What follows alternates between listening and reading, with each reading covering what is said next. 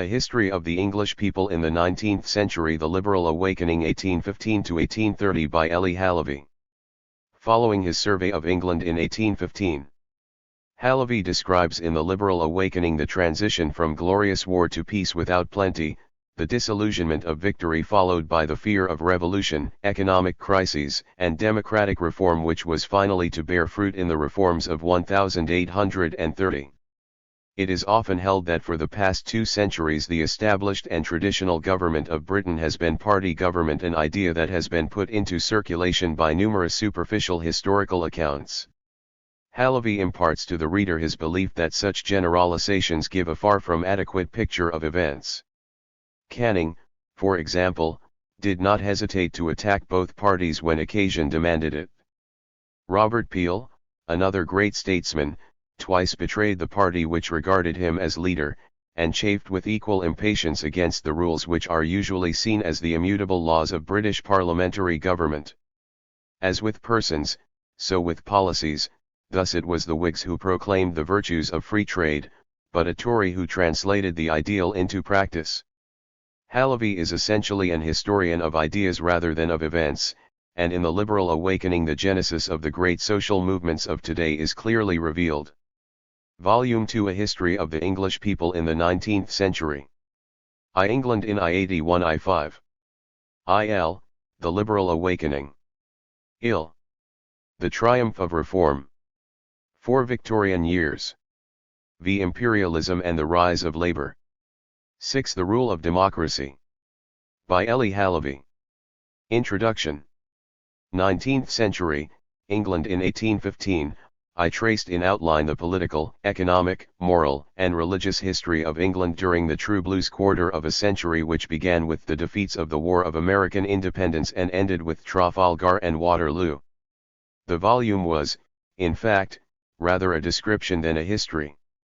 I depicted an England which under William Pitt and his successors was still in its general character very much what it had been under the hegemony of Lord Chatham, a country without officials and without police, where the executive was weaker than in any other country in Europe, and where the justices of the peace, members of the nobility and gentry, in whose hands the local government of England lay, were obliged to trust for the maintenance of order to the voluntary obedience of the people. Would new social conditions confirm or weaken this spirit of obedience? At first sight the observer would be inclined to reply that they must weaken it, for a revolution was taking place, the birth of the factory system based on the use of machinery. The practically unlimited output of the factories had called into existence a floating mass of workmen living from hand to mouth, attracted one year from the stable industry of the fields or the small workshop, to be thrown the next unemployed upon the streets of the large towns. Here surely was an army ready to wage a form of civil war inconceivable to the England which had made the revolutions of the 17th century. It was then my task to study the moral, or to speak more accurately the religious, condition of the country. At first sight the religious institutions of England appeared to present the same spectacle of disorder and anarchy which the political constitution and the economic organization had displayed. Although the state church enjoyed many privileges which would be intolerable today, nevertheless in the 18th century it was less autocratic, and occupied a humbler position than any established church in Europe. Both within and without her communion the Church of England was content to tolerate what we may call, without exaggeration, religious anarchy. But my investigations led me to the conclusion that, by the operation of one of the paradoxes of history, it was due indirectly to this anarchy that English institutions were after all so stable. For the imperturbable apathy of the establishment left free scope to the often fanatical zeal of the Protestant sects. These sects were far from losing ground during that 18th century which a continental historian is inclined to regard as preeminently the century of rationalism. On the contrary, they were enormously strengthened by the birth and rapid growth of the great Methodist body. They offered an outlet by which the despair of the proletariat in times of hunger and misery could find relief, opposed a peaceful barrier to the spread of revolutionary ideas, and supplied the want of legal control by the sway of a despotic public opinion. Thus England was revealed as in very truth the country of self-government, the country which in the deepest sense, the moral and religious sense of the phrase, governs itself, instead of being governed by an external authority. To sum up, if we would understand the gulf which separates the history of modern England from the contemporary history of the other European nations, and here, as a Frenchman, I am thinking particularly of my own county, we must, if my analysis is correct, be always on the alert to detect the silent influence exercised over the nation by these independent churches of the lower middle class, an influence which their very number and diversity render it more difficult to define. These free churches created an atmosphere in which the two mighty watchwords, revolution and reaction, were emptied of their significance, for, on the one hand, the idea of a church was not identified with that of a single church which claimed the support of the state, and, on the other hand, when the people protested against abuses in the secular administration, it did not revolt at the same time against all spiritual discipline. In the first volume I attempted, in the light of this hypothesis, to explain what it was that enabled England to pass through the test of a long and terrible war without profound internal upheavals. I have now to relate how England, thanks to the institutions which I have described, endured successfully the test, in many respects a stern test also, of the return to the normal conditions of peace. To relate, not paint a picture, for events follow too quickly, one on the heelsville of another, to leave the historian leisure to linger on the road. Only at a later period, when the democratic and revolutionary movement seemed to have been finally defeated by the triumph of the pacifist and middle-class school of free trade, and when England, having attained at least a temporary equilibrium, ceased for a quarter of a century to have any history in the strict sense of the term, shall we be free to interrupt our narrative and return to description. Since the publication of the first volume 10 years have elapsed. During that interval we have experienced another general war, which in many respects resembles the war from which England and Europe emerged in the summer of 1815. Certainly our war lasted a shorter time, but it raged with far greater intensity, destroyed more human lives, wasted more wealth, and its effect upon the history of mankind may well prove as revolutionary. Hence the present volume is perhaps more opportune in the date of its publication than would have been the case had it appeared earlier. No doubt the differences between the present situation and the situation a century ago are obvious. At that time England had not effected even the first of those democratic reforms which have transformed her political institutions during the past century, and the problems with which she is faced at present are entirely different from those which she had to settle then. Today a peacefully organized Labour Party constitutes a veritable state within the state. Then the socialist creed was in its infancy. Today England shoulders the burden of taxation with a resignation, I might almost say a moral pride no less intense than the enthusiastic determination with which she then refused to bear it. Moreover, if England occupies today a financial position far superior to that of a Europe ruined by the war, it must be added, on the other hand, that she has lost that enormous industrial superiority which she then enjoyed over the rest of the world, and that the United States of America are perhaps destined to take her place as arbiter of the balance of power among the nations. But the differences between present and past conditions provide food for very profitable reflections, and, when all has been said, the resemblances are striking. Today we may witness, and not in England alone, a world commercially out of gear, which presents the same financial difficulties, the same disturbance of the currency, the same anxiety to discover new markets, and the same disillusionment with victory. I remember the weary resignation with which in the early months of 1914, when engaged upon the first chapter of the present volume, I gave an account, only because it was my duty as an historian, of the inflationist theories of the Birmingham school which made so much noise in the 15 years which followed Waterloo, and found it very hard to understand their attraction. But now, as I peruse my manuscripts and my proofs, I realize that the utopias of a century ago are alive once more, the times of Thomas Atwood have returned.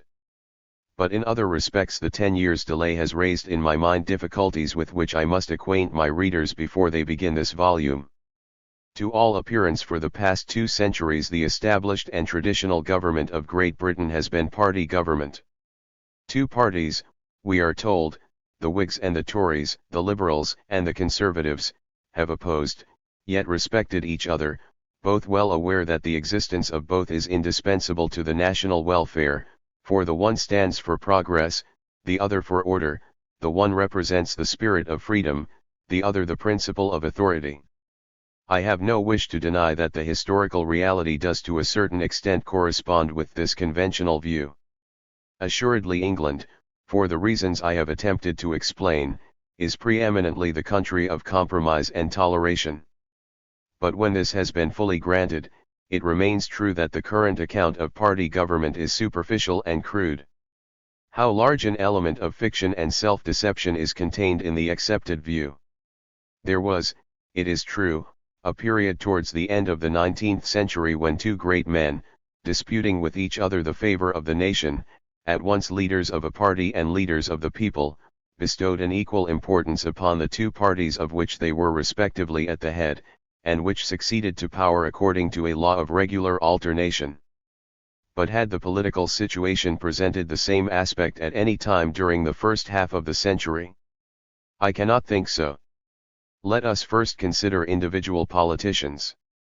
Canning, the great statesman, was most certainly not a Whig. Was he, then, a Tory? In reality he had no love for either of the traditional parties, and before his death had pulverized both. Robert Peel, another great statesman, who twice betrayed the party which regarded him as its leader, chafed with equal impatience against those rules which they would have us regard as the immutable laws of British parliamentary government. After persons, let us consider programs. We can watch throughout the first half of the 19th century the slow progress of a definite program of government which may be defined as unrestricted free trade. But although this program finally became the monopoly of the Liberal Party, most certainly this had not always been the case. If Adam Smith was a Whig, he was the most sceptical of Whigs, and Fox, the leading Whig at the close of the 18th century, was an opponent of his doctrines. It was as the head of a Tory cabinet that Lord Liverpool allied himself with the political economists, and his economic policy was opposed by the great families who constituted the general staff of the Whig forces. And even when the Whigs came into office, their adoption of the free trade program was bungling and half-hearted. When it was unanimous, it was obviously overdue, and on the eve of a general election seemed no better than a move in the political game. And the honor of being the chief agent in translating the free trade ideal into practice was reserved for Robert Peel, the leader of the Conservative Party. All this surely is beyond dispute. Nevertheless, had I written my book 10 years ago, I should probably have insisted on other aspects of the truth which seem less important today. For then, although many destructive agencies were already at work which justified gloomy predictions, the edifice of the two-party system appeared, on the surface at least, still intact. Since then we have watched a brilliant statesman adapt the tradition of Canning and Peel to the needs of a democratic age, break down the lines of party division, determined to be the leader, not of a party, but of the entire people, and invite the nation to follow him in discarding, as outworn, the formula of party government. To myself and my readers I put the following question: has the spectacle of the present clouded my vision of the past, or on the contrary, as I believe, has it enabled me to see the past more clearly as it really was?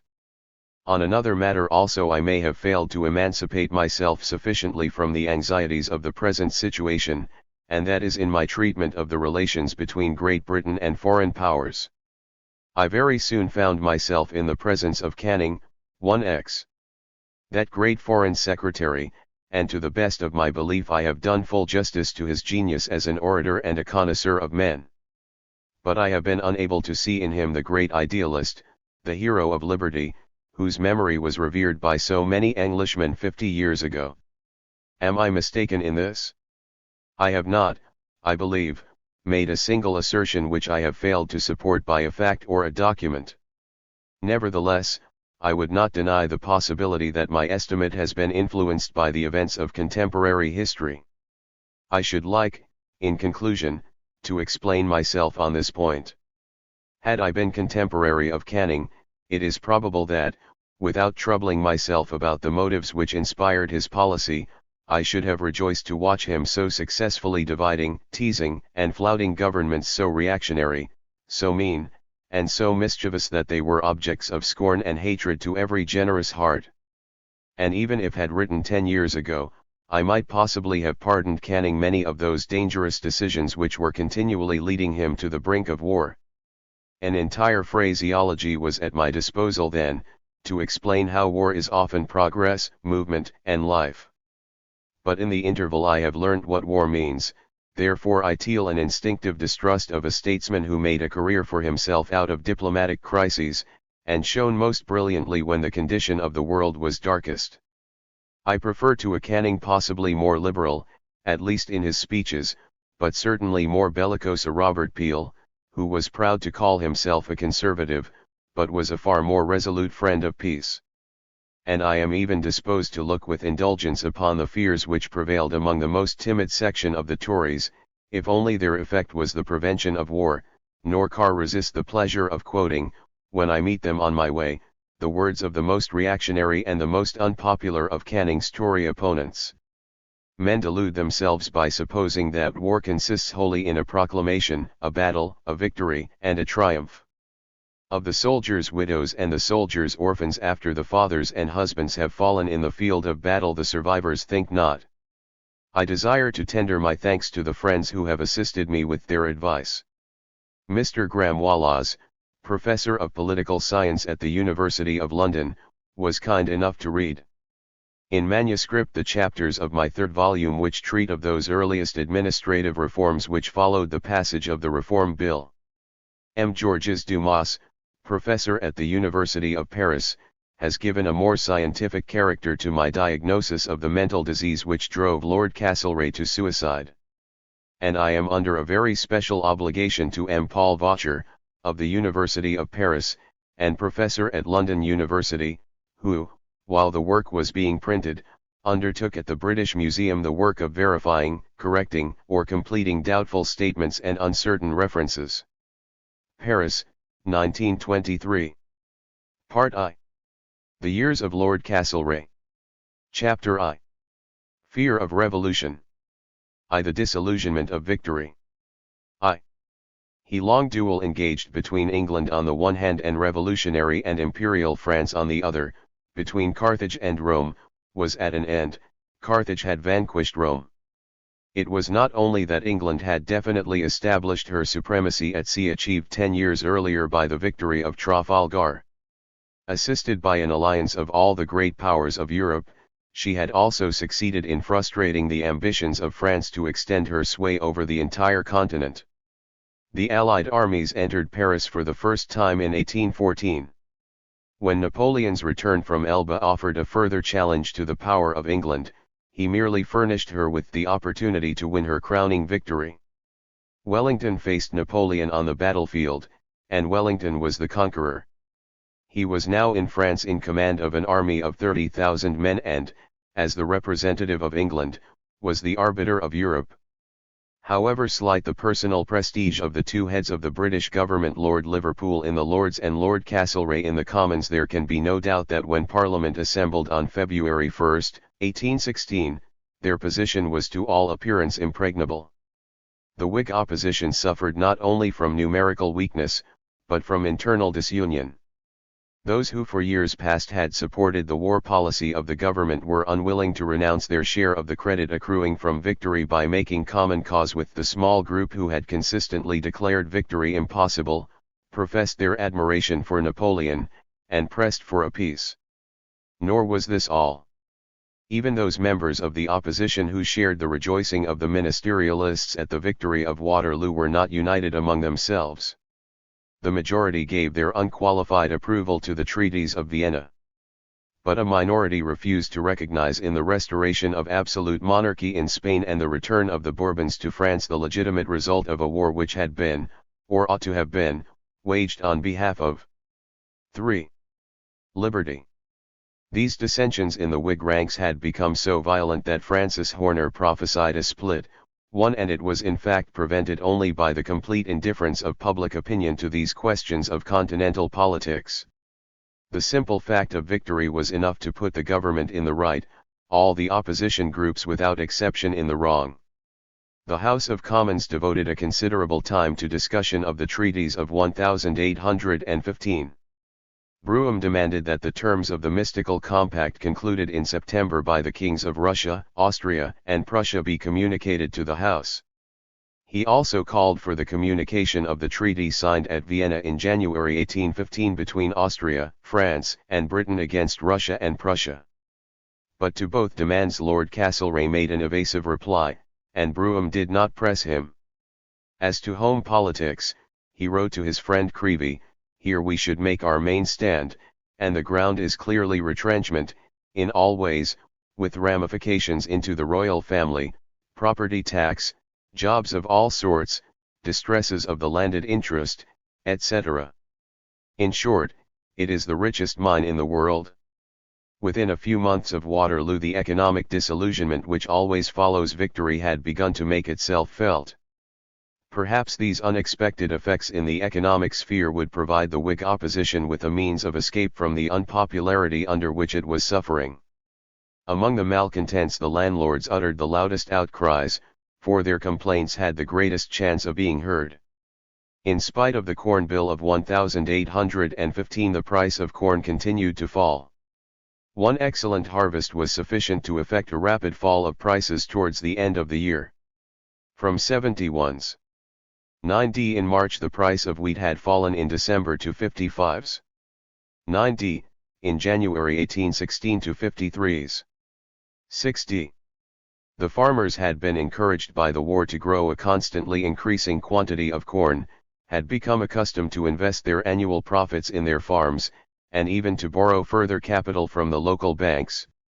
Since these banks were now no longer able to obtain from the farmers the interest on their loans, they were faced with failure, and were therefore compelled to require from the farmers not only their interest but the repayment of their capital. But what demands could the landlords, farmers, and country bankers put forward to avert total and immediate ruin?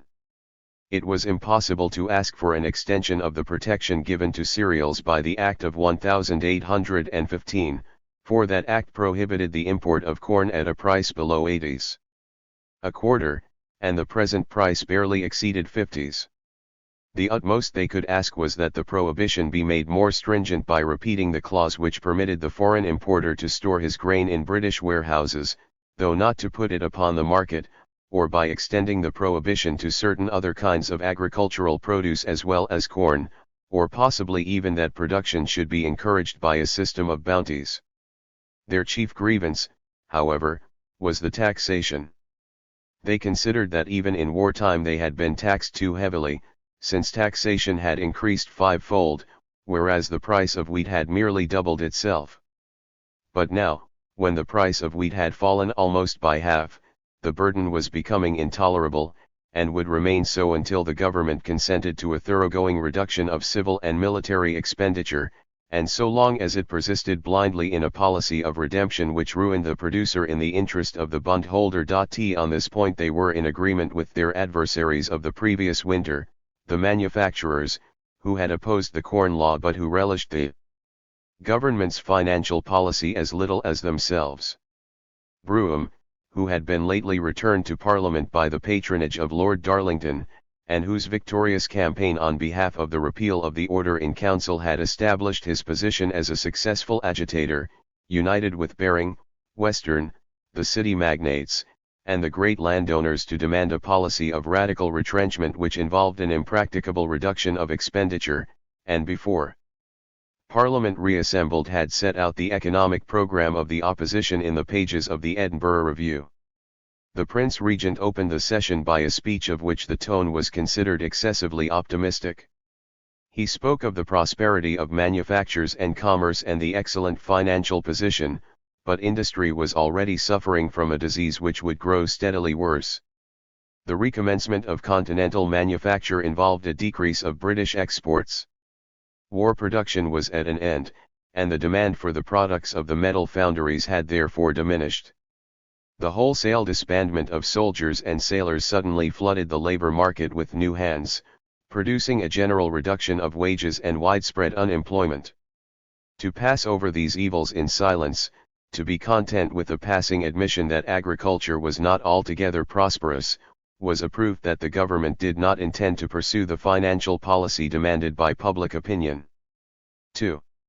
On February 12 the Chancellor of the Exchequer, Van Sittert, introduced his budget. He maintained that a sudden reduction of the army estimates to the normal level of peace was impossible. Leaving out of consideration the 30,000 men of the Army of Occupation whose cost was defrayed by France, and the 20,000 soldiers of the Indian Army who were paid by the East India Company, he must provide for an army of 25,000 in Great Britain, 25,000 in Ireland, and 49,000 in the colonies, a total force of 99,000, besides 32,000 sailors. The cost of maintaining the army and navy on this footing he estimated at, to provide the reformers with a staff of leaders, of sufficiently respectable position to form the nucleus of a regular parliamentary party. Every member of the club, therefore, must not only pay an annual subscription of £2, but must also prove that he was the owner or heir presumptive of a landed estate whose rental value was not less than £300. And it was further intended to organize a mission throughout the country, and thus employ on behalf of parliamentary reform the methods which the evangelicals and Methodists were employing so successfully to distribute Bibles and secure the abolition of the slave trade. While the war lasted, the Hampton Club barely managed to continue in existence. Its members were extremely few, a minute coterie composed of city politicians, such as Wood and Waitman, and eccentric members of the aristocracy like Lord Byron, Lord Cochrane, Sir W. Geary, and Charles Wolseley. But after the restoration of peace, Cartwright was able to infuse new life into his propaganda. He secured 130,000 signatures to a petition which he drew up. The secretary of the club, Thomas Cleary, undertook a missionary campaign in Wales, and Cartwright himself toured Scotland, which was now beginning to awake from its political slumber. Both left behind them a number of local clubs to continue the work. It was the Hampton Club, or, to be more accurate, it was the indefatigable Major Cartwright, who secured the petitions which Sir Francis Burdett laid before the Commons in April and May. Of course, Sir Francis achieved nothing, and even outside the House his efforts were scarcely better supported. A mere handful attended the meeting organized by the Hampton Club on June 15 to celebrate the sexcentenary of Magna Carta. It was not until a month later, when the distress had increased in the manufacturing districts, that Burdett and the majority of his colleagues of the Hampton Club were not merely supported but swept headlong by the current of popular feeling.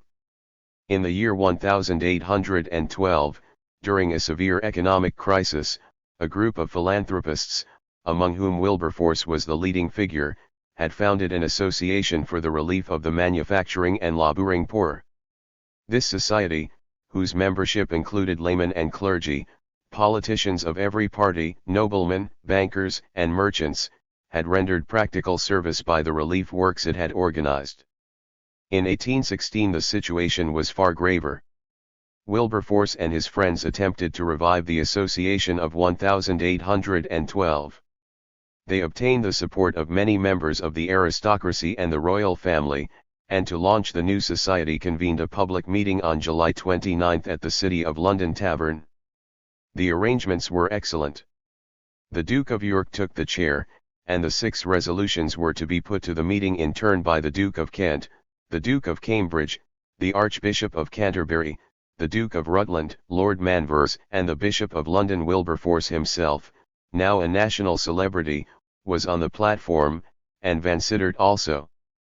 But the public had not arrived with the peaceable dispositions which had been theirs at the period so recent, yet already so remote, when the war still continued, and it possessed that evening a leader of outstanding ability in the person of Lord Cochrane, the naval Democrat, who had never forgiven society the condemnation which had excluded him from Parliament, and was sore, embittered, and ripe for revolution.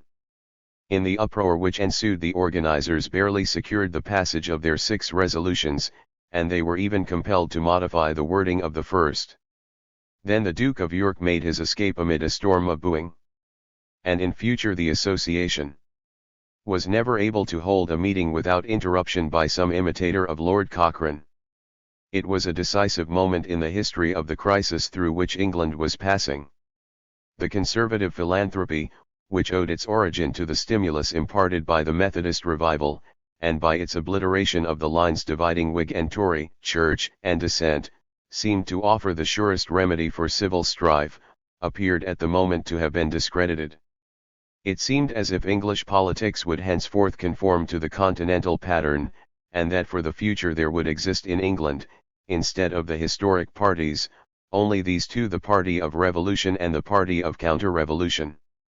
A month after the riotous meeting in the London Tavern, the 8,000 liverymen of the city, after inflammatory speeches by a number of popular orators Flower, Thompson, and above all the famous Henry Hunt, passed a series of resolutions, one of which demanded the reduction of taxation, the abolition of sinecures, and a reform of Parliament. 1 A few days later a Committee of Public Safety, in which Bentham's friends, James Mill and Francis Place, took part, organised a public meeting at Westminster, at which Burdett and Lord Cochrane called for an organised campaign of petitions throughout the country, and proposed that delegates should be appointed, 2 for each district, to bring up the petitions to London in readiness for the opening of the session.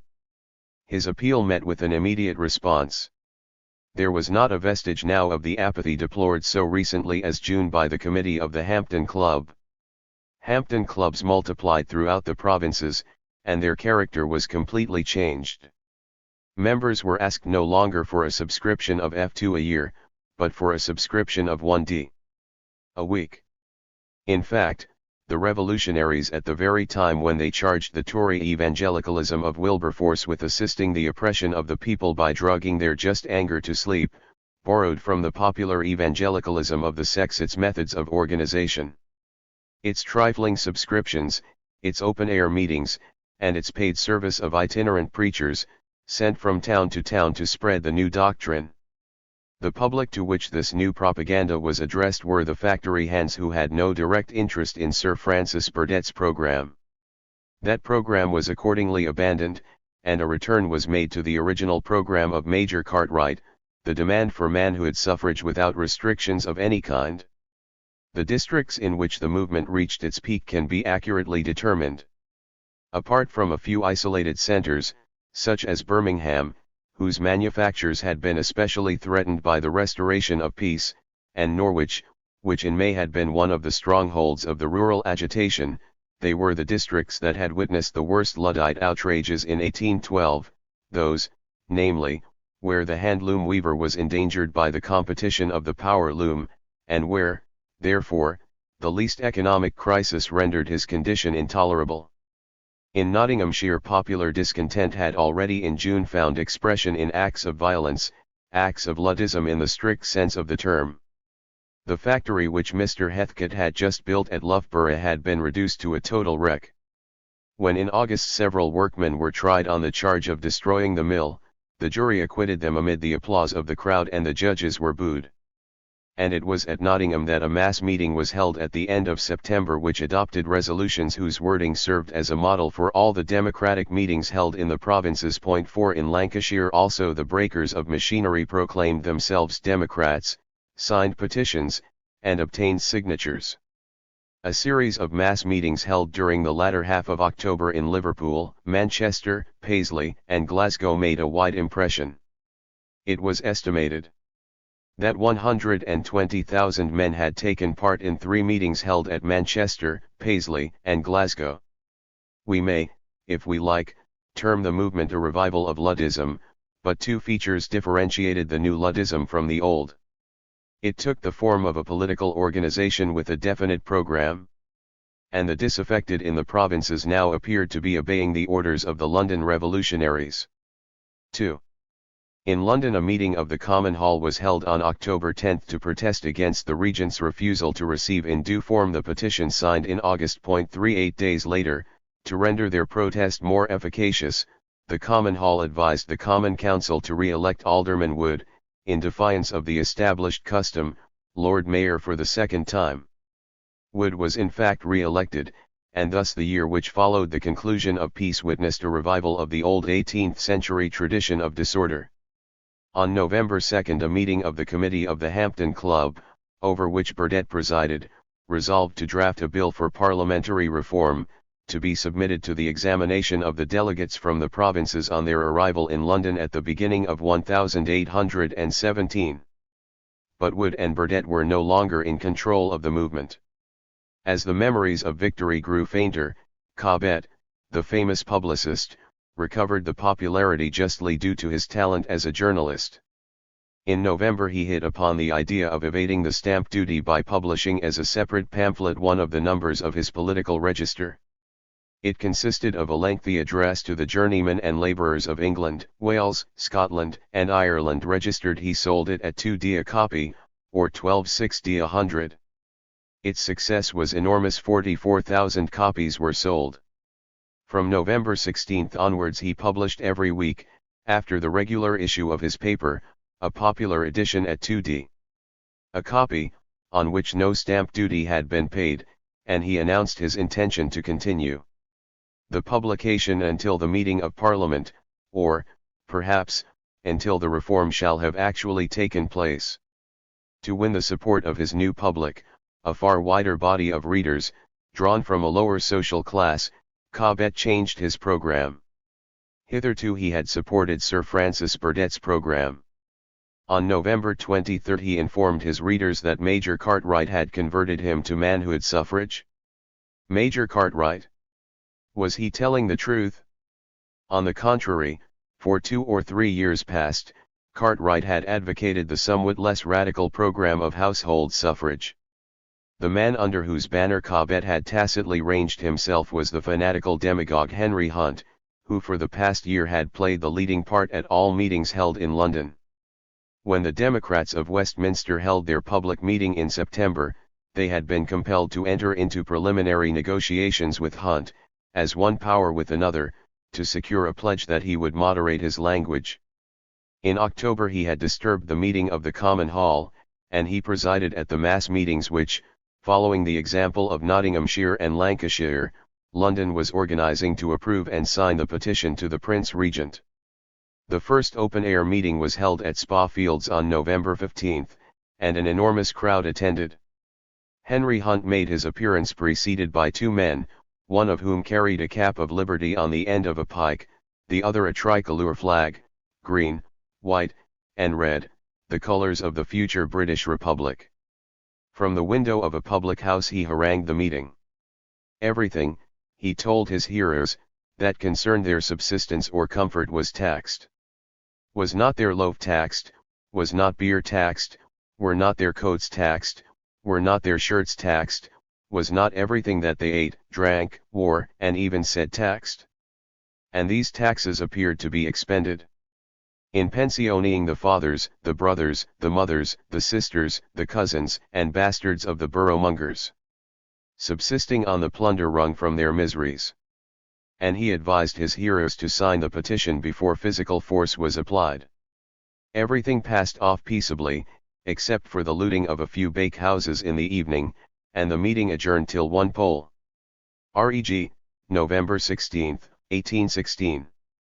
A.T. Bid, November 23, 1816. 16. Crisis and agitation. December 2, after the resolution had been carried by acclamation. The meeting burlesqued the procedure adopted in August by the Corporation of London, and appointed Burdett and Hunt to deliver the resolution at Carlton House. Naturally Burdett did not go. But Hunt made it a point of honour to succeed where the shopkeepers of the city had failed, and place the petition in the hands of the Regent himself. He was turned away twice. In these circumstances the meeting announced for December 2 became a meeting of protest against the insolent treatment of the petitioners by the court. As the appointed day approached, popular excitement increased in the metropolis. On Monday, the 25th, a meeting was held at the Crown and Anchor of the Friends of Lord Cochrane. To punish his conduct in July, their hero had been tried for his escape of the previous year and sentenced to a fine of £100. Refusing to pay, he was sent back to prison, and his friends opened a subscription at 1d ahead to pay the 100 and set him at liberty. On Thursday, the 28th, a meeting of the Common Council declared in favor of reform, and invited the entire kingdom to petition. On Friday, the 29th, a meeting of the Common Hall was held, which, in spite of an interruption by Hunt, confirmed the resolutions of the Common Council, and a philanthropic meeting held on the same day at Farringdon without degenerated in defiance of its organizers into a meeting on behalf of reform registered December 2 was now close at hand, and the authorities were alarmed by the remembrance of the outbreak which had followed the meeting of November 15. The meeting of December 2 began with every promise of brilliant success. A crowd larger than that of November 15 had gathered to hear Hunt, perhaps, indeed, it was larger and more excited than the organizers desired. As Burdett had been eclipsed by Hunt, Hunt was in turn eclipsed. Among the malcontents was a small group of revolutionaries called the Spenceans, from the name of their leader, Thomas Spence. They were not satisfied with political equality.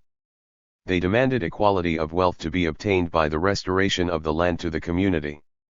They intervened in the proceedings of the Spa Fields meeting without any kind of previous understanding with Hunt. In obedience to the orders of their leaders, Preston and the two Watsons, they rushed suddenly onto the ground while the crowd was still waiting for Hunt to make his appearance. Seizing a cart, and displaying tricolor flags, they held a separate meeting in a corner while the mass meeting proceeded. Then, while Hunt was addressing the crowd, they left the meeting and, crossing Smithfield to Snow Hill, murdered a gunsmith, pillaged his shop, and so made their way into the city. The majority of the rioters consisted, we are informed, of disbanded sailors acquainted with the use of firearms. They paraded Cheapside from one end to the other, spreading terror by the shots which they fired as they passed. Finally, at the Mansion House the gates were barred upon a party of the rioters, who were thus surrounded and captured by a body of troops. The remainder fled eastward, apparently with the intention of seizing the armory at the Tower, and looted other gunsmiths' shops. It was only with nightfall that peace was restored. 3.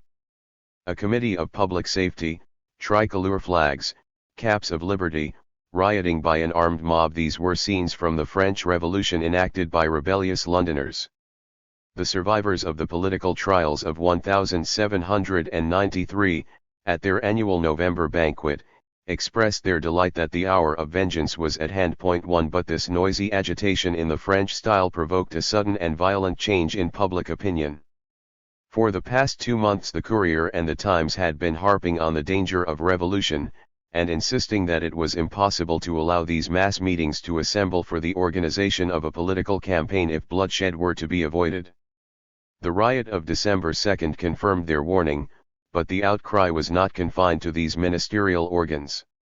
There was not a single London daily that even pleaded extenuating circumstances on behalf of the organizers of the meetings. All contemporary witnesses agree on one point, namely, that the revolutionary agitation of 1816 was almost entirely confined to the lower orders, and that the members of the governing classes in favor of reform had steadily decreased. From 1780 to 1792 and again from 1792 to 1816. In August the London Democrats had called upon the gentry of the provinces to hold county meetings. The latter had turned a deaf ear to their appeal, with the solitary exception of Cornwall. Not a single county meeting was held during the following months. To be sure, the middle class, the manufacturers, merchants, and financiers, had many reasons to be dissatisfied with the Tory government and the existing composition of Parliament. But their dislike of the Tories was nothing to their fear of an insurrection of the industrial and urban proletariat. If the great cities were given the franchise and used it to send to Parliament men such as Hunt and Cobbett, they would prefer to be governed by Lord Castlereagh and Vansittart. The rabble of shopkeepers who controlled the common hall of the city had drawn the Corporation of London into the agitation for reform. But this was a mere survival, the final manifestation of the traditional warfare between the city and the court. We have depicted the irritation of the masses growing more intense every day towards the close of 1816, but the picture requires its complement. We must also depict the hostility which the agitation aroused among all those who possessed any property, and whose fear of the tax collector's demands was outweighed by their greater terror of the confiscations which a revolution would entail. No bookseller or innkeeper wished or dared to sell Cobbet's political register. Publicans who signed a petition or allowed signatures to be collected at their bar were threatened by the magistrates with the withdrawal of their license. A reign of terror was established throughout England by the nobility and middle class, a terror more formidable, though more silent, than the noisy demonstrations conducted by Hunt and Cobbett. Lord Sidmouth kept in constant communication with the local magistrates. In several counties, where the danger of insurrection appeared particularly threatening, he invited the Lord Lieutenants to enroll special constables and prepare to call out the yeomanry. At his suggestion meetings were held, at which the magistrates carried motions calling upon the government to restore order. Encouraged by the influence in the cabinet which the success of his methods had won, he had demanded 6 or 7 months before, as a means of suppressing disturbances in Cambridgeshire, new legislation which shall include the absolute prohibition of public meetings. Would it not be good policy to gratify his and their desire? Instead of enduring an existence continually harassed by the financial problem, the cabinet would see every section of the upper classes rally to their support. Nevertheless, his advice was rejected, and the cabinet took no action. The ringleaders of the riot on December 2 who had been arrested were released on bail, and all through December and January Preston and the 2 Watsons showed themselves with impunity in the London clubs. What was the reason of this inaction? In the first place, we must not forget how distasteful, almost humiliating, it was to an English statesman to have recourse within 3 years of Waterloo to special legislation for the maintenance of law and order. To be sure, the government had obtained from Parliament in 1796 and in 1799 extraordinary measures to secure the public safety.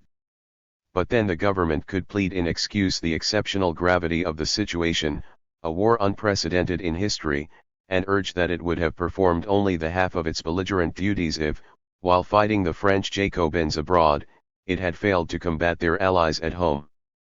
Apart from this exceptional case, the British government had never employed since 1688 any methods to put down rebellion, save the ordinary process of the law. Never, except in Ireland. Had England, then, sunk to such degradation that it could be governed only by methods suitable to that semi-barbarous country? Peel, the minister entrusted with the government of Ireland, did, in fact, complain in December that the unnecessary fuss made by the London press over the events of December 2 made it more difficult for him to govern Ireland, and that its sole effect was to encourage the agitators on that side of the Channel. 3. Peel spoke of unnecessary fuss, and treated the London riots as contemptible, and his optimism was undoubtedly shared by the majority of his colleagues.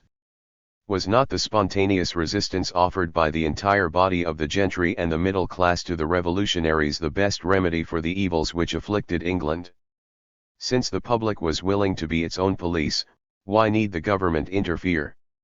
Already, in January, there was reason to hope that the disorder was abating.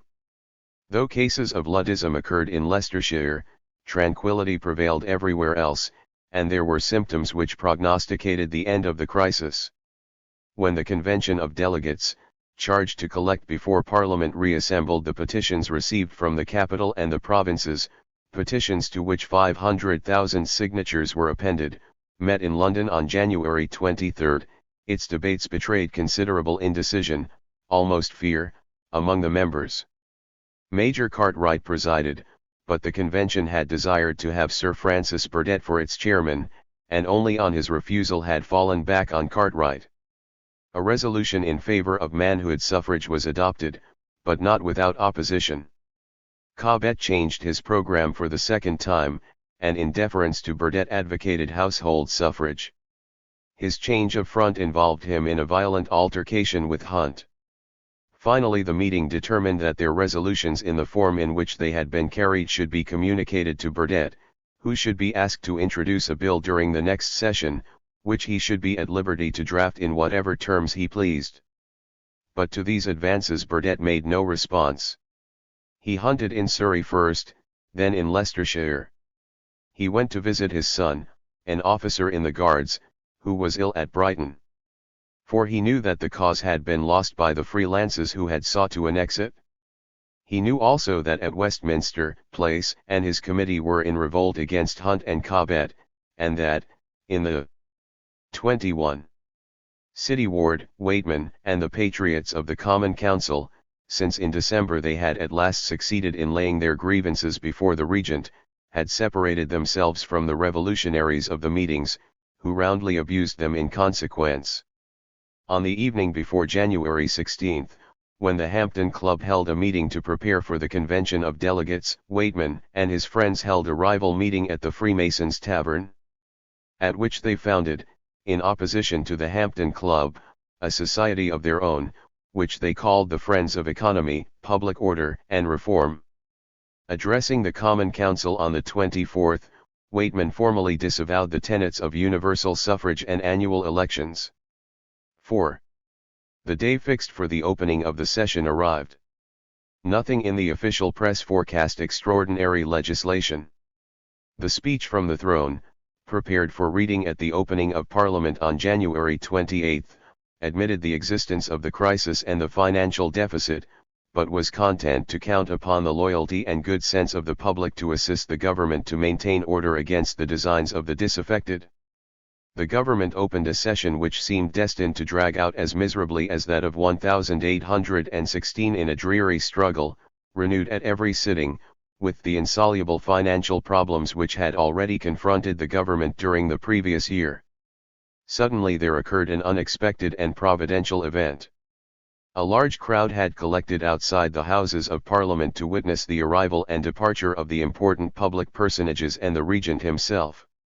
The return of the Regent, who had driven to the House in the midst of a chilling silence, was greeted by an even worse welcome, for he was actually hissed. Just as he was re-entering the palace a projectile passed through his coach. 2 panes of glass were pierced. Had there been 2 bullets or only one? Was it a bullet at all, or merely a pebble? Whatever it was never found, and the question remained unsolved. But a violent panic took possession of Parliament.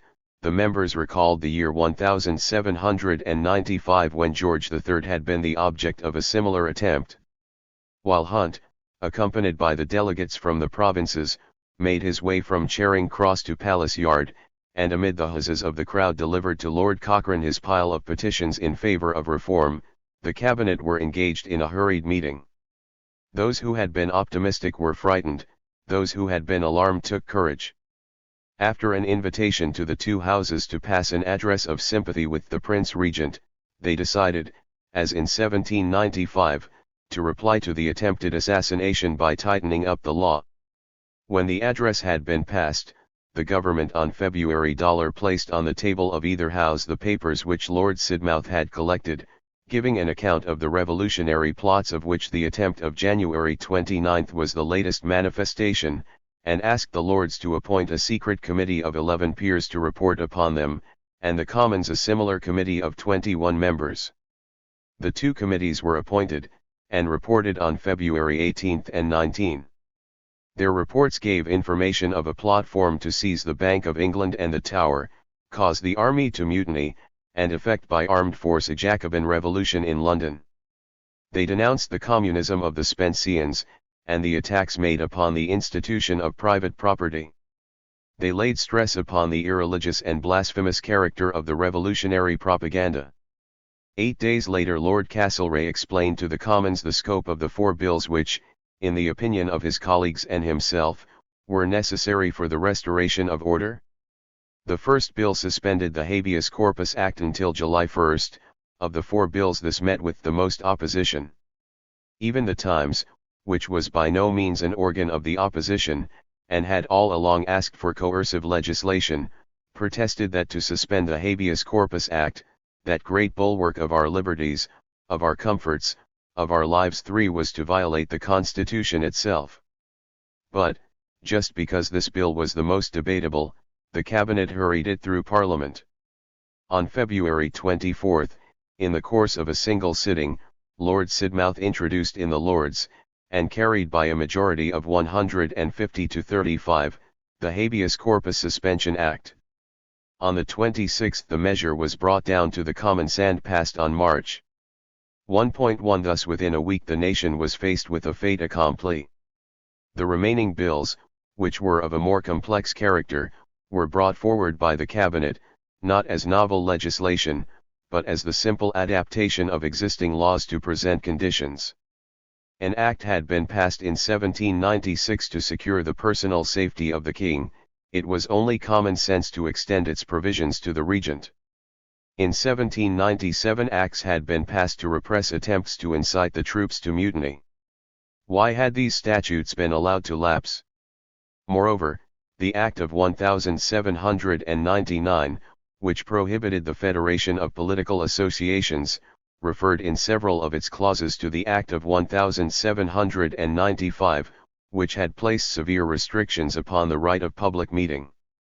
But the Act of 1795 was a temporary measure which had expired at the very date on which the Act of 1799 came into operation.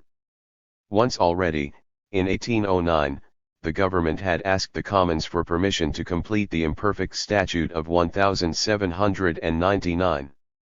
The Commons had refused the request. Would the House persist in that refusal when the grave abuses to which the right of meeting had given rise were so evident? Such were the three bills which the government now introduced in addition to the Habeas Corpus Suspension Act.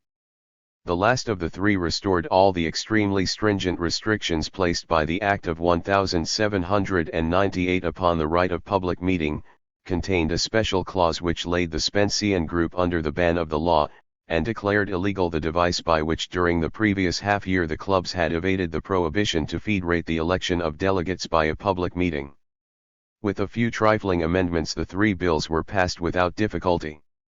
The opposition never obtained above 100 votes for any amendment they brought forward.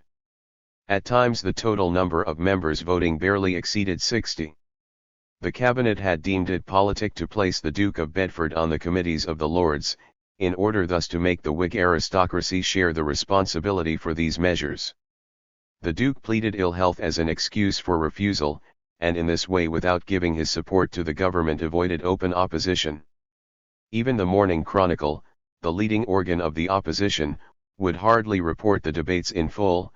Perry, the proprietor, was content to abuse the revolutionaries, whose activities had cost the opposition the fruits of the parliamentary successes won during the previous session, and await better days in silence. On March 25 the Lords passed the third reading of the last of the government's bills, the Seditious Meetings Bill. 2 days later Lord Sidmouth dispatched to the Lord Lieutenants a circular explaining the Act. After consultation with the law officers of the Crown, he asked them to instruct the Justices of the Peace in his name that every magistrate was empowered to arrest and to release only on bail any person found guilty of the public sale of blasphemous or seditious literature. He thus took upon himself to interpret the law in a sense which extended beyond all precedent the jurisdiction of magistrates. 5.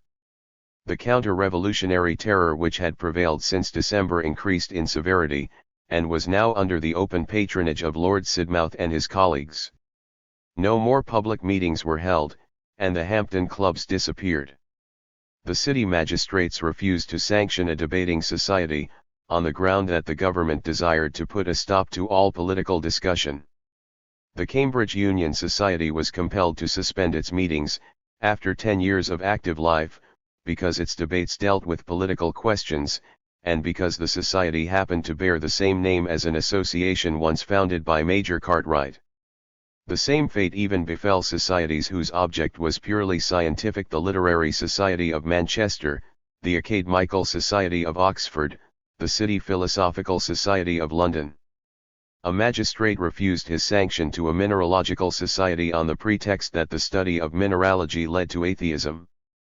The plains, or heights, or whatsoever they are, of Waterloo, wrote Bentham, will one day be pointed to by the historian as the grave not only of French but of English liberties.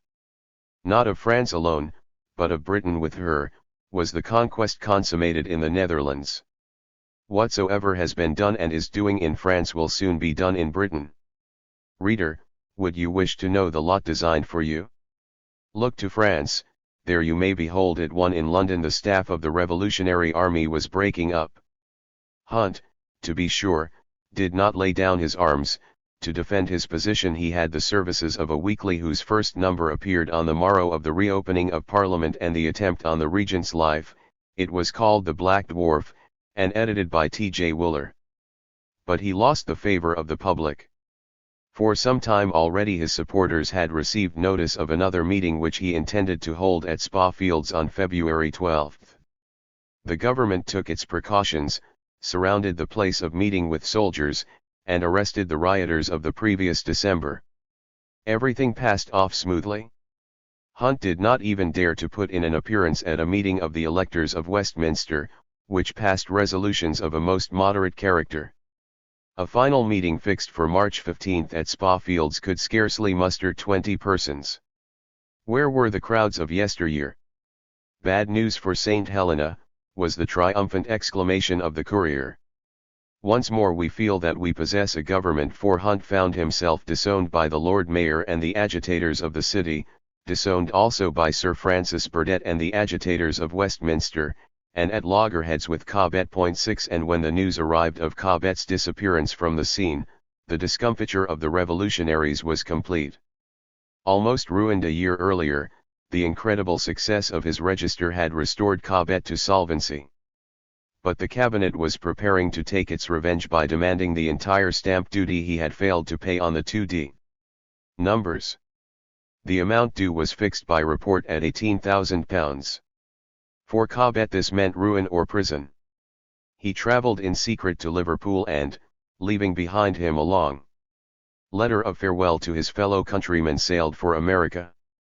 There he found the Democrats' paradise, a country where there was neither an established church nor a standing army, a republic of farmers where government and life were cheap. And no Wilberforces. Think of that, no Wilberforces. 2 The provinces witnessed the same defeat of the campaign on behalf of reform. It is true that 2 revolutionary outbreaks marked the spring of 1817. But not only were they totally ineffective, they were exploited, and, in one instance at least, engineered by the government to stimulate public alarm and justify their policy of coercion. The first of these took place in Lancashire. On March 3 a meeting was held at Manchester to protest against the suspension of the Habeas Corpus Act. The place of meeting was fixed a week ahead. Those who wished to take part in the demonstration were to come prepared for a long journey, for a solemn march to London was intended. The marchers were to make their way to Carlton House, bearing with them a petition in favour of reform. The organisers had revived a method first adopted by the starving miners of Staffordshire a year earlier. The miners had excited pity rather than fear. But the present demonstration was provided with a political programme, and for the past 6 months Hunt's violent language had been arousing the apprehensions of the middle class. A rumour got abroad that it was not a mere handful of Lancashire mill hands who were preparing for the march, but the entire proletariat of Lancashire and Yorkshire. 25,000 firearms, it was reported, were stored at Birmingham ready to be delivered to the marchers as they passed through. The meeting was held.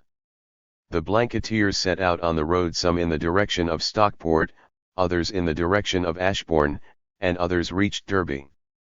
A few dragoons sufficed to disperse them, and the government had made use of the meeting held on the Roth as an excuse to arrest the more dangerous leaders. The wildest tales gained currency.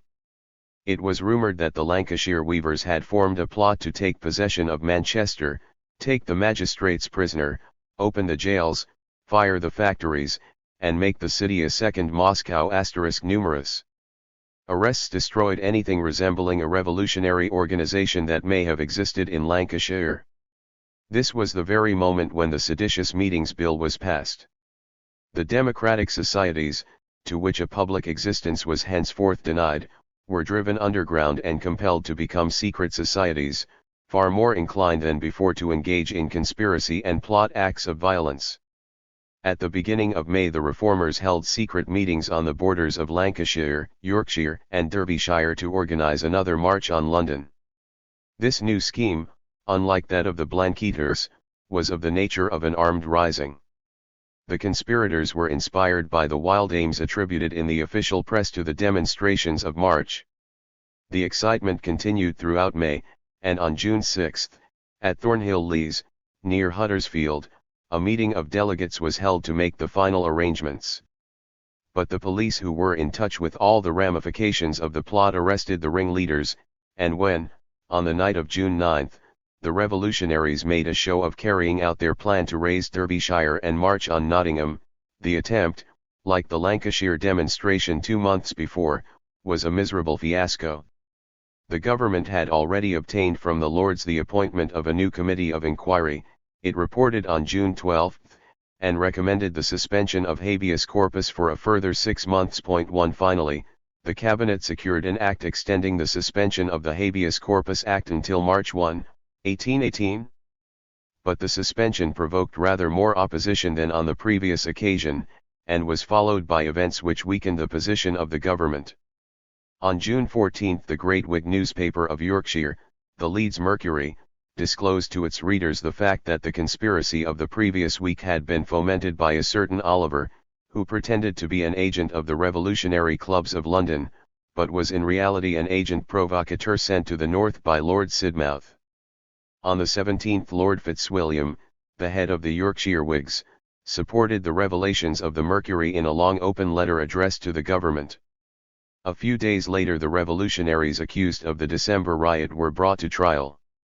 The London juries were democratic and had already given trouble to the government by a number of acquittals. It had come to light in the course of the debates that the accused owed their arrest to the denunciation of an accomplice named Castle, who had once been a spy in the pay of the police. Was he another Oliver? The Attorney General judged it prudent to drop the prosecution, and the accused were all acquitted. Then the provincial courts began to imitate the London jury. In Scotland Andrew McKinley was acquitted on August 3.3. In Yorkshire, on August 22, the jury acquitted the men accused of the June conspiracy. In Ireland Roger O'Connor was acquitted, for it was proved that a perjured witness had fabricated against him a charge of highway robbery. Registered the sole defeat endured by the reformers during the second half of 1817 was the trial of the Derbyshire rioters. Delayed to the most opportune moment and skillfully engineered by the government, it concluded in November with 19 death sentences, of which 3 were carried out. This was the final episode of the drama. The storm had blown over, and the ruling classes had recovered from their panic. Parliament had hardly reassembled in the following January when it repealed the Habeas Corpus Suspension Act of 1817.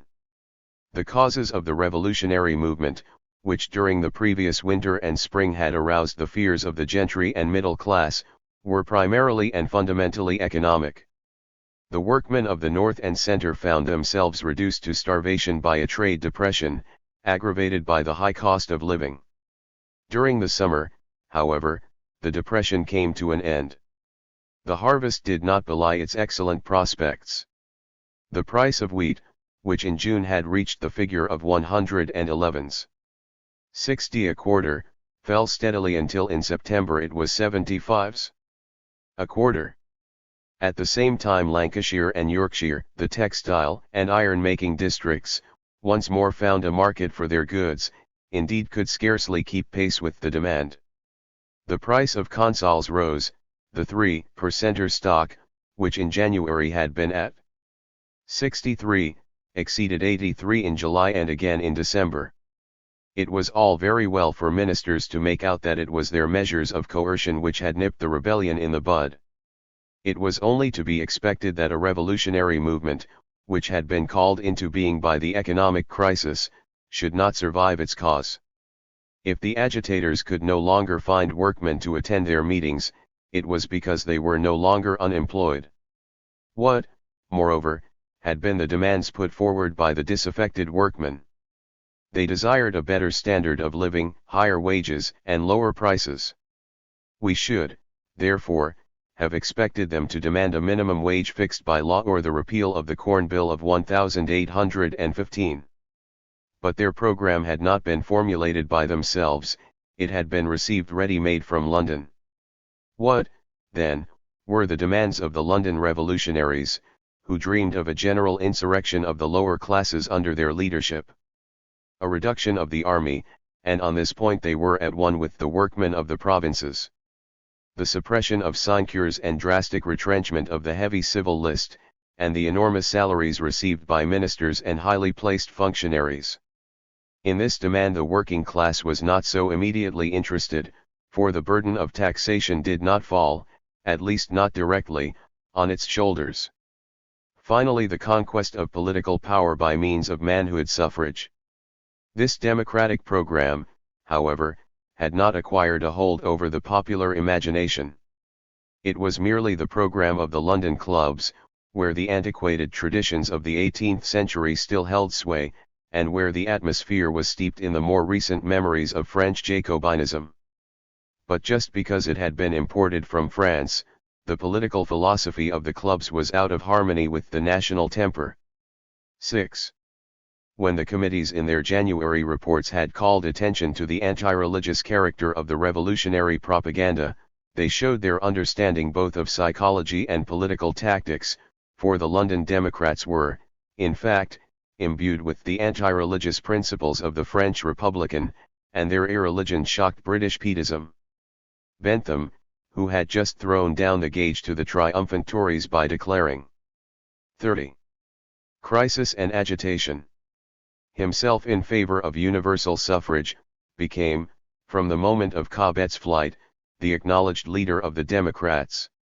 He was a theorist, freer than Cobbett from the vices of the demagogue, but also mote detached from British prejudices. Nurtured in the ideas of the 18th century, and a disciple of Helvetius, the study of the problems of popular education which he had made for some years past in collaboration with James Mill had confirmed his anti-clericalism. At the very moment when Parliament passed a bill which sought to reform the abuses of the Church by strengthening the disciplinary powers of the bishops, and was about to make a grant for the building of new churches to combat irreligion among the proletariat of the great manufacturing centres, Bentham devoted a bulky volume, entitled Church of England Catechism Examined, to a criticism of the establishment and the exposition of a plan of church reform on democratic and economic principles. The clergy were to be elected by their parishioners, and their stipends very considerably reduced. He maintained the right of the state to disendow the church, at least in part, and he sketched the lines on which the disendowment should be carried out. He then proceeded to the study of the Bible and wrote two further works, Not Paul but Jesus, a violent attack upon the apostle as a fanatic and a clerical, and his analysis of the influence of natural religion, in which the object of his criticism is no longer merely the theology of St. Paul, nor even Christianity, but religion itself.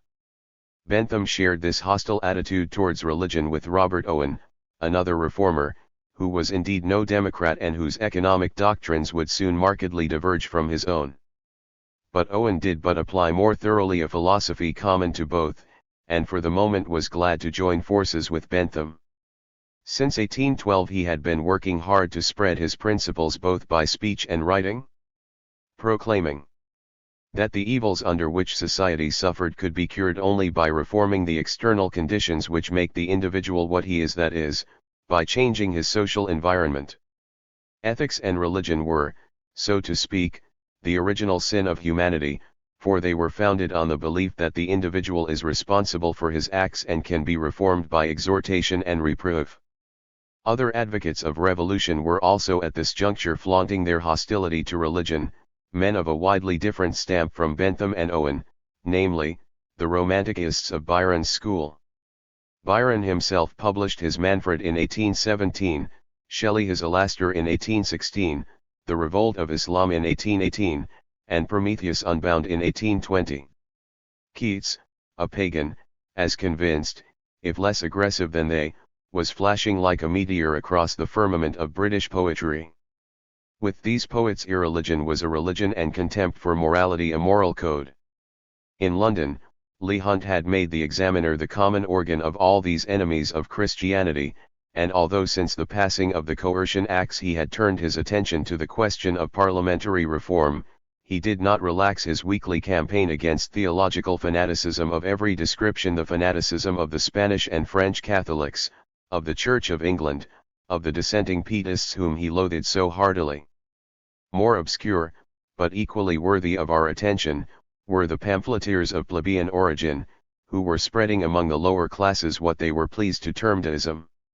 The first of these men to attract attention was William Hone with his late John Wilkes Catechism, Sinecurist's Creed, and Political Litany. These pamphlets were at once parodies of the Anglican liturgy and satires directed against the cabinet and its supporters. Hone conducted his defense before a jury for 3 entire days with such skill that he secured a triumphant acquittal. Others followed in his steps. Among them was Sherwin, a turnkey converted to deism by reading the works of Tom Paine, who at the age of 18 became printer and editor of a political register devoted to the propagation of deism and republicanism. Another was Richard Carlile, who had been errand boy to an apothecary, a factory hand, a workman employed in printing Sherwin's register, then an agent for the magazine, and finally its editor and owner. Its title was henceforward Carlyle's Political Register. He was now the recognized deist bookseller. He published a new edition of Tom Paine's works, The Principles of Nature by Paine's American disciple, Elihu Palmer, and editions of Voltaire and Diderot. By his disinterestedness and his dislike of personal quarrels, he stood out above his entourage, who were violent demagogues and seemed to hate each other even more heartily than they hated the regent, cabinet, and parliament. Thus the conflict which had so long raged in France between traditional religion and the entire movement of modern thought was transferred to London. But although this propaganda made a great deal of noise, it was in reality very weak, even in the capital, and weaker still in the provinces. The government had no difficulty in obtaining from Parliament the church-building grant for which it asked. England remained a deeply religious nation, and was probably becoming more religious every day. Therefore when the Democrats wounded the susceptibilities of Anglican and dissenter alike by language too frankly anti-Christian, they were employing the most unskillful tactics they could possibly have adopted. Public opinion treated the missionaries of secularism in a manner that differed widely with the individual, and the difference repays examination. Bentham and Owen were respectable members of the middle class who had won the esteem of a society in which philanthropy was the fashion by the zeal which they displayed, Bentham for the reform of the penal code and prison administration, Owen for the reform of the factory system. All that was asked of them was to keep their anti-religious convictions to themselves, and even when they persisted in publishing them, the public was content to ignore their extravagances. Owen, indeed, could count among his patrons noblemen and even princes of the blood. Bentham's friends endeavored to dissuade him from publishing his anti-clerical pamphlets, and so far succeeded that he published them under a pseudonym. Byron and Shelley were in an altogether different position, for they had incurred the ban of society by the irregularity of their private life. Nevertheless, Byron's poetry still enjoyed the favor of the public, and John Murray, most respectable of publishers, continued to print the work of the poet while refusing his approbation to the thinker. But the freethinkers of humbler origin were treated with far less consideration. They soon discovered that Hone's acquittal was no universal license to print whatever they pleased.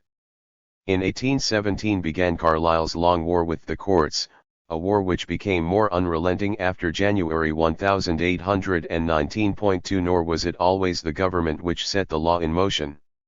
In 1819 the prosecutions were undertaken by the great middle-class society for the suppression of vice, of which Wilberforce and his friends were at the head. They were having their revenge for the insults which they had suffered in 1816 at the City of London Tavern. While in France a Voltairean bourgeoisie chafed under the government of the Jesuits, in England a pietist middle class was persecuting Carlyle. Economic questions. Alike in its economic and in its political aspect, the crisis of 1817 was now a thing of the past. If in Scotland both the populace and the middle class still denounced the scandalous system of representation which obtained in the royal burghs, in England, and even in London, the cause of parliamentary reform had lost its vitality. The Hampton Club meetings could scarcely muster 1 or 2 members registered. Parliamentary reform, wrote Hone, is not perhaps dead, but it is dying, and although the leaders of the opposition expressed in vague generalities their adherence to the principle of a gradual and moderate reform, they refused to treat reform as a question of practical urgency. Brougham, who in 1814 had desired to be the Benthamite candidate at Westminster, now refused any kind of alliance with the Democrats. Lord Grey, the erstwhile Jacobin of 1792, retired to his distant 34. Economic questions.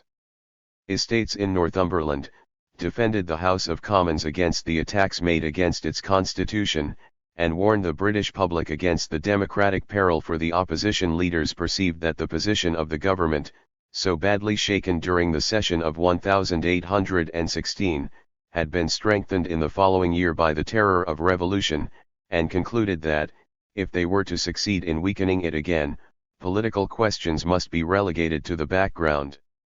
Whig speakers accordingly found other themes. Romilly urged the reform of the criminal law. Brougham pleaded the cause of primary education.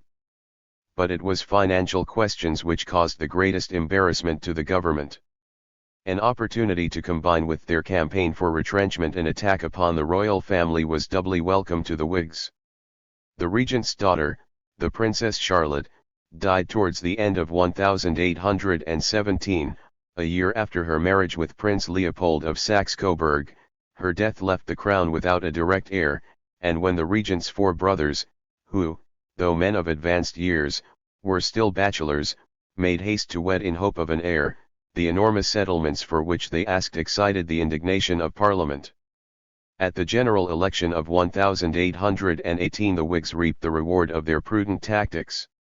The election was hotly contested, and its result was a clear gain for the moderate opposition. If the split between the Whigs and the Democrats enabled a ministerialist to defeat Romilly in Westminster, the 4 city seats, on the other hand, were captured by the opposition.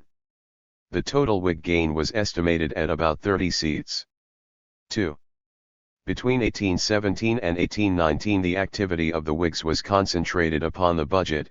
Circumstances made this inevitable. Both Parliament and people demanded retrenchment. To obtain their desire they had adopted a violent expedient in 1816.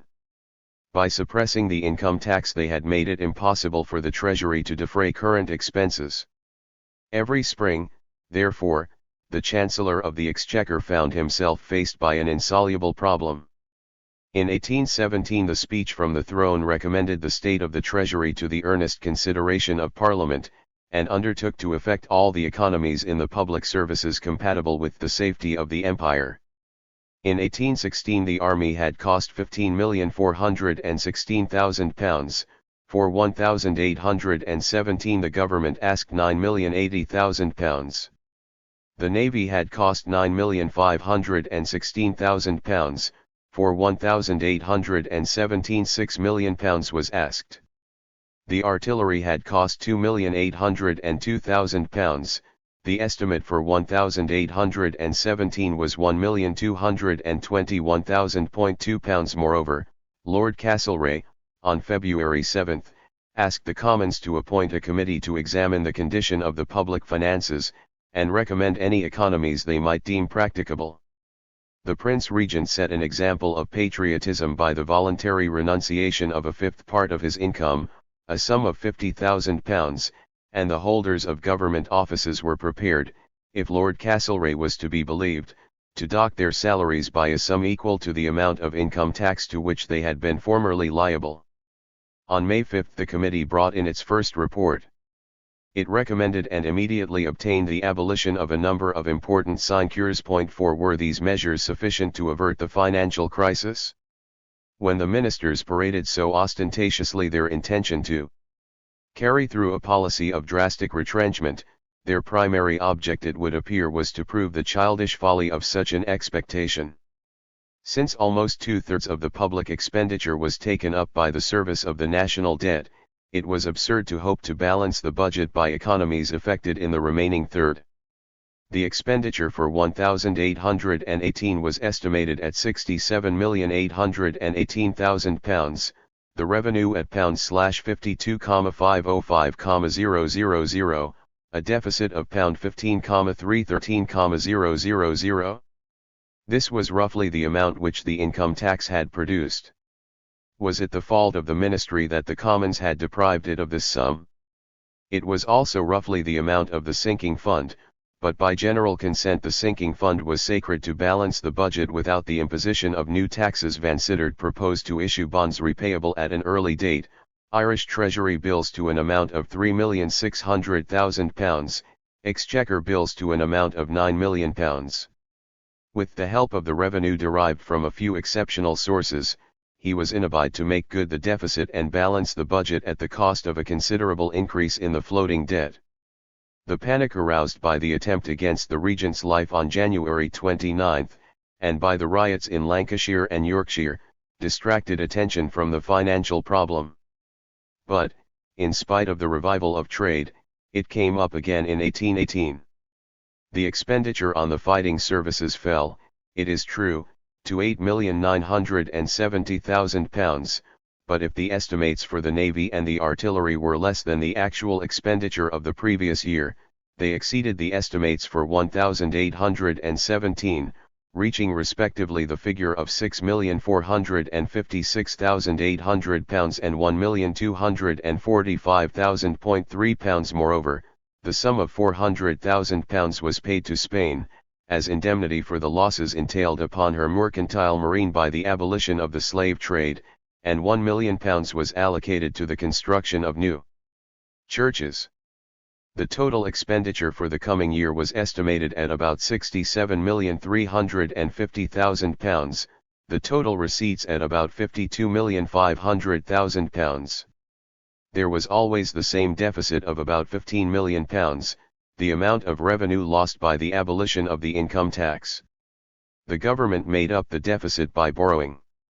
The 3% bonds were converted into on the value of their holdings. It was a complicated form of loan, disguised as a loan for the consolidation of the floating debt to an amount of £27 million worth of exchequer bills. By an innovation, which was the object of criticism in the Commons, the cost to the Treasury of this operation was charged upon the sinking fund, which cancelled previous debt to pay interest on the debt newly contracted. By this expedient the government gained a year's respite. But when they came to prepare the budget for 1819, it became evident how impossible it was to go on in this way after 4 years of peace living from hand to mouth. If Vansittart raised a further loan of £12 million on the usual terms, he was perfectly sincere when he explained that he did so only to meet certain exceptional demands on the Treasury, an arrangement which had been concluded with the bank and the consolidation of a portion of the floating debt. He had still to make up the normal deficit on the annual budget, a deficit, as he stated, of £13,500,000. Since the sinking fund had risen to £15,500,000 for the year 1819, the financial situation might fairly be considered as a slight improvement on the position of the last few years, for the £15,500,000 was at least devoted to redemption of the old debt, and only a sum slightly inferior remained to be found. Nevertheless, it could be obtained only by departing from the principles of redemption laid down by Pitt. The government had already embarked on this course in 1818, and during the debate Huskisson had made it plain that further steps must very soon be taken in the same direction. In February he urged upon the cabinet the absurdity and unreality of a financial policy which consisted in borrowing to redeem existing debt. Vansittart yielded to his arguments and prepared a queer budget, which admitted the bankruptcy of Pitt's policy of redemption while making a show of preserving it inviolate. He began by pointing out that a genuine redemption of the old debt must be effected, and consequently a genuine surplus in the annual budget devoted to that purpose, and therefore that a budget must be framed which would produce the surplus required. Since the annual sinking fund exceeded by £2 million the sum of £13,500,000, which must be provided every year, if the deficit were to be made good, there was, therefore, according to Vansittart, a real surplus of £2 million. He proposed that the normal surplus should not be allowed to fall below £5 million, and therefore that an additional £3 million should be raised. Should it be raised by direct taxation? The income tax was more unpopular than ever. The Edinburgh Review had just laid down that public liberty was equally imperiled by an income tax, a large standing army, or the suspension of the Constitution. 1 Vansittart obtained from Parliament the imposition of indirect taxes to the amount of £3 million. There was a general revision of the customs duties, which involved a very substantial increase of the duty on wool, also higher taxes on tobacco, coffee, tea, cocoa, and pepper, their collection being transferred from the customs to the excise, and an increase of the excise duty on malt and spirits. The sum of £13,500,000 had still to be raised. By the employment of various expedients Vansittart was able to manage with £12,000,000. He borrowed that amount from the sinking fund, and declared his intention of borrowing annually from the same fund the sum needed to cover the deficit, provided £5 million were devoted to the redemption of the outstanding debt. To be sure, Vansittart formed a very large sinking fund to pay off this new loan in obedience to the provisions of the Act of 1813, but it is equally certain that when he argued that in acting thus he was respecting the principles of redemption laid down by Pitt, he was talking nonsense. The annual contribution to the sinking fund was henceforward reduced to £5 million. The ministers, wrote Ricardo, considered the commissioners as their trustees, accumulating money for their benefit, and of which they knew that they might dispose whenever they should consider that the urgency of the case required it. They seemed to have made a tacit agreement with the commissioners that they should accumulate 12 million per annum at compound interest, while they themselves accumulated an equal amount of debt, also at compound interest. The facts are, indeed, no longer denied. In the last session of Parliament, for the first time, the delusion was acknowledged by ministers. 2 years had passed since Ricardo had published his Principles of Political Economy and Taxation. He was now the master of a school of disciples, and his word carried great weight. But in denouncing as dishonest the method employed by the government to utilize the sinking fund for the creation of a further debt, he was far from demanding a return to Pitt's system of finance. He regarded it as now finally discredited, and radically vicious, and declared his adhesion to Hamilton's thesis.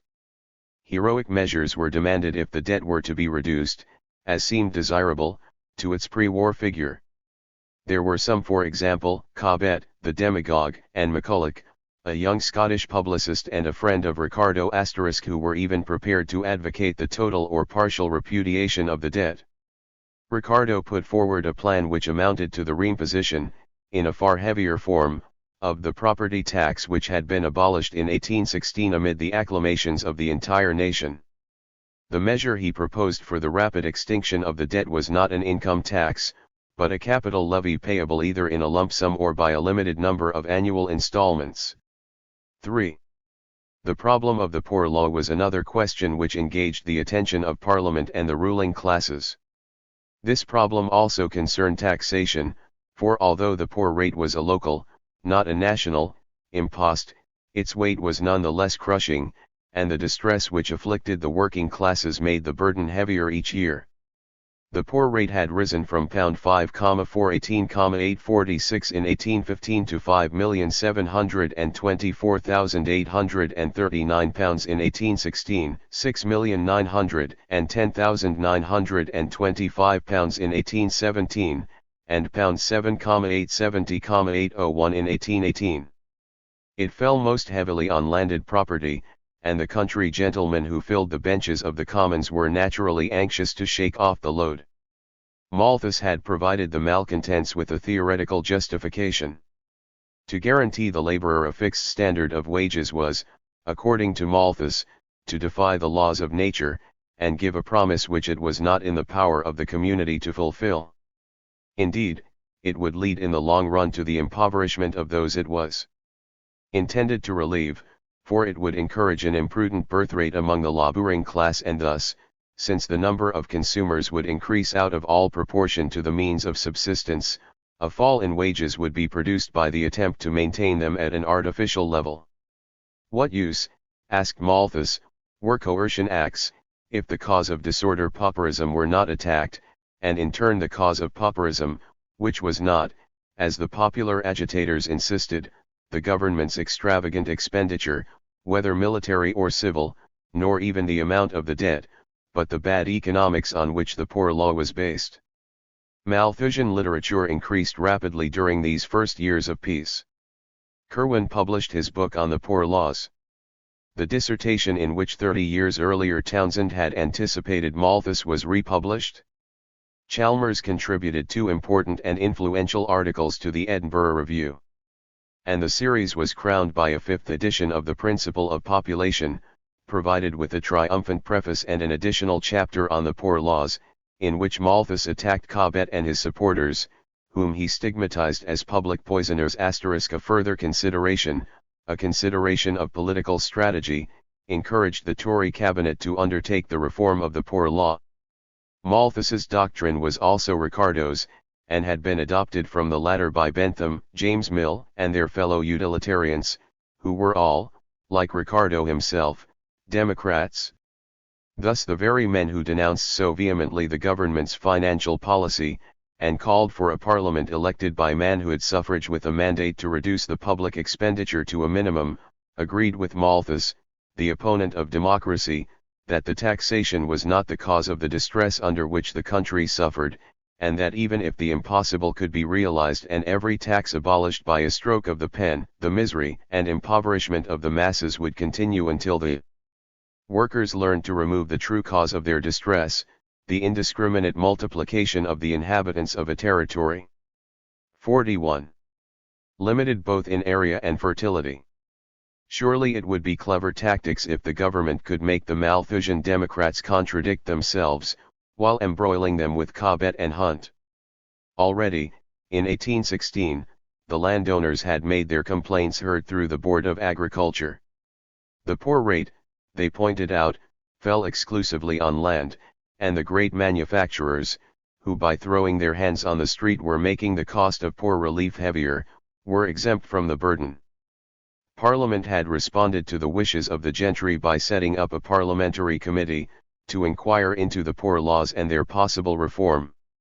Kirwan, in the speech in which he moved the appointment of the committee, had suggested that the poor rate, levied exclusively on landed property, should be replaced by a parochial assessment, levied on every species of wealth, at a rate of 12% on rents, 10% on the interest of invested capital, inclusive of government stock, and 2% on salaries. Thus only a few weeks after the abolition of the property tax, Kirwan the agriculturist and Ricardo the philosopher of industrialism, the former to meet the cost of poor relief, the latter to extinguish the national debt, agreed in proposing the institution of a new impost of the same nature. Naturally, Kirwan's proposal met with no response, but Kirwan in his motion, Lord Castlereagh in a reply to Kirwan in 1817 and Sturgisbourne, the chairman of the committee in the report which concluded its labors were unanimous that even if it were impossible to get rid of the Poor Law altogether and thus realize Malthus's utopian dream, a return must be made to the letter of Elizabeth's statute, and relief must no longer be granted to the able-bodied pauper, without providing some legal security that the recipient was not unemployed by his own choice. 3 bills were drafted by Sturgisbourne, and passed by the Commons registered. Their object was twofold: to reduce the discretionary powers to grant special relief which had been vested in the magistrates by recent legislation, to strengthen the control of the landlords over the administration of the Poor Laws. It was to effect the latter purpose that a system of plural voting based on the amount of rates paid by each member replaced in the parish vestries the old system of voting by heads, that the new legislation encouraged the substitution of select vestries, representative bodies elected by the plural vote of the ratepayers, for the open vestries in which the parishioners governed themselves directly, and it was provided that the rates could no longer be raised above a fixed amount without the consent of a proportion of the ratepayers representative of 2/3 of the parish assessment. An attempt was made to render the administration of the poor law more regular by laying down rules for keeping minutes of the vestry meeting and accounts, and by encouraging the vestries or magistrates to appoint paid officials to be called assistant overseers. And, finally, the conditions under which the settlement was acquired, which gave a pauper the right to relief from the parish, were made more stringent. 4. All this went a very little way to satisfy the Malthusians. Nevertheless, whether as a result of the Sturgis-born acts, or because the economic position of labor had improved, the cost of the poor law steadily decreased from 1,819 to 1,824.1, and was it, indeed, practicable to begin by more drastic measures? Would it be prudent, so soon after the passage of the Coercion Acts of 1817, to ask Parliament for a reform of the poor laws, which public opinion would regard as a final coercion act, aimed not only at the avowed enemies of the Crown, the Church, and property, but at the entire working class? The opponents of the Malthusian philosophy were still influential, both the Christians, who regarded it as an outrage upon morality, and the Democrats, in whose eyes it was a creed of selfish cruelty. And the anti-Malthusians had just won an important adherent in the person of Owen, to whom the crisis of 1817 had revealed the deep gulf which on two important points divided him from Bentham and his disciples. Owen had never cared for political democracy, and had made no secret of the loathing he felt for Cobbett and his fellow agitators. They, in turn, made him the object of the most violent attacks, whereupon he proclaimed his abiding and implacable hostility to the entire Democratic Party. And, at the same moment, he perceived, as if in the light of a sudden inspiration, that his political economy had nothing in common with the economics of those more moderate and more practical utilitarians who followed Bentham. At a public meeting first, then in a memorial which he addressed in 1818 to the monarchs assembled at Aix-la-Chapelle, he refuted the doctrine of Malthus. The prevalent poverty, he argued, was by no means to be explained by a growth of the population which exceeded the possible increase in the means of subsistence. On the contrary, the great mechanical inventions, which marked the close of the 18th century and the rise of the factory system, proved that man's productive capacity had increased much more rapidly than the growth of population. In England the growth bs production was now, he copyright calculated, almost 15 times what it had been before the war, whereas the population had increased only by a fifth. The poverty was due to the fact that the workman was denied a wage which enabled him to consume the entire product of the work he had performed with the aid of his machine. The difference went to the manufacturer, who exported the surplus to foreign markets. When the foreign markets were overstocked, a crisis resulted, the manufacturer failed, and the laborer was thrown out of work, and starved, evils due not to underproduction but to a vicious distribution of wealth. Owen laid before the Poor Law Committee an elaborate scheme for the making use of the workhouses to reform the factory system.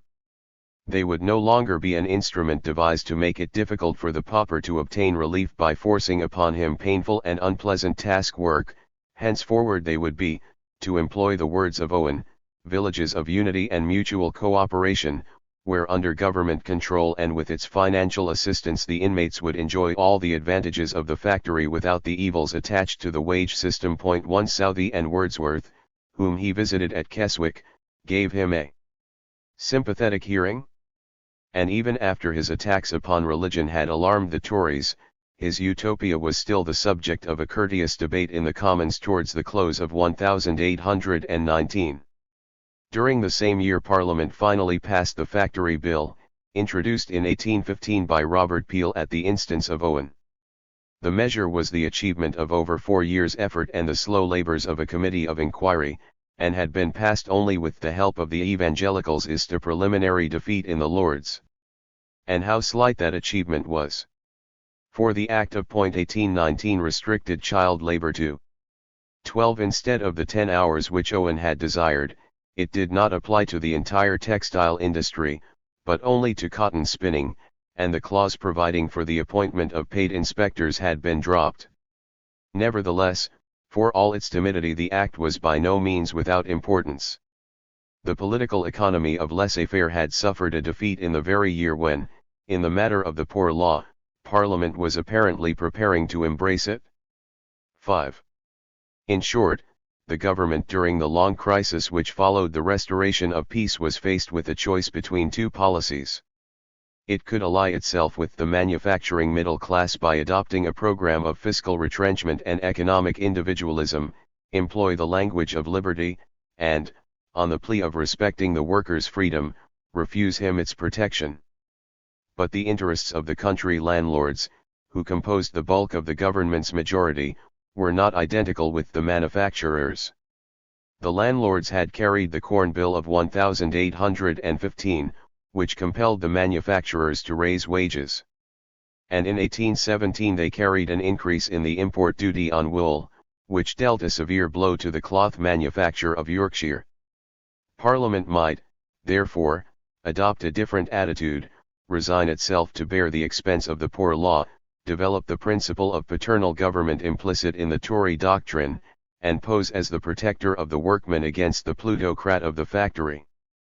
In fact, it oscillated between the rival policies, but the former was plainly triumphant when, in 1819, by the restoration of specie payment, the school of Ricardo won a signal victory, and, moreover, at the very moment when Ricardo himself purchased a seat in the Commons. The restoration of peace had, in fact, altered the character of this important problem, which had remained in suspense since 1812. Twice, in 1814 and again in 1815, without any appreciable change in the amount of currency, the prices of gold and silver had fallen almost to the level of the legal price. How, then, was it possible to maintain with Ricardo and Horner that the high price of the precious metals was due to the depreciation of the banknote? Ricardo first, then Horner, had to admit that, on this point, their theory had not been borne out by the facts. Moreover, the bank continued to insist that the suspension of specie payments was a temporary measure, and asserted that it was taking the necessary steps to make an abandonment of the artificial currency possible, and in accordance with the bullionists' desire was restricting to the utmost of its power the number of notes in circulation. By these statements the bank made new enemies in another camp. All those and the agricultural interest above all who suffered during a crisis from the fall of prices were disposed to ascribe the fall, and consequently the crisis itself, to the restriction of the currency. The restriction, they maintained, involved a universal breach of contract. Every creditor who had lent money before 1814 was receiving more than he had originally agreed to accept. And the bondholder in particular was receiving from the government higher interest than that to which he was entitled by the terms of his loan. Thus the restriction of the currency injured the producer and benefited only the official and the bondholder. Sir John Sinclair pleaded the case of the agriculturalist. An eccentric Tory banker of Birmingham, Thomas Atwood, went further. Arguing from the fact that the fall in prices benefited the idle consumer at the producer's expense, he arrived at the ridiculous conclusion that a general rise in the cost of living would encourage production in a society which on his hypothesis contained only producers. The population of England, whose numbers and industries were steadily increasing, was being crushed in the narrow frame of a currency which, if it increased at all, certainly did not keep pace with the people's needs. The state, he proposed, should issue sufficient notes to restore the prices which prevailed 10 years earlier, and the issue must continue until wages were 18s a week, and the bank rate per cent. These measures would suffice to put an end to the crisis. He wrote in a clear and vigorous style, which disguised the web of sophistries of which his argument was composed. His pamphlets, published in 1816, 1817, and 1818, gained a wide hearing. Since the situation had changed since 1812, the bank could be attacked only by new tactics. This did not escape Ricardo. Certainly, he continued to regard his arguments of 1809 as irrefutable, and to maintain that the depreciation of the banknote was, if not the sole cause, certainly one of the causes of the unfavorable exchange.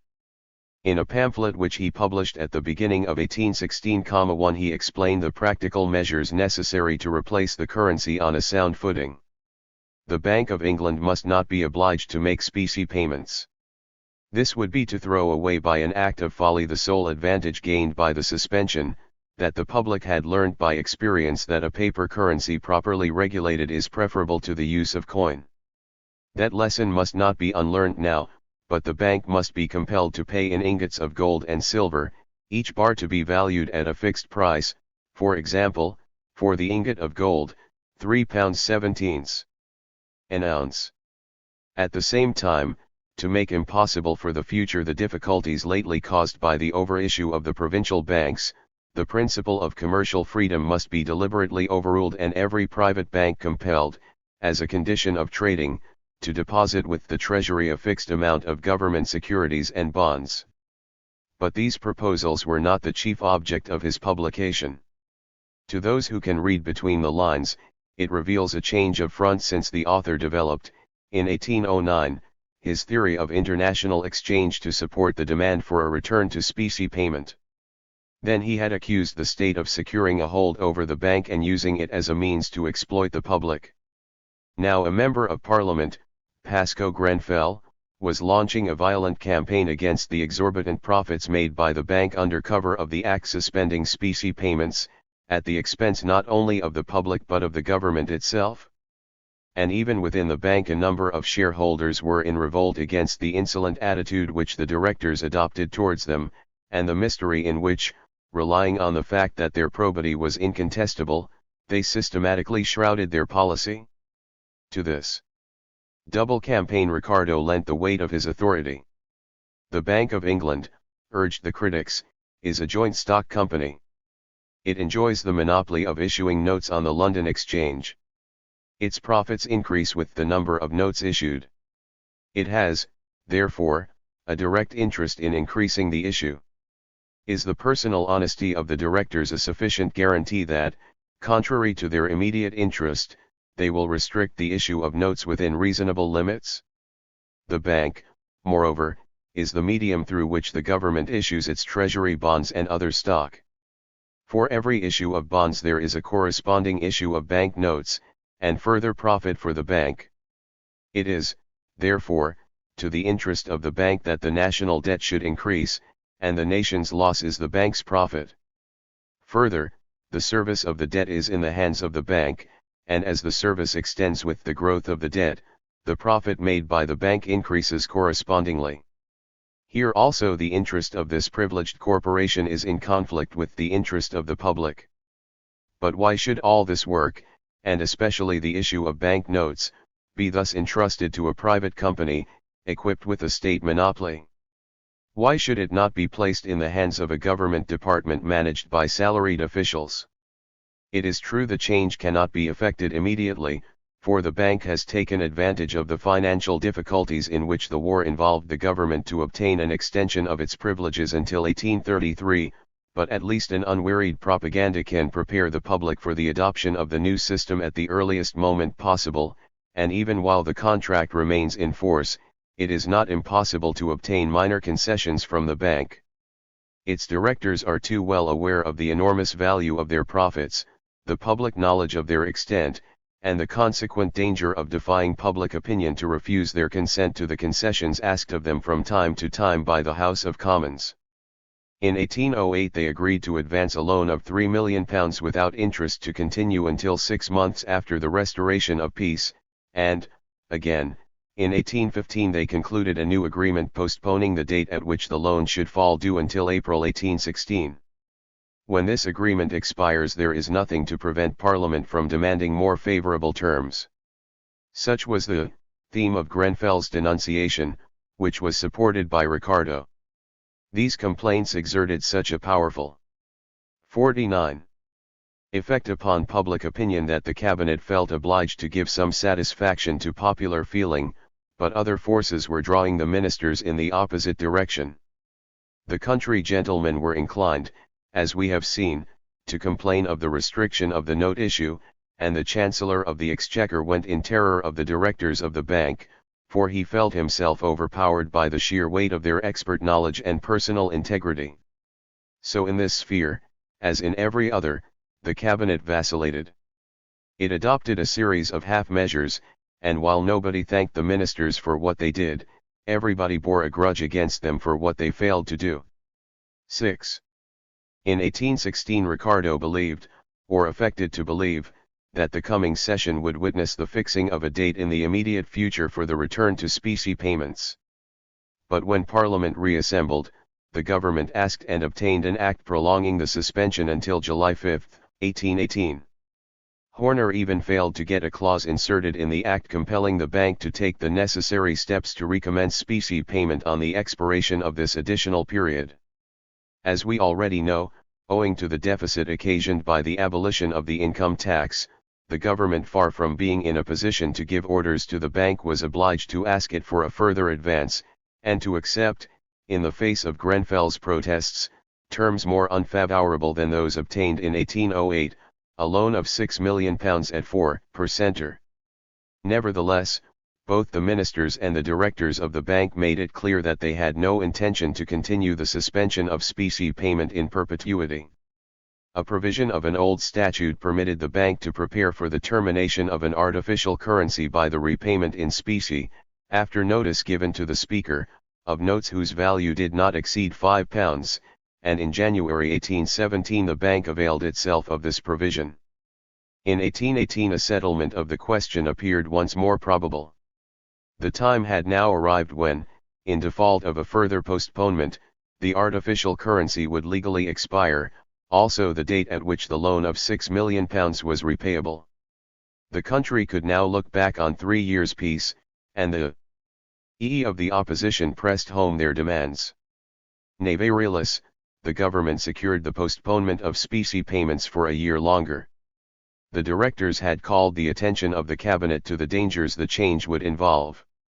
Encouraged by the success of the experiment which they had made in January 1817, they had undertaken a further risk in October, and had offered to repay all notes issued before January 1, 1817, but this time, they alleged, the experiment had turned out badly. In consequence of a bad harvest, the large sums of money received by wealthy Englishmen resident in France or Italy, and or in loans on the London market, particularly the French loans of 1816 and 1817, almost all the specie paid by the bank, to the value of about £2,600,000, had left England. Surely this drain upon British gold should not be encouraged. However, to prove that in spite of their fears it still kept in view the eventual restoration of specie payment, the cabinet announced its intention to introduce a bill dealing with private banks, which owed its inspiration to Ricardo's proposals. It was to come into force in 1820, a year after the date fixed for the return to specie payments. The bill provided that every banker should deposit with the commissioners of amortization government securities whose value must be double the value of their note issue, or treasury bonds equal in value to their note issue. It does not appear, however, that the bill was even introduced. But when, at the opening of the session of 1819, the government announced its intention to make a further postponement of specie payments till March 20, 1820, there was an explosion of public discontent. The ministers beat a retreat and promised a preliminary inquiry by a parliamentary committee. Perhaps they by the appointment of this committee to gain time and effect a compromise between the demands of the directors and the demands of public opinion. They contrived that the committee should be elected by ballot and manipulated the election so as in fact to choose its members. They also contrived that the object of the committee should be defined more vaguely than the opposition desired. But, if they really believed they could postpone any longer the solution of the question, they were under a delusion. The committee elected as its chairman Robert Peel. Still very young, he was born in 1788. He had been Secretary of State for Ireland at the conclusion of peace, but had resigned in 1818, and was thus at present in the position of a minister without portfolio, and everything pointed to him as the right person to discharge these exceptional functions. He was ambitious, and his ambition was fostered alike by the high estimate which all who came into contact with him formed of his cultivation, his knowledge of the business world, and his capacity for work, and by the predictions current in his entourage that, when he had attained the maturity of more advanced years, he, and no other, would be the future Prime Minister of a Tory cabinet. His standing in Parliament had been raised still further when the University of Oxford chose him as one of her 2 representatives in acknowledgement of his unyielding attitude on the question of Catholic emancipation. He declared that his mind was perfectly open on the question of specie payment. And if he must admit any bias in the matter, it was the bias which prevailed in Tory circles and was opposed to the doctrine of the bullionists, too. But, as the work of the committee proceeded, it became more and more evident that the cause of the status quo was lost. When the directors gave evidence before the committee, they put up a very feeble defense. Their opponents' arguments went unanswered. Peel accepted the result, and in no hesitating terms made himself responsible for the victory of the thesis of specie payment. He was, no doubt, encouraged in this step by the publication of a pamphlet on the pernicious effects of a variable standard of value, dedicated to him by one of his constituents, his old Christ Church tutor, Copleston. The pamphlet was a sign that if he declared in favor of the doctrine of Horner and Ricardo, Oxford would not disavow him. The year 1819 was a critical year in Peel's political career, and consequently in many respects a critical year in the parliamentary history of modern England. He now enjoyed the delightful experience of a popularity of no ordinary kind. He did not speak the language of the Tory politician, but neither did he appear a deserter who had passed over to the opposition. He was the umpire accepted by the nation to decide by his impartial verdict the dispute which divided the parties. As a consequence of Peel's first report, a bill was introduced and passed to prohibit the payment in cash of notes of low value. 2. This was necessary as a temporary measure, if, on the general resumption of specie payment, there was to be a sufficient amount of coin in the banks to meet the needs of the public. Peel followed this by a second report, which advised a further postponement of specie payment, but this time under entirely different conditions. Whatever a few sceptics might believe, the sole object of the postponement was to make better preparation for the return to normal conditions. Peel's Bill 4, which passed both houses, provided that the bank should be obliged, as a first step, to pay gold ingots for notes to anyone who asked for them at a price of £4 an ounce after February 1, 1820, of £3.17. 10d an ounce after May 1, 1821, and cash payments must be resumed at the earliest 2, at the latest 3, years from the latter date.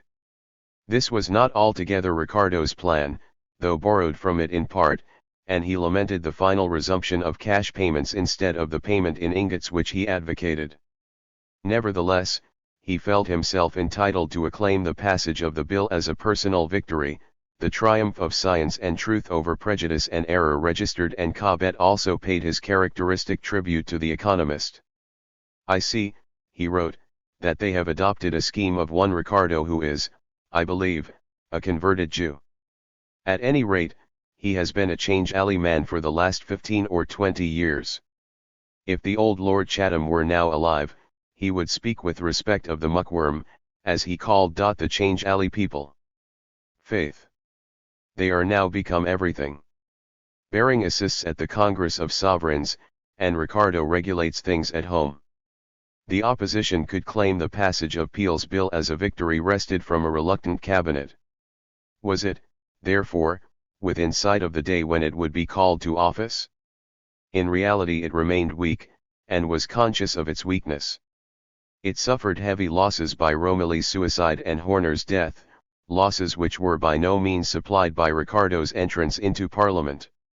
For Ricardo was an exponent of Benthamite radicalism, not a Whig. When Ponsonby died in July 1818, the opposition had considerable difficulty in finding anyone to take his place.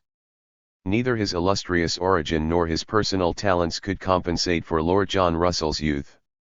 for he was only 27 and, moreover, of delicate health, shunned the fatigue of parliamentary life, put in an appearance at Westminster only at rare intervals, and devoted his time to literary composition, both in prose and verse, and travel on the continent. Tierney was finally chosen, after an interregnum of 18 months, and the government had little to fear from a man so old and so timid. Indeed, the choice is a striking evidence of the state of feeling among the Whigs, weakened by the anxiety with which they contemplated their own program, Catholic emancipation, still as impossible as ever, and parliamentary reform for which their leaders felt less enthusiasm than ever after the violence of the agitators in 1817. But the Whigs' embarrassment was not, however, as might have been expected, at their opponents' strength. The same bizarre situation continued to prevail, two rival parties equally weak, and equally aware of their weakness. The ministers were possessed by a deep-rooted despondency, and awaited with resignation the fall which their Whig adversaries were too diffident to forecast, almost too timid to desire. Immediately after the general election of 1818, Peel had resigned in accordance with the intention he had expressed to his colleagues several months earlier, and his defection was a danger signal.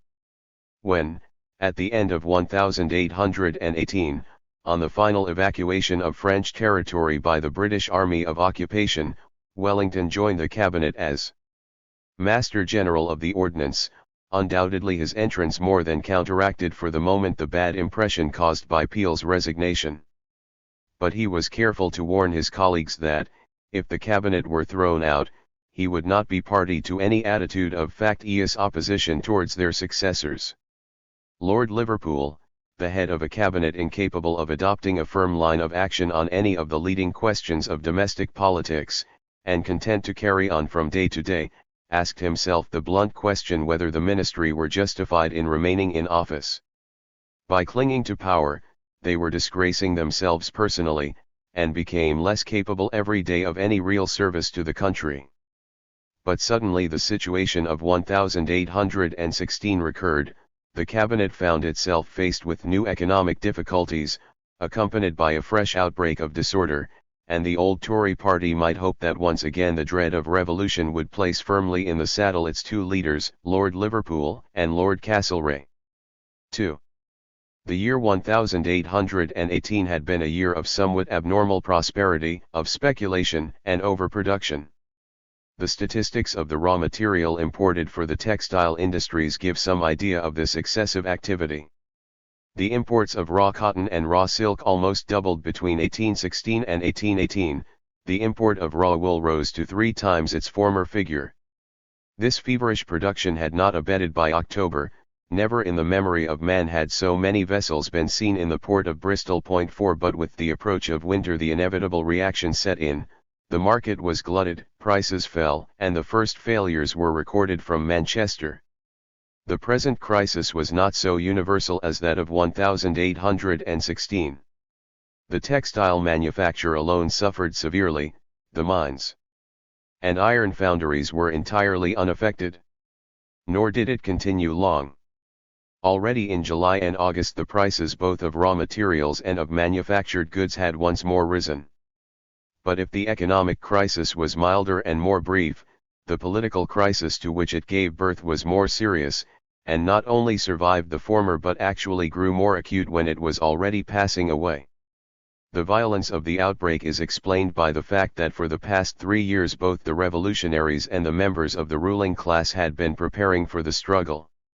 That the miners and iron workers stood aloof from the agitation is not hard to understand, is indeed more easily explicable than their abstention in 1816. The crisis had left them untouched. It is more surprising to find that the centre of the political agitation was no longer the hosiery district Nottinghamshire, Derbyshire, and Leicestershire. Here the programme put forward by the workers contained nothing of a political nature, but was confined to the old demand, a minimum wage, to be fixed either by voluntary agreement between masters and men, or by legislation.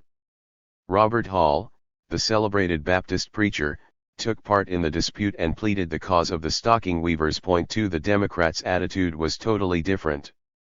They had no liking for demands of this kind, which, they considered, made the workers forget that the real evil to be remedied, an evil from which the entire nation was suffering without distinction of class, was the enormous size of the national debt, and the consequent load of taxation. Therefore, they maintained, the entire weight of the attack should be concentrated against the ruling oligarchy, which alone was responsible for this financial misgovernment, by pressing the demand for a radical reform of the franchise. This time it was in the districts to the north of Nottingham and Leicester, among the weavers of cloth, and, above all, among the cotton spinners, that the propaganda was carried on in favor of this program of radical opposition to the government, at once a revolt against the taxation and an attempt to establish democracy. Far enough, evidently, from London. And this distance from London explains the long-continued indifference which the government displayed towards the movement. For in London everything was quiet, and the Democratic Party was falling to pieces. As late as February, Lord Castlereagh and the Courier maintained that the country was prosperous, and the Lancashire weavers held meetings to protest against their lie, or, if you will, their ignorance. A strike of formidable proportions at Carlisle, caused by the reduction of wages, attracted in May and June the attention of the government and the public. In Lancashire the agitation had been heralded by an unrest which had even preceded in the previous summer the commencement of the economic crisis. 2 years earlier, when the cotton industry was passing through a period of depression, the spinners had consented to a reduction of wages. The mill owners had, in turn, undertaken to restore the original rates as soon as the price of yarn recovered its former level. In 1818 they broke their promise, and the spinners replied in July by coming out on strike. The strike lasted 2 months, and was sufficiently grave to attract the notice of the London press. The Morning Chronicle supported the strikers, the Times and the Courier denounced them.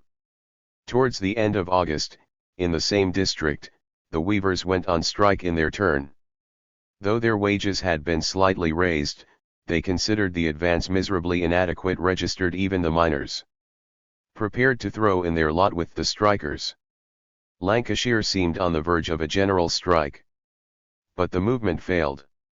In September the spinners returned to work on the mill owners' terms. Indeed, they even signed individually a humiliating declaration in which they undertook never to enter into a combination to oppose the masters' interests. The weavers, indeed, obtained a few advances, but these came far short of their demands. At the end of 2 or 3 days nothing more was heard of the miners' strike. A few acts of violence accompanied the workers' defeat.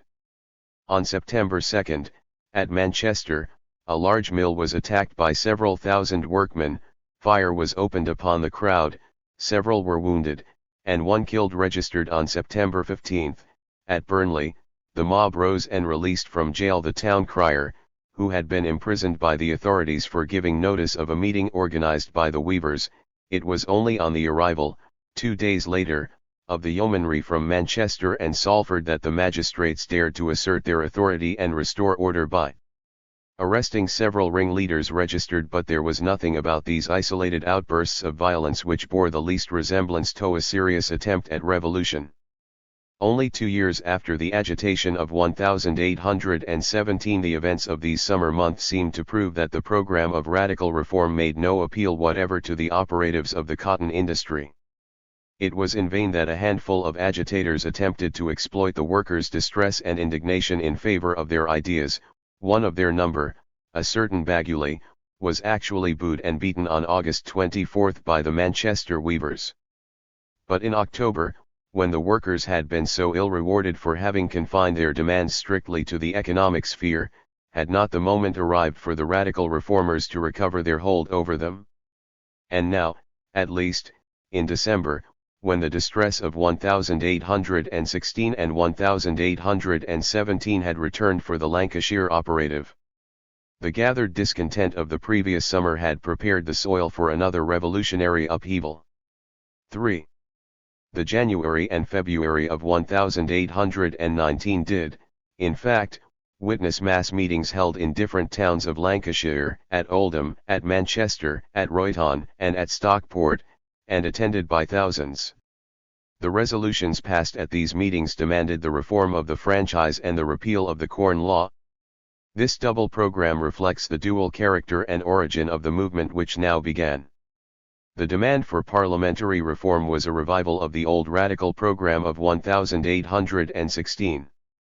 And, as though to emphasize the relationship between the two movements, the famous orator of the 1816 meetings, Henry Hunt, dissatisfied with his reception by Sir Francis Burdett's group at Westminster, and sensing with the flair of the born demagogue that the strength of the democratic movement lay henceforward in the north, made his appearance at Manchester in the middle of January 1819, presided over a meeting and caused a riot in the theatre by refusing to stand up when the orchestra played "God Save the King." And while the agitators harangued, a work of silent organization proceeded. The Hampton clubs had disappeared in 1817. In 1818 we see their place taken by groups styling themselves political Protestants. The first of these groups appears to have been formed at Hull. And we hear of others in the course of the following year at York and at Newcastle and in the neighbouring towns registered. The plan pursued by these societies was to open reading rooms, where for a small subscription the members could read the latest newspapers, and while reading them, talk politics. In the words of their manifesto, they were formed for the purpose of protesting against the infringement of our indisputable right to real representation. And though the organizers were careful to define their Protestantism in a sense strictly political, there is no doubt that at the back of their minds was the desire to associate their political Protestantism with the religious Protestantism embodied by the nonconformist sects. They intended to model their democratic organizations on the pattern of the free churches. Other groups came into existence in the autumn of 1818, which were almost wholly confined to Lancashire, and called themselves unions. The first union appears to have been formed at Stockport in October. Its rules were approved by Cartwright, who had himself employed the term union 6 years earlier to designate the associations he had founded. We find societies of the same type at Manchester and Wigan in the summer of 1819.2 at Stockport and Blackburn. Women scandalized the governing class by forming their independent associations. What was the object of these unions? Like the political Protestants, they were small clubs open for the perusal and discussion of the newspapers. Sunday schools were often attached to their reading rooms. Classes of 12 members were held every week under the guidance of a leader chosen from themselves. In every town the classes were in turn grouped in sections, and the united sections governed by an elected committee, which met weekly to receive the subscriptions collected by the class leaders registered in June. Plans were made for a federation of these unions in a national union, with a central fund and an assembly of delegates. Cartwright always cherished the design of applying the methods of the Wesleyan mission to his democratic propaganda. Here the imitation was obvious. In his Black Dwarf, Wooler pointed out that it was by their concerted action that the Methodists and their fellow nonconformists had wrested toleration from the state and the established church, and this union was effected by their class meetings and other daily or weekly gatherings, and to encourage the reformers to follow their example. He recalled the result of Lord Sidmouth's attempt in 1811 to restrict the supply of nonconformist ministers. Sidmouth was terrified by the unexpected opposition which he had raised. Like a child stung by a swarm of wasps, he fled, howling. But the resolutions adopted by the Lancashire mass meetings were not confined to the demand for parliamentary reform.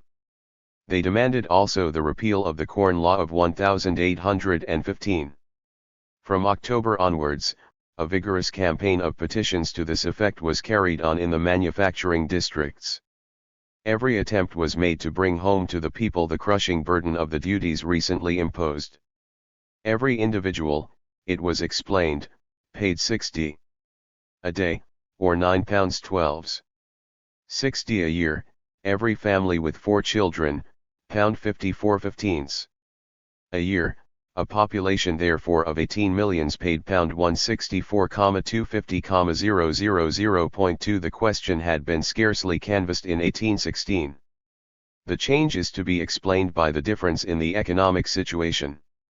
If in 1816 the price of wheat had risen to 103s. The quarter, 12 months later it had fallen to 52s. To be sure, an attempt was made to prove that the corn bill was the cause of these wild fluctuations. But to bring forward such a charge was tantamount to maintaining that the bill was ineffective, and had failed to fulfill its author's intention. Now the entire situation was altered. Since the autumn of 1817 the price of wheat had remained stable at about 80s. The quarter, a price which to the consumer appeared exorbitant, but was in fact the price which the landlords in passing the Act of 1815 had desired to establish as the normal price. The corn bill now seemed a statute as effective as it was mischievous. The manufacturers in favor of free trade had judged it prudent in 1816 to keep silence. But in 1818, and in the early part of 1819, the occasion seemed opportune to renew the alliance which in 1815 had been formed between the manufacturer and the worker to attack the monopoly enjoyed by the agricultural interest. To be sure, the manufacturers must first overcome the widespread dislike entertained for them by the working class. It was only yesterday that the democratic journalists were inveighing against the odious parvenus of the mill, devoid alike of education and heart, and were ready to invite the country gentlemen to save the worker from their systematic exploitation of his need. And even now, as the mass meetings proceeded which they had at first encouraged, the manufacturers took alarm at the inflammatory language employed by many of the speakers. Nevertheless, a reconciliation was quite plainly in progress during the early days of 1819 between the more respectable element of the working class and the more progressive manufacturers. This was evident not in Lancashire only but also in Yorkshire, where the mill owners chafed under the new duties on wool. Almost everywhere the independent press was making marked headway. Since the January of 1818 the Manchester Radicals had controlled an important weekly, Wardle's Manchester Observer. At Leeds Baines was making his Leeds Mercury a political organ of very decided views. In London Black, now editor of the Morning Chronicle and its future proprietor, was overcoming Perry's fears. 4. In June a series of mass meetings began, held regularly every Monday. On June 14 meetings took place at Glasgow, Ashton-under-Lyne, and on Hunslet Moor near Leeds. On June 21 there was a meeting at Manchester, a second meeting on Hunslet Moor, also meetings at Dewsbury and in several other towns in Lancashire and Yorkshire. The object of these demonstrations was perfectly legal. A petition to Parliament was drawn up asking for the reform of the franchise and the repeal of the Corn Law. But was it possible to avoid entirely imprudent behaviour and violent language? At the second meeting on Hunslet Moor, Baines, the respected proprietor of the Leeds Mercury, deplored the anti-religious tone of one of the speakers and the revolutionary language of the majority. He predicted, if these foolish methods were continued, a new suspension of habeas corpus, an increase of the army, possibly even the establishment of a military dictatorship. 1 The dissenters, pastors, and congregations alike found themselves in a position ever more false than it had been in 1816 and 1817, for they were now more deeply compromised. If the revolutionary language of the agitators were allowed to pass without protest, the wealthy and socially respectable element in the congregation would be alienated. If, however, the minister protested, as he often did, the result was a counter-protest, articles in the papers, and demonstrations in the chapel. The indifference, indeed, with which throughout the closing weeks of the session Parliament treated the question of reform seemed to justify the revolutionary language talked at the meetings. Of what use was it to petition men who took no notice of the petitions? Just then the malcontents of Birmingham for the movement was extending southward and had now reached Leicestershire, Nottinghamshire, and Warwickshire conceived a highly original plan. What, they argued, was the grievance of which the large towns of the North and Midlands, Leeds, Manchester, and Birmingham, were complaining? Lack of representation. Why, then, should not these great centres brush aside the opposition of the men in power, hold an election, and send the men thus elected to London as their duly constituted representatives according to the spirit, if not the letter, of the Constitution.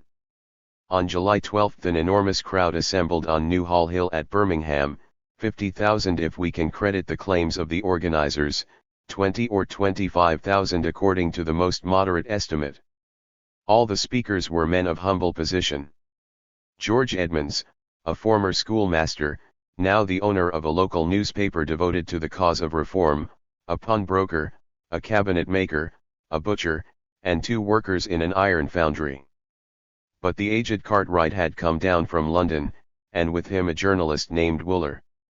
After a few short speeches a certain Sir Charles Wolseley, a Democrat of good family, who had already taken part in the campaign of mass meetings, was elected by show of hands legislatorial attorney and representative of Birmingham.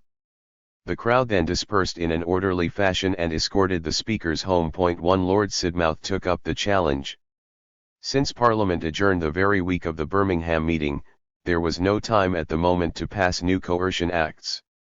But the existing legislation could be rigorously enforced, and already on July 7 the Home Secretary, only too pleased to yield to the demands of the gentry, had addressed a circular to the Lord Lieutenants of the counties in which the disturbances had occurred, calling upon them to adopt immediately all the measures necessary to preserve order, place themselves in communication with the magistrates, and keep the yeomanry everywhere in readiness to act. Sir Charles Wolseley and the principal organizers of the Birmingham meeting were brought to trial, and on July 30 a royal proclamation denounced the speeches delivered at the meetings, impressed upon loyal subjects the duty of abstaining from every kind of seditious activity, and ordered the sheriffs and the magistrates to proceed against the fomenters of disturbance with the utmost rigor of the law. Lord Sidmouth's intervention was not without result. Leeds and Manchester were preparing to follow the example set by Birmingham. In consequence of the proclamation they abandoned their design. But the malcontents continued to hold mass meetings with the object, sanctioned by immemorial custom, of petitioning Parliament. When the meeting to be held at Manchester on August 9 for the election of a representative was abandoned, a public demonstration in favour of parliamentary reform was arranged for the 16th, over which Hunt would preside. In the interval the entire county was in a ferment of heated expectation. The mill hands engaged in mysterious drills, unarmed according to the Radical organs, armed according to the Tory press. And their intention? To learn how to carry out without disorder the mass movements which would be involved when in their thousands, nay, in their tens of thousands, they assembled for a common demonstration. To prepare, replied the Tories, a violent revolution. Knots of workmen gathered in the streets of Manchester, hustled and insulted respectable citizens and their wives. The great day came.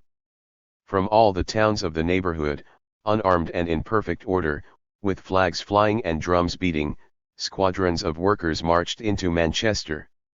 60,000 men and women had gathered in St. Peter's Fields when a carriage arrived containing Henry Hunt and his assistants, overpowered with delight at a spectacle more imposing than any they had yet witnessed. Scarcely had Hunt obtained silence and begun to speak when a platoon of cavalry was seen forcing its way through the crowd towards the platform. Surrounded and threatened by the masses who stood blocking their way, the cavalrymen drew their swords and struck out to right and left. A company of hussars hastened to their assistance.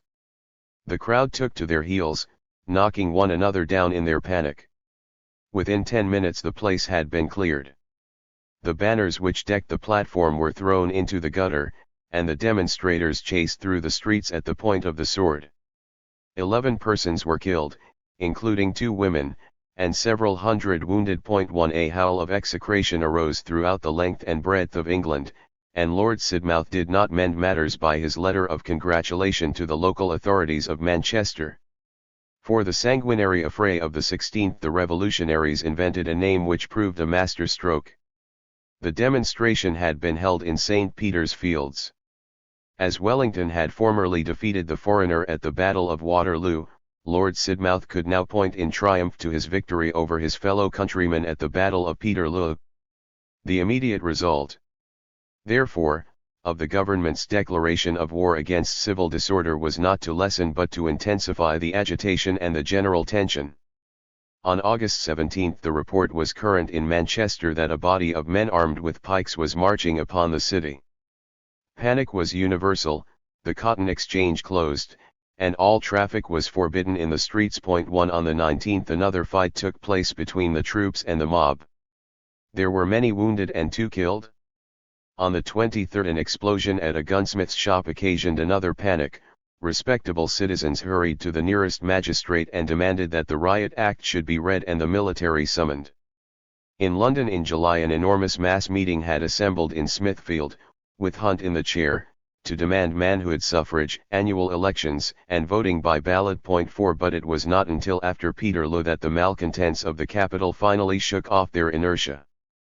The Common Council, though its president was a Tory Lord Mayor, yielded to the pressure of public opinion and presented to the Regent a long memorial protesting against the events of August 16.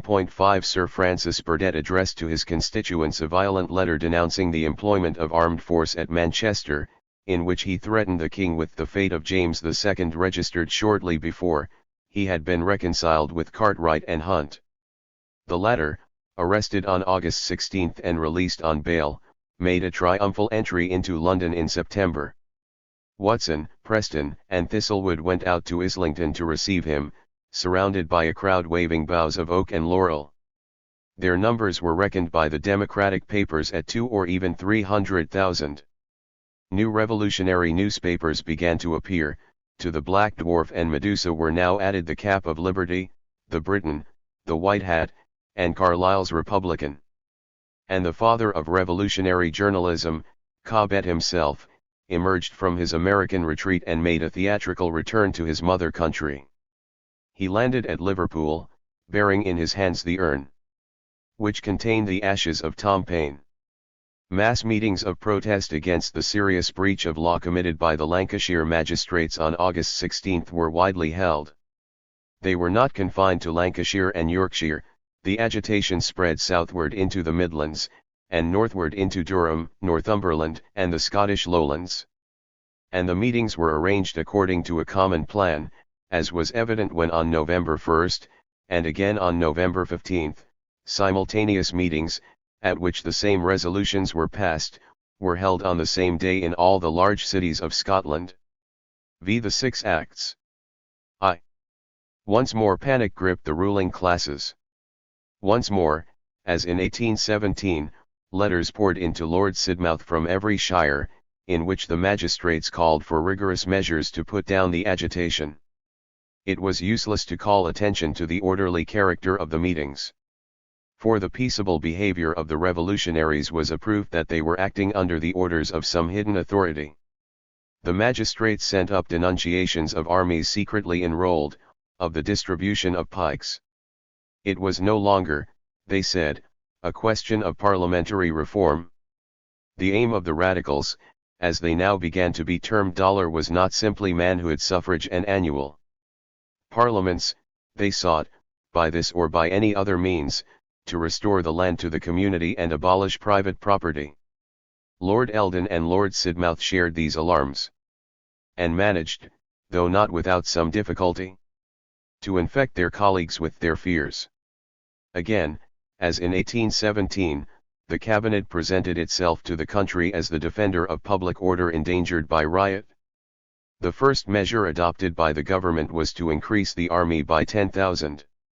It then decided to convoke an extraordinary session of Parliament. The object of this step was twofold: first, to obtain parliamentary sanction for this additional levy of 10,000 troops, and not only did the government secure the force for which it asked, but it was also empowered to raise 2,000 additional Marines, so as to free 2,000 infantrymen more for the maintenance of order in the country. Secondly, to secure the passage of a series of coercion acts like those of 1817. Parliament met on November 23 and adjourned on December 29. Within little over a month all the measures introduced by the government had been passed. They have gone down to history under the name of the 6 Acts. 2 of the 6 were intended to provide against the danger of an armed revolution.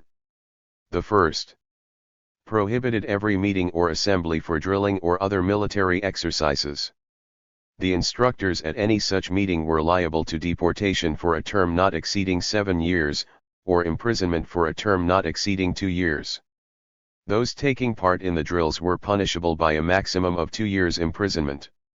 The act was unobjectionable. Indeed, the fact that it was found necessary to pass it in 1819 proves how extraordinarily free the old political institutions of England were, had indeed pushed liberty to the bounds of anarchy. The second act was more open to criticism. For it restricted one of the traditional liberties of the individual Englishman, his right to bear arms. It empowered the magistrates, even beyond the limits of their ordinary jurisdiction, to seize arms dangerous to the public peace, to arrest their owners and release them only on bail, and, in search for arms, to enter private houses at any time of the day or night. The ministers admitted that the statute, which they claimed to be a necessity and which was a weaker imitation of an act passed against Luddism in 1812, was an extraordinary measure. They asked that it should be passed as a statute of local application only, to be in force in the disturbed counties, of which a list was appended to the act, with authority given to the King in Council to add or remove districts according to the needs of the moment. Moreover, the act was a temporary measure, to remain in force only until March 25, 1822. Another bill dealt with the question of public meeting. The Englishman enjoyed a traditional right to unrestricted liberty of public meeting. But this unlimited right, though possibly practicable in the small community which made the Revolution of 1688, now presented dangers of a wholly novel kind, dangers which the last 3 months had made patent to everyone, when extended to the vast urban populations, the offspring of the factory system. A radical agitator, named Thistlewood, had boasted at a meeting that 1,000, 10,000, 100,000, even 1,000,000 men had the right to assemble with or without banners, unarmed or armed, and that no magistrate had the right to interfere, unless an act of violence were committed. If the law really was as Thistlewood stated, surely the necessity of amending it in the interest of the public safety was obvious. The number of persons who might take part in a public meeting must in future be restricted, and the organizers prevented from evading the provisions of the law by the device of simultaneous meetings. This was the double purpose of the government, a purpose which it expected to attain by passing the voluminous statute consisting of 40 clauses which, for the first time in English history, attempted to regulate the right of public meeting by a comprehensive code of legal restrictions. With the exception of certain specified meetings, such as the county meetings, the meetings held to elect members of Parliament, and all meetings held with closed doors, it was henceforth illegal for anyone to attend a public meeting who was not a resident of the parish in which it was held, or at least the owner of real estate in the same county. The regulation would apply to all meetings of above 50 persons held with the object or on the pretext of discussing any grievance of a public character, any economic or professional matter, or any question which concerned church or state.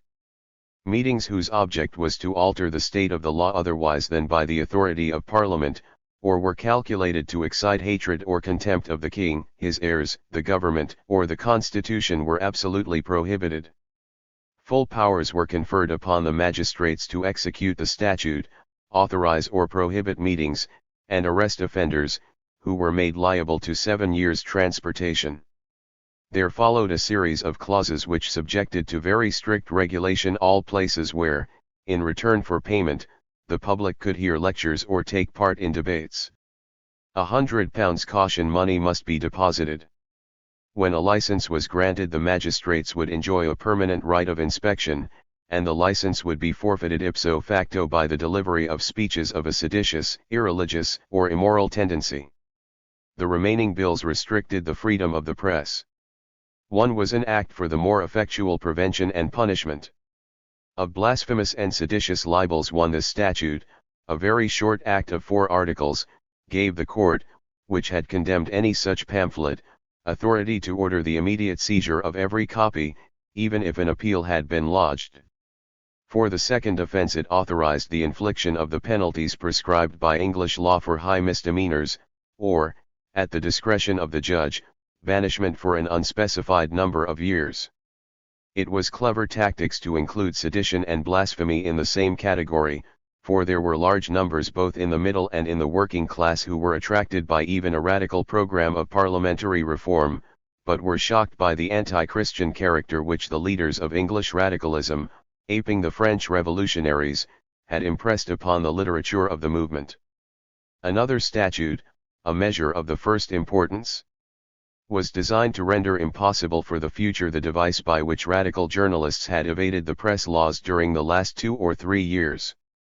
Cobbett had given the numbers of his register the form of open letters addressed to a particular individual, which commented freely on the affairs of the day, and had claimed that his publications were therefore pamphlets, not the regular numbers of a newspaper.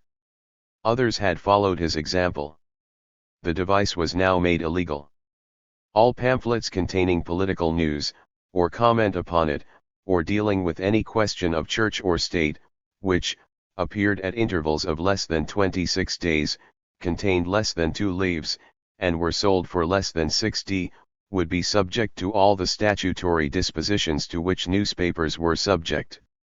At the same time, the printer or editor of every periodical publication was ought to make himself responsible for its contents by the deposit of a sum, fixed at £300 for the capital, £200 for the provinces. The powers conferred upon the magistrates to put this act into execution were defined in plain and stringent terms. The freedom of the press was still further restricted by a 6th Act, which regulated procedure and was not intended as an independent statute, but as a means of enforcing the other 5. It was aimed at the revolutionary journalists who for a year past had eluded the utmost efforts of the prosecution by a skillful employment against their judges of the extreme laxity which marked judicial procedure in England. Carlyle, for instance, had been prosecuted in December 1818, but English procedure was so complicated that the trial did not begin till the autumn of 1819, and Carlyle had then secured a further postponement. The new Act sought to render these delays impossible, by depriving the accused of the right to obtain automatically a postponement of the trial by demanding an imparlance, that is to say, a settlement of the case by amicable arrangement with the prosecutor. 2. The year which came to an end with this December of 1819 had everywhere proved an anxious year for the victors of 1815.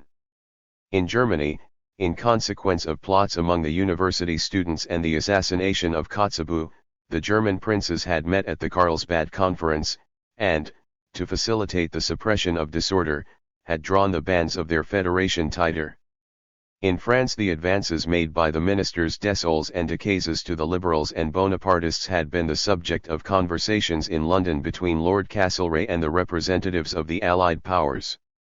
And England herself, as we have just seen, had her share, and more than her share, of the revolutionary agitation. "You would have been horrified," wrote Wellington to Pozzo di Borgo 2 days after the meeting of Parliament. "Even those who know us best and are aware that what would be mortal to other nations is a trifle for us, were filled with alarm."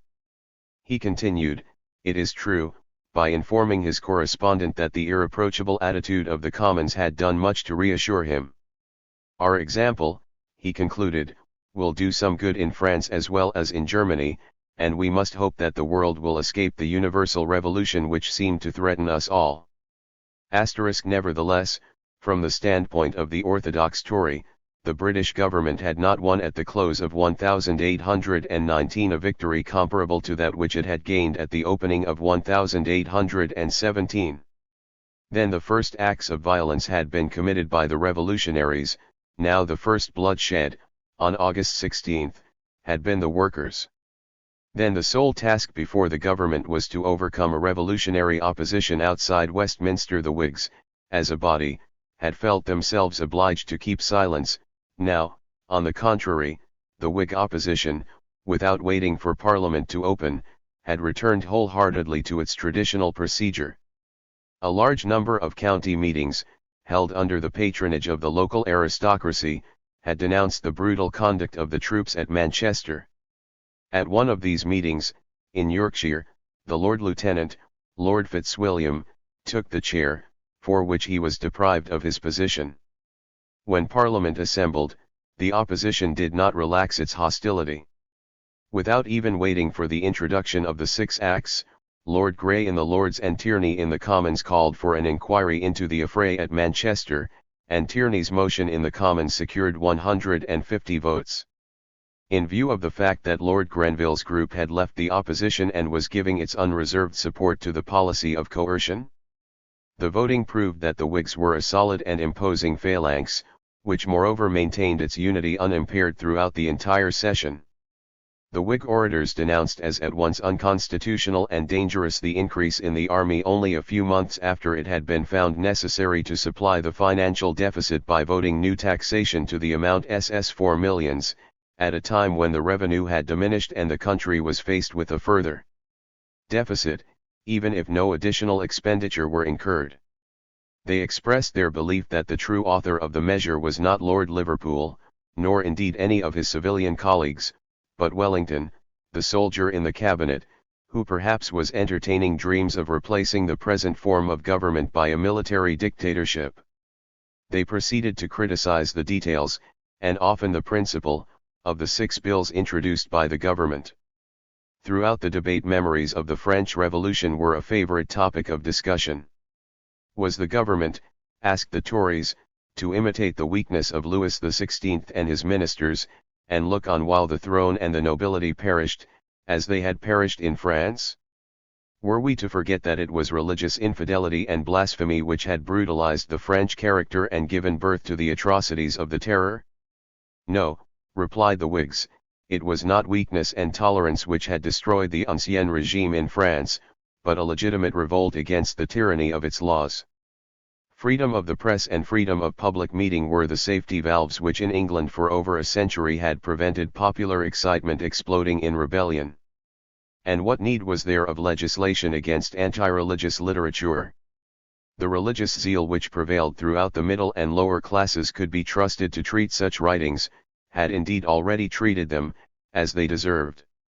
What justification could there be for hampering the far more effective propaganda of the evangelicals against revolutionary principles by imposing a heavy tax on periodical publications for the books in use in the Sunday schools controlled by the Democratic unions were perfectly orthodox, the religious instruction was given by nonconformist ministers, and the lessons began with morning prayers and closed with night prayers.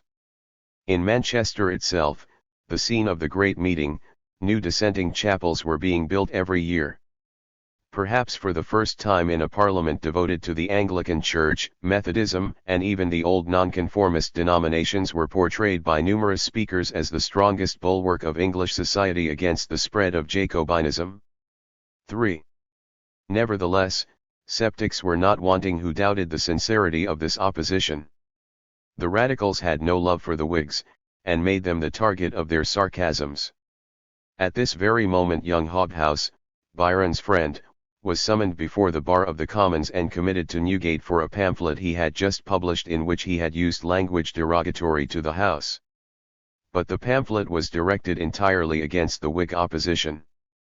There were even critics sufficiently malicious to insinuate that the Whig aristocracy was delighted to see the Tory government shoulder the responsibility for it, and delighted also to play with the certainty of failure the noble part of an opposition defending the cause of the people. The charge deserves to be considered, but in our opinion must be considerably reduced.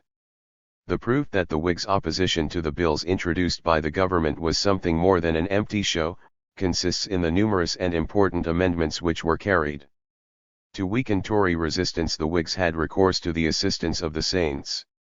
Wilberforce and his friends were no less alarmed and, in some respects, more shocked than Lord Sidmouth or Lord Castlereagh by the democratic and anti-religious propaganda.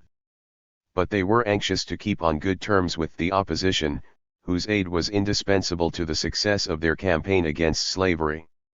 Not to mention the numerous modifications of detail introduced by Lord Castlereagh into his bills to meet criticisms from the opposition benches, 3 amendments, concerned with points of fundamental importance, were 3 victories won by the opposition.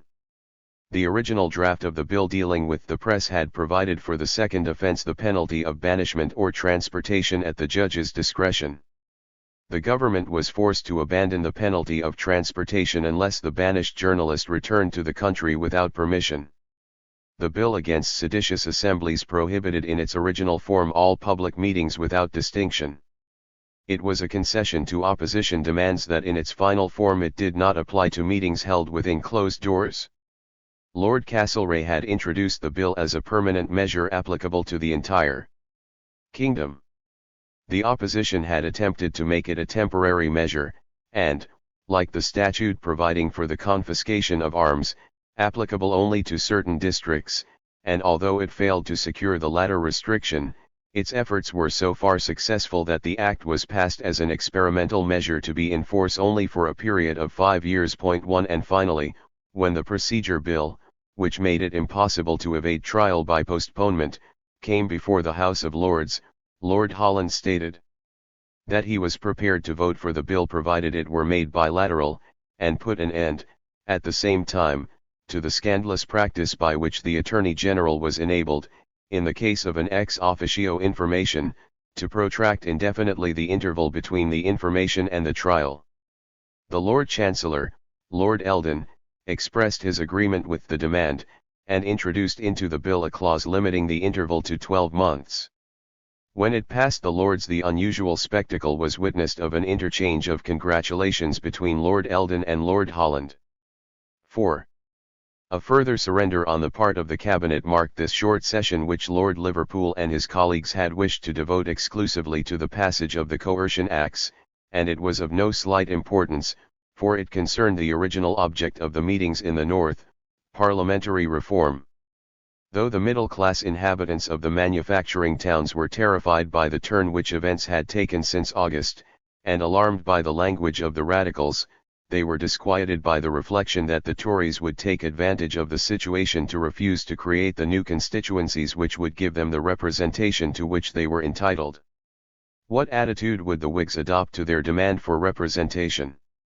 Would they still continue their non-committal attitude of 1817?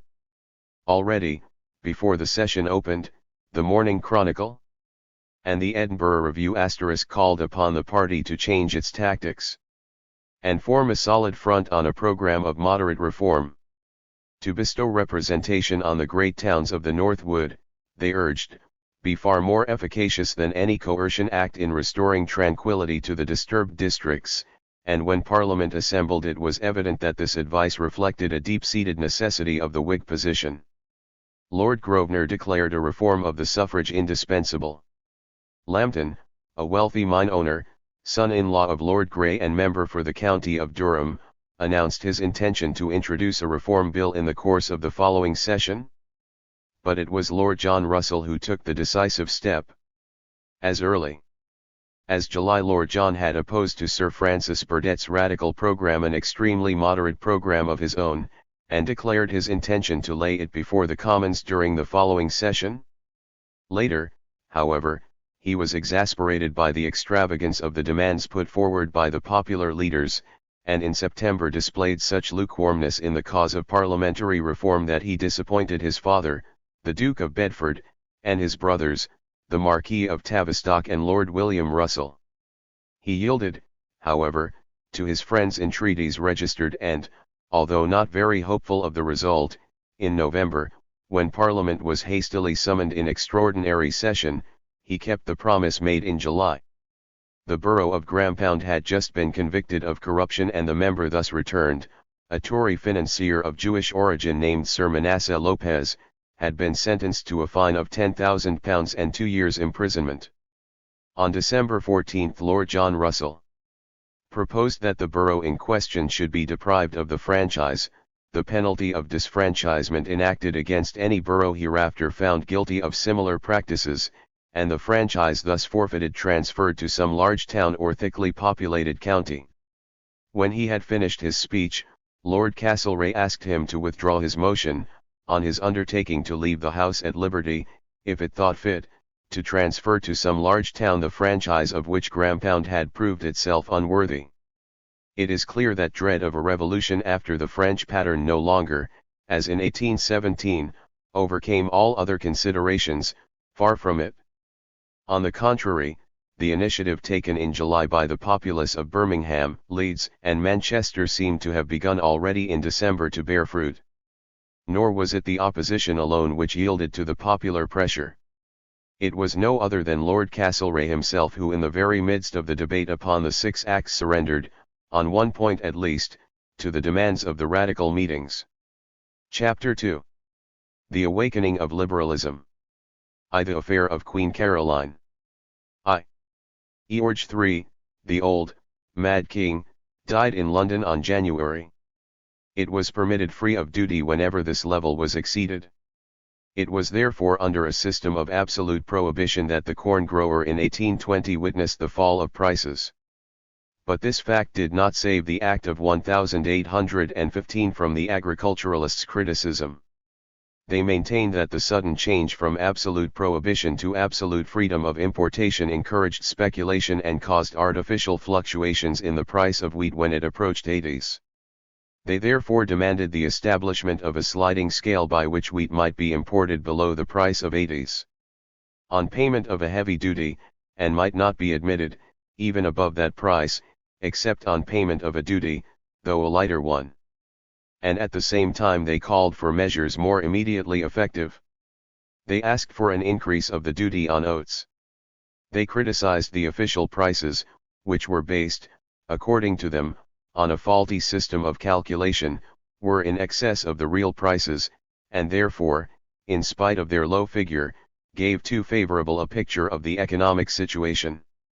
They objected to the right permanently enjoyed by the foreign grower, whatever the price of corn might be, if not to sell his corn in England, at least to store it in British warehouses, for, they explained, the presence of this wheat in bond had an unfavorable effect on prices. They even insinuated that possibly some of it found its way onto the market. They also asked that the state should advance them loans on the security of corn deposited in government warehouses. Later, when the period of surplus production and low prices had passed, their corn would be returned on payment to the state of the capital and interest of the loan. They asked, further, that to relieve the glut in the home market a bounty should be given for the export of cereals. Moreover, Parliament could employ another more indirect method to effect a rise in the price of cereals, indeed of prices generally, namely, a depreciation of the currency. The Bank of England had not availed itself of the 2 years' postponement granted by the Act of 1819, but had restored without restriction specie payment in May 1821. Opponents of the artificial currency had always claimed that its result had been the depreciation of the banknote. Accordingly, they expected that the return to specie payment would result in a restriction of the currency. When, therefore, the return of gold coins to circulation was accompanied by a general fall of prices, of manufactured articles as well as of cereals, it seemed reasonable to ascribe the fall to a diminution in the amount of currency. The country gentlemen were attracted by Atwood's theory, and urged that the bank should take steps to effect an inflation of the paper currency, to continue until corn rose once more to 80s. And they found another scheme submitted just then to the House of Lords by Lord Stanhope equally attractive. That nobleman proposed what he called the equitable adjustment of all debts. According to him, every debt contracted under the system of artificial currency, beginning with the national debt, ought to be reduced in exact proportion to the increase in the value of money since it had been contracted. 2. The more moderate critics did not ask for the repeal of the Act of 1819, but were content to propose that one of its clauses should be amended so as to permit the country banks to continue after 1823 the issue of notes for sums not exceeding £5. Baring, moreover, though he did not himself belong to the class of country gentlemen, brought forward a proposal which seemed calculated to afford them a partial satisfaction. He objected to the abandonment by the government of the old double standard in favor of a gold standard. According to him, bimetallism would have placed the currency on a broader basis. 3.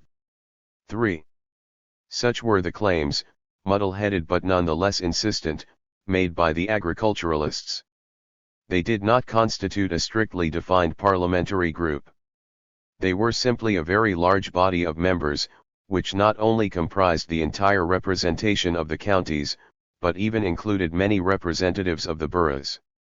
Nor can we identify them with either of the two historic parties. Equally with the Tory, the Whig aristocracy was an aristocracy of great landowners, and there was a Whig, as well as a Tory, gentry. The camp of the country gentlemen, nicknamed by their opponents the Jolterheads, contained not only Tories, such as Sir Edward Knatchbull and Sir Thomas Lethbridge, but Whigs, such as Coke and Western. Indeed, if we regard more closely the leaders of both parties, we may possibly conclude that in 1820 the Whig leaders were more favourable than the Tory to the claims of the agriculturalists. Lord Liverpool in the Lords frankly expressed his opinion that legislation was powerless to remedy the evils of which the agriculturalists complained. And that, though the landlord and farmer might suffer, the low price of foodstuffs was a boon to the working class. 3 In the Commons Lord Castlereagh spoke in the same sense and, turning towards Ricardo, asked him if he would kindly give the country gentlemen the instruction in political economy of which they stood so sorely in need. Registered outside the cabinet, Huskisson employed all his energy to refute in speech after speech the agriculturalists' arguments. Registered and Peel, who had been the object of their unremitting attack since the passage of the Act of 1819 which bore his name, returned to the cabinet towards the end of December 1821. On the other hand, there were several members of the Whig opposition who, like Lord Grey, were convinced advocates of a thoroughgoing system of protection in the farmer's interest. Throughout these 2 or 3 sessions Brougham took care that all his actions and speeches were such as to procure him the goodwill of the country gentlemen. But perhaps the most significant proof of this attitude among the Whigs is a letter which Lord John Russell, the model of Whig orthodoxy, addressed in January 1822 to his constituents, the gentry and farmers of Huntingdonshire. After an opening passage of pleasantries which seemed to imply that the writer accepted the thesis of equitable adjustment, he proceeded to denounce the party which in the name of the so-called science of political economy aimed at substituting the cereals of Poland and Russia for English cereals, and refused to see the difference between an agricultural and a manufacturing population in everything that concerned the morals, discipline, energy, and tranquility of the nation. It is true he advised the agriculturalists not to demand the amendment of the Act of 1815, but only from motives of prudence, to escape falling into a trap, for they were far from sure that any new statute they might obtain would be in conformity with their wishes. The cabinet was at the mercy of every breeze of public opinion, and appeared to be in collusion with the political economists. Political economy is now the fashion, and the farmers of England are likely, if they do not keep a good lookout, to be the victims. 4. The struggle lasted 3 sessions. 3 times the agriculturalists demanded the appointment of a committee to investigate the causes of their distress and recommend the measures so urgently necessary for their relief. Each time they obtained the committee for which they asked, but the first year the cabinet succeeded in confining the scope of the inquiry within narrow limits. The committee was merely to investigate the method by which the official prices were fixed. The second year the composition of the committee was such as to defeat the agriculturalists' hopes. Huskisson and Ricardo were members. It was on this committee that they became personally acquainted, and it was Huskisson who drew up the report.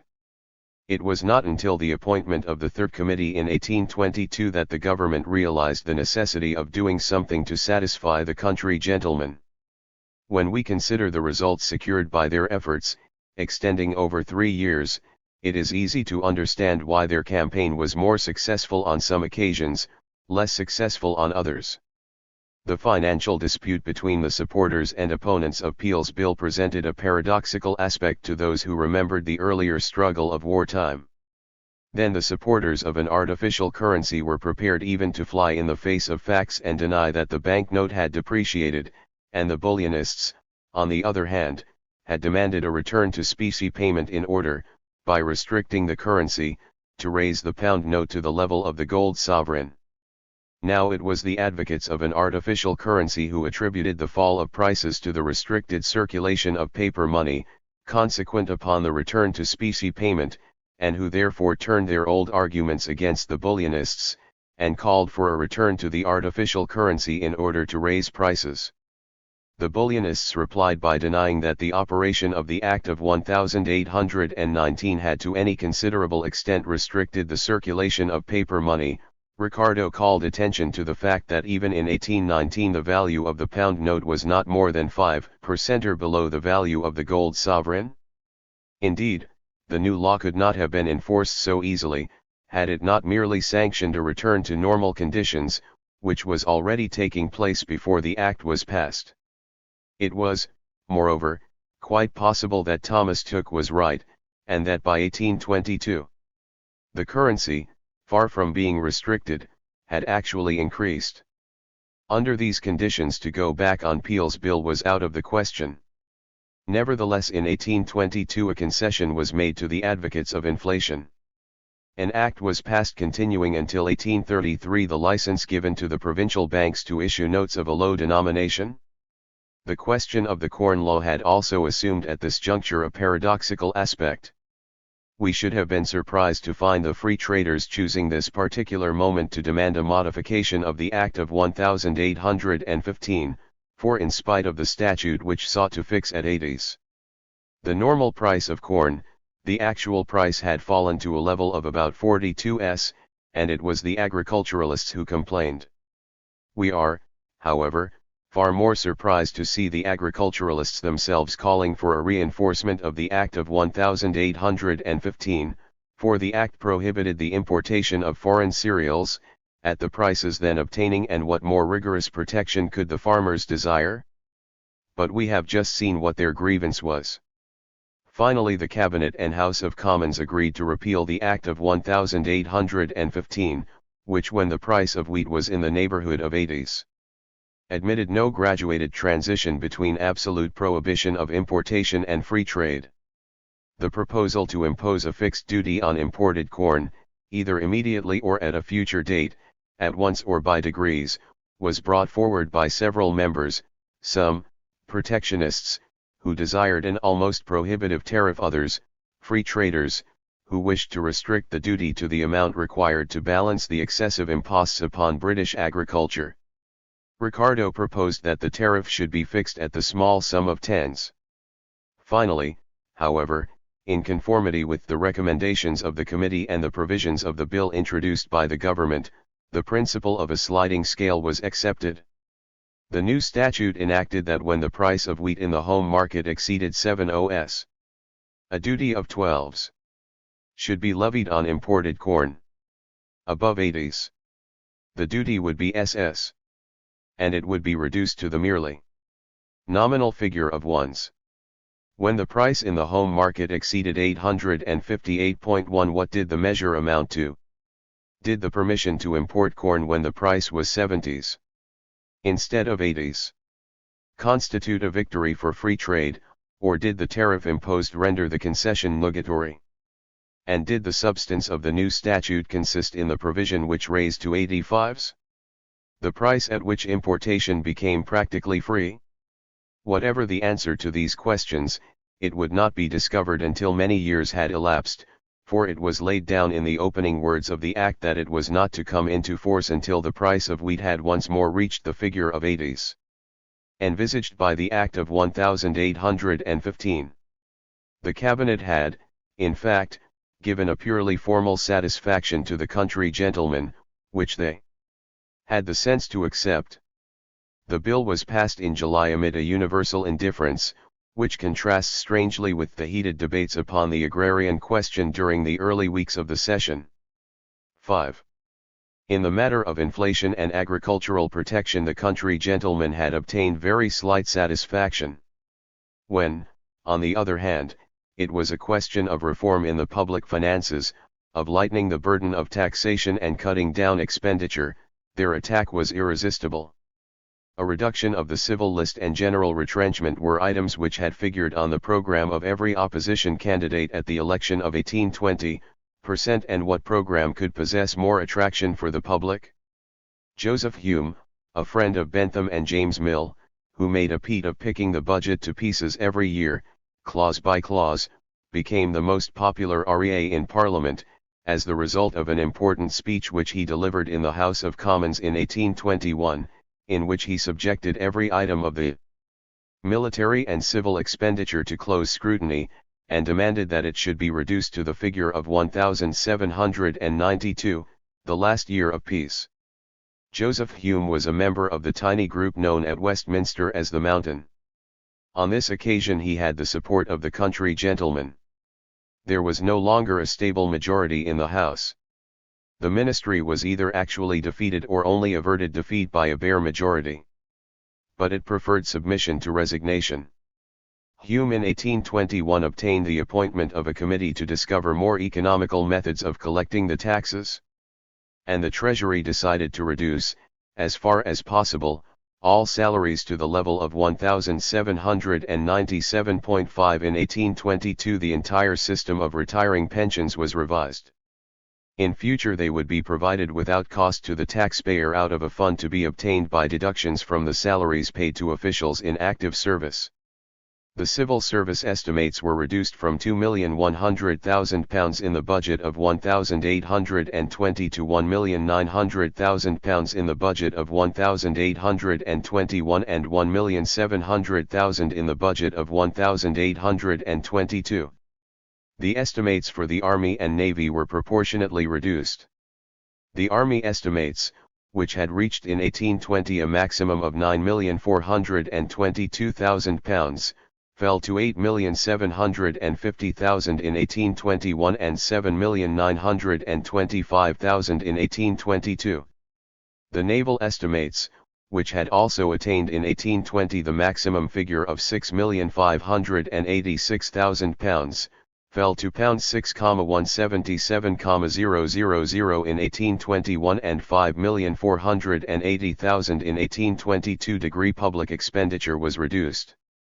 The economic situation improved. In 1821 the revenue from taxation exceeded the estimated amount.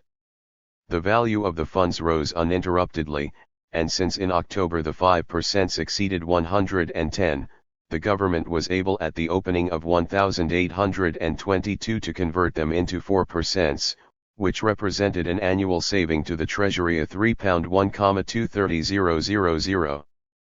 But the problem of the national debt was as far as ever from solution. On the one hand, for every economy affected, and for every increase of revenue, Parliament demanded a corresponding reduction of taxes. Western was within an ace of obtaining in 1821 the abolition of the additional duties on malt, imposed in 1819, and Kirwan with Brougham's assistance carried against the government the abolition of the tax on horses used for agricultural purposes. In 1822 Vansittart judged it prudent to avoid a defeat by anticipating the demands of the country gentlemen. Not only did he abandon the duty on malt, a loss of £1,500,000, he also lowered the duty on salt from 15s to 2s. The bushel, which meant that, unless consumption increased, the revenue it brought in would fall from £1,500,000 to a mere £200,000. He reduced by half the tax on leather, and abolished the duty levied on the vessels of the merchant service in proportion to their tonnage, the tonnage duty, also the Irish window tax. The total revenue he abandoned in this budget of 1822 amounted to £3,500,000. On the other hand, even if these taxes had not been abandoned, it would have been extremely difficult to carry out a policy of genuine redemption. From what source could the marvelous increase of revenue be expected which was required to supply the loss of about 15 million when the income tax was abolished in 1816? The Chancellor of the Exchequer continued to struggle with the same difficulties and to have recourse to the same shifts. In 1820 the government issued a loan of 5 million bearing a nominal interest of 3% or a real interest of about 44%. In 1820 and 1821 £440,000 was raised by a lottery, and the government still continued to patronize the method termed in their curious phraseology a loan from the sinking fund, a method so complicated that already in 1819 it had been the object of sharp criticism by members of Parliament. By these means the Treasury raised £12 million in 1820, £13 million in 1821, and £7,500,000 in 1822. Then Vansittart made a categorical statement of his intention to adopt new methods in the next session, and promised what he called a general revision of the sinking fund. By this phrase he obviously meant the restriction for the future of the sum devoted every year to the sinking fund out of the annual surplus, a surplus which since 1817 the Treasury had attempted to fix at the figure of 5 million per annum. He had evidently taken Huskisson's advice, and was prepared to effect a reform demanded by the nation. But the nation could place little trust in his capacity to accomplish it. His budget of 1,822 exasperated public opinion by its extraordinary complication. But his critics were mistaken when they denounced him as a financial Machiavelli and charged him with deliberately complicating his budget to conceal the rotten state of the national finances. His weakness was his bad conscience. Compelled by his colleagues to sacrifice the system of redemption introduced by William Pitt, he did clumsily what he did against the grain. 6. When they were defending Peel's bill against the attack of the agricultural interest and struggling to prevent the country gentlemen from tightening the Corn Law of 1815, the political economists were on the defensive. In the campaign for retrenchment and a reduction of taxation, agriculturalists and economists joined in a common offensive. But the economists had the courage to undertake, unaided by the agriculturalists, a further campaign against particular monopolies, and with the connivance of the Tory cabinet their campaign was crowned with success. With the connivance, did I say? This may well be an understatement. It could be maintained without much exaggeration that it was the ministers who opened the attack. In December 1819, while the debates upon the 6 Acts were still proceeding, a petition was laid upon the table of the House signed by 80 London merchants, asking Parliament to take into consideration the difficulties with which industry and trade had to contend and the best remedies to apply. The number of signatories was not large, and when a member categorically charged Lord Castlereagh with having engineered the petition in order to divert to economic questions public opinion dangerously excited over the question of parliamentary reform, the charge went unanswered. 1. The petition led to nothing, but Parliament was scarcely prorogued before Thomas Tooke, an economist and a friend of Ricardo, acting in concert with Lord Liverpool, took up the matter afresh and secured the signatures of a very large number of London merchants to a new petition, which Baring presented to the House of Commons on May 8, 1820. The petition was couched in terms calculated to impress the imagination. It was confined to a plain statement of principle in 15 articles. It maintained that the maxim of buying in the cheapest market and selling in the dearest, which regulates every merchant in his individual dealings, is strictly applicable as the best rule for the trade of the whole nation, that a policy founded on these principles would render the commerce of the world an interchange of mutual advantages, and diffuse an increase of wealth and enjoyment among the inhabitants of each state, and that the most efficacious means by which Great Britain could make other nations abandon the protective or restrictive system was to be the first to set the example of following the most liberal policy. Ricardo was delighted to see the English merchants adopt the doctrines of Adam Smith, though he deplored the fact that it had required more than half a century to convert them. The truth was that British trade no longer needed the duties and regulations which had formerly proved so efficient a protection of its infancy. Manufacturers and merchants now found them an obstacle to their propaganda when they attempted to convert the English agriculturalist and the foreign manufacturer to free trade. They were met by the rejoinder, "Why should we adopt free trade and not you?" Petitions were also presented from Birmingham, Glasgow, Manchester, and Liverpool. The ministers replied with the utmost cordiality to the members who speech or supported these petitions. Indeed, was it not they who in the first place had encouraged, possibly even invited, the entire agitation? Robinson, the president of the Board of Trade, replying to Baring in the House of Commons, and Lord Liverpool replying to Lord Lansdowne in the House of Lords, declared themselves, with the necessary reservations, in favour of free trade. Robinson's language was particularly explicit. Two committees of inquiry were appointed, one by the House of Lords in 1820, the other by the House of Commons in 1821. When the appointment of the second committee was moved in the Commons, it was Wallace, the Vice President of the Board of Trade, who made the motion.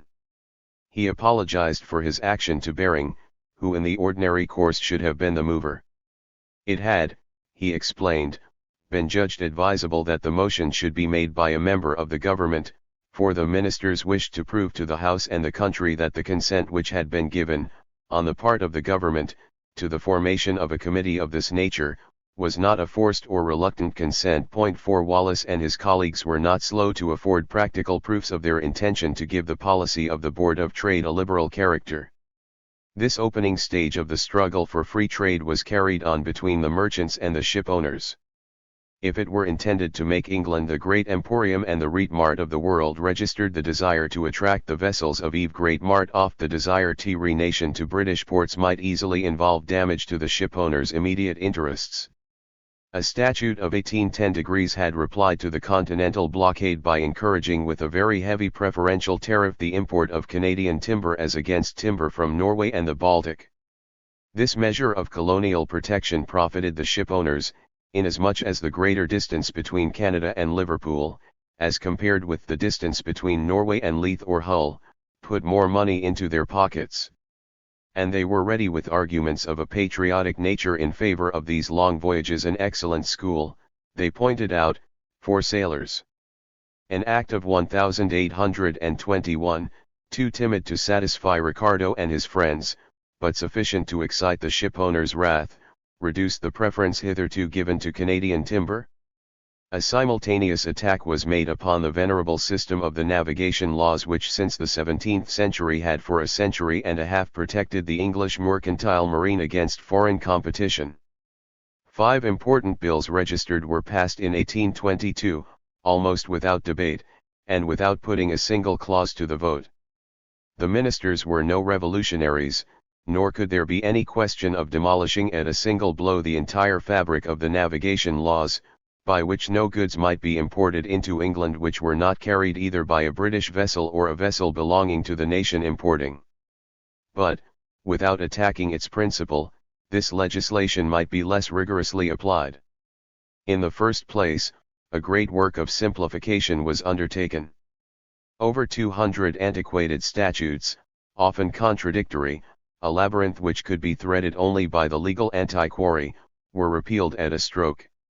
In the second place, the unqualified refusal, in force since the 17th century, to permit Dutch ships to land in England, was abandoned, and this step, in conjunction with the simultaneous abolition of certain protective measures specially directed against the commerce of Prussia and Russia, had the effect of placing all the nations of Europe on an equal footing as regards their commercial relations with England, and all the European nations alike benefited from the liberal spirit which inspired the new legislation. In future, for an article to be admitted into England from a foreign port, it need not have been produced in the country from which it was exported. Whatever its place of origin, European or otherwise, it might be imported into England provided the vessel on which it was shipped belonged to the port in question. In virtue of an agreement concluded in 1816, the United States had secured complete reciprocity of treatment for British vessels in American ports and American vessels in British ports. But they had failed to get this reciprocity extended to their commerce with the British colonies in America. American goods, though their importation had been permitted since 1805, could be imported only in British vessels. The United States had made reprisal by a law which closed American ports to British vessels from the colonies and thus totally destroyed the American trade of the latter. The colonies complained to the home government, and it did not turn a deaf ear. The ports of the British American colonies were open to vessels from the United States. But the United States did not constitute the whole of the New World. South America, of which the greater portion was nominally subject to Spain, had been for several years past in a state of rebellion. The Act of 1805, which had permitted the importation of goods from Spanish America to the English colonies, had mentioned colonies belonging to or under the dominion of any foreign European sovereign or state. Now when Spanish dominion over the countries across the Atlantic was scarcely more than a name, the new statute ignored the sovereignty of Spain and spoke simply of any foreign country in the continent of North or South America, or any foreign island in the West Indies, and England wished to encourage these South American states, whose trade with her colonies she was thus fostering, to trade also directly with herself. Hitherto their goods could reach Europe only indirectly through the Spanish market. In future South American produce might be shipped directly to England either on English or native vessels. Nor could the English colonies be refused this freedom to trade with the entire world which the nations of South America had just conquered by armed rebellion and which England by her new legislation was inviting them to use to the full. Certainly they were not granted all the rights of an independent state. England retained for herself the monopoly of importing manufactured articles, and, unless it were to an American port, their raw materials could be exported only on British vessels. Nevertheless, the colonies now obtained for the first time the right to export all their produce directly to Africa and Europe. So far as South America was concerned, the new statute amounted to a recognition of the economic independence, at least of the colonies in rebellion against Spain. In this acknowledgement England's commercial policy joined hands with her foreign policy. 3 democratic republics had been set up, at Buenos Aires, in Chile, and in Colombia, and this revival of Jacobin principles cannot, we may be sure, have been very agreeable to the English cabinet. The British government had attempted to mediate between Spain and her colonies, and would perhaps have favoured the plan of establishing monarchies in South America governed by Bourbon princes, if France had not espoused it so warmly that the cabinet shrank from encouraging a possible revival of the 18th-century Bourbon family compact. In this matter, however, the ministers were obliged to do violence to their political preferences and shape their policy in conformity with public opinion, which under the combined influence of several different motives was enthusiastic in support of the new republics. Ever since 1815 England had been sending out her swarms over the entire globe.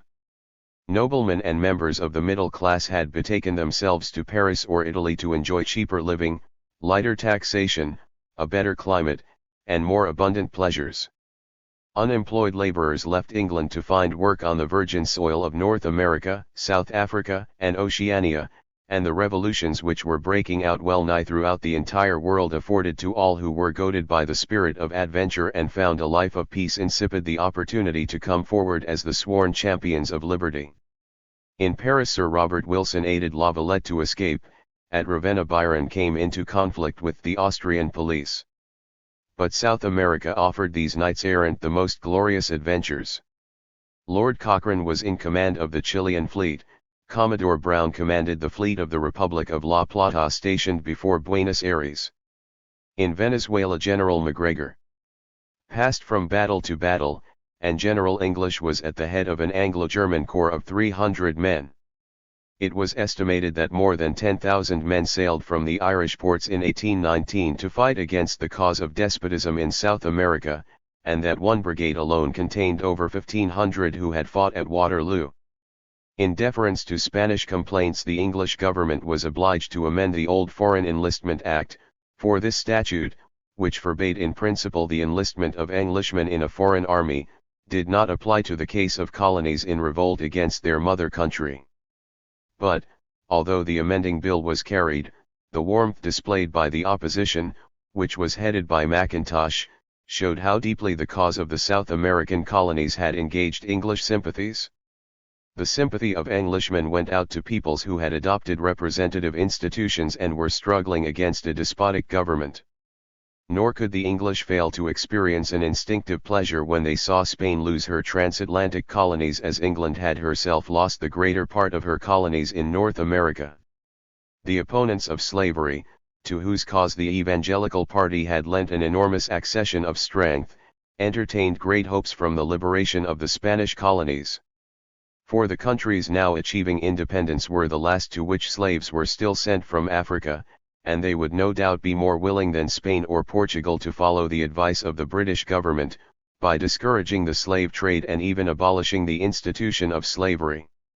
Wilberforce, who here, as elsewhere, occupied a position on the borderline between orthodox Toryism and liberal principles, warmly supported the cause of the Spanish colonies. Finally, and this was perhaps the weightiest consideration, their independence was in the interest of British commerce. In South America there had been opened providentially a market for English goods, which was believed to be of an almost incalculable size. People spoke of a population of 20 millions at the very time when the nations USA Europe, which had returned to the normal conditions of peace, were excluding British trade by heavy tariffs or even by absolute prohibition. The events which were taking place in South America directed the attention of the British public to questions of foreign policy.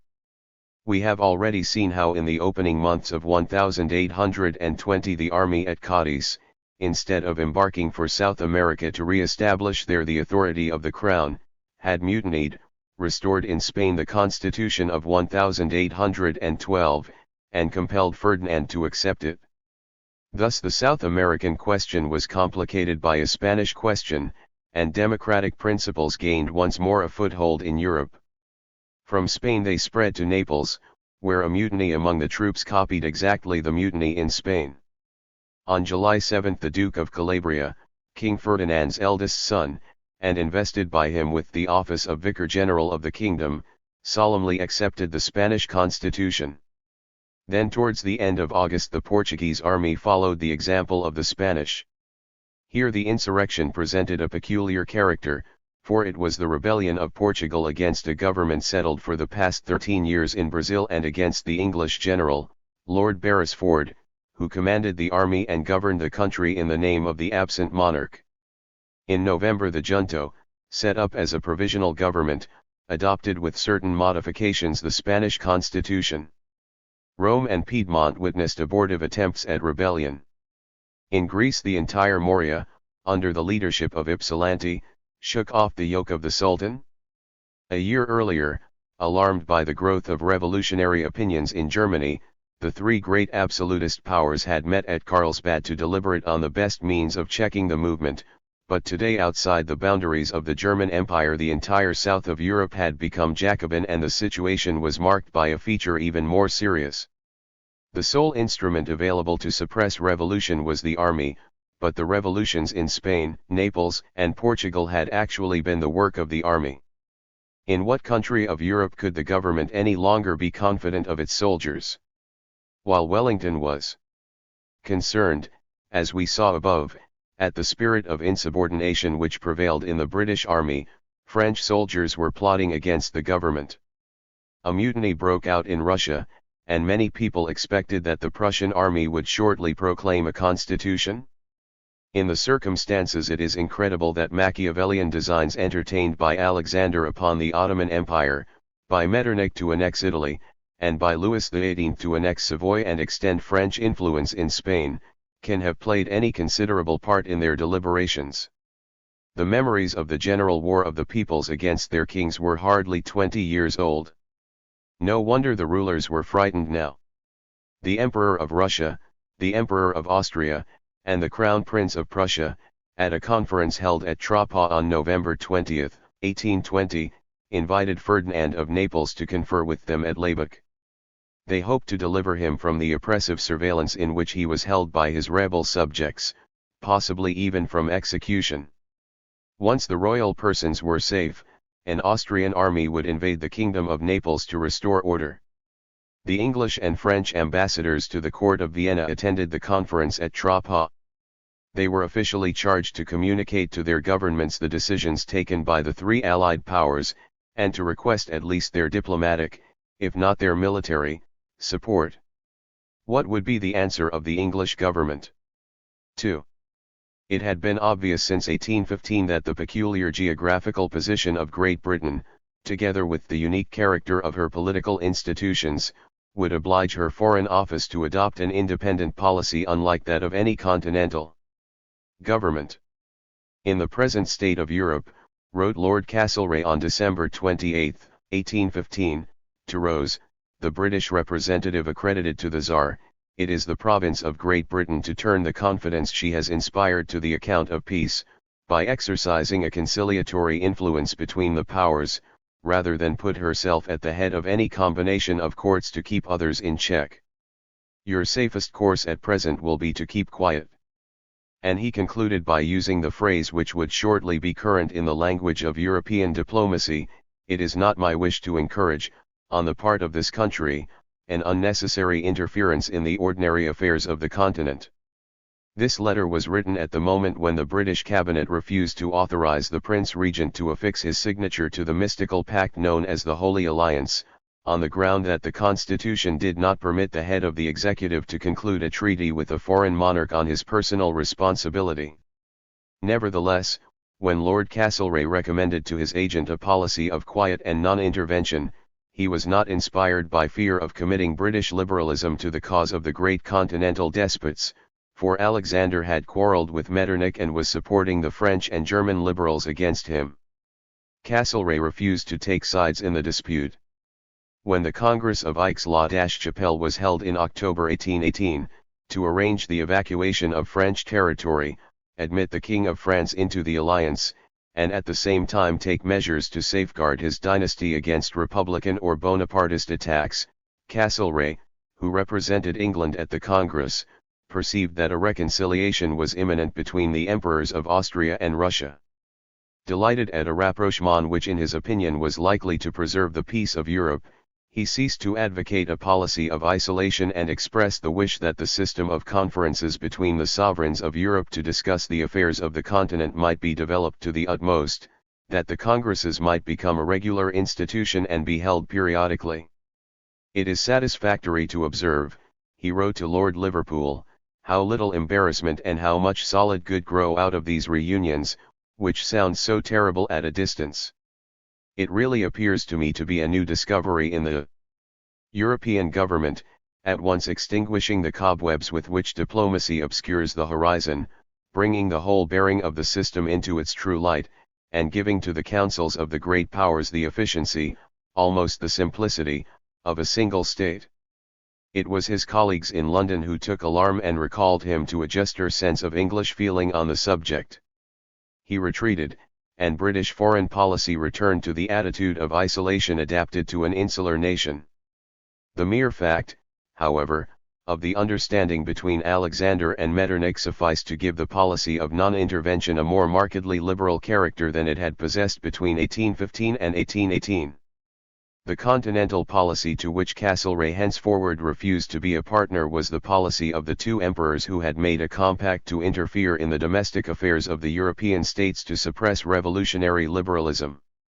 Of such intervention Castlereagh disapproved in principle, not only in Germany, but even in France where, it might seem, the English government was bound by an express undertaking to protect the reigning dynasty. In support of his attitude he invoked two arguments.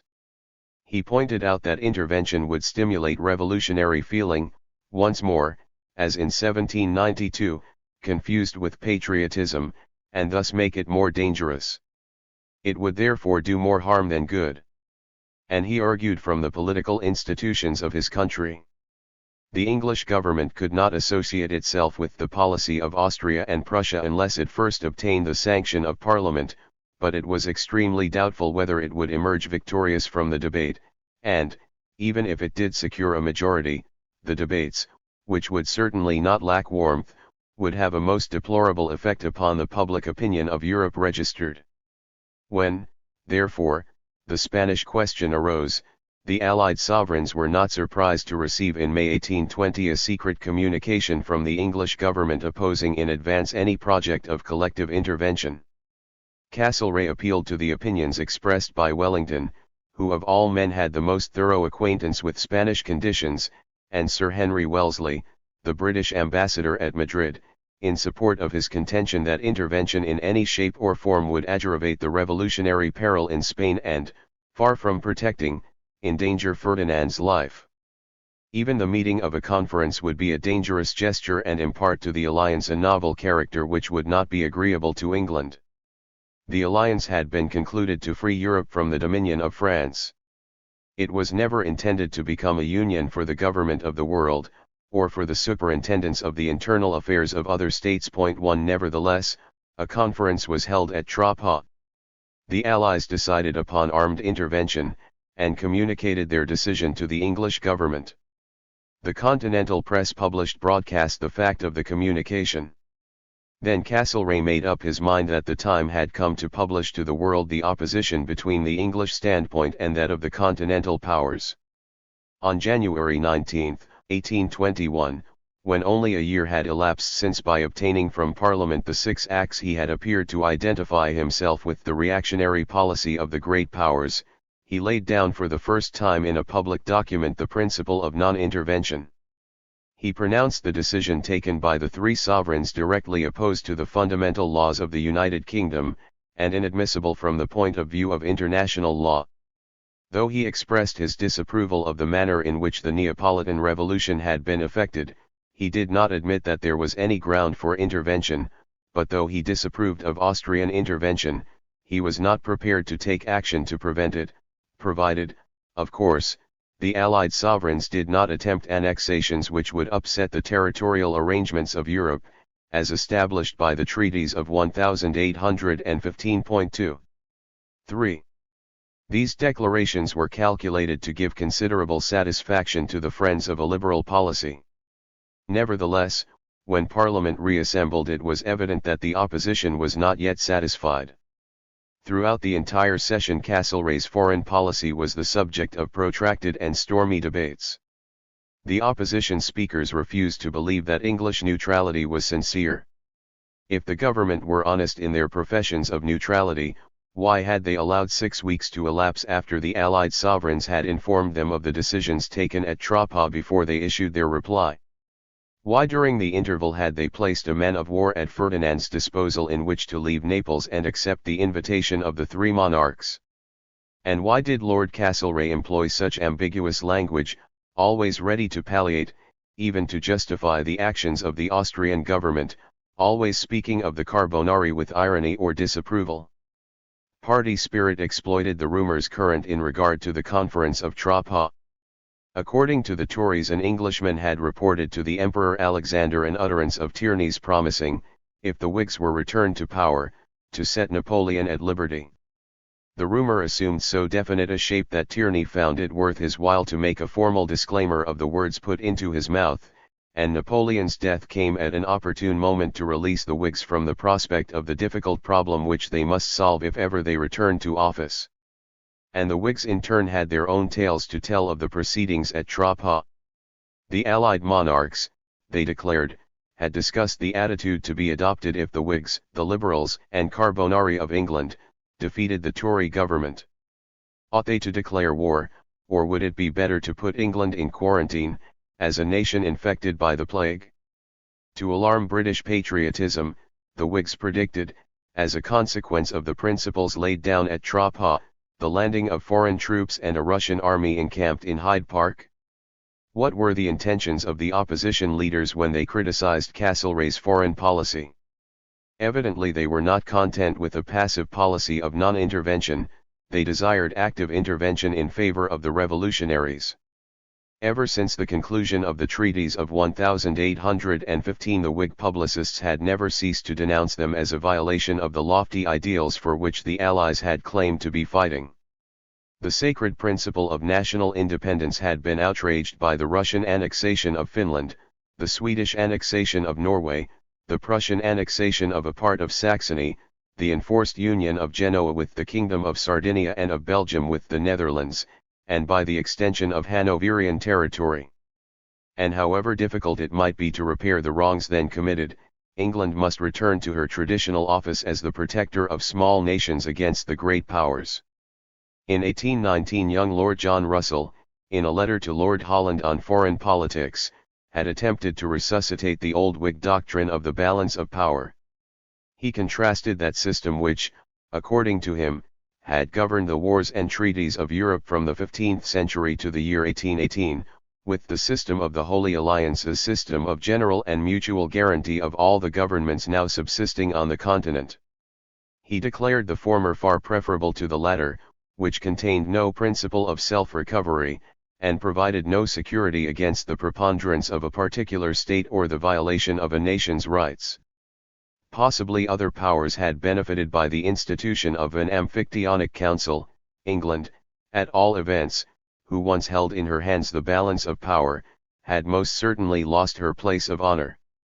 But in the golden age of Whiggery and the balance of power, war had been the instrument by which England had preserved her prestige unimpaired, and it was as a justification for war that the balance of power was now advocated by Lord John.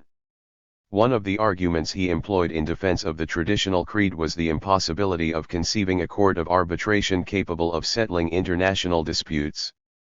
Could liberals, in fact, accept the arbitration of the Tribunal of Kings in session at Aix-la Chapelle, Troppau, and Labec.1? Thus the real issue debated in the House of Commons between Castlereagh and the opposition was the choice between peace and war. The opposition refused to accept the policy and non-intervention as it had been applied in Italy. The Whigs would have desired the dispatch of a formal remonstrance to Austria, which, coming from England, would have possessed sufficient weight to prevent Austrian intervention. If, however, it had produced no effect, would the opposition have been prepared to advocate war? At the very time when the government was endeavoring to gratify its desires by reducing each year the naval and military expenditure, would it have sought to force upon the government a foreign policy which involved the increase of that expenditure? The question is not easy to answer.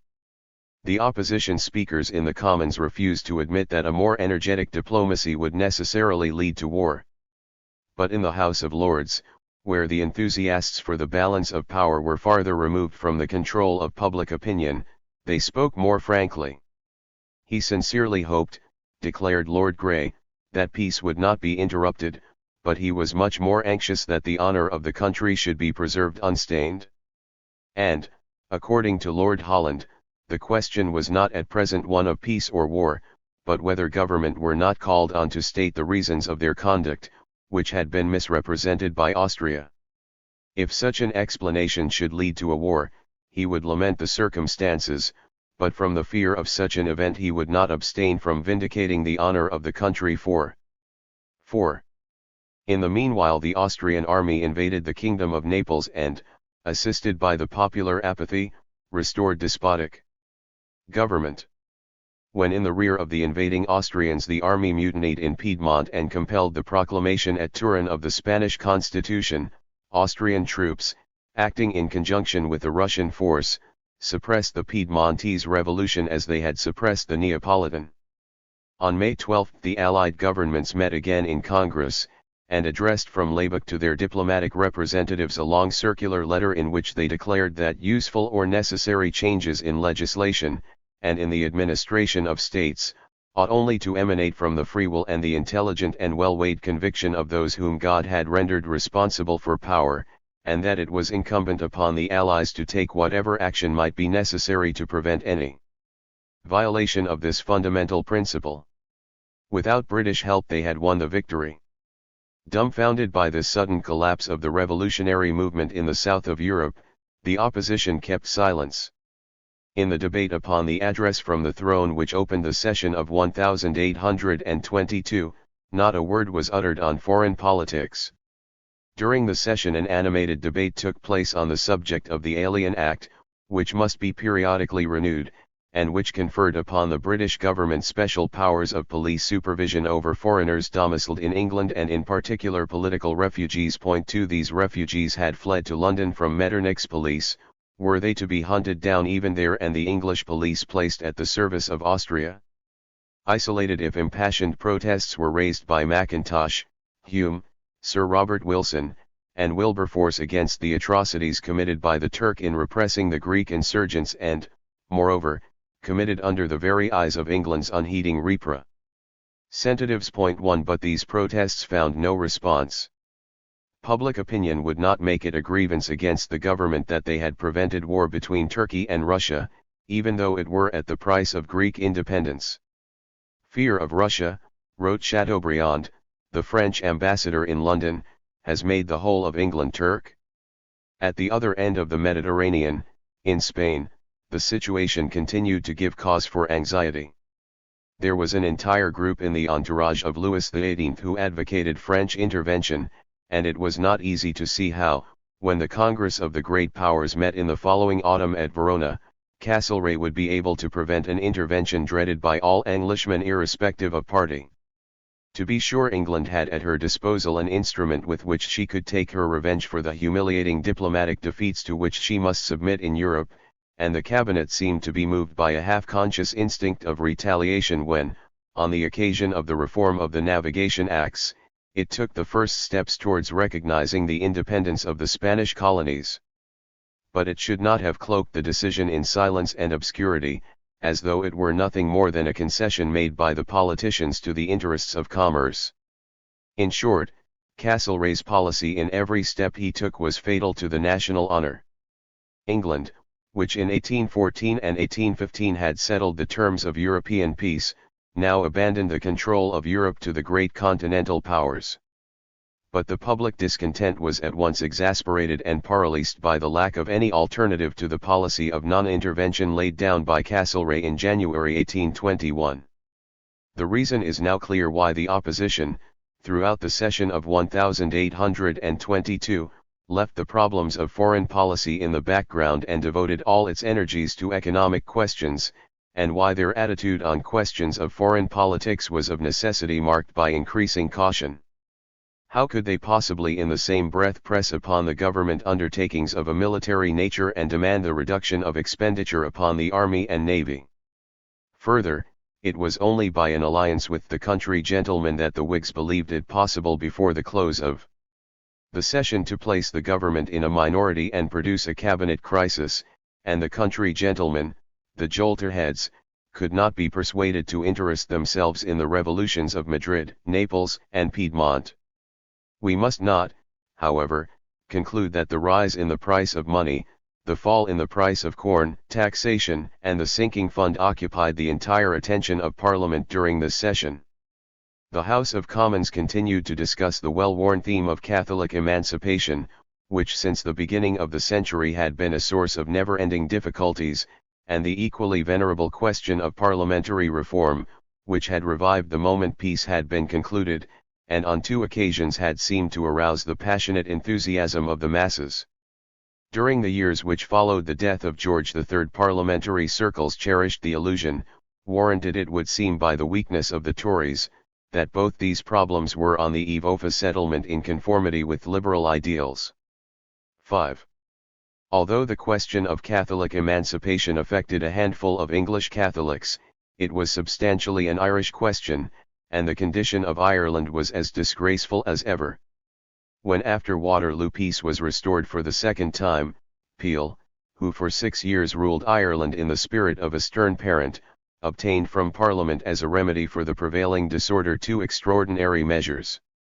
One was a Police Act, which authorized the Lord Lieutenant to raise in any country in which disaffection was rife a body of armed police, to be maintained at the expense of the county. The other was an Insurrection Act, which empowered him to establish in a particular district a modified system of martial law, and in particular to forbid the inhabitants to leave their houses without a special permit before sunrise or after sunset. In 1818 Peel considered that order had been sufficiently restored, and did not ask for a renewal of the Insurrection Act. But towards the end of 1819, at the very time when the British Parliament was passing the Six Acts, disorders broke out afresh in the country districts of Ireland. The government hesitated for some time before taking active measures, and was content to dispatch reinforcements to Ireland without asking Parliament to pass any special legislation. Castlereagh had always favoured a policy of conciliation in Ireland, and Peel, who 2 years before had resigned the position of Secretary of State for Ireland, was no longer present to force his hand. But towards the end of 1821 the agrarian disorders became so serious that, when the session of 1822 opened, Parliament passed a new Insurrection Act registered and suspended habeas corpus. More efficacious than legislation to alleviate, if not altogether to cure, the disorder, was a famine which broke out in Ireland in the spring. From banditti the Irish peasants became beggars, and English charity in no stinted measure came to their assistance. There was, however, no direct connection between this unrest among the lower classes and the Catholic question. It is true that the lower classes in Ireland were Catholic, and therefore predisposed to lend a ready ear to their priests when they explained their sufferings as the effects of Protestant persecution. The tithes payable by the small tenants to the Protestant clergy were naturally odious to them, a fact of which the English government was so fully sensible that in 1822 it dealt with the question for the first time and carried an act which made it possible for any tithe-payer who might wish to do so to commute his tithe, but it would be false to regard the tithe as the real cause of the troubles of Ireland, or to treat the disturbances as in any true sense a religious struggle. The disturbances, declared Robert Peel, which now prevailed, had no precise or definite cause. They seemed to be the effect of a confederacy in crime, a systematic opposition to all laws. The radical cause of the disorders was the inequitable distribution registered of property. If their lordships, said Lord Liverpool, looked at the different proclamations, handbills, notices which had been sent forth in the disturbed parts of Ireland, though they would sometimes find religious difference mentioned, they would hardly perceive any notice taken of the government. It was an insurrection against property, and not against the government of the country. The insurrection possessed neither definite program nor recognized leaders. The lack of interest in Catholic emancipation displayed by the lower classes in Ireland is proved by a significant fact. Since 1793, Irish Catholics, though incapable of election to Parliament, had possessed, unlike their English brethren, the right of suffrage, and the electorate in the Irish counties was far more democratic than in the English. There was, therefore, nothing to prevent the Irish Catholics from uniting to return members pledged to their cause. But these slaves, though continually in revolt, remained slaves nevertheless, and continued to vote in their masses for the candidates selected by the landlords. Therefore the question of emancipation, even when the disturbances in Ireland were at their height, was, generally speaking, fought above the heads of the Irish proletariat. The restoration of peace was unfavorable to the cause of emancipation, for its supporters belonged for the most part to the group which had opposed the war and despaired of a successful issue. In consequence, the old Tory party, which had supported the war through thick and thin, reaped the benefit of the victory. Moreover, we have already seen the disastrous effect on public opinion produced by the action of the Ultramontanes, that is to say, of the majority of Irish Catholics in 1813, when they threw over Grattan, the untiring advocate of the Catholic cause, at the very moment when he believed the battle had been won. Ultramontanes and Cisalpines continued to quarrel, to their mutual enfeeblement and the Protestants' delight. The Parliament of 1812, which had been favourable to the Catholic claims while the war lasted, became hostile as soon as it was over. There was a majority of 31 against the Catholics in 1816, of 24 in 1817.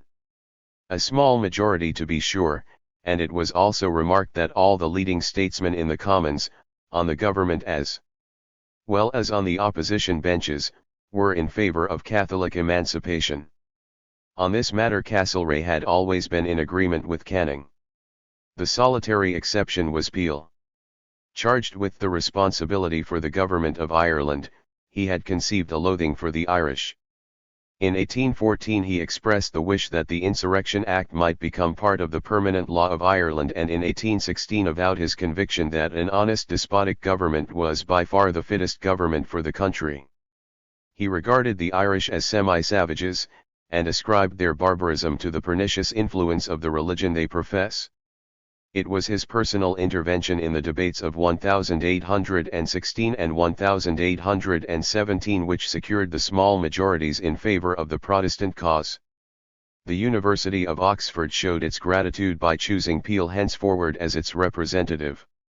Nevertheless, Peel did not oppose the passage in 1817 of an act which threw open to Catholics even the highest commands in the army and navy registered. This was the reform for which 10 years before the Whigs had attempted in vain to secure the assent of George III, who had dismissed the cabinet and replaced it by a Tory ministry. Now under a Tory government the bill which was introduced in the Lords passed the Commons without a single voice being raised in opposition. 6. Peel resigned his seat in the cabinet. A new parliament was elected. In 1819 a motion in favour of Catholic emancipation was rejected in the Commons by the insignificant majority of 2 votes. 6 Then George III died, and a persistent rumour got abroad that the change of monarch would be favourable to the cause of Catholic emancipation. George IV was hardly on the throne when he entered into negotiations with Lord Wellesley, who had always been a supporter of emancipation. Surely this was a sign of the king's wish to make him prime minister? A sign also that King George did not feel himself bound in conscience to carry out the wishes of his dead father? That he was returning to the convictions of his youth?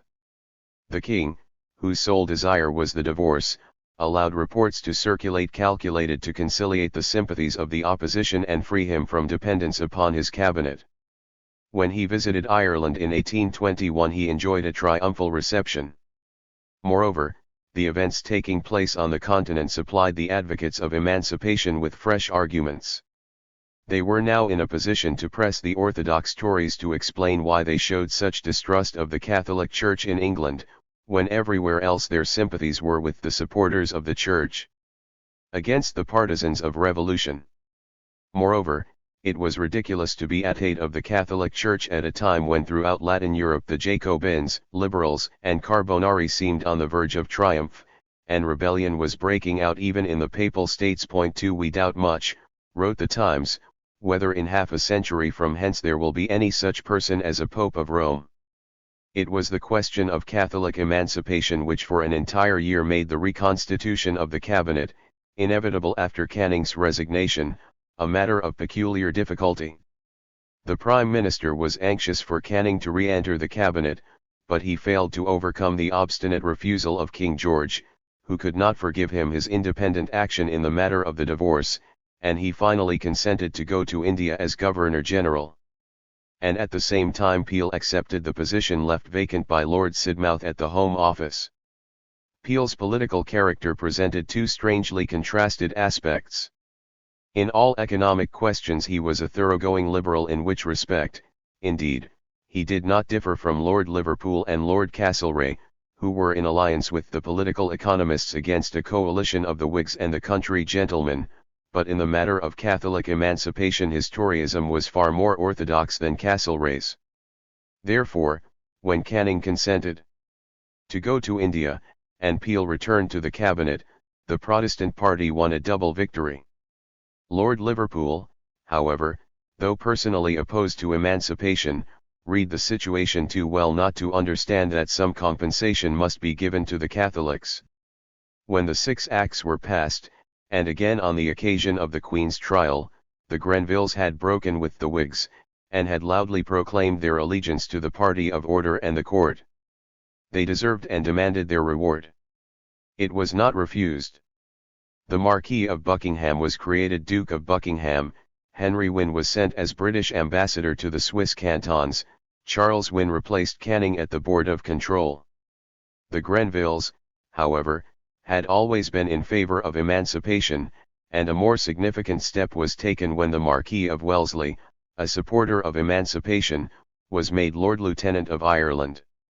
He refused to work with Saurin, the Irish Attorney General, who was an ultra-Protestant, and obtained his removal to make way for Pluckett, who since 1815 had been the recognised advocate of the Catholics in the Commons, and had made it his business to introduce almost every year a motion in favour of their claims.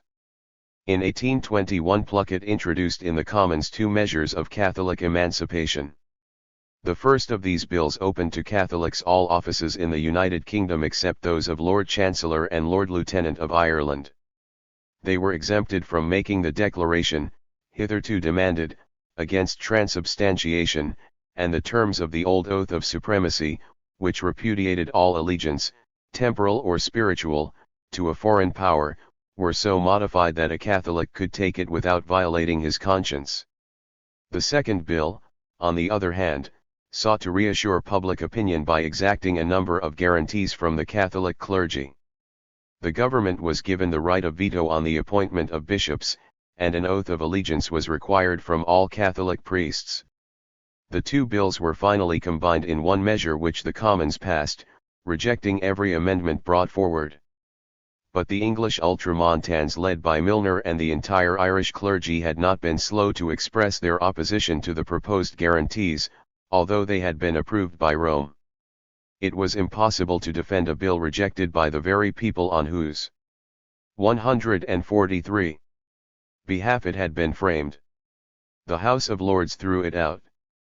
The following year Plunkett, now a member of the cabinet, showed no disposition to reintroduce his bill of the past session, pleading that he was under no obligation to introduce it annually, and that the political situation rendered its introduction during the present session inopportune. Canning, who had not yet left for India, then came forward and brought in a bill of more modest scope. The previous year Catholic peers had been allowed to take part in the coronation.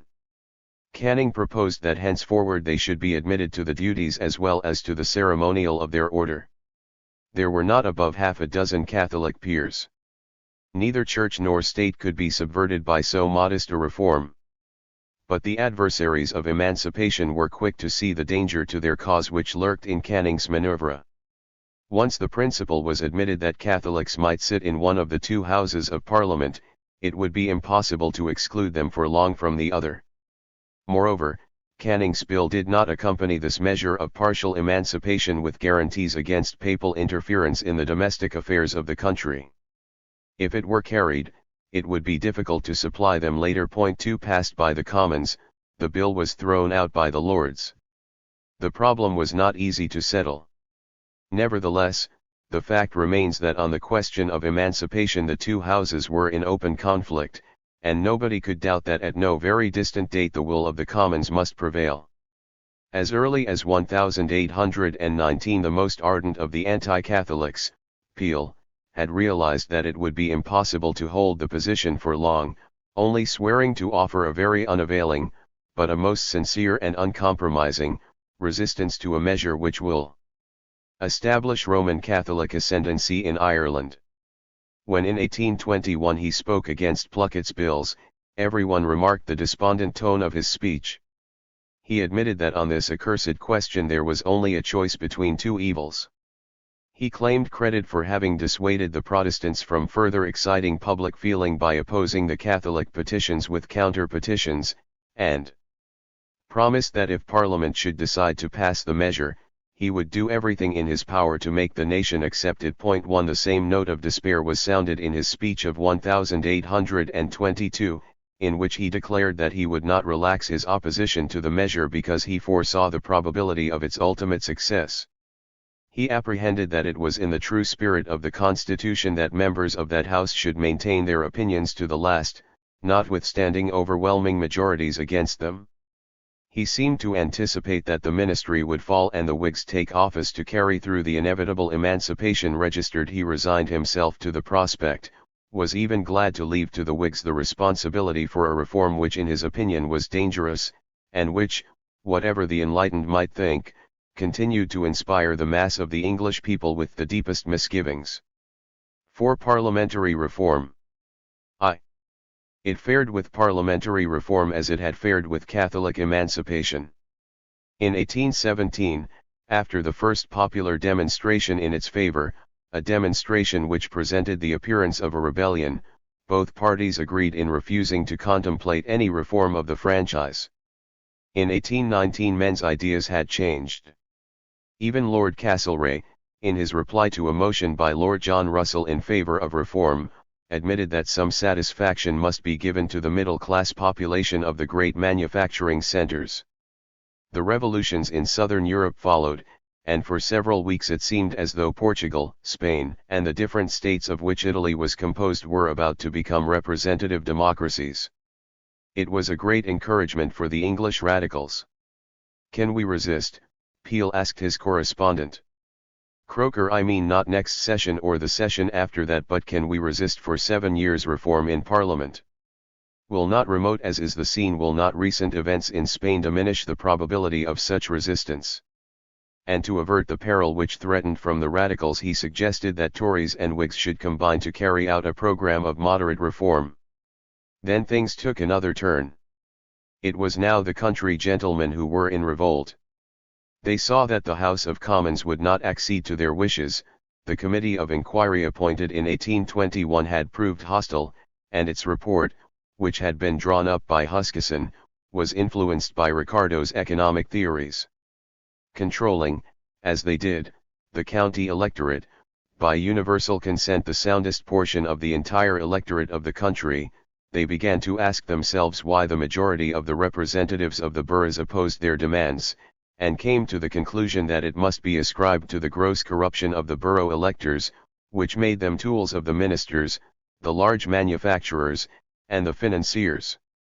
Therefore, they concluded, a reform of the representation which would disfranchise the rotten boroughs could not fail to promote their interests.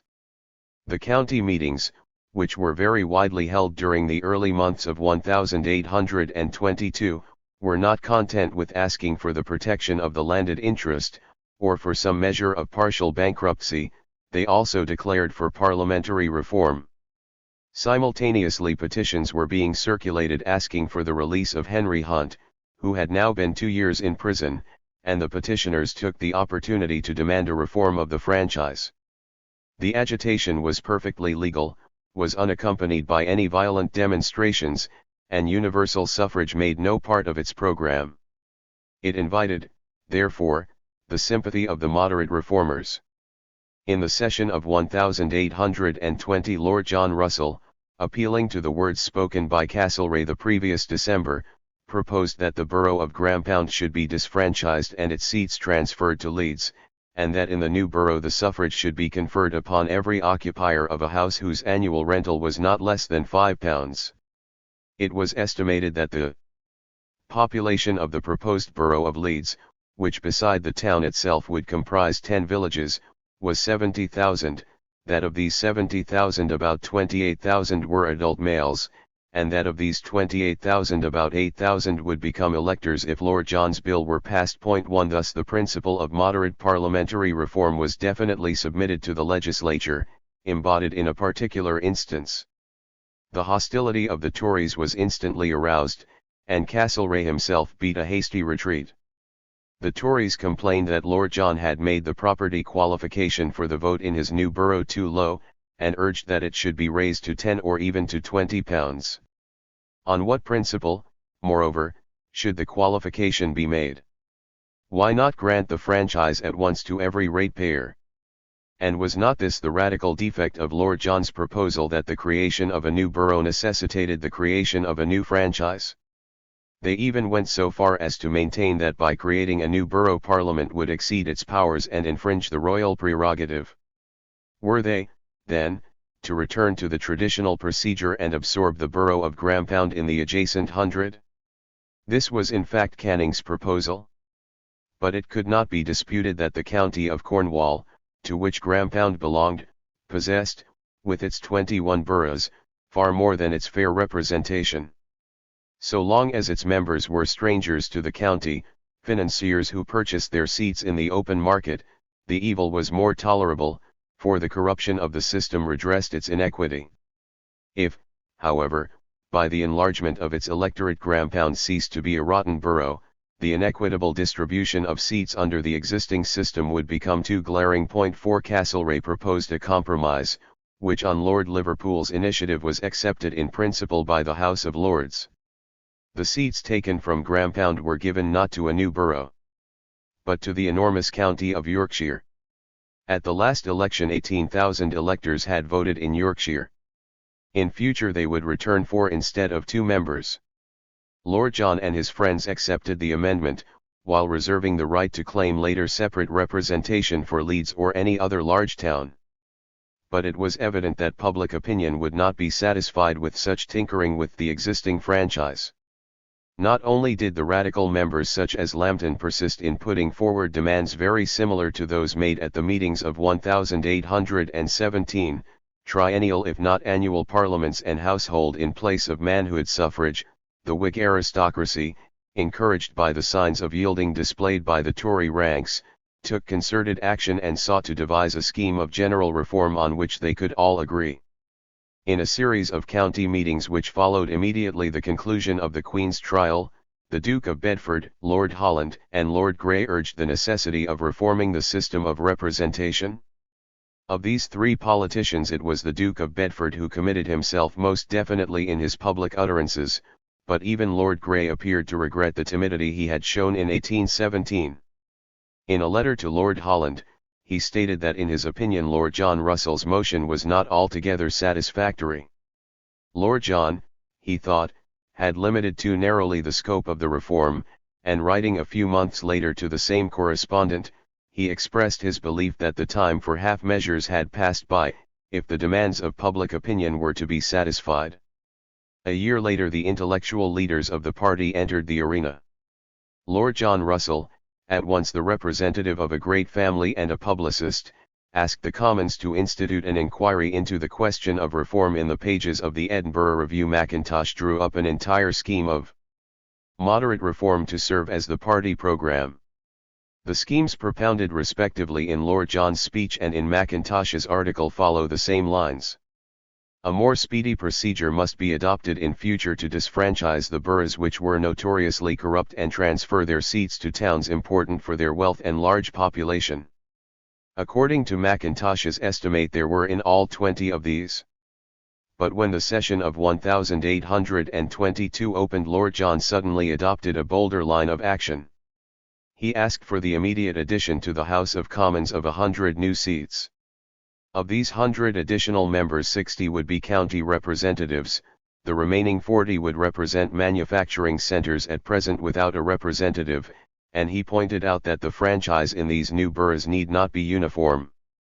If objection were taken to this sudden increase in the number of seats, the 100 boroughs which under the present system had the smallest electorate might be deprived of half their representation and for the future return only one member instead of two. It was plainly no longer a question of giving the Grahampound Bill a general application but of a reform on a very large scale, which, if entitled to be called moderate because it did not include manhood suffrage, was nevertheless radical in comparison with any measure of reform hitherto acceptable to the Whig party as a whole. What was the explanation of this sudden boldness? It was due beyond question to the apparent conversion en masse of the county meetings, that is to say, of the country squires to the cause of reform, and the same reason explains the undemocratic tone which pervaded Lord John's speech, his eulogy of the revolutions effected in the past by aristocracies, the OE of the Tarquins and of the Stuarts, his appeal not to the Whigs alone, but to the influence of a united aristocracy, and more especially to the Tory members of the House of Commons, his emphatic tributes to the county electorate, and the preponderance given to the counties in the measure itself. It seemed to him a favourable opportunity to attempt the formation of a sort of country party which under the leadership of the great Whig families would support his policy in opposition to the Court party, and the temporary estrangement between the Court party and the Court itself was a further encouragement to the project. If these were indeed the hopes entertained by Lord John I, he was quickly undeceived. His motion could muster no more than 164 votes against 269 for the government. The Tory Paney had remained loyal to the cabinet. But one thing at least had been achieved: for the first time the Whigs had presented a solid front in support of a concrete measure of reform, and at any time the fortunes of the parliamentary war might place them in power. This consideration explains the tone of the great speech in which Canning opposed Lord John's motion. It is instructive to compare it with the speech which Peel would shortly deliver against the Catholic Bill introduced by Canning himself. Both speeches, dealing with different questions, display the same determination and the same uneasiness: if the noble lord shall persevere, and if his perseverance shall be successful, and if the results of that success shall be such as I cannot help apprehending his be the triumph to have precipitated those results, be mine the consolation that to the utmost and the latest of my power I have opposed them. 2. The labours of the session continued until August 6, and, when Parliament was prorogued after 6 months of unremitting warfare against the government, it was evident that the new strategy of the opposition, its attempted alliance with the country gentlemen, had not obtained the victory it had been designed to achieve. In adopting it had the leaders of the opposition, who were themselves Wren landlords, sought to promote the interests of their class. Or had they merely pursued an immediate political advantage, hoping to place the ministers in the minority in a house where the country gentlemen were in a majority? Whatever their motive, they had failed. The vast majority of the country gentlemen had remained faithful to the government, and, on the other hand, the Whigs had alienated the political economists and the manufacturers at the very moment when the self-esteem of these powerful groups was flattered by the sight of Lord Liverpool, Robinson, and Wallace shaping the commercial policy of the kingdom in accordance with their wishes. The session of 1822, on which the Whigs had built such high hopes, had proved after all as disappointing as those which had gone before it. In 1820 they had expected the Queen's trial to produce revolutionary changes, or, at the very least, a cabinet crisis. But the ministers were still in office, possibly, it was surmised, for life. As Brougham had foretold, the affair of the Queen had been forgotten as completely as the earlier scandal of the Duke of York and his mistress. In 1821 the Whigs had hoped to exploit the revolutions of southern Europe against the government, but in 1822 their silence seemed an admission that Lord Castlereagh's policy of non-intervention was, after all, the wiser course, and now, when their attempt to form an alliance with the country gentlemen had proved so barren, could they still hope that they would be able to overthrow the government in the near future on the question of Catholic emancipation or of parliamentary reform? It was a very doubtful prospect. Every speaker in the House agreed that these questions were being debated in an atmosphere of unruffled calm, even, according to some, of apathy. In Ireland the Catholic Board which O'Connell had directed in his youth had ceased since 1819 to keep him in the public view. The atrocious crimes committed in the Irish country districts had nothing to do with the Catholic question, and the agitation on behalf of parliamentary reform at the county meetings was, after all, more or less superficial, as though engineered rather than spontaneous, for since unemployment had ceased in the factories and foodstuffs were cheap, it was no longer sustained by a wave of popular discontent like those which had moved the proletariat of the large towns in 1816 and 1819. The spring had not passed before it was completely dead. Seize so favorable an opportunity, urged the advocates of reform, to settle two grave problems with the calm deliberation. 151. They require, and do not wait until they must be settled in a hurry under the threat of revolution. What good purpose, replied their adversaries, is served by effecting reforms for which there is no urgent demand? The latter argument was weaker than the former, but it was better adapted to win the suffrages of a legislature. The opposition, therefore, was as remote from office as ever. Did this mean that the prestige of the government stood higher? Certainly not. There is no serious or genuine fear of revolution. Neither the politicians nor the public believe in its possibility. But there is a widespread feeling that the old tenets, whether of the government or the opposition, are outworn, and in every direction search is being made for that new creed which everyone believes to be necessary, but no one possesses. The result is that the cabinet is very strong and the official opposition very weak, yet the cabinet is the object of general attack and the opposition is very strong in the country. These remarks of a foreign observer describe excellently the political situation. 1 Never, indeed, had the cabinet been more unpopular than at present, and of its members no one was more disliked than the leader of the Commons, Lord Castlereagh, and his unpopularity, in some respects unaccountable, is all the more significant. It is unaccountable in the first place because Castlereagh was by no means the most reactionary of the ministers. The straightest sect of Toryism was represented in the cabinet by Lord Eldon, Lord Sidmouth, and after 1818 by Wellington, and Castlereagh was responsible for the Coercion Acts only inasmuch as he had yielded, often after considerable hesitation, to their pressure. And if he is to bear the blame for Vansiddart's blunders he ought in justice to receive credit for the steady support which he gave in Parliament to the liberal economics of Robinson and Wallace, and in the matter of Catholic emancipation and the government of Ireland he had been, since Canning's resignation, the head of the liberal section of the cabinet. On the question of parliamentary reform, he was less obstinate in defence of the existing system than Canning, and even the opposition could not help admitting that he had dissociated the foreign policy of Great Britain from the policy of the absolutist powers. Why, then, was he so unpopular? One reason was that the most reactionary ministers sat in the House of Lords.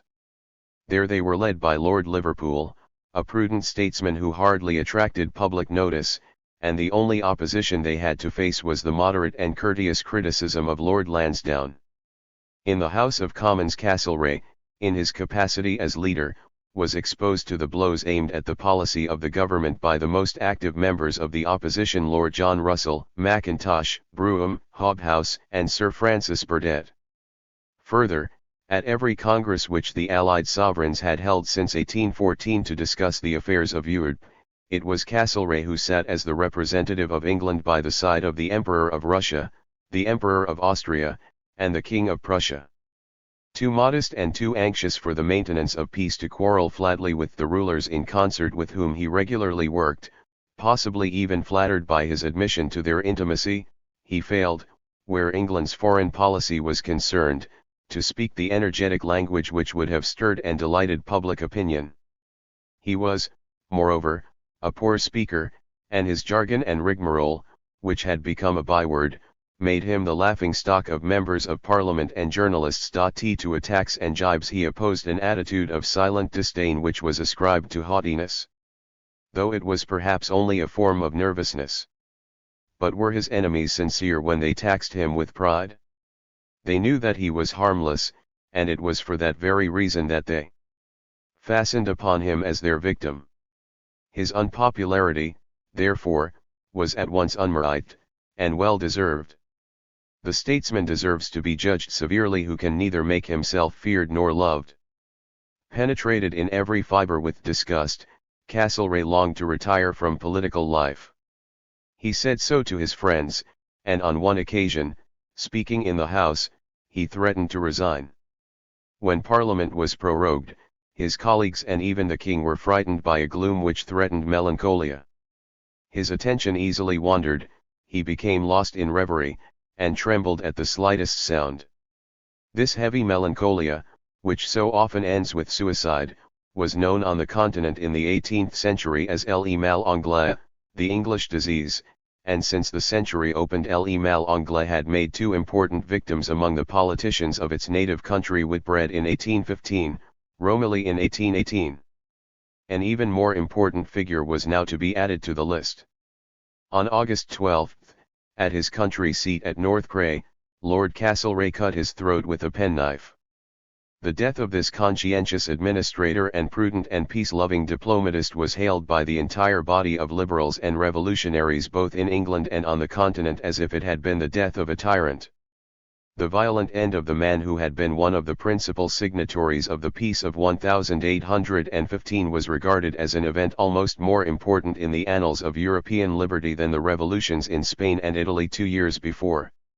As befitted his position, Castlereagh received a public funeral, but when his coffin was being carried by the bearers into Westminster Abbey, a group among the crowd of interested spectators greeted the disappearance of the Prime Minister with noisy cheering. 154. Part 2. The decomposition of the Tory party. Chapter I. The hegemony of Canning. Canning's policy. Any man was marked out by his brilliant genius to succeed. Costs that man was Canning, but he was the object of universal distrust and dislike. The older Whigs, the contemporaries of Lord Grey, remembered that when still a young man he had entered public life as the protégé of their party, that he had since betrayed the Whigs, placed his talent as a writer at the service of the Tories, and in the pages of his anti-Jacobin had overwhelmed the Whigs with his sarcasms. It was by these tactics that he had won the confidence of Pitt, who had made a wealthy match for him and had appeared to regard him as the future heir of his policy. Nor, on the other hand, could the Tories forget that after Pitt's death he had betrayed them in turn, had been in opposition from 1809 to 1812, and had conspired with the Whigs to drive them from office. He had then dismissed his group of followers, had accepted after Napoleon's defeat an embassy for which he was paid on the most munificent scale, and had finally returned to the cabinet as president of the Board of Control. In other words, as Minister for India. Too restless, however, to restrict himself to his official duties, he had intervened with his usual brilliance in the debates, and when the 6 acts were passed his sarcastic tongue had inflicted many a wound upon the Democrats and the Whigs. After this, for the second time he had deserted the cabinet, had refused to act with his colleagues in the matter of the Queen's divorce, and had resigned. He had not, indeed, gone over to the camp of the opposition, but had exasperated the Whigs by his zealous support of the Tory policy. On April 17, 1821, Hobhouse, himself the victim of an insulting allusion by Canning, undertook to avenge all who had suffered like himself. In a long diatribe, which was heard by a silent and delighted House, he denounced Canning as a sophist, a rhetorician, and a political adventurer, who might perhaps be tolerated by a parliament corruptly elected, but was doomed to disappear the moment the system of representation $1.7 had been reformed, and in a purified House of Commons there was no longer room for talents without character. Canning, aware that he had alienated both the public and the court, and was now left without support from any quarter, relinquished his personal ambitions and consented to go to India as governor. There, he expected, would end in exile a career already long and apparently a failure. He was then 52. Canning, wrote Lord John Russell, echoing the verdict of Hobhouse, is, I suppose, to bury himself in India. He is a fool for his pains, but it is a fine moral on the value of character in this country. And from the Tory benches Lord Eldon had referred to the right honourable gentleman whom he wished very well whatever part of the world he might go to. When Castlereagh disappeared so unexpectedly from the scene, Canning had not yet sailed for India. He saw at once that the ministers would be unable to dispense with his services, and let it be plainly understood that he would consent to join the cabinet only if he were given Castlereagh's entire inheritance, the Foreign Office, together with the management of the House of Commons. The King, however, supported in this by Lord Eldon and several other orthodox Tories, would not hear of Canning either as Foreign Secretary or as Leader of the Commons. He offered the position of Leader to Peel. Wellington, a minister in the Upper House, would take the Foreign Office. Unlike Canning, Peel could be relied upon to oppose Catholic emancipation. It was for that reason that the University of Oxford had chosen him rather than Canning for her representative. Moreover, the fashion in which he had governed Ireland for 6 years, the part he had since taken in effecting the return to specie payment, and the talent he had displayed during the past months at the Home Office, seemed in the opinion of many to designate him, in spite of his youth, for he was only 34, as a future Prime Minister. Lord Liverpool, though strongly in favour of Canning, would perhaps have yielded to Tory pressure, if Peel had consented to join the intrigue. He had, however, the modesty or the wisdom to decline. He refused to consider it a slight to serve under Canning, his senior by 20 years. And as for Wellington, he had long been of opinion that to strengthen the government Canning's adhesion must be obtained at whatever cost. Though the King's repugnance was very strong, for he had not forgotten the Queen's trial, he yielded on September 8. In a letter which he wrote to Liverpool, to be shown to Canning, he declared that the highest ornament of his crown was the power of extending grace and favour to a subject who may have incurred his displeasure. At first Canning was recalcitrant. He would not admit that he stood in any need of forgiveness, but he was soon brought to a more reasonable point of view when it was pointed out to him that all his wishes would be simultaneously gratified by the Foreign Office together with the leadership of the Commons. He accepted, and soon, like the adroit courtier that he was, reconciled himself with George IV by appointing as his private secretary Lord Francis Conyngham, a son of the King's mistress, who in consequence of a quarrel with Peel had done much during the early days of September to forward his rival pretensions. There was no question in this case of a reconstitution of the cabinet in the strict sense. Since Canning was completely isolated, he had no staff of subordinates whose claims must be satisfied. The Grenvilles, indeed, made an attempt to secure recognition of their services in supporting with all the weight of their interest Canning's candidature for the succession of Lord Castlereagh, but Canning himself opposed their intrigues. There was only one man whose advancement he desired. For Huskisson he asked the Board of Control, that is to say the India Office, with a seat in the cabinet. But if Huskisson had acquired considerable influence in Parliament during the last 2 or 3 years, he had also incurred the hostility of the country gentlemen by opposing their demands. He was not given the Board of Control. Even in the following January, when Lord Liverpool decided to get rid of Vansittart, whose incapacity was notorious, and replace him at the Exchequer by Robinson, Huskisson did not immediately succeed the latter at the Board of Trade, and when in April he did become president of the board, he was still excluded from the cabinet. Canning was not yet sufficiently powerful to satisfy his aspirations and defy the opposition of the Tory gentry in the Commons. In truth, when he entered upon his new office he found his position far from easy. Though the Tories accepted his collaboration, they submitted with ill grace. They paid homage to his gifts of oratory, which everywhere, but especially in free governments, covers a multitude of sins, but distrusted his ability to replace Castlereagh as a practical politician. Among the Whigs and Liberals hatred of Canning had become a deep-seated habit, and at first they uttered their sentiments freely in the party organs. The Edinburgh Review protested against this new experiment, to which the patience of the country was subjected. The Examiner described Canning as vain, intriguing, restless, mean, faithless, and unprincipled. 4 The Times refused to see in him anything but an orator, fertile in witty sayings, but entirely destitute of the qualities which make the true statesman. But whereas the distrust of the Tories was destined to increase as time went on, the hostility of the opposition subsided very rapidly. A few weeks, or rather a few days, had scarcely elapsed since Canning's appointment, when the report went round, a report which had been cleverly spread by his supporters, that the substitution of Canning for Castlereagh was equivalent to a change of government.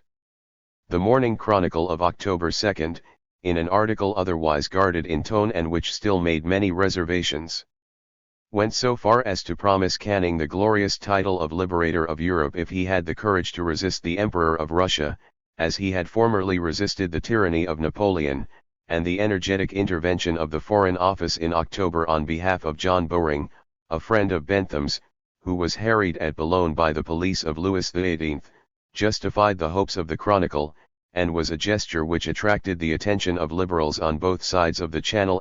In a very short time the name of Canning became an object of execration at the Faubourg St. Germain and Metternich's chancellery at Vienna. In Milan the Carbonari believed that English foreign policy was now conducted by a radical. 2. What in reality was Canning's political creed? He had never been a radical, was anything in the world rather than a radical. Time and again both to the House of Commons and his constituents at Liverpool registered he had explained the reasons which led him to oppose any reform, thoroughgoing or moderate, of the English representative system. It was not that he was blind to its anomalies and corruption, but was it worthwhile to reform these vices at the possible cost of destroying the delicate balance of the constitution which had kept it safely in the via media between absolute monarchy and Jacobin revolution, and had rendered it, after a trial of over a century, the model of every free government? If the credit of the House of Commons was low, if revolutionary radicalism had apparently been gaining ground, the reason was that unskillful ministers had lost touch with public opinion, and had thus withdrawn from vital contact with the national mind, the Parliament of which they were the mouthpiece. The true way, the Edinburgh Review had written in 1819, to silence the cry for annual parliaments is for septennial parliaments to do their duty. The grand antidote against a rage for universal suffrage is for those who have been elected by a limited class of constituents to act as if they considered themselves charged equally with the interests of all. When these lines were published, Canning was very far from following their advice. Hoping probably to receive promotion in the cabinet, he had identified himself heart and soul with the most thorough-paced reactionaries. But that was 3 years ago, and circumstances had changed since 1819. He was convinced that it was now possible, by following a policy of freedom, to reconcile the country with Parliament, and be at the same time a popular statesman and leader of the Commons. What exactly did he understand by this policy of freedom? Catholic emancipation? This was a matter on which his settled convictions diverged from those of the majority of his party. But it was also a matter on which the majority of the Tories claimed, not without reason, to represent the majority of the nation. Would he, on his return to the cabinet, insist on the necessity of dealing with this thorny question without further delay? In the important speech which he delivered at Liverpool on August 30, 15 days after Castlereagh's suicide, he made a point of reassuring the Tories by declaring himself ready to accept what he termed a liberal compromise. 1 As Foreign Secretary, his immediate sphere was the foreign policy of England, and he did not forget that it was by their foreign policy that both the Pitts had acquired their fame as great statesmen. We should, therefore, pay special attention to the terms in which, in this same speech of August 30, he laid down the principles by which his foreign policy would be governed. There was to be no intervention in the struggle everywhere in progress between democracy on the one hand and monarchy and aristocracy on the other. Thanks to the excellence of her institutions, England, praised be God for it, was not interested in these conflicts. She must not support either party, content to be an onlooker, eventually perhaps umpire of the contest. But surely this policy of non-intervention, of isolation in regard to the great continental powers, was the very policy which the Tory government had avowedly pursued for the past 2 years. Did not the Liberals, whose goodwill Canning sought to conciliate, expect from him a more active policy? To these questions it is difficult to return a categorical reply. Our own answer will appear gradually as we proceed with our narrative. For the moment let us be satisfied with inquiring what forecast of Canning's policy his past conduct would have suggested in this autumn of 1822. When he had broken with the Tories and joined the Whigs in an intrigue against them, it was to insist upon a more active intervention in Spain, to redress the violation of her national liberty. The occasion, in his opinion, had demanded that in the interest of England, France should hear the language of freedom fearlessly spoken, whereas the ministers, obsessed by the memory of 1793, persisted in employing the language of legitimacy. In other words, the historic bellicose tradition of the 18th century Whigs must be renewed. There was every indication that he would attempt to revive in 1820, against the Holy Alliance, the policy he had urged in 1809 against Napoleon. But in the interval he had returned to the Tories, and, with the lack of restraint characteristic of so many great orators, had spoken a very different language. In 1819 he had vehemently denounced the proposal, advocated by the Whigs, to repeal the Foreign Enlistment Bill. In March 1821, when he was no longer in the cabinet, he had come to the assistance of his former colleagues and, replying to Sir Robert Wilson's criticisms, had identified himself with their Neapolitan policy. To the demand that England should return to the policy of Queen Elizabeth and, throughout Europe, support the Democrats against the Holy Alliance, as Elizabeth had supported the Protestants against the Catholic Church, Canning had made the cynical reply that Elizabeth had assisted the Protestants only when the interest of England demanded that she should do so, that at the very time when she was encouraging the Huguenots she had concluded the Treaty of Blois, and within a few months of St. Bartholomew had agreed to be godmother to a child of Charles IX. 1 Canning, as we shall presently see, never ceased to employ this language of unashamed patriotic selfishness. Moreover, in the March of 1821 Liverpool's government had already broken with the great continental powers. Indeed, it would be no easy task, if we were to confine ourselves to the actual course of diplomacy, to point out any new departure in the foreign policy of the country after Lord Castlereagh's suicide. But Castlereagh had adopted this attitude of isolation in face of the Holy Alliance only under the pressure of public opinion, half-heartedly and almost apologetically. Canning had the skill to make the most of the new policy, and practiced it ostentatiously. Its pursuit meant that England began to make common cause, were it but passively, with the democratic parties against which the Holy Alliance declared war in whatever country they seized the reins of power. Canning did not share Castlereagh's fear of this qualified union and passive assistance, because he had more confidence than Castlereagh in the power of resistance possessed by English institutions, was less afraid that his country might catch the infection of continental Jacobinism. Moreover, to prevent the cabinet from being divided by public dissensions, he was obliged to emphasize again and again, with perfect sincerity, but more loudly perhaps than he would have desired, the contempt he entertained for democratic principles. He seemed to himself, he said, to be walking on a razor's edge. Throughout 4 sessions he managed to keep his balance, not to engage in war and yet earn something of the glory which had been possessed by the great war ministers, the elder and the younger Pitt, give the English liberals and the entire world the impression that his policy was inspired by a new spirit, and satisfy the Tories that it was identical with the policy whose principles had been laid down by Castlereagh. It had never been in Castlereagh's power to perform such miracles, but a poet had succeeded the man of prose. To Spain and South America. We must not expect the proceedings of the Congress of Verona to reveal Canning's foreign policy taking shape immediately on his arrival at the Foreign Office. Indeed, if he had possessed the leisure and the power to adopt the course he thought best, England would not even have been represented at the Congress. For several weeks before Canning entered the cabinet, Wellington had been deputed to take Castlereagh's place at Verona.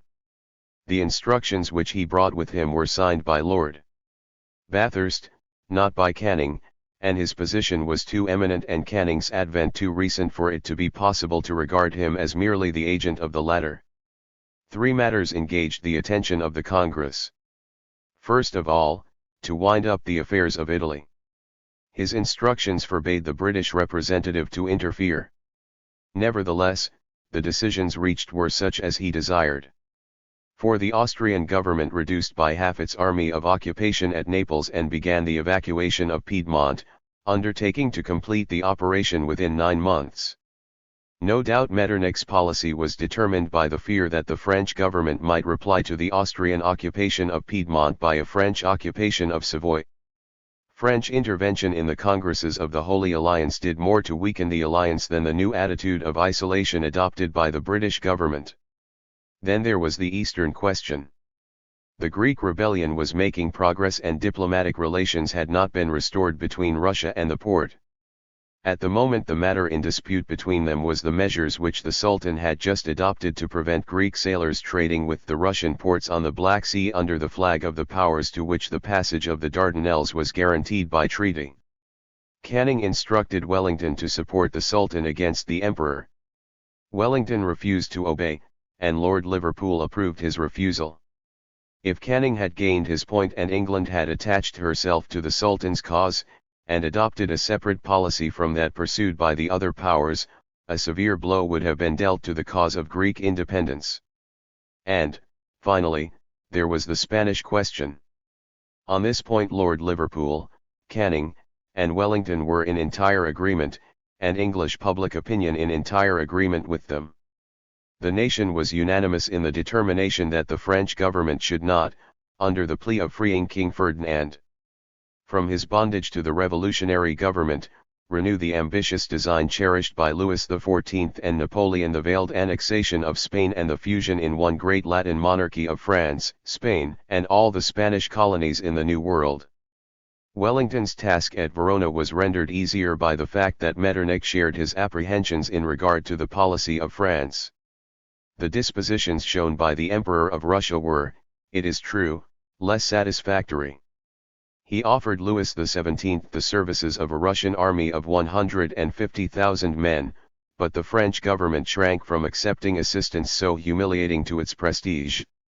Wellington left the continental powers to their quarrels, and when they decided to confine their joint action in the matter of Spain to the delivery of notes of protest, to be followed eventually by the recall of their representatives, he warned them that England would not participate even in this diplomatic intervention, their ambassador would deliver no note, and would remain at Madrid. After his colleague's departure to assist the cause of peace by every means at his disposal. It was in Paris that English diplomacy won, a few days later, a genuine victory. The constitutional army in Spain had just defeated the insurgents of the northern provinces. French public opinion was increasingly hostile to war, the cabinet itself was divided, and the Prime Minister, M. de Villèle, in favour of peace. After a visit from Wellington, on his way home from Verona to London, de Villèle dismissed his Minister for Foreign Affairs, M. de Montmorency, who was a partisan of war. He replaced him by M. de Chateaubriand, who before he went to Verona as the representative of France had been ambassador in London, was a friend of Canning, and seemed destined to restore the good understanding between France and England after its momentary eclipse.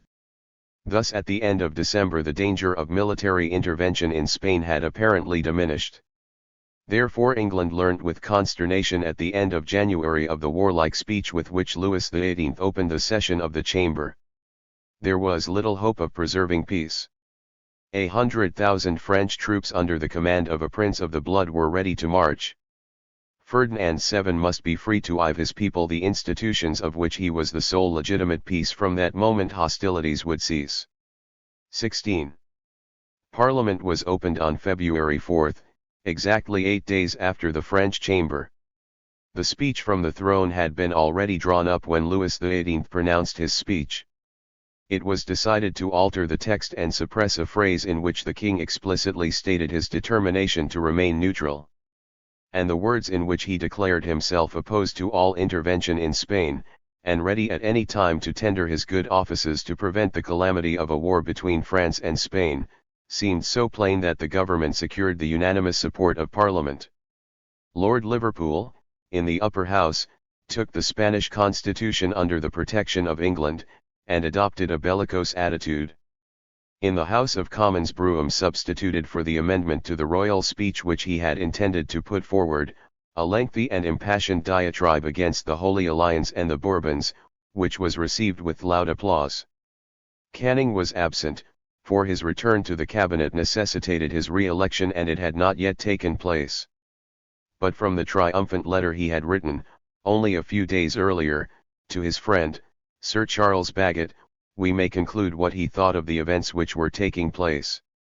Villèle is a minister of 30 years ago, no revolutionary scoundrel, but constitutionally hating England, as Choiseul and Vergennes used to hate us, and so things are getting back to a wholesome state again.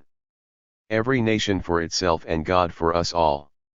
Only bid your emperor be quiet, for the time for Areopagus and the like of that is gone by. Until the Easter adjournment the House of Commons presented the unwonted spectacle of apparent unanimity.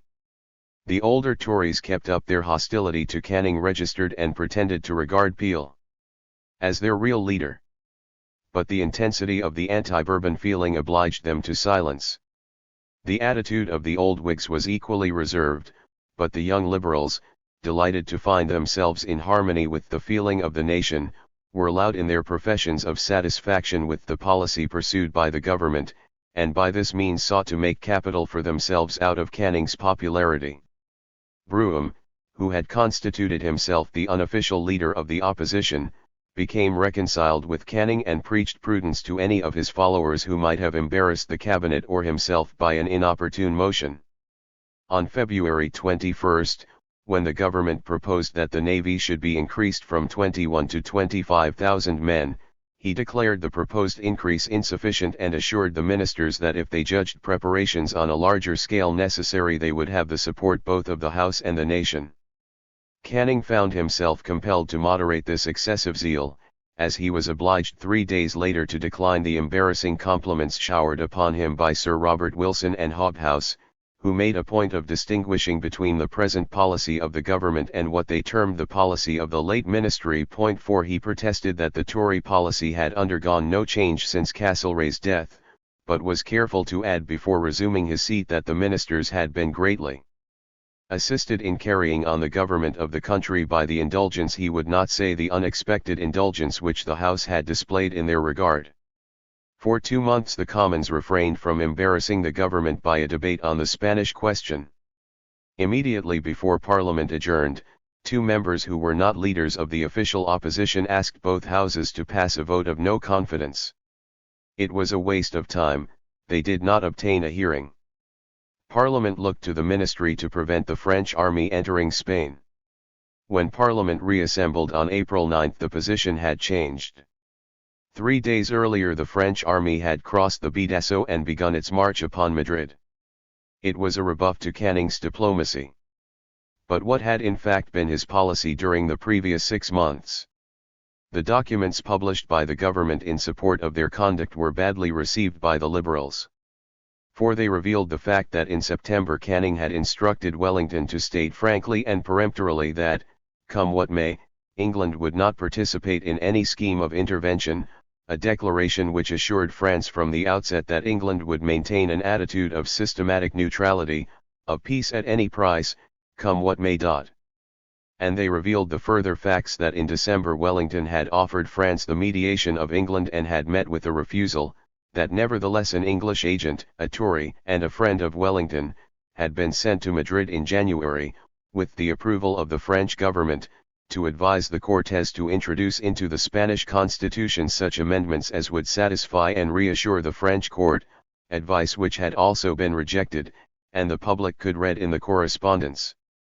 The letter addressed by Canning to a court on January 11, "We wish for peace in Europe, but peace for ourselves we are determined at all events to preserve, and, should our efforts to maintain it between France and Spain prove abortive, we should have the consolation to have discharged the duty towards both of a faithful and disinterested ally, and should retire thenceforth within the limits of a strict neutrality." Canning proceeded to urge upon a court the necessity of insisting upon the British determination to preserve neutrality and dissipating the hopes, entertained by the Spanish constitutionalists, that in the last resort England would send an army to their assistance. This was not the language which Brougham, Hobhouse, and Sir Robert Wilson had attributed to the man for whom they had felt a sudden access of hero worship. 3. Once more, therefore, Canning found himself exposed to the criticisms of the opposition. A violent altercation, famous in the annals of the British Parliament, broke out on April 17 between Brougham and himself.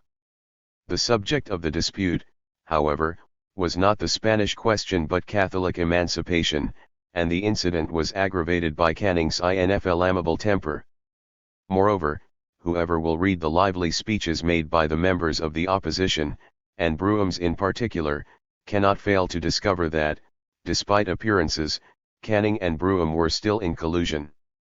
Whenever Brougham dealt with Spanish affairs he persisted in paying tribute to the sentiments expressed by Canning which reflected the highest honor on his character, maintained that, if in practice he had played a sorry part, the fault was not attributable to him but to the badness of his cause, and, after further praise for the liberal sentiments he had expressed, uttered the wish that those sentiments were common to him, and to all his colleagues and their supporters.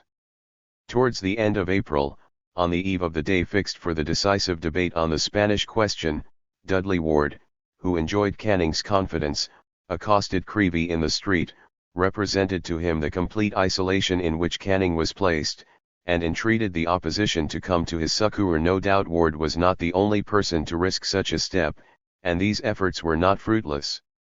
When Canning had defended the policy of the government in a speech which was a masterpiece of oratory, Brougham replied in the name of the opposition, and his strictures were apparently as violent as anyone could desire. But he concluded by warning the opposition not to attempt a vote of censure against the government, lest by an unintelligible vote they should destroy the impression of unanimity which it was essential to produce in the public mind. It was Canning who insisted that the motion should be put to the vote. It was lost by the overwhelming majority of 372 to 20.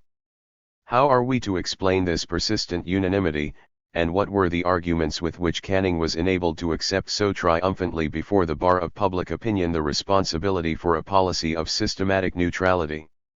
The political creed to which he, when he detached himself from the Holy Alliance, had apparently pledged his allegiance, was the traditional formula of the balance of power, the only safeguard of nations, the protection of the weak against the strong, the principle by which small states flourished in the vicinity of great ones. But surely the logical issue of this doctrine, so dear to Mackintosh and Lord John Russell, must be war, and particularly, as in the 18th century, war with France.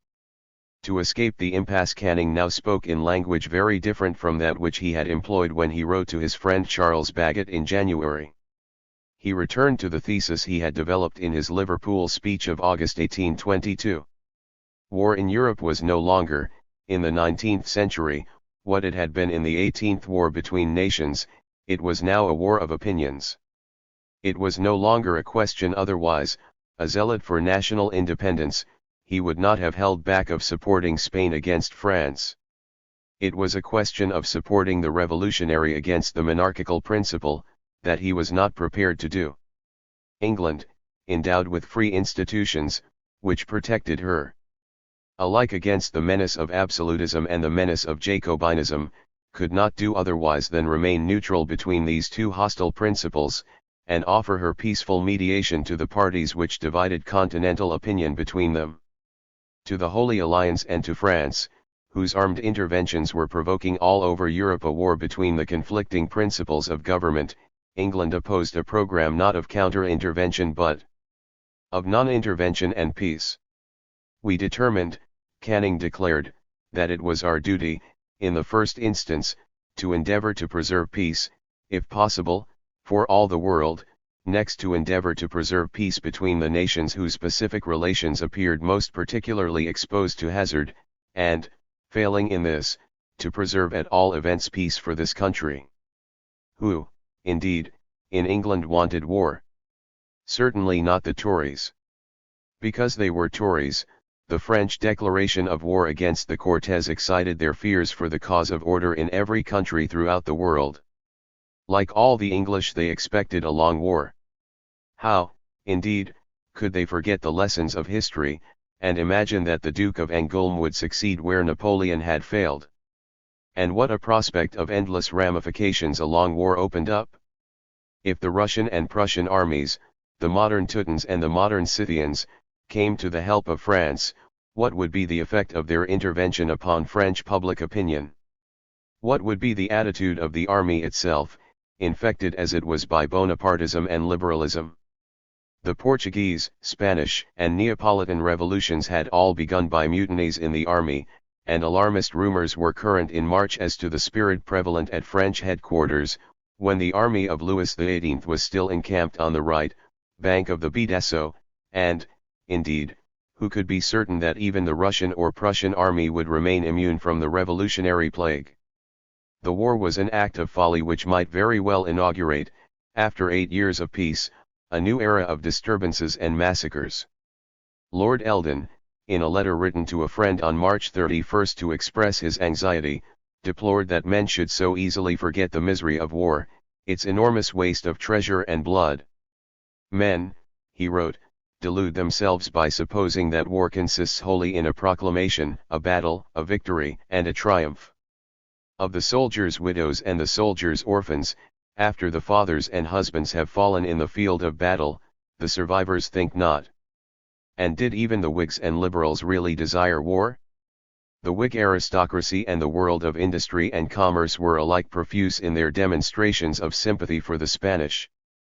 Constitutionalists were lavish with receptions, balls, and banquets. But those who were responsible for these demonstrations betrayed a constant fear lest they should be led to compromise themselves. 1. The Spanish ball, which had been arranged to assist the cause of Spain, degenerated into an ordinary shitty ball in aid of the wounded.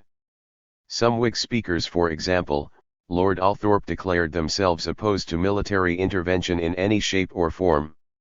Others appeared at first sight to speak a bellicose language, but when their speeches are examined we find that they were content to blame the government for having failed to bluff the French government by adopting a warlike tone, and thus prevent French intervention in Spain and the consequent danger that England might find herself obliged to intervene, a contingency practically inevitable if hostilities should be prolonged. Sir Francis Burdett, the only member of Parliament unequivocally in favour of war, was forced to admit that a majority of the House was in favour of peace come what may. For what he said of the majority of the Commons he might have said with equal truth of the majority, the overwhelming majority of the country, and Canning knew it.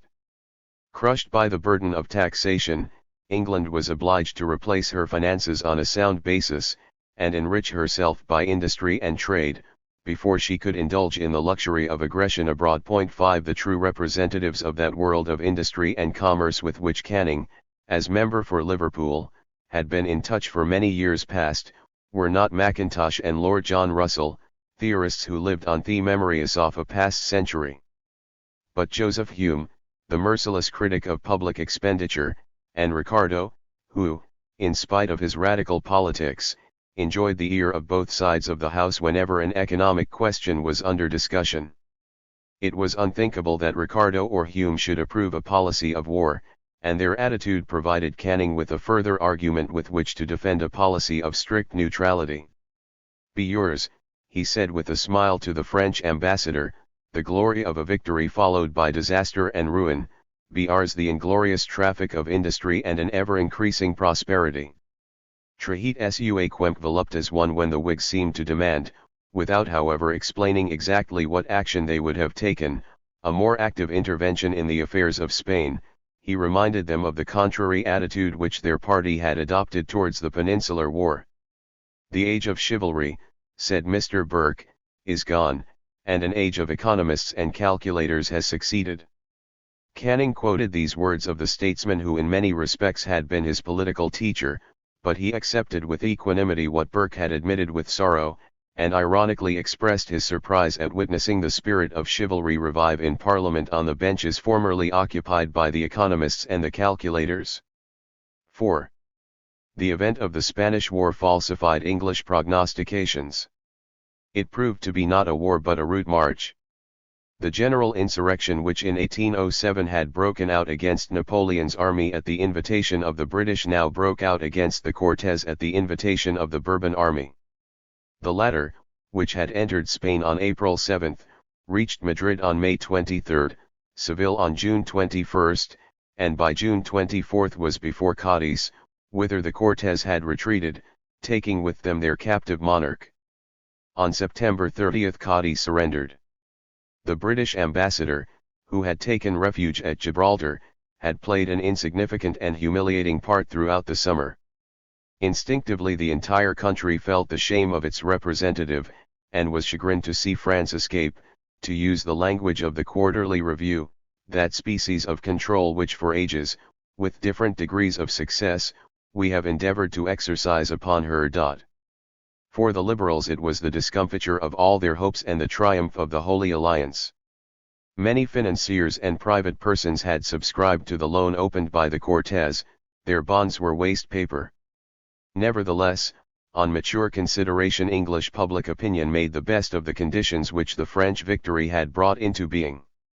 It was evident that France, and even the French government, was deeply divided on the question of the Spanish War, and was embarrassed by its own victory. Indeed, the French were compelled to intervene at Madrid to check the excesses of Ferdinand's reaction. Nor was the British public blind to the fact that the brevity of the war had settled the question of English intervention, and, as nobody had wanted war, everybody was delighted that Canning had saved his country from compromising itself by an imprudent step. Although Canning had never expected that the war would be concluded so speedily, he was not slow to proclaim that his policy had been justified by the event. He warned the public against the danger of a quixotic policy, and brought down the laughter of the entire House of Commons upon Lord Nugent and Sir Robert Wilson, who had gone to play the knight-errant at Cadiz. At the same time he asked the Liberals, through private channels, to continue in sufficient numbers to vote against him, so as to produce on the continent the belief, which would strengthen his hand, that a war party existed in England, and it was not long before Canning and Sir Robert Wilson were again exchanging compliments across the floor of the House. "You know my politics well enough," Canning had written to a friend a few weeks after his arrival at the Foreign Office, "to know what I mean when I say that for Europe I shall be desirous now and then to read England." Registered this attitude of moral and diplomatic isolation from the rest of the world he would never abandon. His skillful tactics secured for his policy the support not only of the humanitarian liberals but, what was far more important, of those vast numbers whose sole wish was to sever the bond which since 1815 had united England to the Holy Alliance, and withdraw their country from the broils of the continent. In an important speech delivered at Plymouth in October 1823, of which the peroration, an example of classic oratory, is inspired by a spirit of proud defiance which is almost a threat of war. The speaker, while paying his tribute to that modern philosophy which professes the perfection of our species and the amelioration of the lot of all mankind, declared that his policy had no other aim than the interest of England. When, a few months later, he defended against the opposition an alien bill which placed every foreigner resident in England under police supervision, he spoke the same language. He refused to take into consideration the wishes of any other sovereign, the feelings of any other government, or the interests of any other people, except in so far as those wishes, those feelings, and those interests may, or might, concur with the just interests of England. The French success in Spain had undeniably been detrimental to English interests. But England was in a position to turn that reverse to her profit, since her commercial interest lay not in Spain, but in the Spanish colonies of South America. These insular shopkeepers, wrote M. de Villèle on December 5, 1822, are playing a new part at Madrid. They are trying to make out that they have been the object of more bitter hostility and have been worse treated than other foreigners on account of their expedition against Cuba. But do not believe a word of it.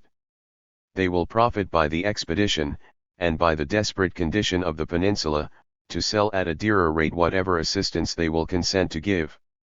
And, in fact, Sir William Acord had barely arrived in Madrid before he contrived to make good use of his unique position, as the sole protector of the government of the Cortes against the representatives of all the other powers. In consequence of the anarchy which prevailed throughout Spanish America, there had grown up in the Caribbean Sea an organized system of piracy from which the British merchantmen suffered most heavily. Sir William demanded and obtained from the Cortes the payment to England of an indemnity of £500,000 by way of compensation for the losses already sustained and permission to land British troops in Cuba to attack the pirates in their dens. 1 And he successfully put pressure upon the Cortes to enter into negotiations with the colonial governments with a view to recognizing their independence. Pending this recognition, Canning notified the Spanish government that the commercial independence of the Spanish states of South and Central America, which had existed de facto for several years past, would now be formally acknowledged by the speedy dispatch of British consuls to these states. This was the price he exacted from the Cortes for the purely moral support he was prepared to accord, and the subservient attitude which the Cortes was compelled to adopt towards the British government contributed without a doubt to its unpopularity, and thus facilitated the French victory a few months later. 4 In April he took a further step in support of the revolted colonies. England had declared her neutrality as between France and the Spanish constitutionalists, and appeared by this step to prohibit her subjects from assisting either belligerent. But Canning gave a novel interpretation to British neutrality. Though he refused to repeal the Foreign Enlistment Act, and forbade Englishmen to enlist for service in the war, he declared the traffic in munitions lawful. English traders were therefore free to make a fortune by the indiscriminate sale of arms to the Cortes and the Bourbon government, but, above all, to the governments of the revolted colonies. Further, the dispatch of the consuls, announced in November 1822 but delayed for several months, was hurriedly effected as soon as the French victory, whose possibility had been at first doubted, seemed likely to be decisive.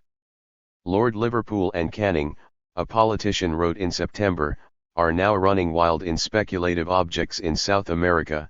Perhaps they are not wrong in this, for it is much easier to take a decision upon it now than when the Spanish king shall be restored to his throne. If France, by her declaration of war against the Cortes, had hoped to checkmate the American policy of the British cabinet, she had made a mistake, and M. de Villèle, who, though he had assumed the responsibility of declaring war, had never approved of the step, was quick to recognize the fact. But even when French statesmen perceived that the objective of the Spanish policy pursued by the English government must be sought in America, not in Europe, they made another miscalculation, for they credited England with the design of landing an army and establishing colonies in South America. In reality, the English had conceived a profound dislike for the policy of colonial expansion. When in 1816 Lord Exmouth, by bombarding Algiers, had compelled the Dey to release all his Christian slaves, neither he nor the British government had for an instant entertained the thought of utilizing the victory to establish a permanent station on the coast of Barbary. For large numbers of Englishmen the War of American Independence was still a living memory, and now that the Spanish Empire was in its turn falling to pieces, it did not seem worthwhile incurring fresh disasters by an attempt to seize the succession of the Spanish crown in these distant territories. It was not colonies but markets which the English were seeking in South America registered. 5.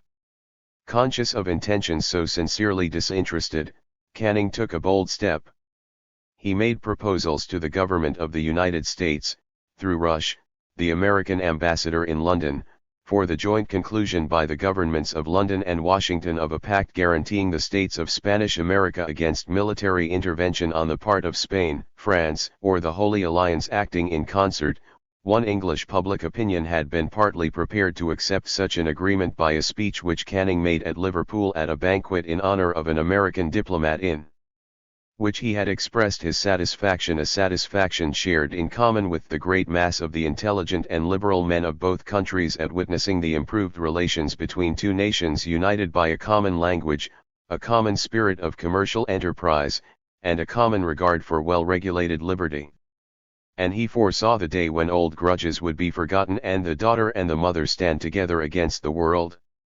Had he realized his design, and confronted the Holy Alliance with a hostile system of international relations based on an alliance between England and the American democracy, it may be doubted whether the Tories would have tolerated the scandal. But he did not succeed in winning Rush to his views.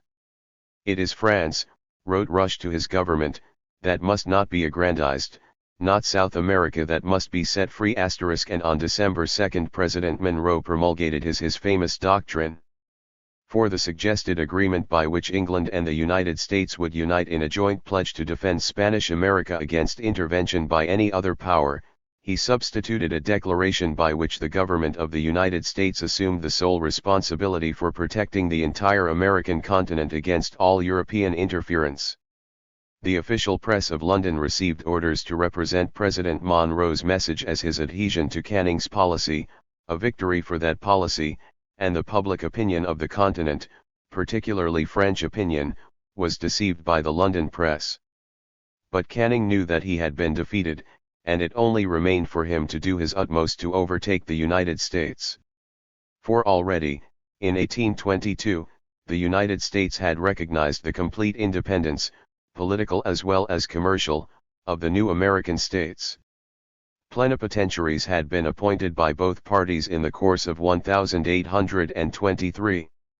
Commercial treaties might therefore be concluded which would favor the commerce of the United States to the detriment of British. The United States might even be contemplating the annexation of Mexico or Cuba. It was to render these American projects innocuous to the honor and interest of Britain that Canning had attempted to reach an agreement with the government of Washington upon a common policy. Since the attempt had failed, it was but common sense to follow the example of the United States without further delay and recognize formally the political independence which the Spanish colonies had in fact achieved. The world of industry and commerce was urgent for the recognition, organized demonstrations, and sent up petitions. The Liberal speakers in the House pleaded for it. Lord Liverpool was in favor of recognition.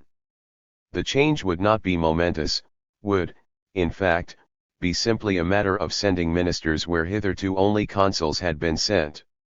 Nevertheless, it required 12 months' effort before the step which Canning desired was taken. The delay was due to the instability of the political situation. Canning was able to control the House of Commons by the power of his oratory, his popularity in the country and his worldwide reputation. But he was not loved by the members. Well aware of the fact, he was careful not to aggravate his unpopularity with the House by intervening in his capacity as leader in debates which did not immediately concern the Foreign Office. On such occasions he withdrew into the background and left the lead to Peel or Robinson. It was clearly his intention to establish a dictatorship of public opinion upon the ruins of the old parties. No wonder that both parties regarded him as a schemer and a traitor, and contemplated with anxiety the possible result of Lord Liverpool's death or retirement. For at this very juncture Liverpool fell seriously ill, and for several months was unable to perform his official duties as Prime Minister. If Canning wished to succeed him as Premier, as he had succeeded Castlereagh as Leader of the Commons, the consent of King George was indispensable. But on the question of recognizing the South American republics the King was obdurate. He regarded the recognition as an intolerable affront to the principle of monarchy. It was only to be expected that Wellington, who had been at enmity with Canning for several months past, should make use of this opportunity to prevent his being made Prime Minister. In such circumstances it is obvious that he must act with the greatest caution. When in April, accompanied by only one of his colleagues, he had attended the banquet given by the radical Lord Mayor Weightman, who had passionately supported the cause of the Queen in 1820, a banquet at which the leaders of the opposition and several Spanish Americans were his fellow guests, King George had protested against his action.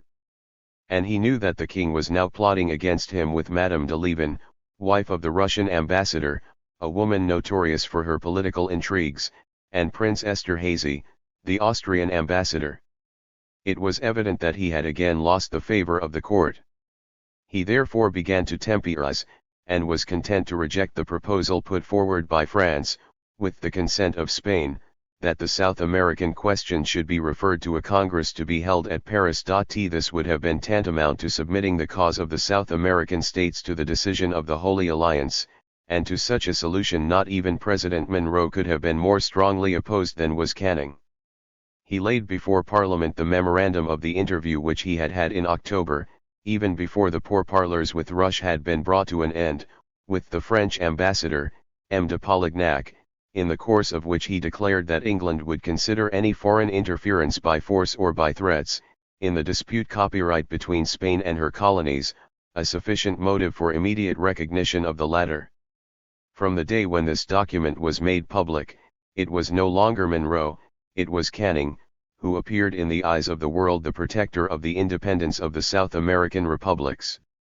He pressed Spain to accord voluntarily the recognition of an independence which sooner or later she would be compelled to admit. When Spain was obstinate, he referred the question to the cabinet after the prorogation of Parliament at the beginning of July. Wellington carried the day, and he thought it prudent to continue his policy of delay. There was, however, one South American republic, Buenos Aires, whose actual independence was already 15 years old, and he persuaded the cabinet to empower the British consul to negotiate a commercial treaty with Buenos Aires. This amounted to the implicit transition in an individual instance from commercial to political recognition. Then the ministers, in the words of a wit, packed up their differences and went off on their holidays. After the holidays the political situation had changed. Lord Liverpool, who had recovered his health, put aside all thoughts of retiring. Canning, whose position had been strengthened for the past year by the presence of Huskisson in the cabinet, received a further accession of strength by Lord Sidmouth's retirement. Sir Charles Stewart, a Tory, who till then had been the British ambassador in Paris, was replaced by Lord Granville, who was in wholehearted agreement with Canning's views. The disposition of King George was, it is true, as hostile as ever. He even sent a Tory member of the cabinet, Lord Westmoreland, to treat directly in his name with Charles X, who had just ascended the French throne. 1 But these royal intrigues with foreign powers irritated British patriotism, and when they became public proved more damaging to the King's policy than to Canning's.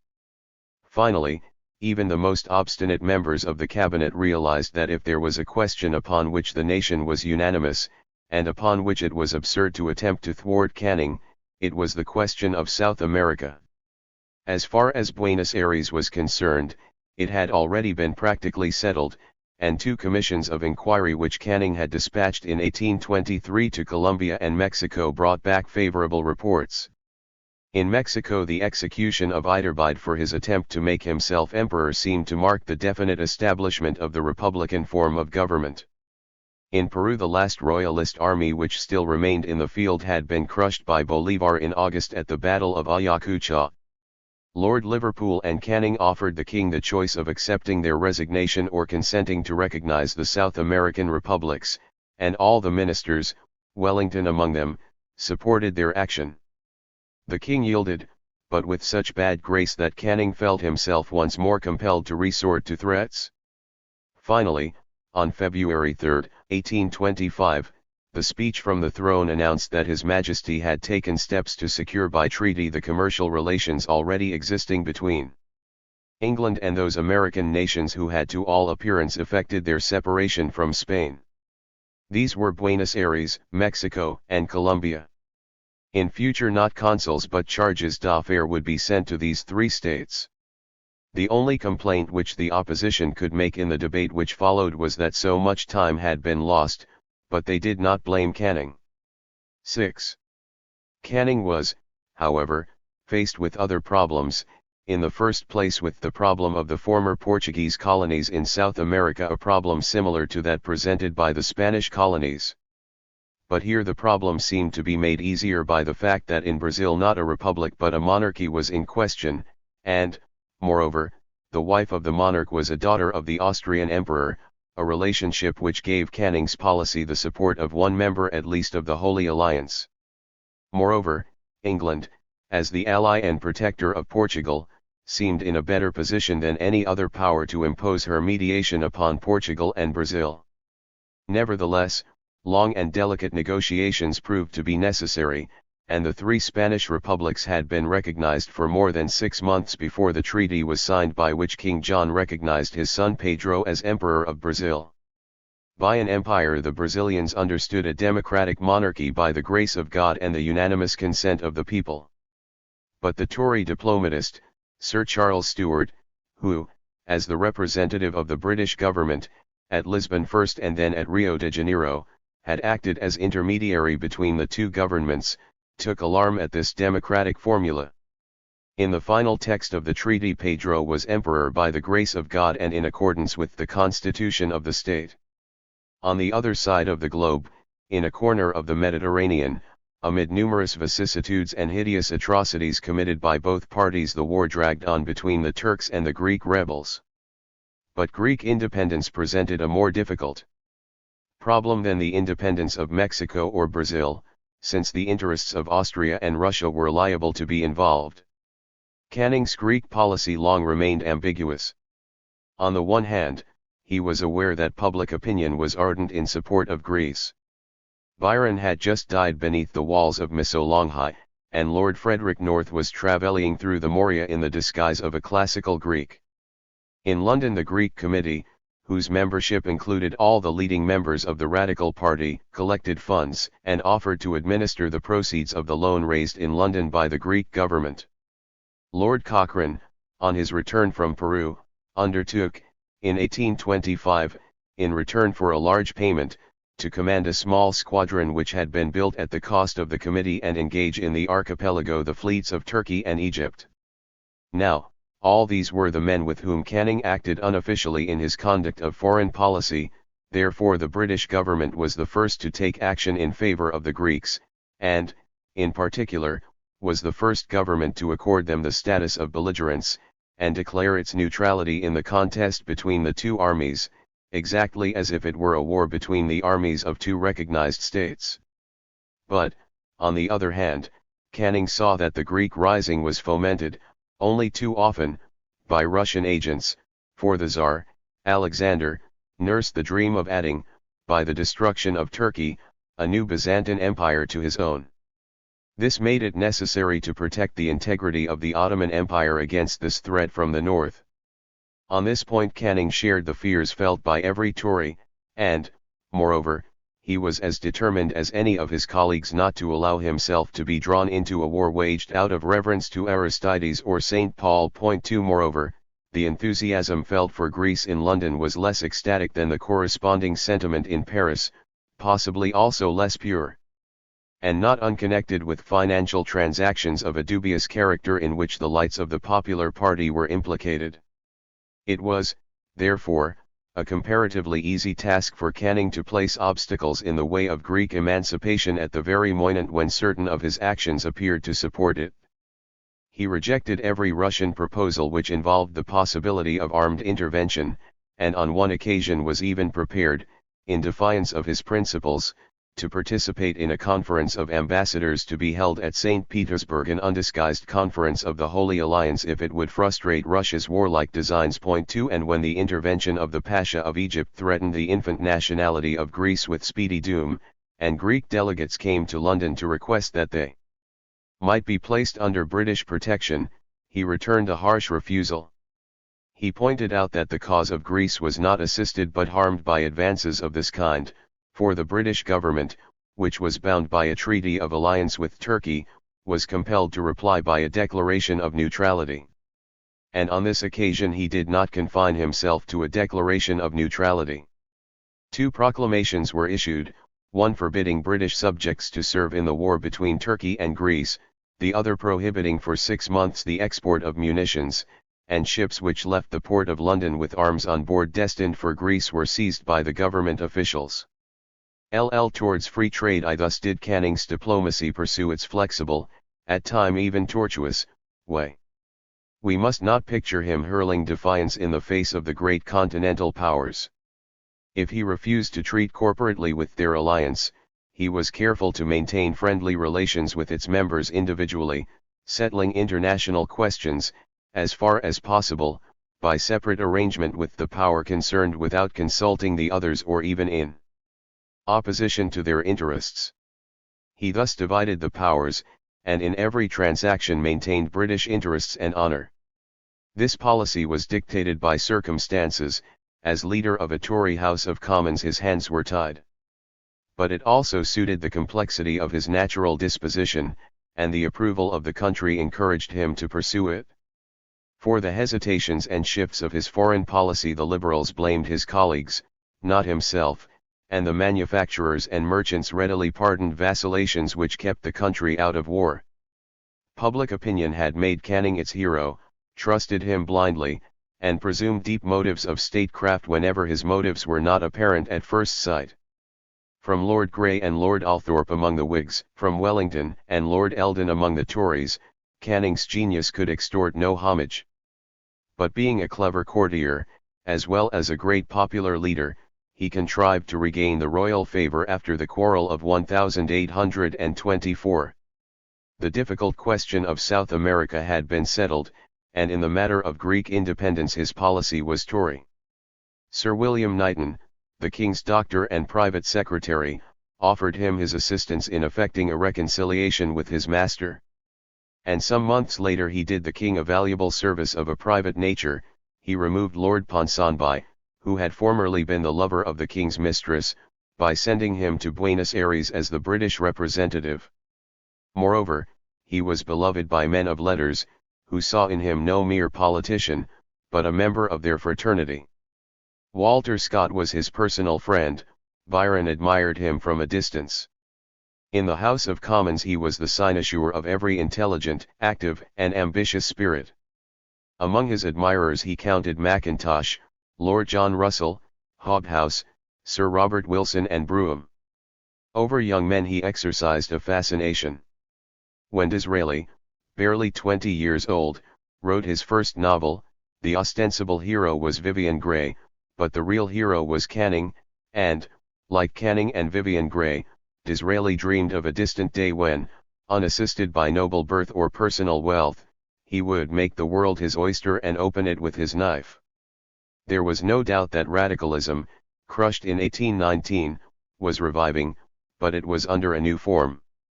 It was no longer Cobbett's agrarian radicalism, at once reactionary and revolutionary. The fury of Cobbett, compelled to watch the death of that agitation of 1822 on which he had built such high hopes, and see the industrialism he detested so bitterly robed in the glory of Canning's eloquence, never relented, though from time to time an involuntary tribute was forced from him by the minister's talents. Nor was it the radicalism of Byron, pessimistic, romantic, and aristocratic. When Byron died in 1824 he left behind him in his native country no spiritual progeny. It was the radicalism respectable, middle-class, prosaic, and calculating of Bentham and his followers. In 1823 John Stuart Mill, the son of James Mill, who united the wisdom of an old man with the simple enthusiasm proper to a youth of 17, gathered around him a few young men of his own age and bestowed upon himself and his fellows the new name of utilitarians. In 1824 Bentham, in collaboration with Bowring, founded the Westminster Review to be the organ of the Radical Party, as the Edinburgh Review and the Quarterly Review were respectively the organs of the Whig and the Tory party. Within a few months the Review had reached a circulation of 3,000. In 1825 the Benthamites founded a university in London, open to members of all denominations, to provide the sons of the industrial and commercial class with an education broader and less expensive than they could obtain at Oxford or Cambridge. They had also a considerable share in founding the Mechanics' Institute in London, which was controlled to a committee of which the majority were working men, and whose object was to provide the most intelligent members of the proletariat, by means of evening classes, with courses of technical and popular education. The example set by London was immediately followed by the entire country, and at the end of 2 or 3 months there were very few towns without a mechanics institute. Certainly this Benthamite radicalism differed also from the new liberalism which was making its way among the party in office. Neither the irreligion nor the republicanism nor the system of abstract dogma which marked the Benthamites was calculated to win the approval of Canning and his friends. Nevertheless, affinities and points of contact are discernible between the two groups. It was on the theory of the Constitution that Canning's position differed most widely from that of Bentham and his disciples. The latter wished to base the representative system on universal suffrage, the former was opposed to all parliamentary reform, even the most moderate. Consequently, the first result of Canning's popularity was a weakening of the radical pressure in this direction. During 1824 and 1825 the question of parliamentary reform was not even discussed in the House of Commons. But to compensate for this check, the success of Canning's foreign policy had given radical ideas an outlet, in the language of the economists a market in the European and American countries of Spanish or Portuguese tongue. The patriots of these distant countries were welcomed with equal warmth in Canning's office and at Bentham's house. At Downing Street they found a minister who, to be sure, in the bottom of his heart, felt nothing but contempt for their raw political experiments. But who, unlike Alexander or Metternich, did not regard them with fear or hatred, and was ready to seek for points of contact between the interests of these newborn democracies and those of the historic British nation. In Queen Square Place they were the guests of an old man who combined the enthusiasm of the visionary with the pedantry of the doctrinaire, and who was overjoyed to have found admirers after long years of isolation, and virgin soil where his doctrines could be tried out. At Buenos Aires, Rivadavia, a statesman who sought to base his politics upon a philosophic foundation, was Bentham's disciple and an apostle of his ideas. In Guatemala, José del Valle sought to substitute for the Spanish code of law the code devised by Bentham. In Colombia the treatises of legislation were by turns accepted and rejected as school textbooks, as liberals and reactionaries succeeded each other in the government of the country. Bentham's French publisher, Bossange, boasted in 1830 that he had sold in South America 40,000 copies of his works. The name of Bentham, wrote Hazlitt in 1824, is little known in England, better in Europe, best of all in the plains of Chile and the mines of Mexico.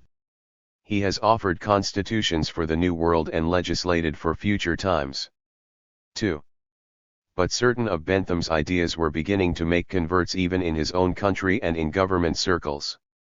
Romilly first, and after his death Sir James Mackintosh, had attempted to carry through the House of Commons at least a partial reform of the law, civil and criminal, particularly the latter, and their efforts were inspired by Benthamite principles, however timidly accepted. The abuses of the Court of Chancery were the object of a particularly violent onslaught by the Whigs, for it was an attack upon the Lord Chancellor, Lord Eldon, the militant leader of the ultra-Tories, whose longevity and the stubborn determination to die in office which he seemed to display were a perpetual source of irritation and disappointment to the opposition. But as we have already seen, Peel had scarcely entered the Home Office before he gave proof that, in this sphere at least, he was a reformer. In 1823 and the following years he continued to pursue the task of reform which he had begun in 1822.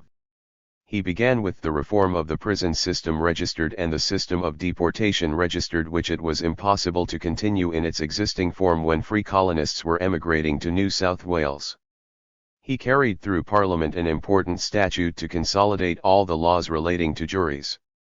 He secured the appointment of a royal commission to inquire into the arrangements of the Court of Chancery and the House of Lords in its capacity as the final Court of Appeal. In 1825 he revised the entire system of remuneration for the judges of the High Courts, raising their salaries, but abolishing the perquisites which they had hitherto derived from various abuses. 2 But his chief preoccupation was, as he had promised in 1822, to mitigate the penal code and reduce the frightful number of offences punishable with death. In 1823, though he continued to defend the traditional principle of a penal code of draconian severity tempered by the discretionary power of the judge, Peel admitted that in certain specified cases the death penalty was excessive, and if Buxton protested against his extreme timidity at the rate at which Peel was moving they would not save a life in 10 years. Scarlett was applauded by the majority of the Whigs when he expressed his delight to see the day when the principles which Sir Samuel Romilly had so long advocated in vain had obtained at last the adhesion of the government. And it was not Sir James Mackintosh, but Peel himself, who introduced and carried through Parliament without debate 4 bills which abolished the death penalty for no less than 100 felonies. In the following year, on the motion of a Whig member, a parliamentary committee was appointed by the Commons to inquire into the advisability of amending and consolidating the penal law. In 1826 Peel adopted its recommendations. The speech which he delivered on that occasion registered and the bills which he introduced in the course of that and the following session, marked the commencement of the great work of legal consolidation destined to transform the criminal law of England. It was a work of consolidation, that is to say, the amalgamation of a group of old laws in a single statute, not a general codification on the lines advocated by Bentham. But consolidation was itself a codification, however fragmentary and indirect. Thus under Peel the Home Office acquired an importance it had not possessed hitherto. Tierney, disheartened to see this young statesman obtain such influence at the expense of the Whigs, confided to Thomas More in 1824 that Peel was the only reformer of the day registered. 3. It was an excessive eulogy, and I have quoted it only to give the reader an idea of the influence wielded at this time by Peel at Westminster. Others, both in Parliament and in the Cabinet itself, deserve to be considered as before all else reformers. They were Robinson at the Exchequer and Huskisson at the Board of Trade. The mastermind of that new philosophy of commerce which they professed was the great thinker who was still a member of Parliament when the session of 1823 opened. Ricardo was a member of Bentham's group, which was in a sense governed by a duumvirate, 2 sovereigns reigning conjointly. They were Bentham and Ricardo, and James Mill was their Secretary of State. But Ricardo was more popular with his fellow countrymen than Bentham. When in September he was carried off by an untimely death, the Benthamites remarked with pride that his decease was mourned not by their group alone, but by Parliament, indeed, by the entire nation. His will provided for the foundation of lectures on political economy to be given annually in London, and it was a select audience which gathered to hear the first lecturer appointed, McCulloch, for it comprised not only the leading members of the opposition, but Huskisson, Canning, Peel, and Lord Liverpool. The reorganisation of the cabinet which followed Castlereagh's death had strengthened the hold of Ricardian ideas upon the government. Robinson, who had just effected so many important reforms at the Board of Trade, replaced Vansittart as Chancellor of the Exchequer. Huskisson took his place at the Board of Trade.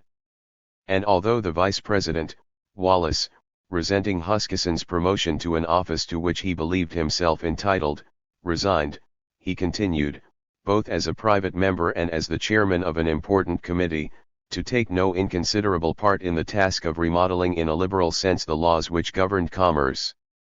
The Chancellor of the Exchequer and the President of the Board of Trade were assisted in the measures they took to apply the new policy by the extraordinary boom in trade which, after 7 years of depression, set in at the very moment when the removal of Castlereagh left the field clear for Canning.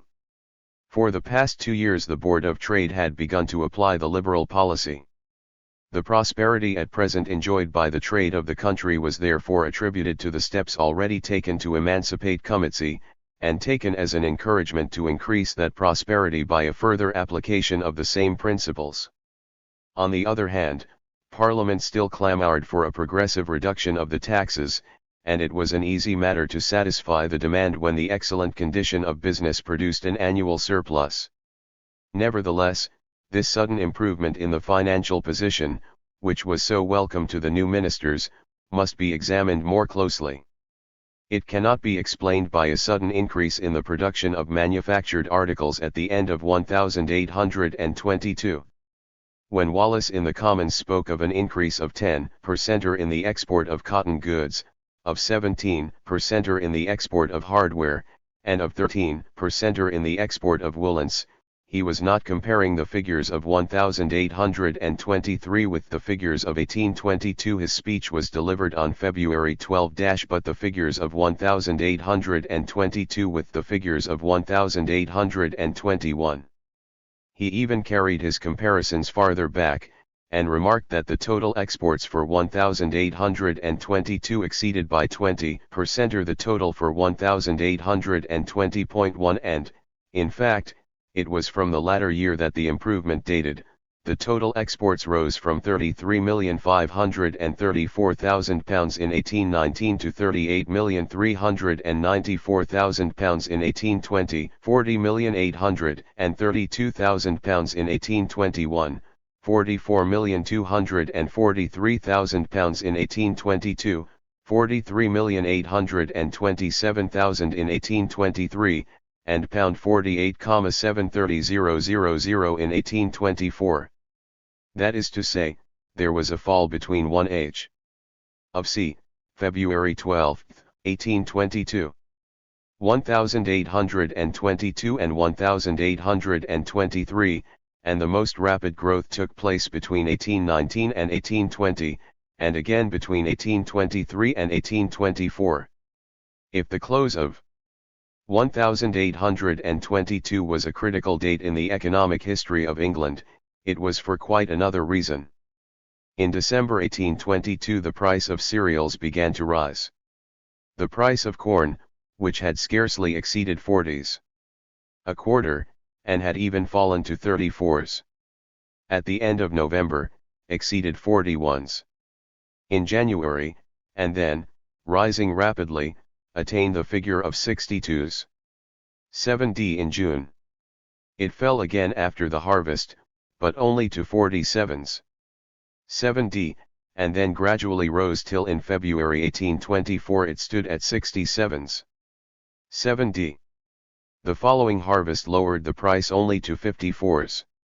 6d, and finally, in May 1825, it reached the maximum figure of 69s. 2d. The speech from the throne of February 1823 contained no promise of assistance for the distressed farmer. The king, while deploring the distress, was content to express the hope that since the condition of trade was so prosperous, agriculture could not long continue in a state of depression. No hope could be more paradoxical. For the last 30 years the opposition between the interests of town and country had been glaring. When the price of corn rose the landlords and farmers prospered, but the artisans, on the other hand, suffered unless they secured a rise in their wages, and, even if they obtained a rise, their employers had to meet the cost, and in consequence they were soon thrown out of work. When the price of corn fell, industry prospered, but agriculture was imperiled, and this was what happened in 1822. Nevertheless, the unlikely hopes of Lord Liverpool and his colleagues were justified by the event. The price of cereals rose, and rose for the first time without damage to industry. The entire country prospered simultaneously, town and country alike. Even country gentlemen, observed the annual register, the most querulous of all classes, the least accustomed to suffer and the most incapable of struggling with difficulties when difficulties present themselves, could no longer complain. Sir Thomas Lethbridge, who had given notice in the Commons of a motion on the agricultural distress, withdrew his motion unreservedly on June 2, to Cobbett's great annoyance. The question ceased altogether to engage the attention of Parliament. 4. Parliament had scarcely met when Robinson, instead of waiting for the date when the estimates and the budget must be laid before it, decided to present the House with a general sketch of the financial situation. It was excellent. The revenue for the financial year 1822 amounted to £54,414,650, the expenditure to £49,499,130. There was, therefore, a surplus of £4,915,520. For the year 1823 Robinson estimated a revenue of £57 million, an expenditure of £49,852,786, that is to say a surplus of £7,147,214. The opposition seized the opportunity to demand without further delay a daring policy of tax reduction. Since England had proved her ability to pay regularly the interest on the national debt, even in the difficult years which had followed the restoration of peace, and since it was obviously chimerical to expect even the eventual extinction of a debt of £800 million, of what use was it to burden the present generation in the hopeless pursuit of an impossibility? Surely it would be better to apply the entire surplus to reduce the taxes. What taxes in particular? Clearly the direct taxes which were the most unpopular and which brought in, assessed taxes and land taxes together, a revenue equal to the surplus for the present year. This attack made by the radicals upon the direct taxes was paradoxical. But the opposition had forced the abolition of the income tax in 1816 on the plea that it was inquisitorial, and it now condemned the assessed taxes, although they were not open to the charge, since they were levied upon the outward signs of wealth, on the pretext that their incidence was unfair, since they fell more heavily upon the poor than upon the rich. The true explanation of their attitude was, that eagerness to diminish at any cost the revenue at the disposal of the state, and to win a cheap popularity, outweighed with the opposition care for doctrinal consistency. Maberly and Hobhouse were especially insistent in pressing for these reductions, for which they succeeded in obtaining Lord Althorp's support. In the January of 1823 Robinson was not in a position to meet these demands with a complete refusal, for the agricultural situation had not yet improved, and the landed interest clamoured for a reduction of their taxes. Though he would not go so far as to remit the assessed taxes entirely, he abolished a number of taxes on servants, gardeners, carts, and horses which hit severely people of modest means, and he also remitted all the assessed taxes levied in Ireland, and reduced by 50% or all the other taxes on horses, carriages, and servants. The total revenue surrendered exceeded £.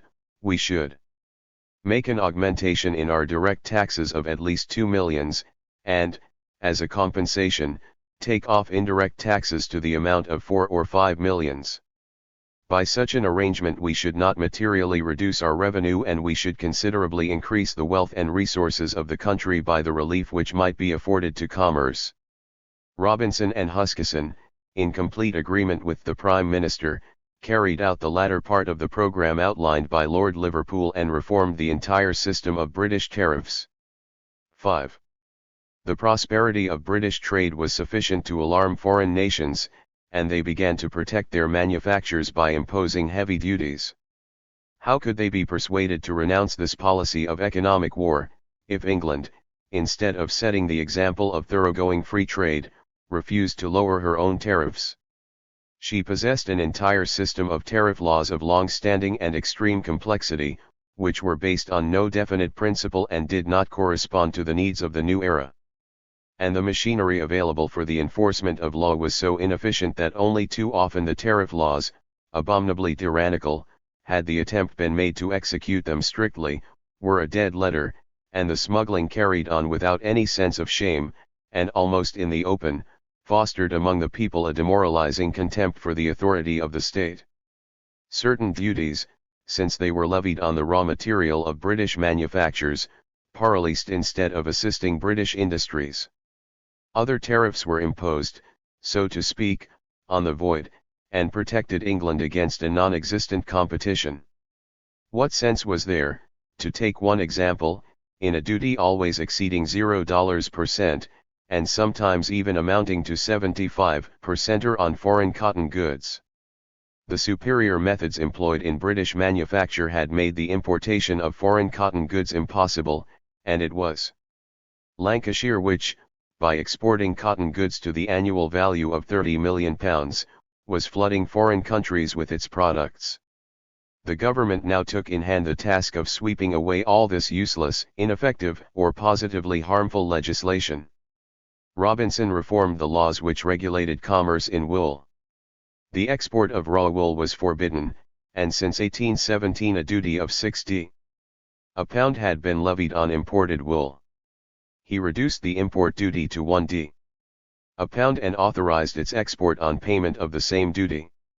At the same time he reduced the import duties on raw silk, and authorized the importation of foreign silk goods, while abolishing, by way of compensation, the drawback on exports.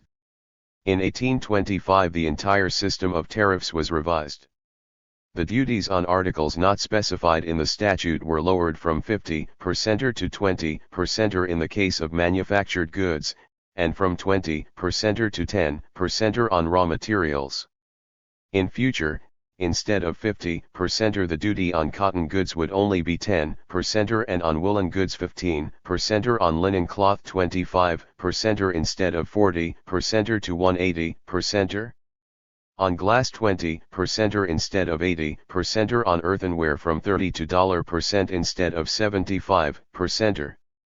Iron would now pay a duty of £1 los a ton instead of £6 10s, copper £27 a ton instead of £54, spelter £24 instead of £28, tin £50 instead of £109 5s, lead 15% instead of 20%. A further reduction was made of the import duties on raw wool. And the duties on coffee, cocoa, wine, and spirits were also reduced. These reforms would cost a loss of revenue equal to 3 times the present surplus. But the loss would not be immediate, and the experience of the last 2 years had proved that the government could safely rely upon an annual increase of the ordinary revenue, and that this increase would in fact be stimulated by the new policy of free trade. An optimism founded on weighty considerations justified a financial policy which might at first sight appear imprudent. Further measures facilitated the internal trade of the kingdom. Special acts had bestowed upon the Newcastle coalfield the monopoly of the London market. A prohibitive tariff prevented the London consumer from obtaining his coal elsewhere, and for this seaborne coal he was compelled to pay a particularly high duty. Robinson and Huskisson reduced and equalized the duties payable upon all coal whatever its place of origin. 1 Though England and Ireland had formed one nation politically since 1800, for the purposes of excise they were still separate nations. An act passed in 1820 had been content to provide for a reduction of the tariffs every 5 years, until in 1840 complete free trade would be established between the two kingdoms. When, however, the first of these 5 yearly reductions drew near, the government decided to dispense with the further delays. 2 acts were passed in succession by which the customs barrier between England and Ireland was entirely demolished in 1825.3. At the same time the system which regulated economic relations between the colonies and the mother country was completely transformed. Here the new economic policy was closely connected with Canning's foreign policy. The Statute of 1822, of which we have already spoken, had opened certain of the colonial ports in America to the importation from the United States of a number of specified articles. But as the government of Washington a few months later decided to reply to Canning's advances by proclaiming the Monroe Doctrine, it now replied to the Act of 1822 by refusing to permit any trade between the United States and the British colonies in America until goods from the United States were admitted into the ports of these colonies on a footing of perfect equality with the products of the other colonies. In short, The Anglo-Saxons of Europe proposed to the Anglo-Saxons of America the joint exploitation of the New World, and the Anglo-Saxons of America declined the proposal, demanding the sole right to exploit the American continent, and hoping to incorporate the West Indies and the other British possessions in America in a species of American empire. What measures could the Anglo-Saxons of Europe oppose to this policy? They could tighten the bonds which united the West Indies and Canada to Great Britain by sweeping away the network of tariffs which sacrificed the interests of the colonists to the interests of British industry and commerce. By an act passed Indiana 18254, the British colonies obtained unfettered liberty, not fully granted by the Statute of 1822, to trade directly with every country in the world on the sole condition of submitting, like the mother country herself, to the provisions of the Navigation Acts. Foreign imports must pay moderate duties, whose amount was, moreover, to be fixed by the colonies themselves. A reduction of duty encouraged the import of Jamaica rum into England. 1 And for the sake of Canada a bolder step was taken, and the sanctity of the Corn Laws violated. Canadian corn was to be admitted into England, though only for a period of 2 years, on payment of a duty of 5 shillings the quarter. Some years previously the United States had begun to protect their mercantile marine, still in its infancy, by legislation copied from the English Navigation Acts, and England had been compelled, in consequence, to exempt, in return for reciprocal treatment, vessels belonging to the United States from the full operation of the Acts. Now, Prussia was threatening to follow in the footsteps of the United States. To provide against the danger, and foreseeing the day when other nations would imitate the example set by the United States and Prussia, Huskisson obtained from Parliament a statute empowering the Crown to conclude treaties of commercial reciprocity with foreign states. 3 And such treaties were, in fact, concluded immediately with Prussia first and afterwards with Sweden. 4 Denmark, Hanover, the Hanseatic towns, 4 states of Latin America, and France, would shortly conclude treaties drawn up on the same plan. Registered Huskisson's treaties dealt mainly with restrictions outside the scope of the Navigation Acts, but as they were calculated to make the operation of those acts more effective and more rigorous, they might fairly be considered as belonging to an aggravated system of navigation laws. For English free trade was, after all, in its cradle. Whatever Huskisson's sympathy for the doctrines of Ricardo and McCulloch, he did not dream of asking England to establish by herself a system of complete free trade, leaving other nations to follow their false creed of protection. When impatient speakers demanded the reduction of the duties on imported corn, he replied that the British government could not be deprived of its weapons in the negotiations which were proceeding with foreign governments to secure a reduction of the duties imposed upon British manufactures. What inducement would Britain have to offer, if the duties on foreign corn were remitted immediately? 21 Nevertheless, the reforms effected by Huskisson in the commercial legislation of Britain were very considerable. Nor is our account of the progress achieved at this time yet complete. For the Board of Trade had been the scene of feverish activity ever since Huskisson had entered it. The bonding system, already reformed by Robinson, was rendered still more liberal. An act passed on the representations of the London and Liverpool merchants protected their interests by increasing the responsibility of factors or agents entrusted with the transport of goods. The system of weights and measures was reformed, and although dislike of the decimal system, too Jacobin and too French for the taste of a Tory and an English Parliament, retained many complicated features of the old system, it was at least made uniform throughout the entire kingdom. The system of fees payable by English merchant vessels in every foreign port, which went to swell the salaries of the officials, was now abolished. Customs officers and consuls were in future to be paid fixed salaries. Moreover, a parliamentary committee was appointed, on the motion of Joseph Hume, to inquire into a number of miscellaneous questions, somewhat oddly assorted, one of which was of no slight importance. 6. The first question submitted to the consideration of the committee was the advisability of repealing the law which prohibited the export of machinery. The object of the prohibition was to prevent continental manufacturers making use of English mechanical inventions to compete with the British manufacturer. but an entire industry had sprung up devoted to the manufacture of machines, and the manufacturers who specialized in this branch of production desired like their fellows to enrich themselves by the export trade. Moreover, the prohibition was directly opposed to the new spirit of liberalism. Nevertheless, the attempt failed, and the tariff of 18,251 maintained the prohibition. In the second place, the committee had to consider whether it was advisable to repeal the law which forbade English artisans to emigrate to the continent. French and German manufacturers were eager for English workmen who would teach their employees those technical secrets of which England at the moment possessed the monopoly.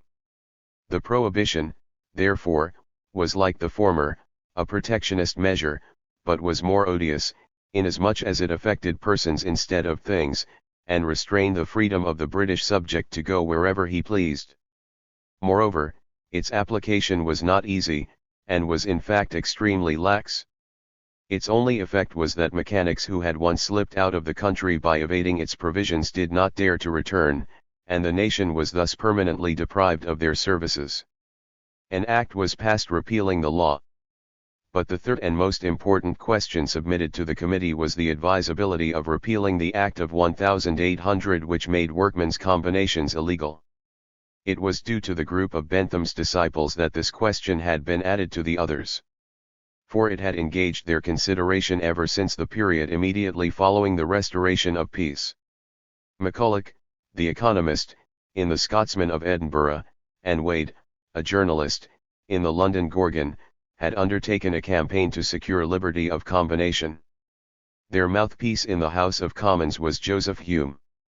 On June 23, 1819, he presented a petition signed by the artisans of London claiming the right to combine.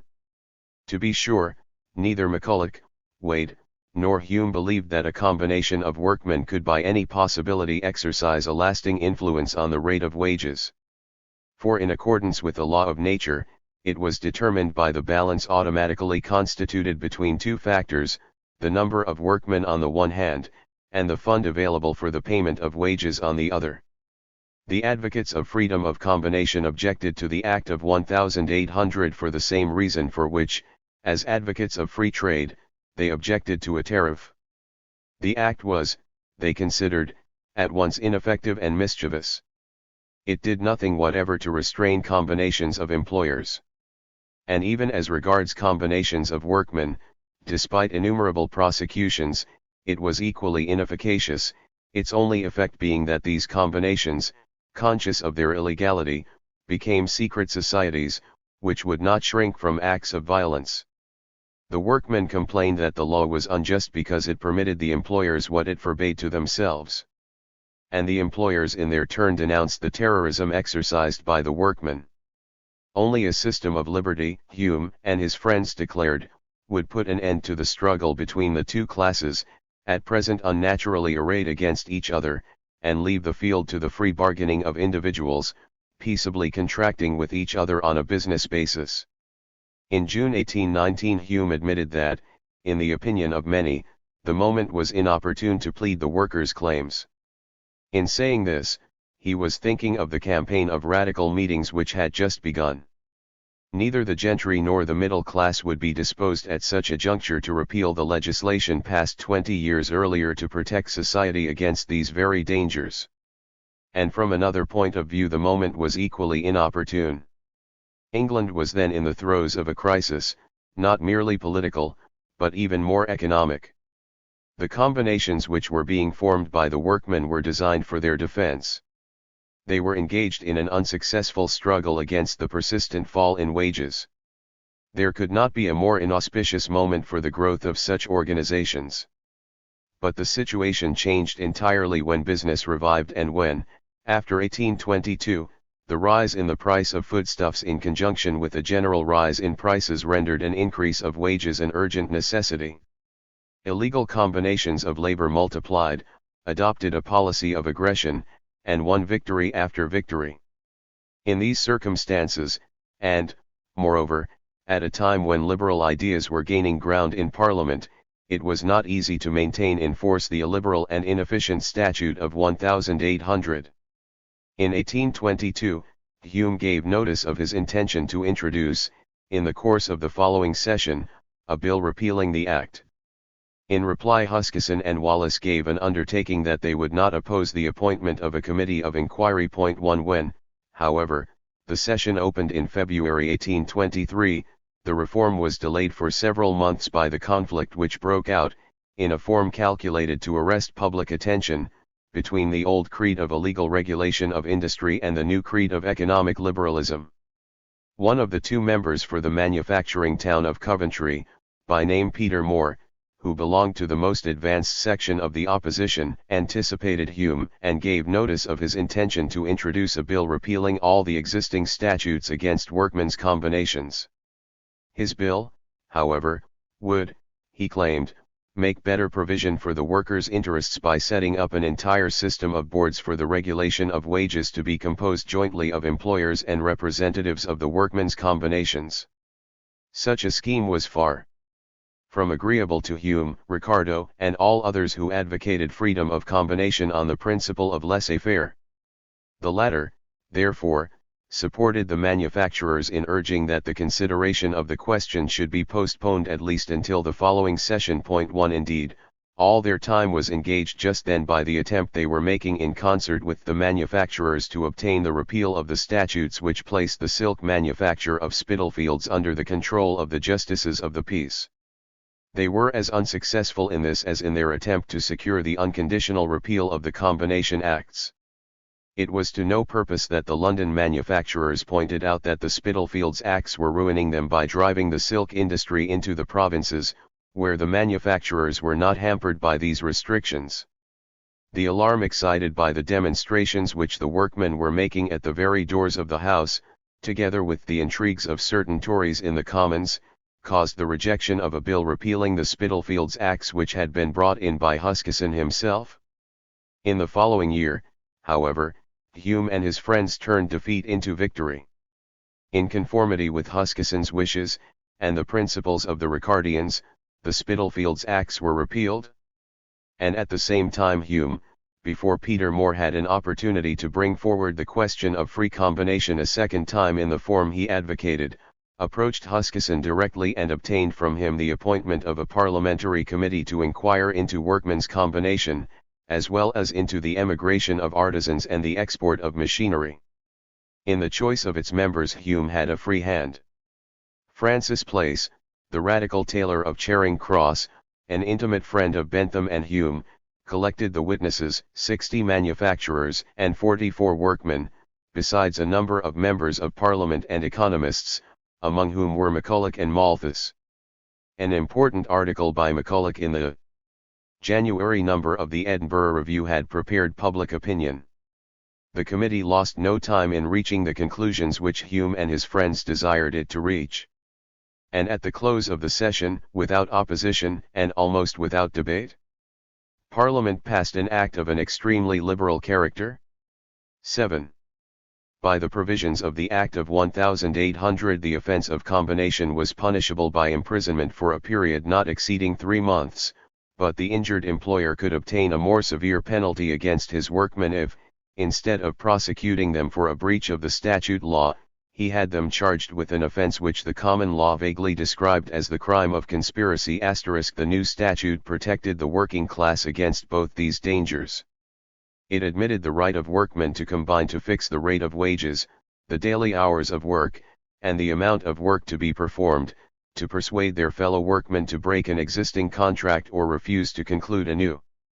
For the future, none of these actions would be punishable either under statute or common law.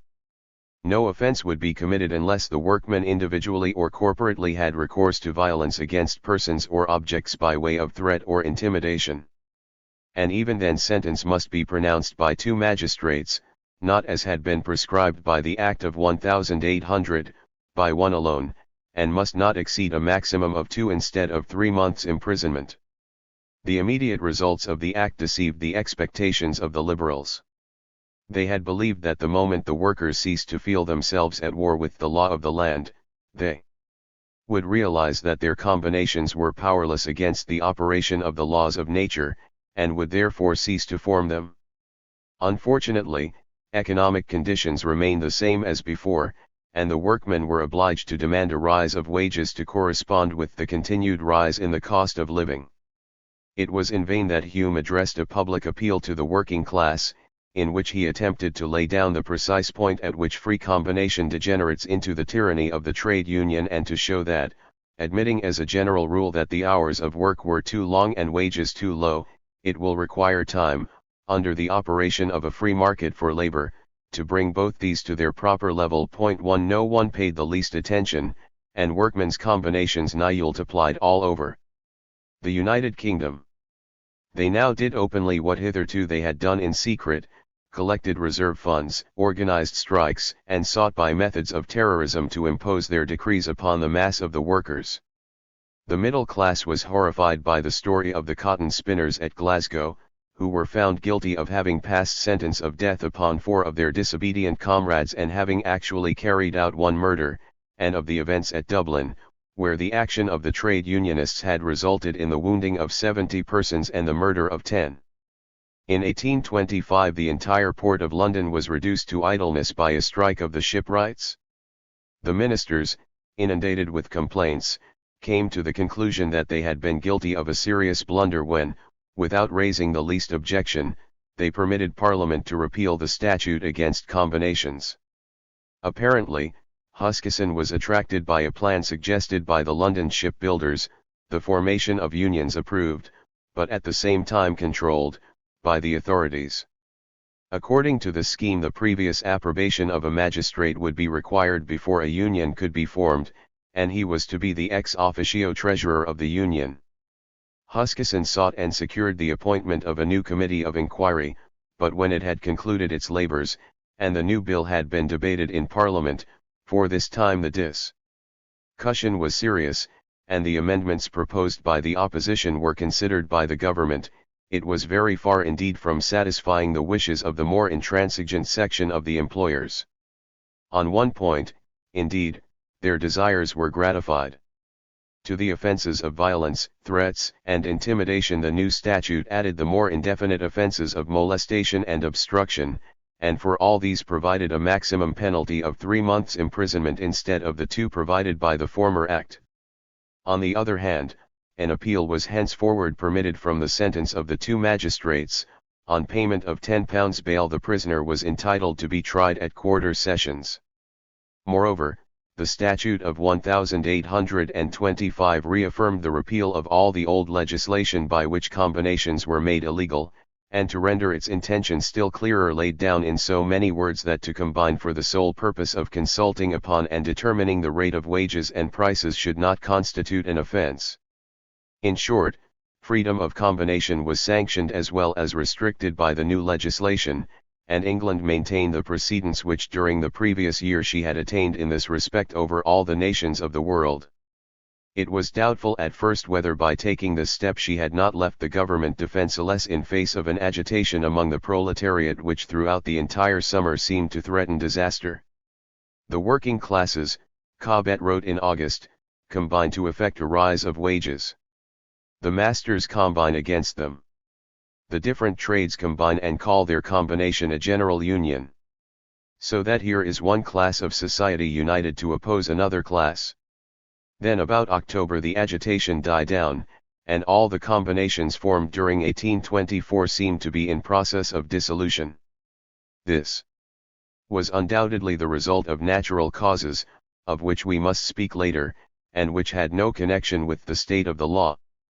But the optimism of the more liberal among the ministers had been justified, and, to all appearance, the method had been discovered by which disorder among the working class could be suppressed without depriving the worker of the freedom to which he was legitimately entitled. T. 4 Other reforms. Instinctively, public opinion attributed to Canning the honour of these first victories won by British liberalism. Was he not the leader of the liberal group in i.e. cabinet?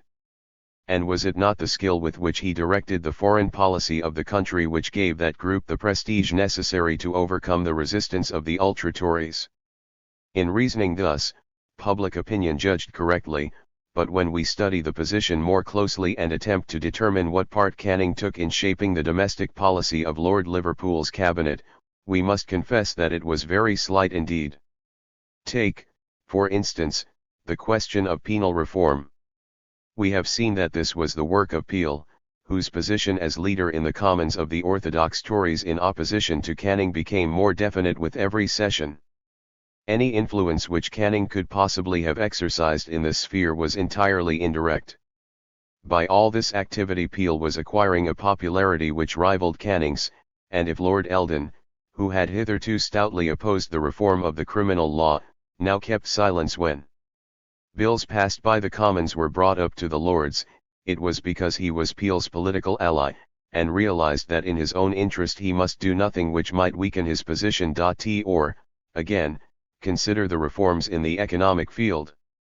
The repeal of the statutes against workmen's combinations was passed almost without debate by the entire House of Commons on the initiative of a member who was a radical and a disciple of Bentham. The only part taken by the government was to carry, a year later, an amending act which restricted the freedom granted by the former. Though in 1825 Robinson was in close collaboration with Canning, the alliance between them had been of gradual growth. It does not appear that his promotion in January 1823 had been due to any special intervention by Canning on his behalf, and throughout the session of 1823 the Tories seem to have hesitated whether they should look to Peel or to Robinson as their leader against Canning.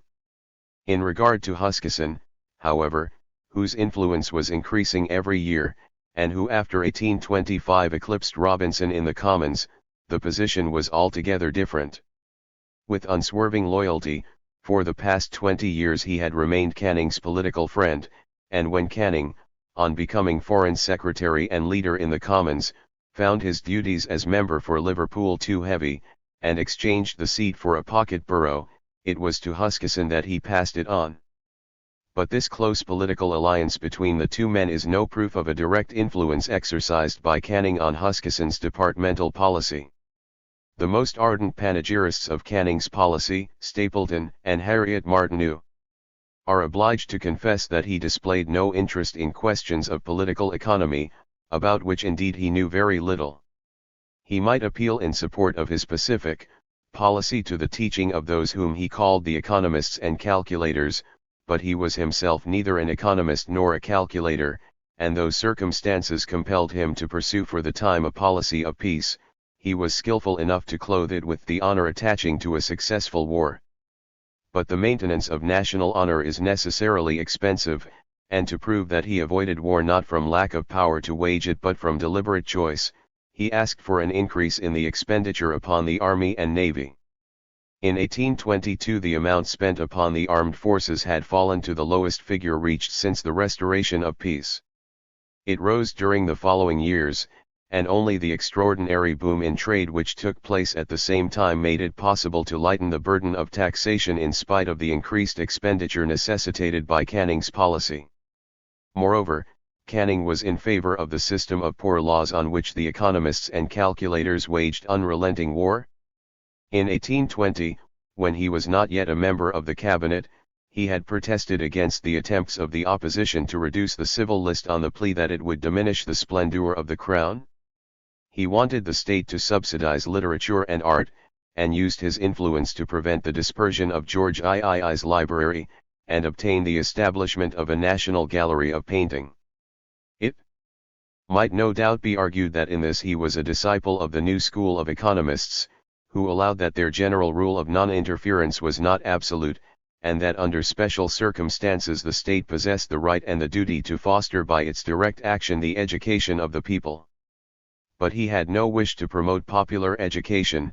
What he desired was a royal or aristocratic patronage after the old style, as it had been practiced by Louis XIV and the Medici. Finally, though the emancipation of the commerce of the West Indies and Canada, a reply to the declaration of economic war by the government of Washington, possessed his considered approval, perhaps even emanated from him, in the other commercial reforms he had no share.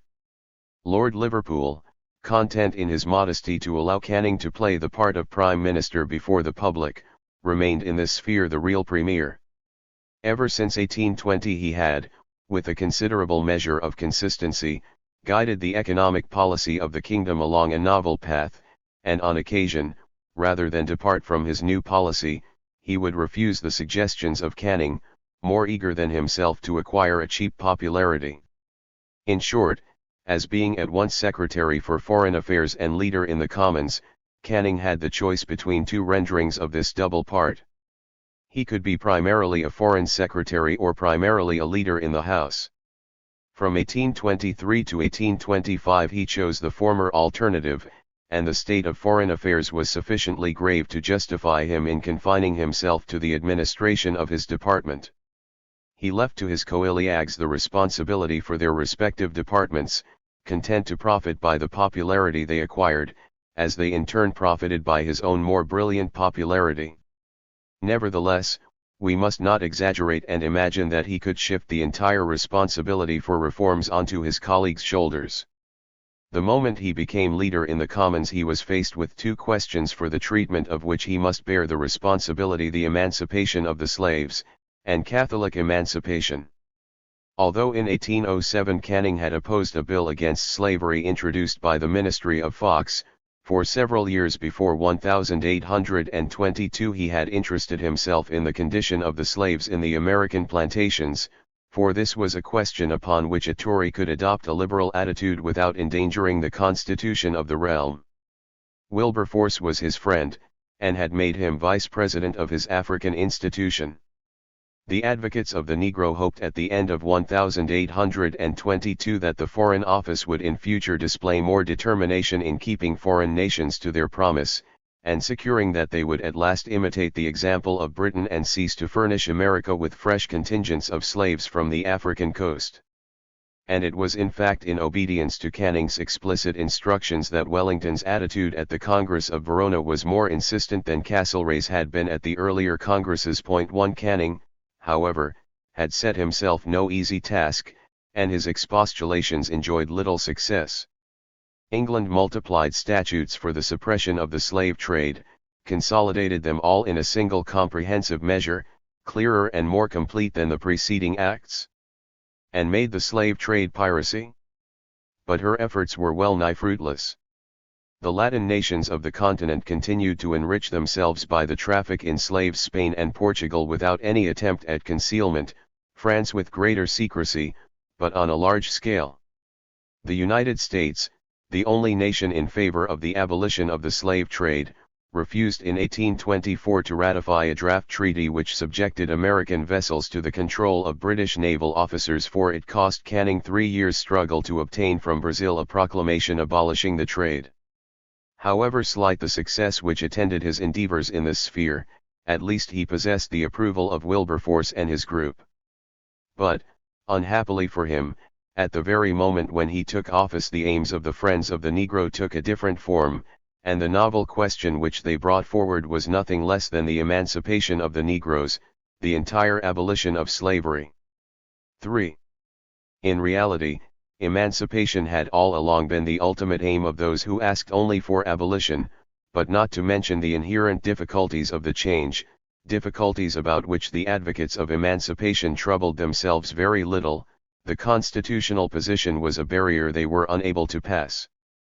The majority of the sugar plantation colonies were old colonies which enjoyed self-government, and even if the mother country could control the Atlantic slave trade without violating the colonists' rights, it was a nice point to determine whether the control or abolition of slavery in the West Indies was or was not a purely domestic matter which belonged wholly to the jurisdiction of the local legislatures, and in which the Parliament of Westminster had no right to interfere. The abolitionists had hoped that by cutting off the supply of new slaves they would compel the planters to take more care of the lives of the slaves they already possessed, and, if not to enfranchise them, at least to treat them with greater humanity. Their hope had proved vain, and the legal position of the West Indian Negro had even changed for the worse since 1807. Colombia, on the other hand, the moment she was free from the Spanish yoke, proclaimed the emancipation of her slaves. 1. How could England hesitate to follow the example set by the Spanish Americans of Caracas? Already during the session of 1822 Wilberforce, speaking on abolition, had introduced the subject of emancipation, and secured from the government a promise to prohibit slavery in the Cape Colony. At the beginning of 1823, Wilberforce and his friends founded the Society for the Amelioration and Gradual Abolition of Slavery in all the possessions of Great Britain. Canning was too expert a politician not to perceive the gravity of this new agitation. On many other matters the evangelicals, whose influence was felt by both parties alike and was growing throughout the country, aroused lively opposition among the liberals. When they founded societies for the reformation of manners or for Sunday observance, their meddlesome Puritanism excited the protests of the Edinburgh Review, but on the question of slavery the Methodists spoke for once the language of freedom. It was all very well for the John Bull of ultra-Toryism, Cobbett's Political Register, to denounce the emancipationists. Canning could not face Undies made the prospect of a hostile coalition of evangelicals and liberals if he refused to support emancipation. It was at the suggestion of the evangelical, Zachary Macaulay, that Brougham came forward as the advocate of the new cause in the Edinburgh Review, and it was in the same cause that Zachary's son, Thomas Babington Macaulay, a political friend of Brougham, made his first appearance as a speaker and a writer. At first Canning attempted to shirk the problem. By tricks of parliamentary procedure he twice adjourned motions against slavery. But when at last on May 13, 1823, Buxton asked Parliament to effect what he termed the gradual extinction of slavery by declaring all the children of slaves born after a certain date free, he decided to intervene and solve, if he could, the difficult problem. He carried 3 resolutions affirming the necessity of improving by degrees the moral condition of the slaves, to fit them for the day when they would participate in all the civil rights enjoyed by British subjects, and the text of these resolutions was immediately transmitted by the Colonial Secretary, Lord Bathurst, to the governors of all the colonies registered. It was, of course, impossible to impose any particular measure upon the old colonies, but it could be done in the case of the new or Crown colonies which were not self-governing. The island of Trinidad was chosen to be the scene of the experiment. An order in council issued in 1824 established an entire slave code in the island. Sunday work was forbidden, the flogging of slaves severely restricted and forbidden altogether in the case of women, a regular marriage ceremony introduced, the slave's right to his property legally recognized, and he was given the right to purchase his liberty, and, with the sanction of the clergy, to give witness in a court of law even against a white man. In short, an example was proposed for the imitation of Jamaica and the other plantations. Unfortunately, it was not followed. The only effect of Canning's action was to produce an extremely critical situation in the West Indies. The report spread among the Negroes that the government of the mother country desired to emancipate them and that the interposition of the planters was the sole obstacle to their freedom. In Guyana and Jamaica registered insurrections broke out among the slaves. They strengthened the planters' opposition. For the planters were a handful of whites surrounded by over 600,000 slaves. To abandon to the latter the government of the colonies was to sweep away entirely their wealth and civilization, and, on the other hand, their predominance could be secured only if they kept in their hands the powers of a despotic government. The colonial legislatures refused to assent to the wishes of the Parliament at Westminster, and nothing was done to improve the condition of the slaves. Missionaries, Methodists or Baptists who attempted to supply for the neglect of the established church and evangelize the Negroes were charged with inciting them to rebellion and were subjected to persecution. One of their number saw his chapel demolished, and was obliged to fly for his life. Another was sentenced to death by a court-martial, and though he was, it is true, recommended to mercy by his judges, was taken ill in jail and died. On the other hand, the attitude of the English philanthropists became more violent than ever.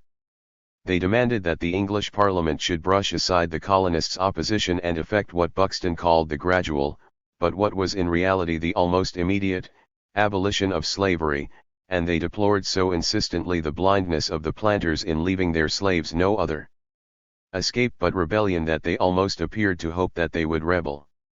To sum up, Canning undoubtedly desired in 1823 to do for the improvement of the Negro's condition what Peel was doing in his department to reform the penal code and Huskisson at the Board of Trade to reform the system of tariffs, namely, to take the cause of reform out of the hands of the opposition and be the reformer himself. He failed to accomplish the task he had set himself. The two races at war in the West Indies would have none of his arbitration. What more could he do?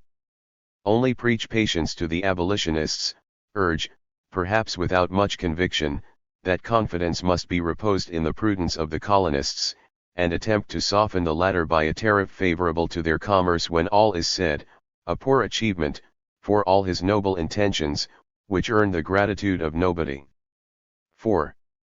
Even poorer were the results of the policy which, during these same years, Canning pursued in regard to another question of equal gravity, and which concerned not the Negro plantations of the West Indies, but that other English colony, Catholic Ireland. From the statesman's point of view, the conditions of the latter problem were very different from those of the former. There was no alliance here between the evangelicals and the liberals.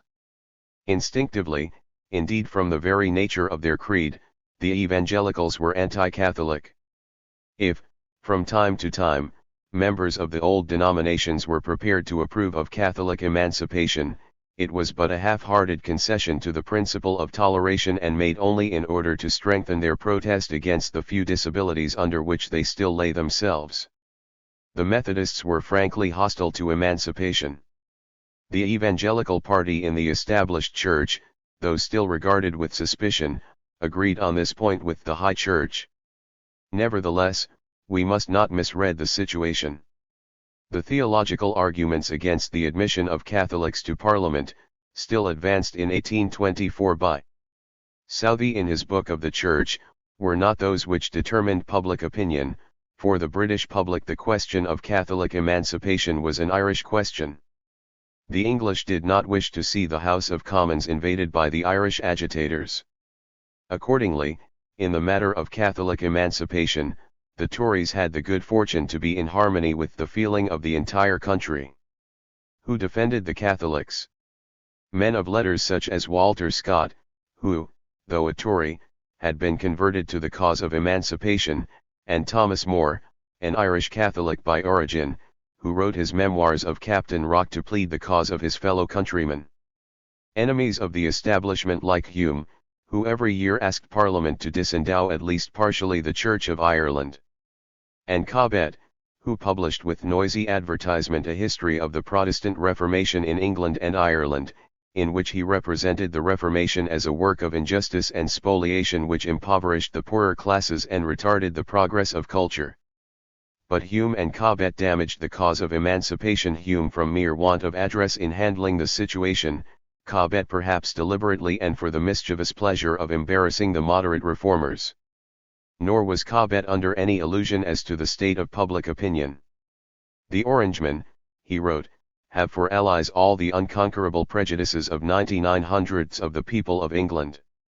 In these circumstances Canning's sole consideration as leader in the Commons was to bury out of sight this dangerous question on which he was opposed by an alliance of the court and the church with the pietist middle class and the populace who detested the Irish. Since personally he was a convinced advocate of emancipation, the only effect of his advent to power was that the opposition lost the support of his oratory. We have already remarked his suggestion made in August 1822, when he was a candidate for Castlereagh's inheritance, that the question should be settled by amicable arrangement, that a compromise must be discovered. Was he preparing to repudiate the convictions of a lifetime? When Brougham taxed him with that intention and accused him of having entered into an agreement with Lord Eldon, he protested against the charge, and provoked a violent scene by bluntly telling Brougham that his assertion was false. But for all his protests, when, a year later, Lord Milton appealed to him to settle the troublesome question with the assistance of the Whigs, he excused himself from touching it, and spoke with such embarrassment that he incurred the bitter reproaches of Tierney. 2. What was the compromise that he had in mind which would give some satisfaction to the Catholics without rousing the indignation of the Tories? Its nature may be conjectured from the proceedings in the House of Lords in 1824. Lord Liverpool accepted two bills introduced by Lord Lansdowne to enable English Catholics to vote in parliamentary elections and to act as justices of the peace, *, but both bills were rejected. A few subordinate posts in the government service were thrown open to Catholics. The Catholic Duke of Norfolk was allowed to exercise the functions, which were purely honorary, attached to his hereditary office of Earl Marshal. 5 And this was all that Canning's influence did for the Catholics. Never had the advocates of Catholic emancipation been more disheartened. They even asked themselves whether, in the impossible event of a Whig government, the reform could be carried. 6 Even the success obtained in Ireland by the policy of conciliation, which, since the beginning of 1822, had been pursued by Lord Wellesley, was detrimental to their cause. Lord Wellesley was, in the parlance of the day, a Catholic, and did not even shrink from the scandal of a Lord Lieutenant contracting a Catholic marriage solemnized by a bishop of the Roman Church. In the administration of the country he was careful to hold the balance even between Catholics and Protestants. The body of magistrates was purged, a constabulary established, the customs barrier between England and Ireland removed. An act passed to legalize the voluntary commutation of tithe, and a series of minor reforms effected on the recommendation of a parliamentary committee of which Wallace was the chairman. The result of these measures seemed excellent. The year 1824 passed without farcical incidents or sanguinary riots. Though the Insurrection Act was renewed annually, the districts in which it had to be enforced were fewer every year. Every measure, Lord Wellesley wrote to Lord Liverpool, Insurrection Act, Police, Tithe Bill, Revision of Magistracy, Petty Sessions, better administration of laws, has succeeded beyond my most sanguine hopes. The general prosperity of the empire begins to reach Ireland. Prices have improved, rents and even tithes are better paid, and in the districts which had been most disturbed the people are turning their attention to pursuits of industry and honest labor instead of plotting or executing schemes of outrage and violence. 5. In short, concluded Lord Wellesley, I should have been able to present the gratifying tribute of Ireland tranquilized to His Majesty were not the general prosperity and happiness disturbed by the noisy fury of the Catholic Association. What was this association? It was an association which O'Connell and other Irish barristers had formed in 1823 to present petitions on behalf of emancipation and generally to take whatever action seemed likely to further the cause. Within a few months it had assumed gigantic proportions. It comprised the entire Catholic population of Ireland, levied what was nothing less than a tax upon its members, and held sessions in Dublin at which the government of Ireland was discussed, and which presented the aspect of a parliament assembled in opposition to the Parliament of Great Britain. According to O'Connell, the cessation of disorder in the country districts was due to the Catholic Association, not to the measures taken by the government. The association, he claimed, subjected the masses to discipline, gave them a taste for peaceful methods of propaganda, diverted them from agrarian outrages, and interested them once more in questions of a strictly political character.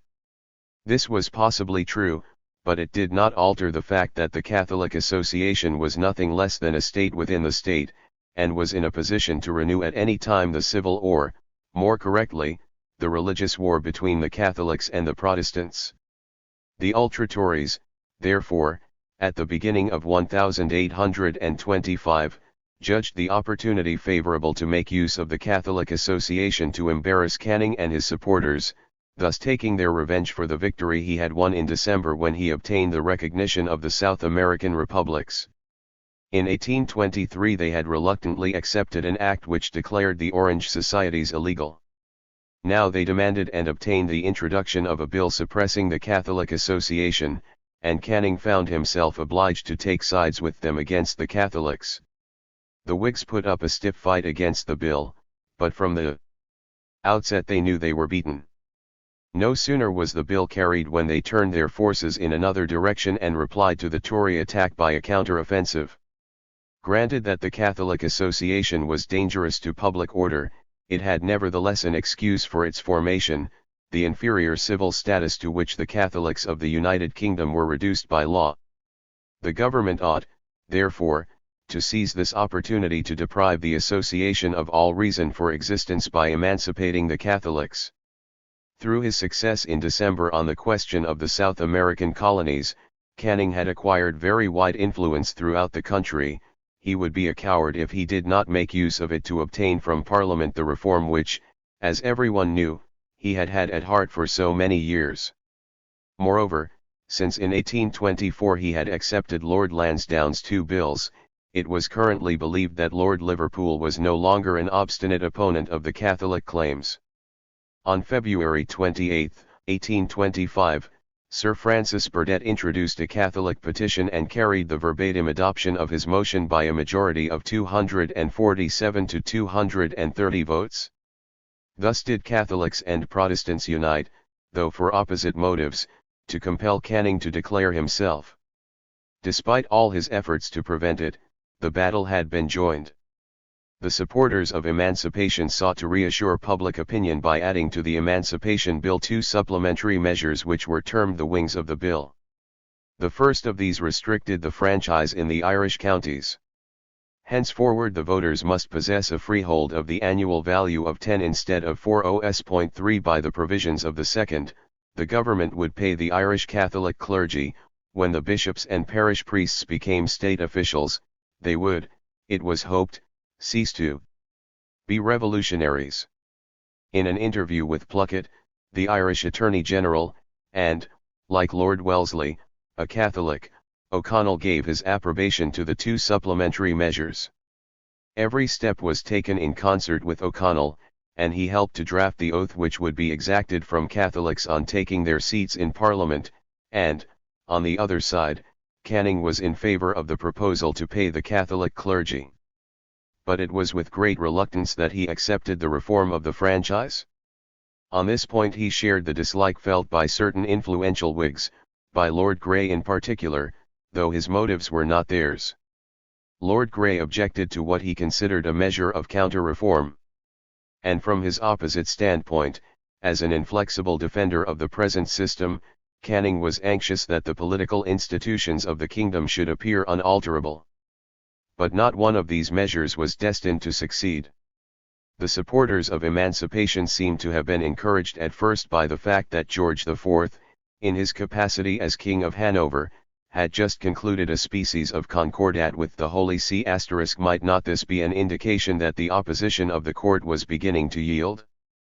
But on April 27 the Duke of York, the King's brother and heir apparent, delivered a speech in the House of Lords. He repeated the stock arguments against emancipation and ended by declaring that whatever position he might one day occupy, he would always consider the King of England bound by his oath to defend the established church. The speech warned the members of Parliament, and Canning in the first place, that the court would continue to oppose an obstinate resistance to emancipation, and it was impossible to believe that in these circumstances the House of Lords would change the attitude it had followed hitherto and for the first time record a favourable vote. The bill, which passed its third reading in the Commons on May by a majority of 248 to 227, was thrown out by the Lords on the 17th by 170 votes to 130. What would Canning do? As soon as the bill had been rejected by the Lords he called a Cabinet Council, at which he claimed freedom to introduce at his own time and on his personal responsibility a new Emancipation Bill. Many people, among them the entire Grenville clan, wished him to go farther and commit himself unreservedly and immediately on the question. But he had not forgotten the defeat which had been inflicted upon those who had risked an attempt of this kind in 1807. The Tory party, then supported by himself, had held its ground successfully. Was it credible that Peel would fail in 1825 to hold a position which even a politician so insignificant as Perceval had held successfully too? Would he, then, allow both parties to contest the general election, fixed for the autumn, under the impression left by the parliamentary battle in which the Protestants had been victorious? All his personal influence would be unable to prevent the Tories winning seats on the cry of no popery. In September it was evident that he had adopted a more prudent course. He persuaded Lord Liverpool to postpone the general election until the autumn of 1826, for the opposition not to raise the Catholic question during the following session. When the memories of the session of 1825 had been thus extinguished, the election would be fought, he hoped, under conditions less unfavorable to the advocates of emancipation. Cautious folk, chary of awkward questions, were relieved to learn that his clever management had postponed for 2 years the troublesome Catholic problem. Scarcely had this serious difficulty been settled, or at least shelved, when suddenly and without warning another arose. The marvelous prosperity which the nation had enjoyed for the past 3 years, and which was credited to the new policy adopted by Lord Liverpool's colleagues, Canning and Huskisson, received a check. An economic crisis broke out, similar to those of 1816 and 1819. Would this new crisis, like its predecessors, lead the country, at least apparently, to the brink of revolution? To say the truth, although the panic did not break out until December, for nearly a year past the economic situation had shown disquieting symptoms. It was not only that the price of cereals had risen, compelling the House of Commons to reconsider the system of duties on corn set up in 1815, and by provoking widespread unrest and secret plotting among the working class had forced the government to amend in haste the statute of the preceding session legalizing the workmen's trade unions. At the very moment when the price of cereals reached its maximum, the price of manufactured articles began to fall. And there was a simultaneous fall in the price of shares which, issued indiscriminately by innumerable companies, had been the object of wild speculation, and complaints began to be heard of the dubious methods by which these companies obtained parliamentary sanction for their formation. Only a few weeks after he had composed a royal speech overflowing with optimism, Lord Liverpool thought it advisable to warn the public against the consequence of its folly, and make it known that in the event of a crisis arising as the result of such speculations, the government disclaimed in advance all responsibility. Undertakings threatened with ruin must not look to the state for assistance. In May the Bank of England, which hitherto had freely issued notes to meet the demand for discount, and had even lowered in 1823 the rate of elie from 5 to 4%, began to refuse to discount s. Premonitory signs of the crash appeared towards the end of August and during the early days of September. There was a panic on the London Stock Exchange, and a sudden collapse in the price of cotton in Lancashire after the final failure of an attempt to corner the crop which had lasted more than a year. Then, on September 27, a long-established and respected banking house at Plymouth suspended payment, and the panic which ensued in the neighborhood led to the failure of another bank on October 1. On November 25 the Third Plymouth Bank failed, but this time the panic was not confined to the locality. A large bank in Yorkshire failed, and its failure was followed on December 3 by the failure of one of the leading banks in the city, after the Bank of England had in vain attempted to tide it over the crisis by a loan of £300,000. The disaster reached its climax in the course of the same week. 3 London banks and 63 banks in the provinces suspended payment. Would the Bank of England itself share their ruin? Fortunately, the disease which for 6 months had afflicted the economic system of England showed a tendency to cure itself. As a result of the appreciation in the value of money, the exchange, which until September had been adverse, became favorable, and the situation was further improved when French money came into the bank at the very moment when the demands upon its reserve were becoming less urgent. Thus the supreme catastrophe had been avoided. Nevertheless, provincial banks continued to fail, and the situation throughout the country was still far from satisfactory when on February 2 Parliament began what must be the last session before a general election. Would the Tories, who a year earlier had consented with such bad grace to recognize the South American republics, take their revenge now? For the infatuation for South America was obviously the cause of the crisis through which England was passing.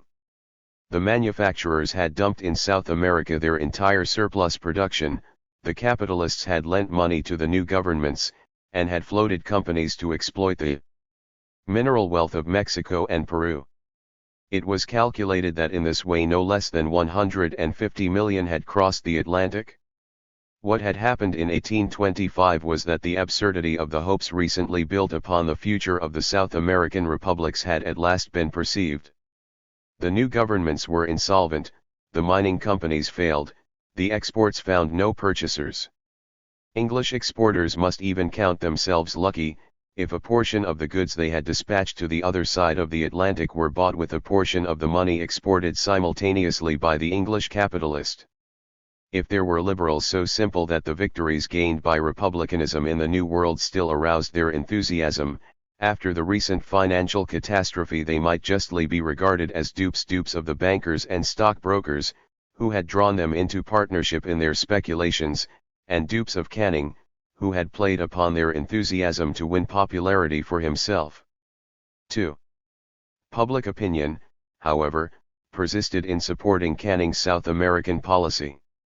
A bill to facilitate, in spite of the provisions of the Navigation Act to the contrary, the construction of a mercantile fleet by the Republic of La Plata and by Colombia was introduced by Huskisson and readily passed by Parliament.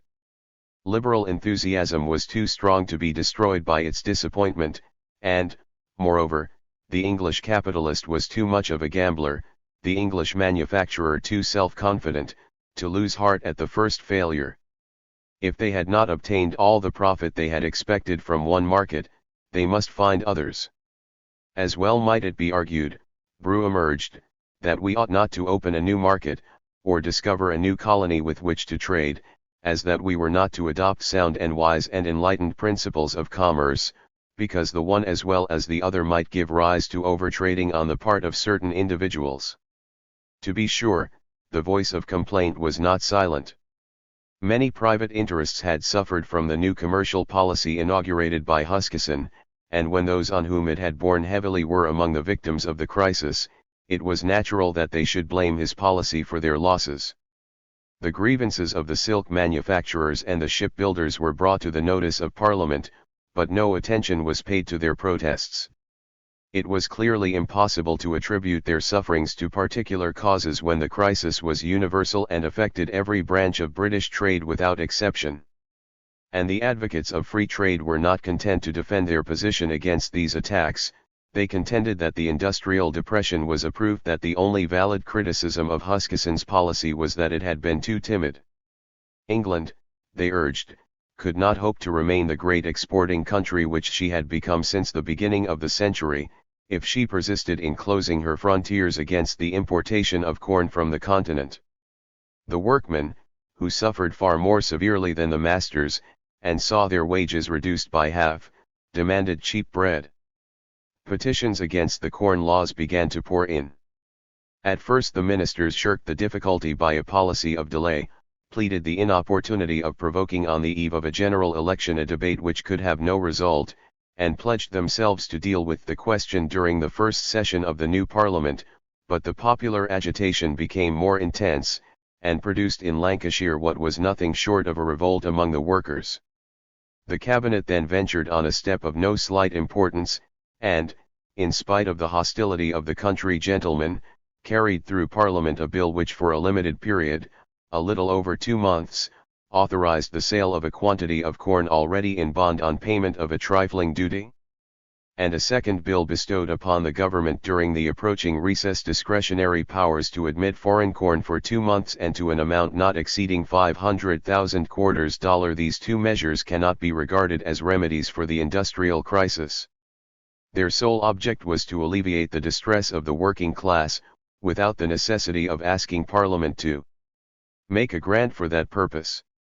It was in the same spirit that the government, when pressed to come to the assistance of trade, finally persuaded the bank to make advances on the security of bills or goods to the amount of £3,000,000. If Canning had had his way, the Treasury would have been empowered to make direct advances to merchants.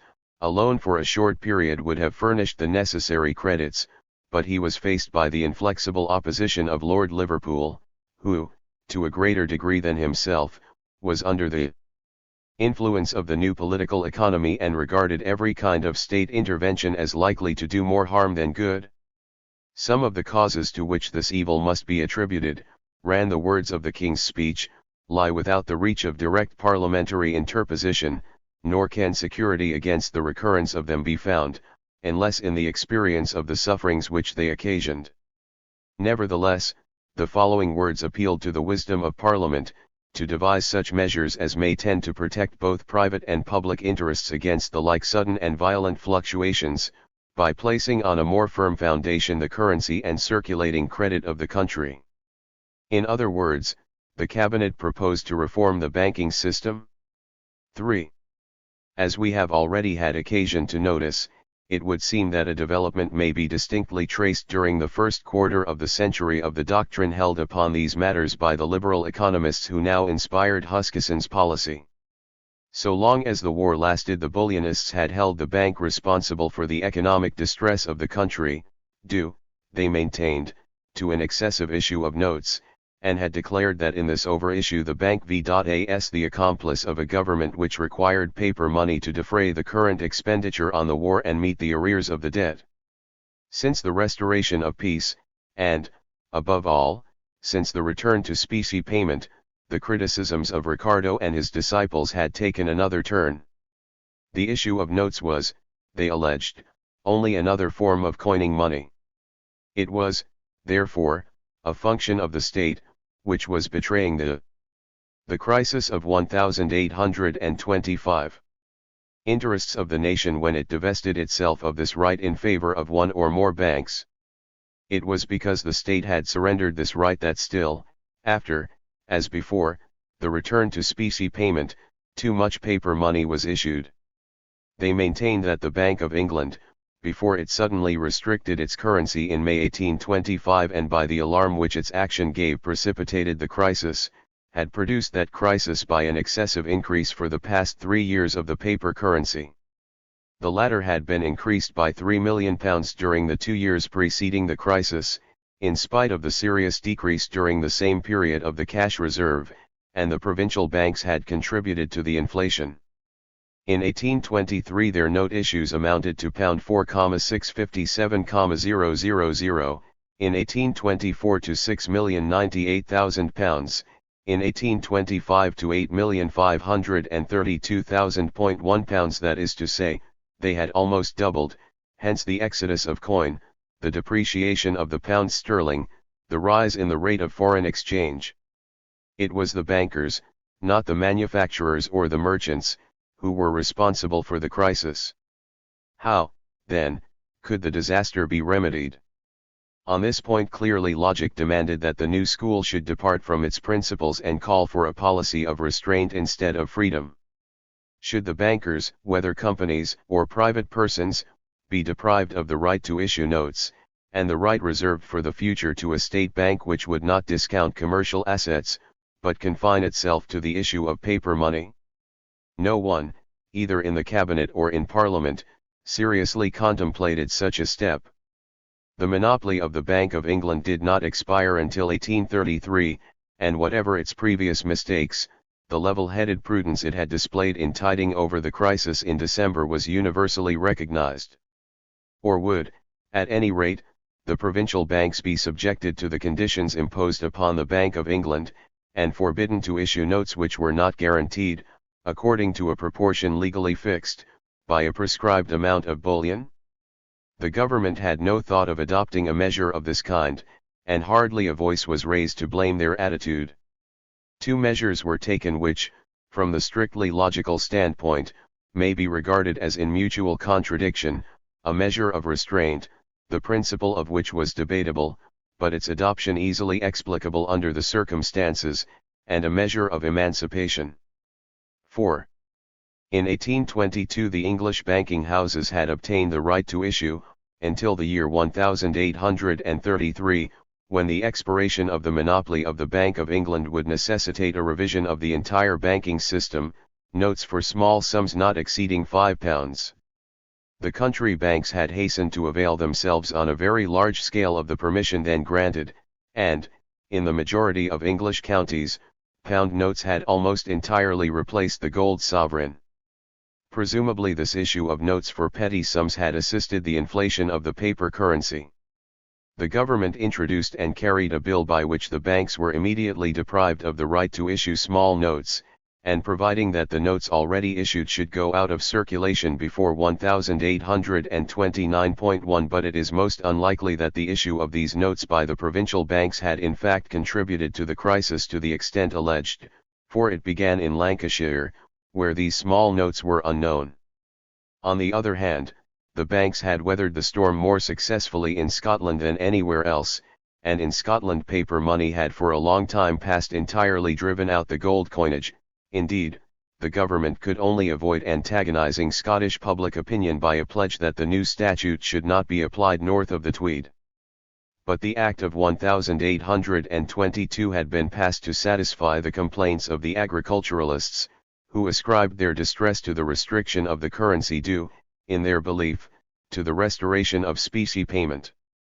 Ever since, Cobbett had not ceased to boast of the victory then achieved, and to depict the Act of 1822 as the first step towards the repeal of the Statute of 1819, and, when at last the crisis came, he predicted that the Bank of England would shortly suspend payment.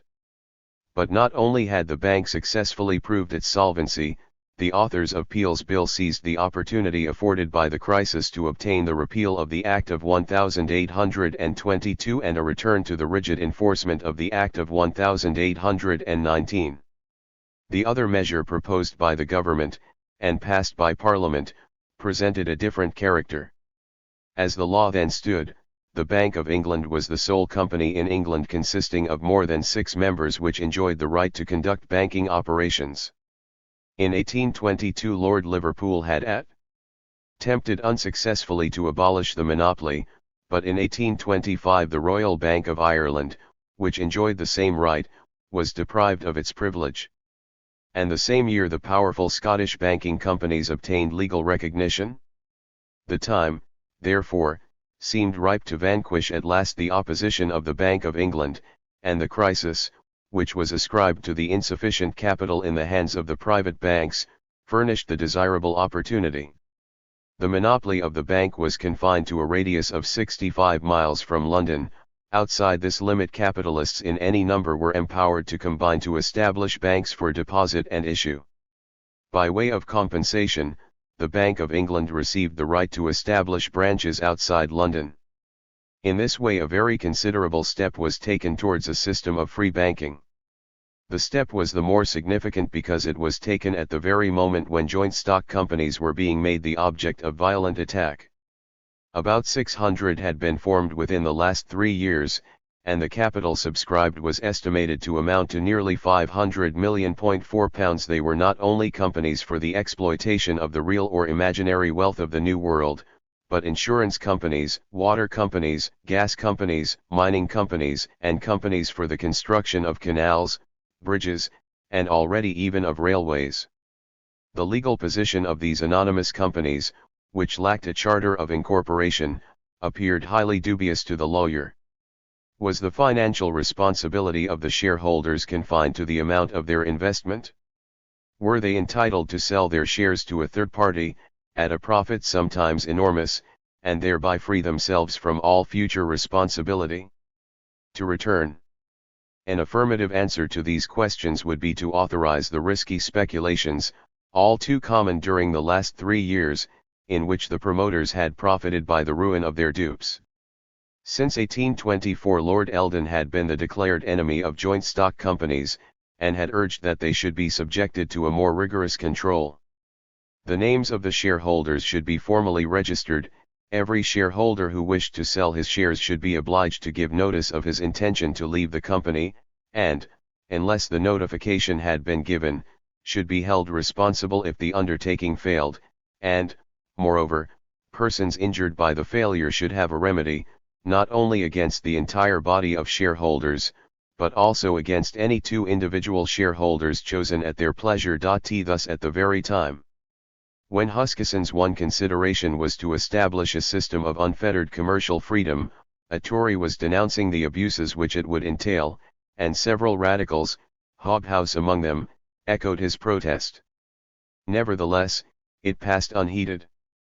When, in 1825, Lord Liverpool warned the public against speculators and company promoters, he had taken care to make it plain that in no circumstances would the state interfere to save the public from the consequences of its own folly, and during the same session, at the request of the government, Parliament repealed the obsolete Bubble Act of 1720, in virtue of which all joint stock companies were still theoretically illegal. Point 2. There were a large number of undertakings, Huskisson pleaded, which it was altogether beyond the power of any individual capitalist to carry out. Who, then, could provide the necessary resources? Either public bodies, as on the continent, or joint stock companies. This being the alternative, the choice could not be in doubt. There could not, however, be a stronger proof of the favor which, in spite of so many failures, the joint stock companies still enjoyed, than the alteration which Huskisson introduced into the English banking system. So far was the crisis of 1825 from causing even a temporary setback to the system of joint stock companies that it actually hastened the decline of the private bank. The number of private banks fell from 800 to about 700, and they never regained the ground lost, while, in imitation of the system which had long obtained in Scotland, joint stock banks began to get the control of the banking system of the country into their hands. 5. The discussion of these measures occupied the greater part of the session of 1826. Canning threw himself into the fray with his characteristic ardour, spoke a language not usually heard from the lips of a Tory minister, and compared himself with Turgot victimized by the intrigues of the nobility and Galileo persecuted by the Inquisition. He found himself compelled at last to discuss those problems of practical economics which he had avoided so long. He spoke on the question of restricting the monopoly of the bank. He spoke on the Corn Law. Before delivering his speeches, he was careful to obtain the necessary information from his more proficient colleagues, Robinson and Huskisson, especially the latter, for Robinson, after cutting for a session or two such a brilliant figure that he had all the appearance of a great parliamentary leader, was now being reduced by public opinion to the position he deserved, and receding into the background. In 1825, when alarmists were already predicting an imminent crisis, he had made the disastrous mistake of asserting in the most emphatic terms that the national prosperity rested on a solid and secure foundation. When the crisis actually came, Cobbett called him Prosperity Robinson, and the nickname stuck to him. Huskisson's influence, on the contrary, was growing steadily, and it was to him that public opinion ascribed all the financial measures adopted by the government to tide over the existing crisis and prevent future crises. The situation improved, and fortunately for the government the crisis had reached its height in December, 2 months before Parliament met. Naturally, its effects still continued to be felt, and when it was known that wages had fallen by half in some branches of industry, the knowledge could not but give rise to fears of a new upheaval among the labouring class. "I fear," wrote Lord John Russell to Thomas More on February 23, "the summer may resemble that of 1819, and then for the 6 acts again it is woeful." But the apprehensions expressed by Lord John were not verified by the event.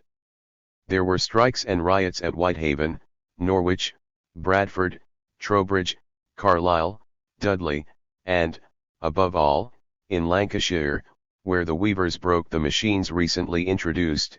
It was calculated that 1,000 frames were broken, to the value of £30,000. But these disorders were sporadic, and the contemporary evidence bears unanimous witness to the remarkably peaceable spirit displayed by the working class. There were no comprehensive plans to concentrate the forces of the proletariat, such as had been formed at the end of 1824. The fall of wages had broken the trade unions. Even the rioting which did occur was merely the instinctive effect of hunger, like the first Luddite outbreak in 1812.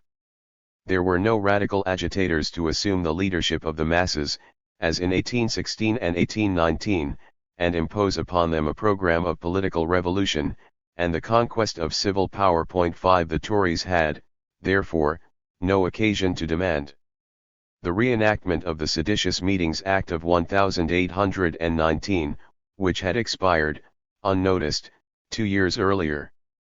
Private charity was organized on a large scale to relieve the sufferings of the masses and seal the reconciliation of classes. In Yorkshire, Wilberforce directed the organization and recovered his former popularity, which had been several times endangered since 1815. While Lord John Russell was predicting insurrection, Greville made a truer diagnosis of the situation. "So great and so absorbing," he wrote, "is the interest which the present discussions excite that all men are become political economists and financiers. The difference between the attitude of the public during the present crisis and their attitude during the crises which had occurred during the first 6 or 7 years after the restoration of peace was very striking. Nobody now talked politics, men talked of nothing but banks, paper money, free trade, and the abolition of the Corn Law." After 3 years' silence, Lord John brought up again in the Commons the question of parliamentary reform.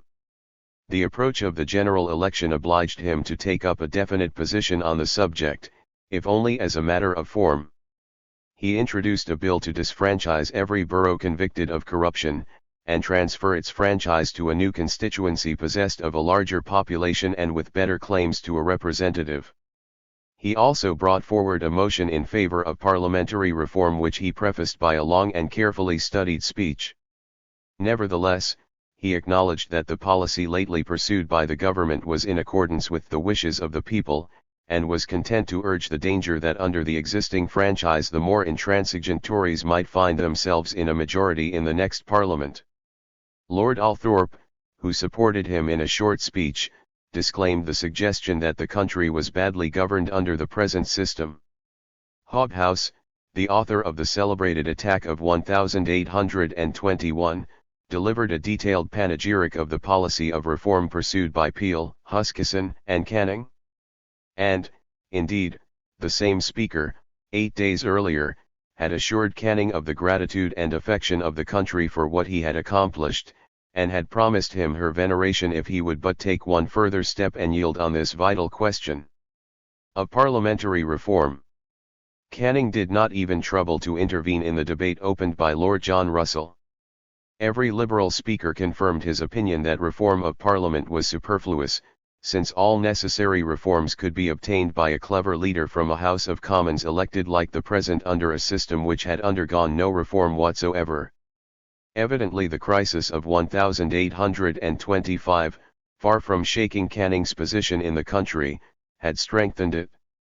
It was nothing less than a triumph for his policy that the nation had passed through an economic crisis similar to the crises of 1816 and 1819, and that it had not, as under Castlereagh's government, been accompanied by agitation of a radical and revolutionary character.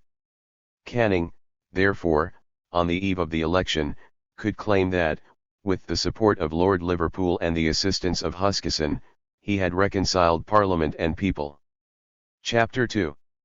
Catholic Emancipation. I. Canning's final period. I. Anning's policy had triumphed, and the fashion in concerted measures with Lord Holland and Lord John Russell to bring forward in Parliament the repeal of the Test and Corporation Acts. On March 9, 1827, the Old Committee of the three denominations decided, at the request of the Unitarians, to hold a meeting on March 17 in concert with the Board of Congregationalist Ministers, the Protestant Society for the Protection of Religious Liberty, and the Unitarian Association to determine upon a common line of action. At this meeting arrangements were made to hold a further consultation with certain of their parliamentary patrons. The consultation took place on April 6, and Lord John was commissioned to move in the Commons the repeal of the Test and Corporation Acts. Suddenly an unforeseen obstacle arose.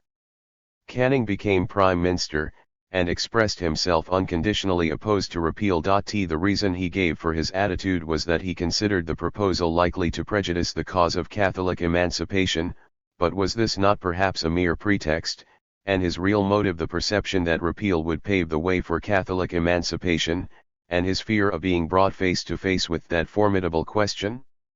Some Unitarians, among them the Rev. Robert Aspland registered and a few Liberal leaders, for example, Lord John registered, apparently desired to go forward in spite of Canning's opposition, but the moderates, who wished to place no obstacles in the way of his policy, carried the day, and on June 7 Lord John withdrew his motion. But, in the meantime, the dissenters had organized their propaganda, and circulated all over the country at great expense a statement of the case of the Protestant dissenters, in which their grievances were clearly explained, and they agreed to Lord John's withdrawal of the motion only on the express understanding that the matter should be brought before Parliament the following year, and again at every succeeding session until their claims were satisfied. When Parliament met in January 1828, Canning's death had smoothed their path. The Special Committee for Propaganda, which had been formed in the spring of 1827, issued periodical reports, collected petitions, put forth an address to the public, and persuaded the Court of Common Council of the City of London to pass for the second time, and on this occasion with only 2 dissentient votes, a resolution demanding the repeal of the Test and Corporation Acts. When, on February 26, Lord John introduced a motion calling upon the House to go into committee to examine the question, he obtained a majority of 44, in spite of the opposition of Peel, and of Huskisson and Lord Palmerston, who were still in office.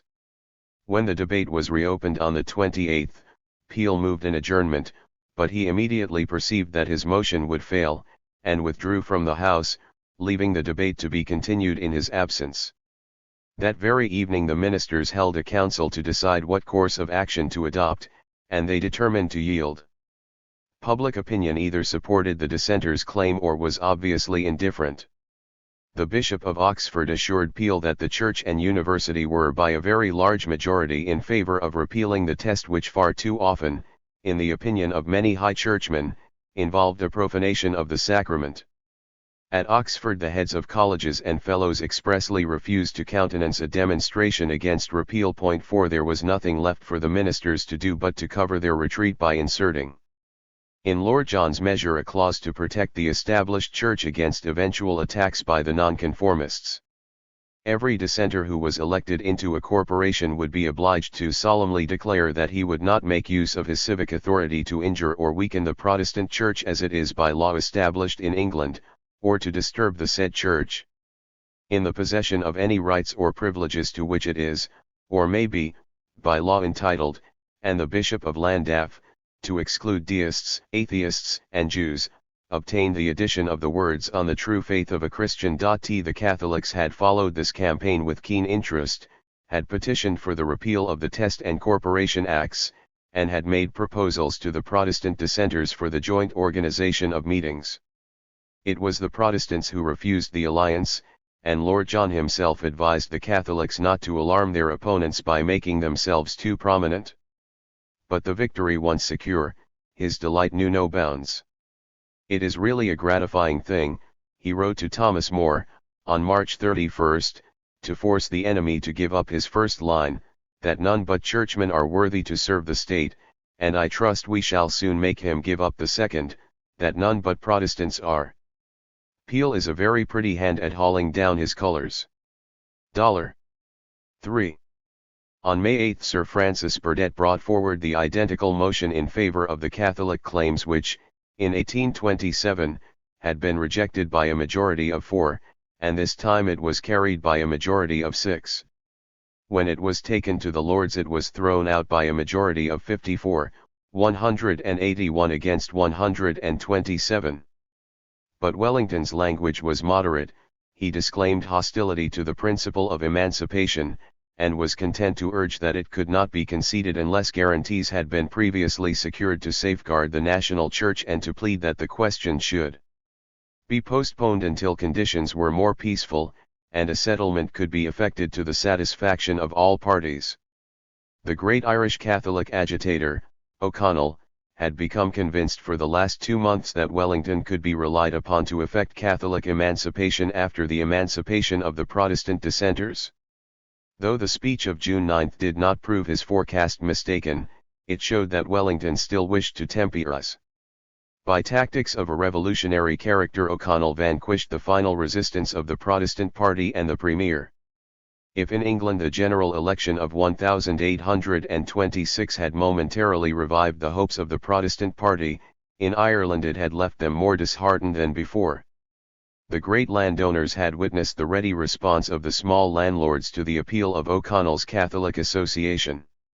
To evade the Statute of 1825, the association had been reorganized, and the reorganization had been effected so skillfully that prosecution was impossible. It constituted a theocracy which exercised a far-reaching sway, and in every parish in Ireland continued to elect its delegates, levy its taxes, and act as if the regular government were non-existent.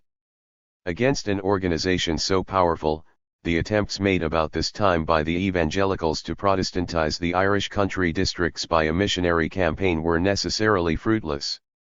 Equally ineffective was the opposition of an England divided against itself, in which the Protestant party was too weak to secure a rigorous and consistent repression of the Irish disorders, and the Catholic party too weak to satisfy O'Connell's demands.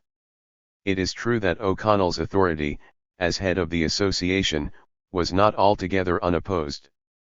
It was rumored that the elder priests and the Catholic bishops disapproved of his methods as too extreme, and that, on the other hand, his leading subordinates in the associations, Shell among their number, often thought him too timid, but his influence over the mass of the people remained enormous, and he continued to apply his equivocal method, careful to avoid any revolutionary action, while employing a revolutionary organization as a means to extort concessions from the British government.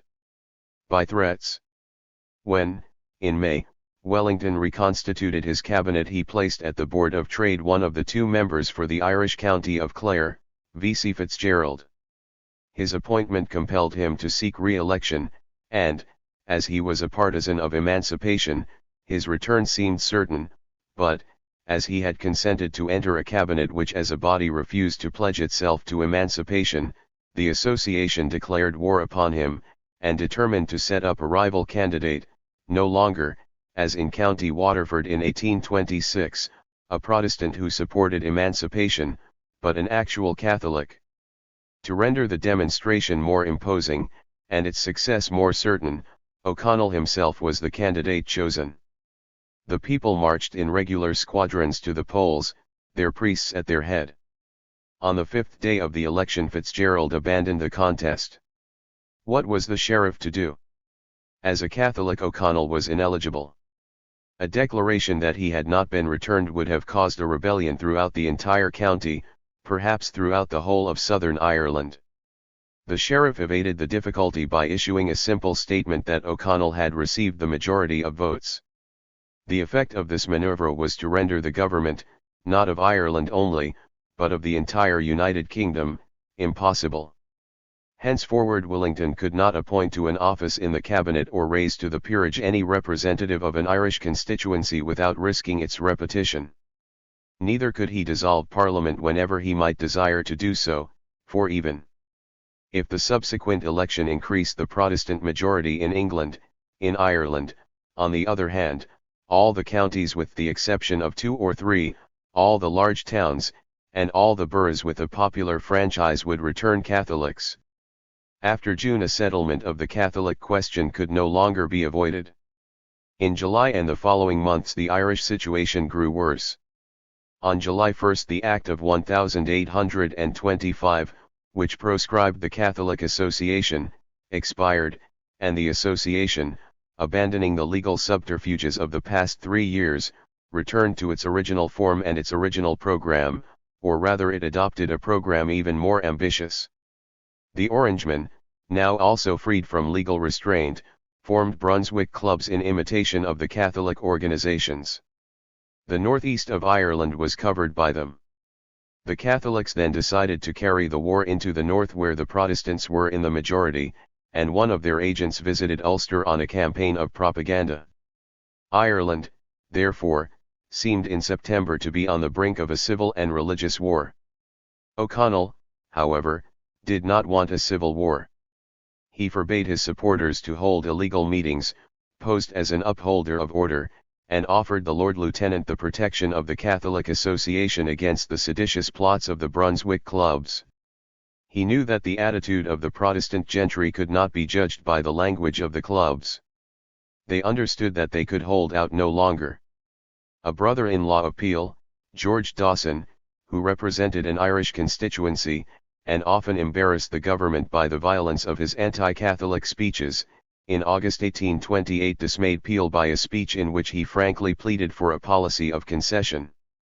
A policy of concession the Marquis of Anglesey, who in January had succeeded Lord Wellesley as Lord Lieutenant, had, in fact, never ceased to demand.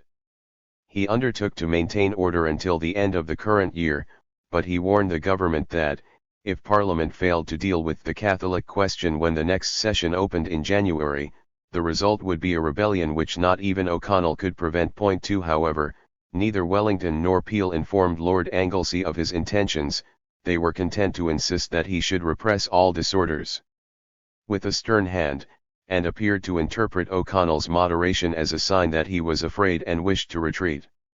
The Marquis was obliged on October 1 to issue a proclamation forbidding all public meetings, which he followed up by the arrest of a conspirator, but he took these steps with visible reluctance, and on December 31 was recalled, and replaced by the Duke of Northumberland, whose anti-Catholic views were notorious.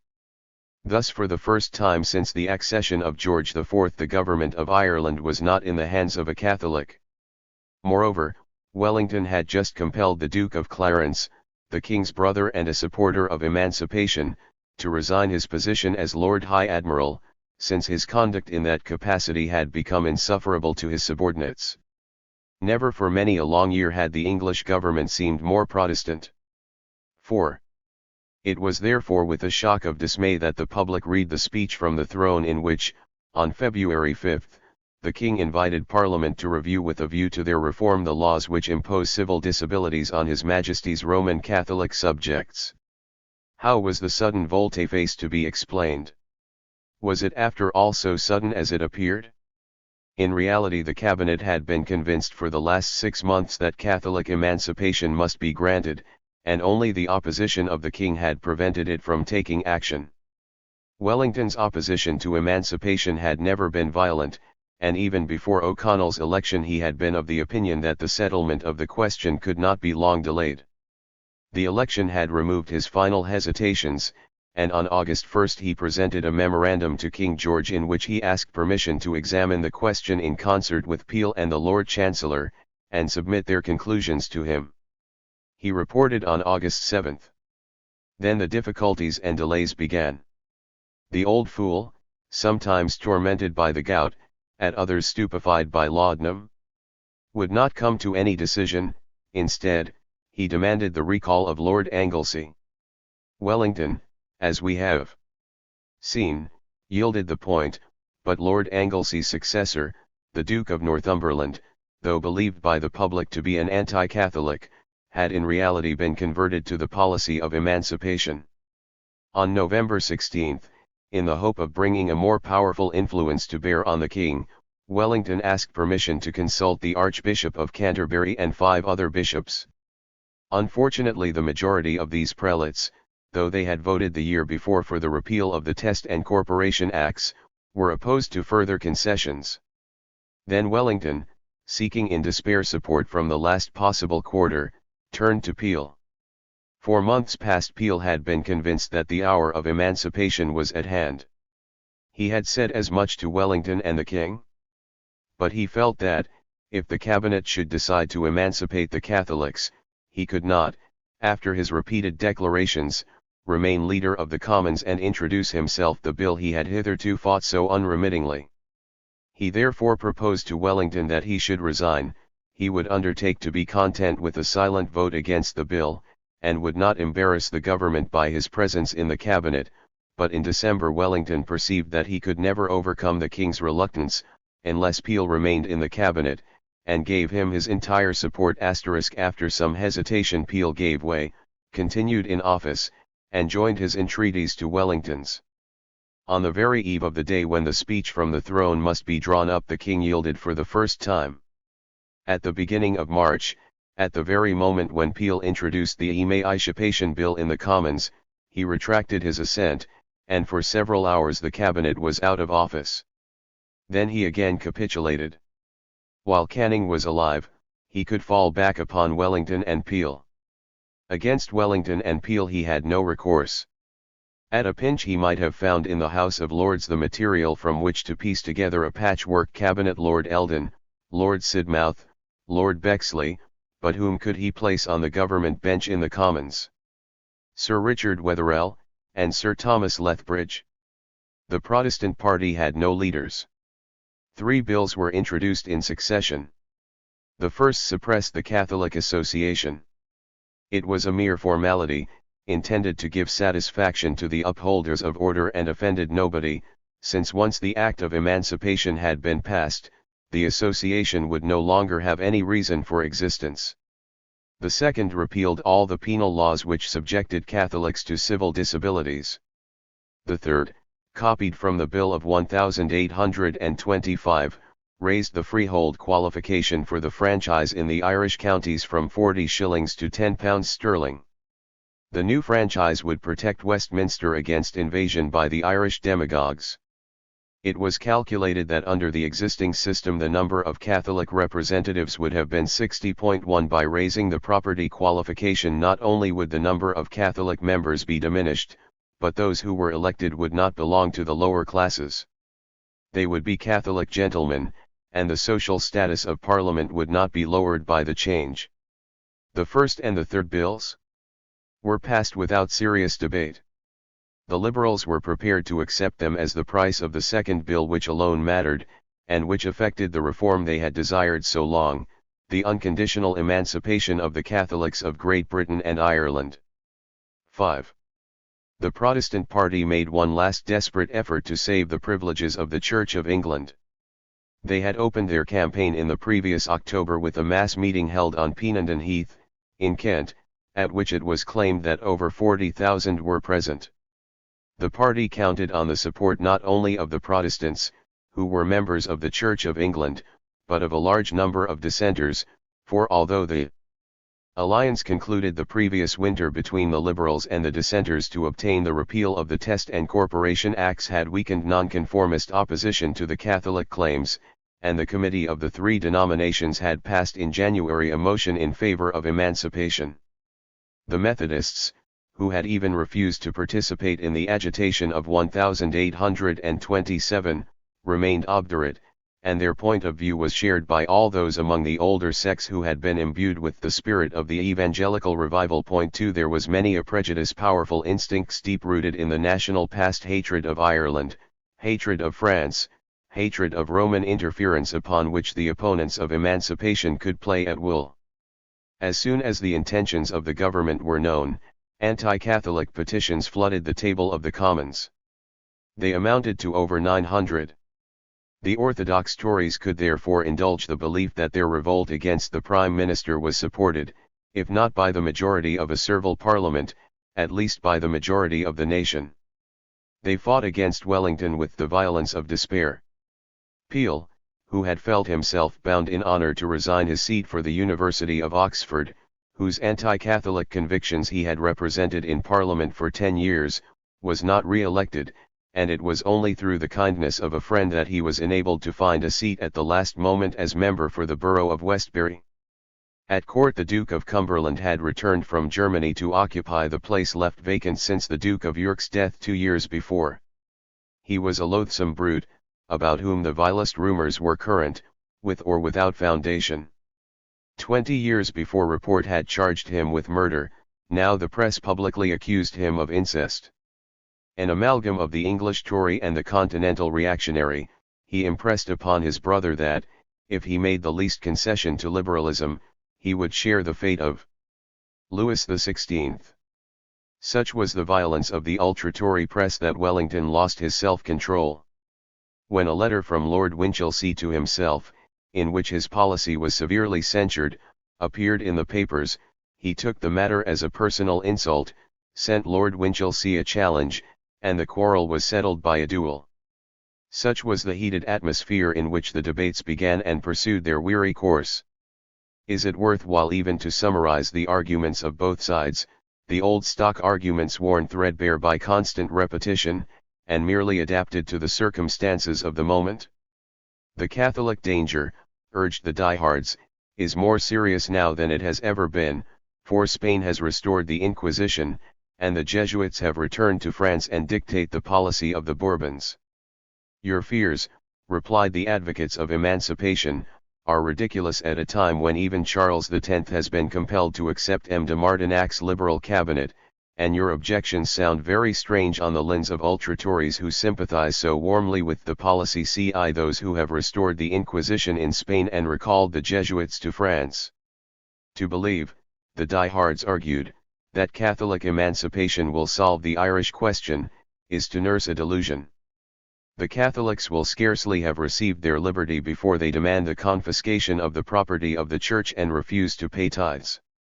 Even if this forecast is correct, replied the supporters of the bill, the penal legislation must be swept away nevertheless.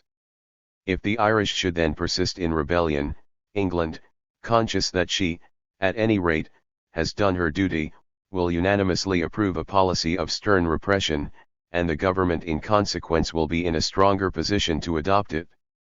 Emancipation is no longer a matter of choice, it has become a necessity.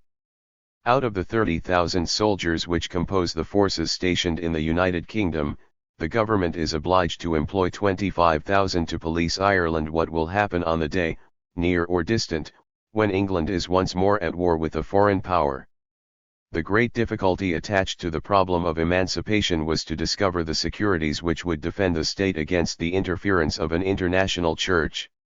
For the objection of the Protestants to Catholic emancipation was not so much theological as political, or, rather perhaps, national.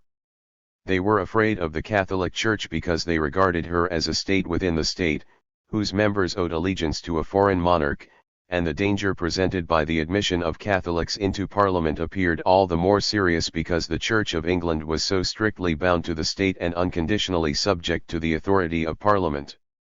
Should Catholic members, as Wilmot Horton, one of the Canning group, proposed, be excluded from the House every time a question was debated which directly or indirectly concerned the Church? The suggestion was too complicated to be considered by a practical statesman. More promising was the solution adopted by the House of Commons in 1825, to pay the Catholic clergy and thus place them under the control of the state, while withdrawing them from the control of the Pope and the demagogues. Wellington was in favor of it, and as there had never been any question of paying Catholic priests in England itself, he had in view a system of licenses to be granted by the state without which no Catholic priest, paid or unpaid, would have the right to exercise his sacerdotal functions. But this plan also had its difficulties.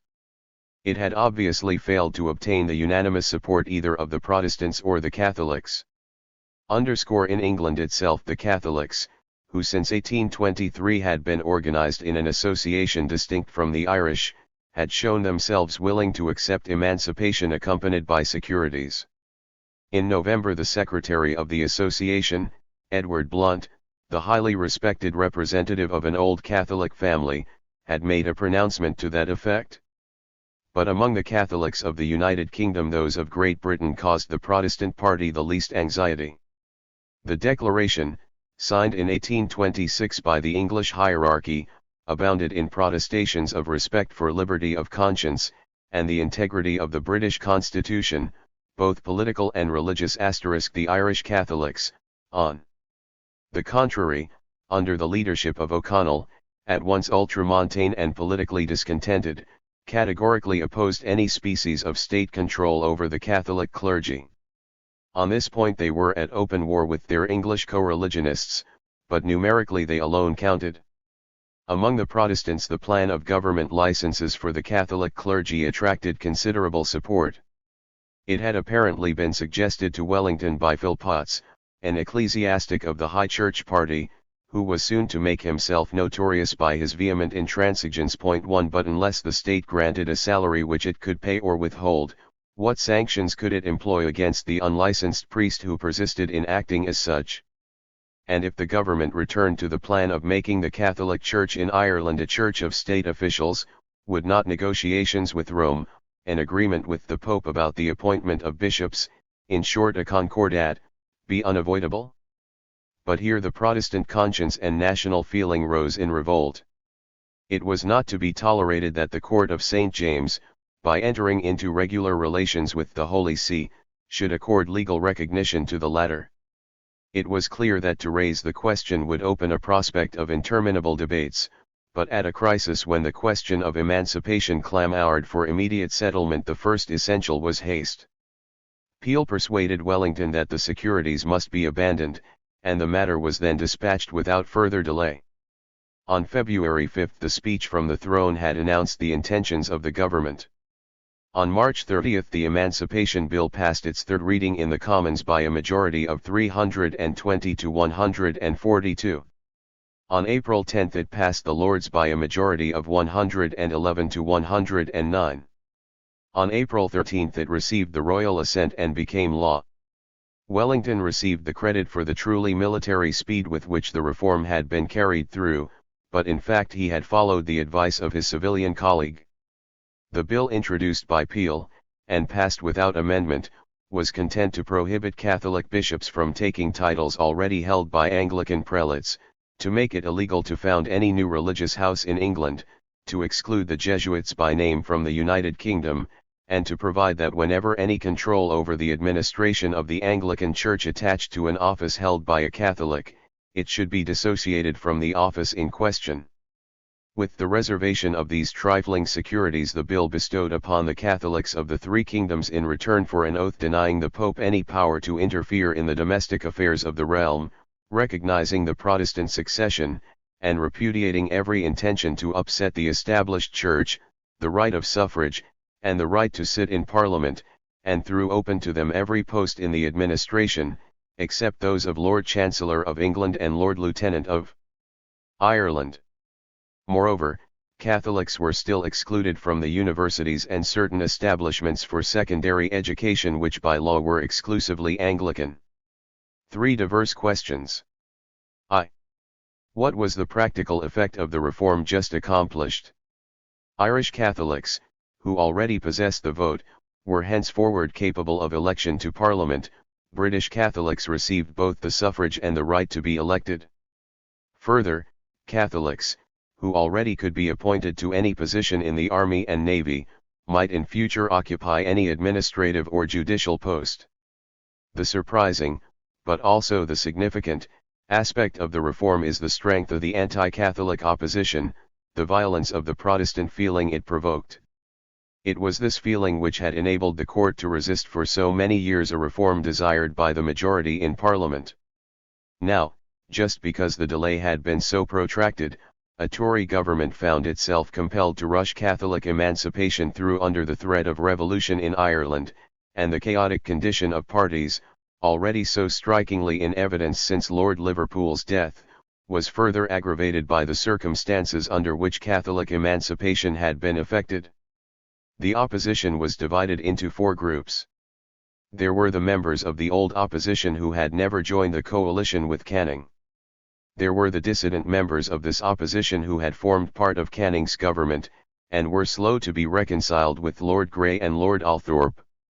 There were Huskisson and his friends who were disliked by both Whig groups, by the former because they had been Canningites, by the latter because they had remained in office, when, on the resignation of Lord Goderich, their Whig colleagues had been dismissed.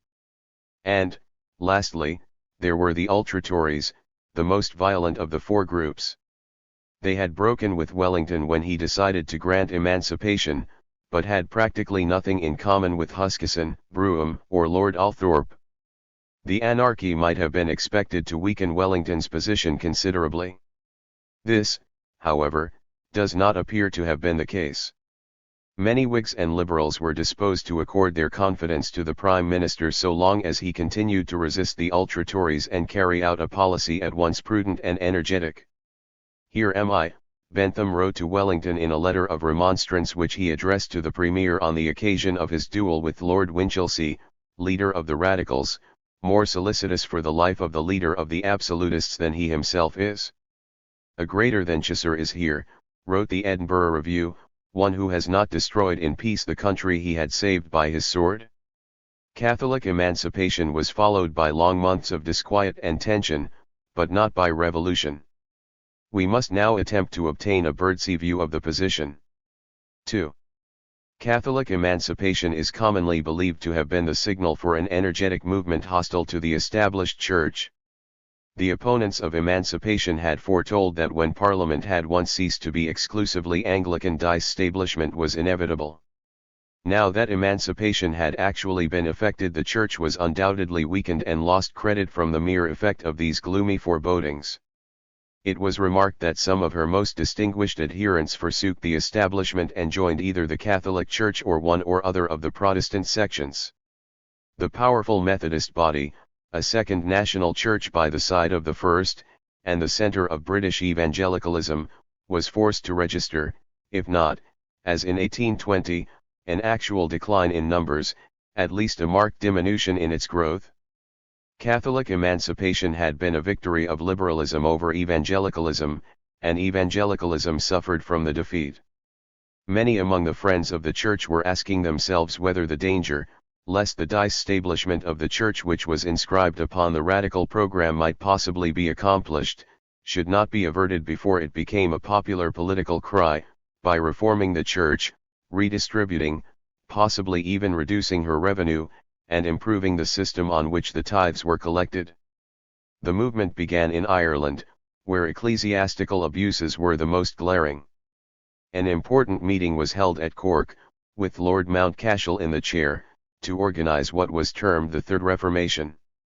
But, in the opinion of the more prudent, it was dangerous to attempt to deal separately with the abuses of the Irish Church, as though it were distinct from the Church of England.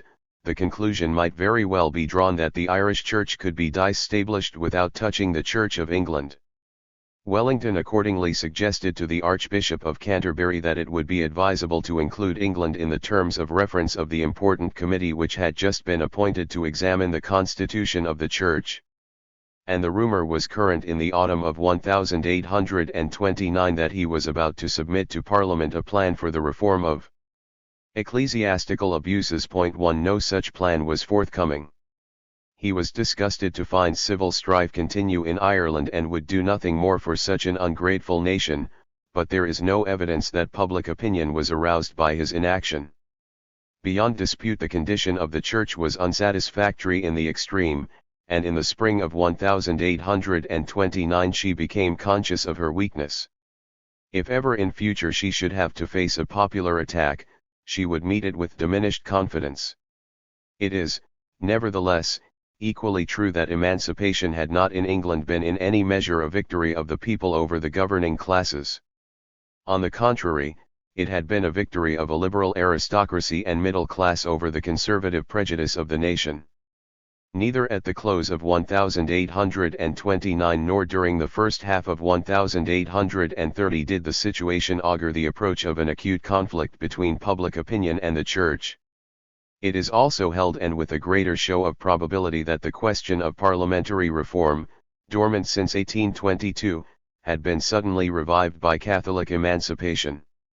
Even the act which disfranchised the 40-shilling freeholders had proved, as in 1825 Canning had feared it would prove, that the franchise was not sacrosanct, and when O'Connell once more presented himself as candidate to the electors of County Clare, he was not satisfied with demanding the repeal of the statute, but placed parliamentary reform upon his programme side by side with the repeal of the Act of Union. Moreover, he had shown that a political reform could be forced through by organising a popular agitation on a large scale. Surely the agitator would not be wanting in England to imitate these Irish methods and apply them to the question of parliamentary reform, and in fact, during the second half of 1829, we hear of attempts to found societies for democratic propaganda on the model of O'Connell's Association. 2 The Examiner, which even during the reign of Canning had never ceased its campaign on behalf of a radical reform of the franchise, noticed meetings held in Sussex, Hampshire, Leicestershire, Yorkshire, and Lancashire. 1 In London, a society to effect a reform of Parliament met once a month at the Mechanics' Institution. Nevertheless, the agitation lacked much that was necessary to render it formidable. In the first place, it lacked popular support. About this time important strikes occurred in London and the provinces, but there is no evidence that they were diverted into instruments of political agitation. Cobbett and Hunt, who, in September, amused the public with the spectacle of one of their numerous quarrels had lost every shred of influence over the masses. Thomas Hodgkin and William Thompson, starting from the principles of the utilitarian philosophy, and even accepting certain postulates of Ricardo's political economy, had failed to discover in this system of economics either a scientific explanation of the capitalist's profit or a moral justification for it, and had begun to elaborate the doctrine, not slow to find adherents among the working class, which maintains that the worker has a right to the entire capital produced by his labor, but their disciples among the proletariat did not connect their economic claims with the old radical claim to political rights. It was not from the institution of universal suffrage that they expected the advent of social justice. Indifferent to the political question, they looked to Robert Owen to solve the social problem by the foundation of trading unions, or, to use the term which finally prevailed, of cooperative societies. The first cooperative society was founded at Brighton at the end of 1828. Owen, who had returned from America, took the movement under his patronage, and within a short time almost 500 little societies had come into existence, whose scope, confined at first to cooperative sale, was presently extended to cooperative production, and which vaguely aspired by their free development to gain possession automatically of the entire capital of the country. In the second place, the newborn agitation on behalf of parliamentary reform lacked the support of the Whig or Liberal party leaders.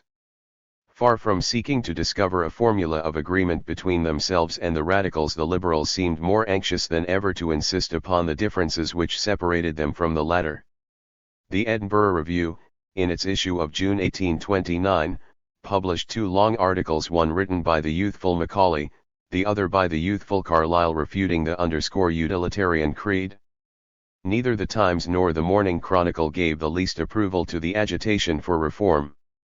If, declared the latter, so many who call themselves supporters of parliamentary reform, display such anxiety to dissociate themselves from Hunt and Cobbett, it is because they are delighted to find an excuse for their lukewarmness.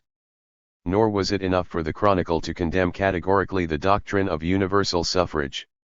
It even expressed the opinion that it might perhaps be advisable to raise the pecuniary qualification for the franchise.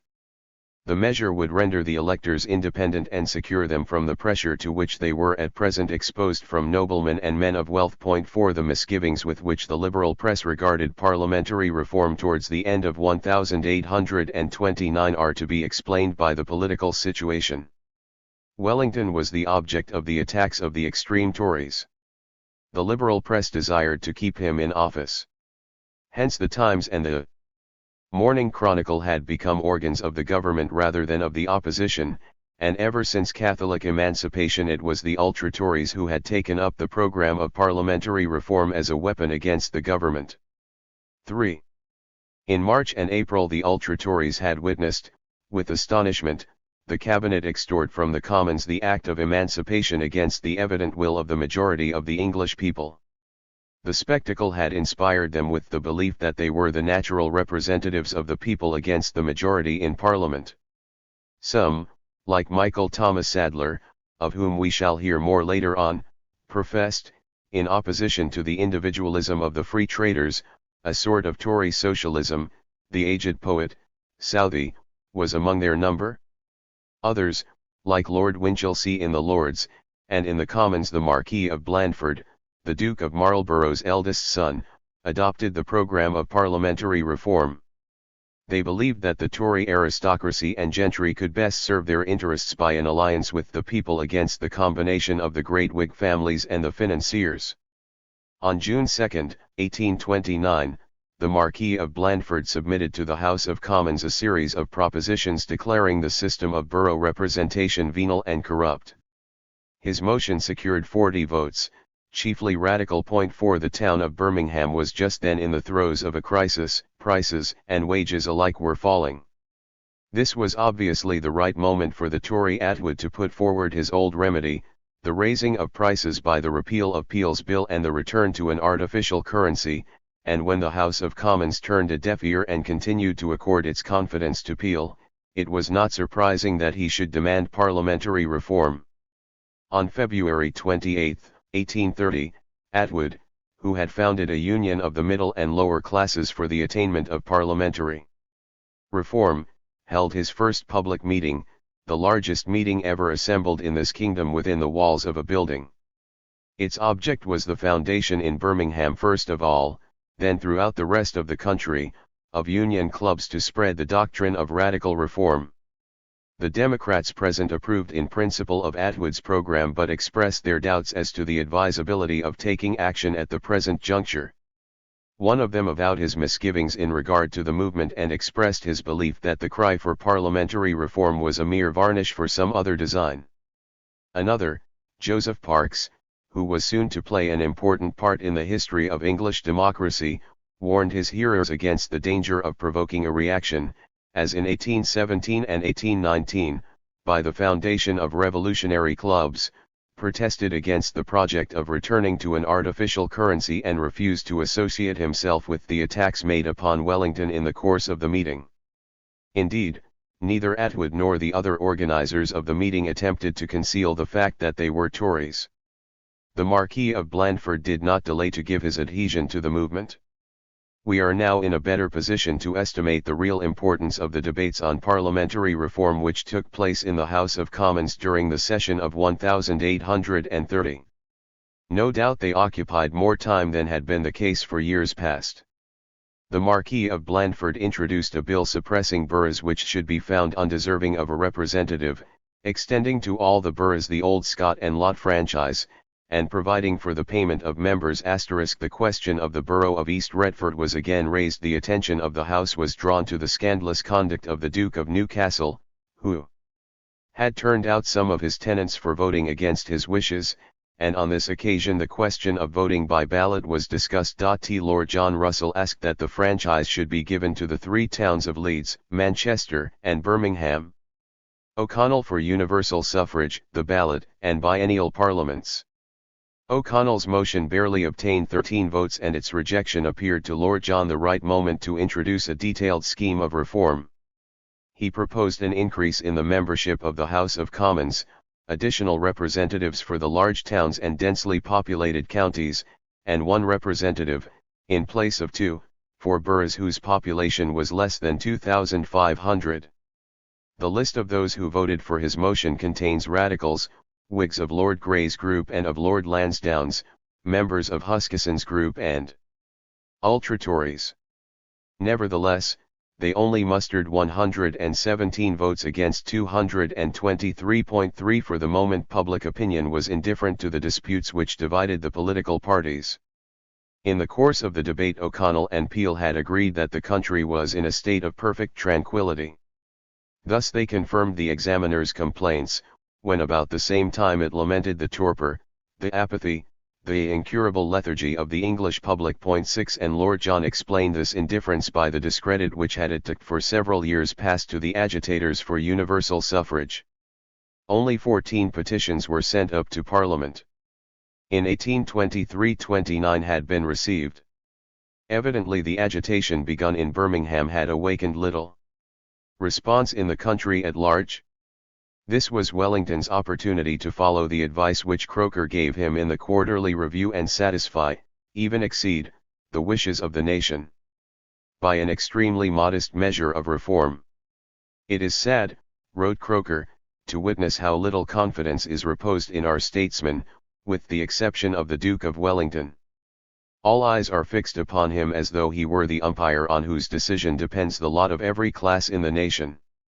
Throughout the entire session the umpire did not utter a syllable which could encourage the hope of even the very slightest reform of the representative system. Nevertheless, the bewildered public would not renounce their trust in his leadership. The Whigs refrained from pressing him. They saw him in bad odor with the court, as a result of Catholic emancipation, and his position threatened by the intrigues of the ultra-Tories. Adopting tactics exactly the opposite of those they had adopted between 1820 and 1822, they were unwilling to take any action which might appear to favor their intrigues. 4. Did not Wellington display, in the circumstances, excessive prudence? Would he not have acted more wisely, if he had acted more boldly, and followed up his exploit of 1829 by some further measure of reform, calculated to impress the popular imagination? This, at least, is certain: public opinion was evidently satisfied, for the moment, to see the cabinet continue the policy of moderate reform which the party in office, while refusing to touch the question of parliamentary reform, had inaugurated in 1820. It possessed the advantage of satisfying, on certain vital issues, the needs of the middle class, while leaving untouched the political and, with the exception of the Emancipation Act, the ecclesiastical institutions of the realm. Peel was once more Home Secretary, and still harnessed to the task of reform on which he had been engaged since 1822.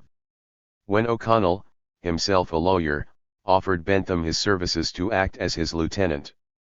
And when Bentham dreamed of founding a law reform association, to do for the reform of the law what the Catholic Association had done for emancipation, and bombarded Wellington with letters pressing him to undertake the reform of the law and of judicial procedure, they were both aware that the government departments would not offer any systematic opposition to their wishes. 2 royal commissions had been appointed on Brougham's motion to inquire, the one into the procedure of the courts of common law, the other into the laws affecting real estate.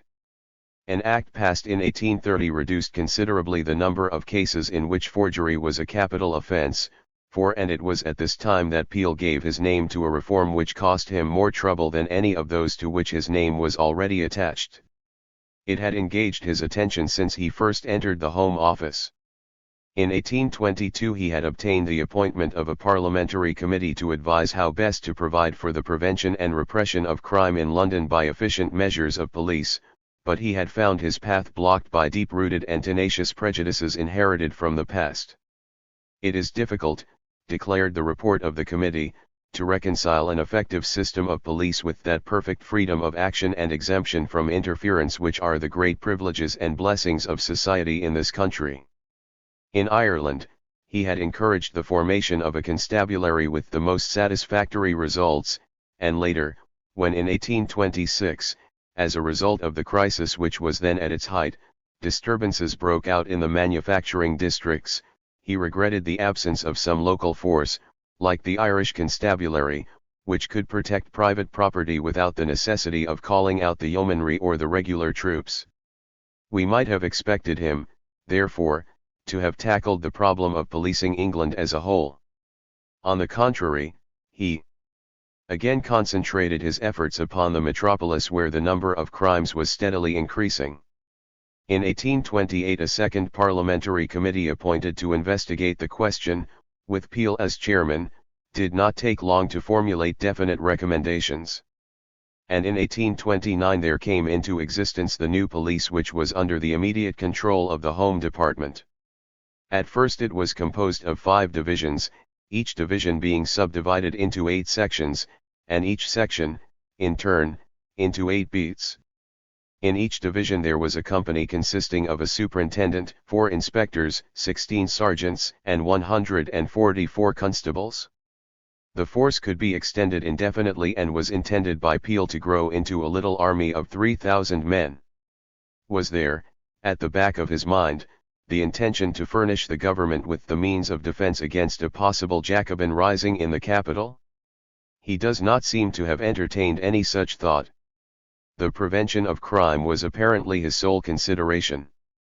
Never had the possibility of an insurrection in England seemed more remote than at the time when the new police bill was carried. It is significant that the only opposition to the bill came from the ultra-Tories. They protested against this attempt to inflict upon England a body of spies, a gendarmerie after the French pattern, and, on the other hand, the new system had the approval of the Liberals and Radicals, of Fonblanque and Francis Place registered, but the reforms which public opinion demanded most insistently were economic. When the session of 1830 opened, England was still, as she had been ever since the accession of George IV, indifferent to purely political questions. Public opinion was mainly concerned with industrial development, with possible economies in the government departments, and with taxation.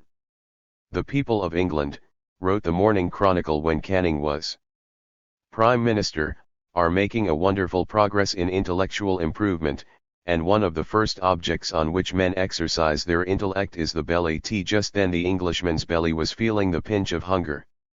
The violence of the sudden outburst of complaint which is heard at this time is disconcerting, for, as we listen to it, it is impossible at time to resist the impression that England was passing through a crisis as grave as that of December 1825.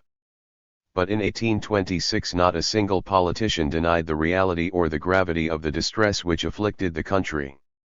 In 1830, on the contrary, the ministers, and many members of Parliament also, denied the existence of a crisis, and affirmed their conviction, which they supported by the official statistics of the Treasury and the Board of Trade, that England was prosperous and her prosperity was increasing. The historian, therefore, is confronted by an obscure situation, an enigma to which, however, the copious debates in the House of Lords and the House of Commons provide the key. Take manufacture first. The level of prices continued to be low, and apparently a further fall took place during 1829. The price of labor followed the price of manufactured articles. Hence the complaints of the manufacturers and their men. The causes of this fall in prices differed in different cases. For instance, there was a glut of sugar and coffee and the West India interests suffered accordingly, but this glut was obviously unconnected with the industrial situation at home. Almost at the doors of Parliament the position of the Spitalfield silk manufacture was still critical, and the highly respected merchant drapers of Gloucestershire and Somersetshire, who were strongly represented in the House of Commons, wearied Parliament with their complaints. Nevertheless, we should be mistaken if we saw anything in these cases of a purely local distress more than a result of the northward migration of industry from London to Warwickshire and Lancashire, and from Gloucestershire to Yorkshire. While certain districts of England were being impoverished, others were growing rich. 1 The distress prevalent among the handloom weavers was more general.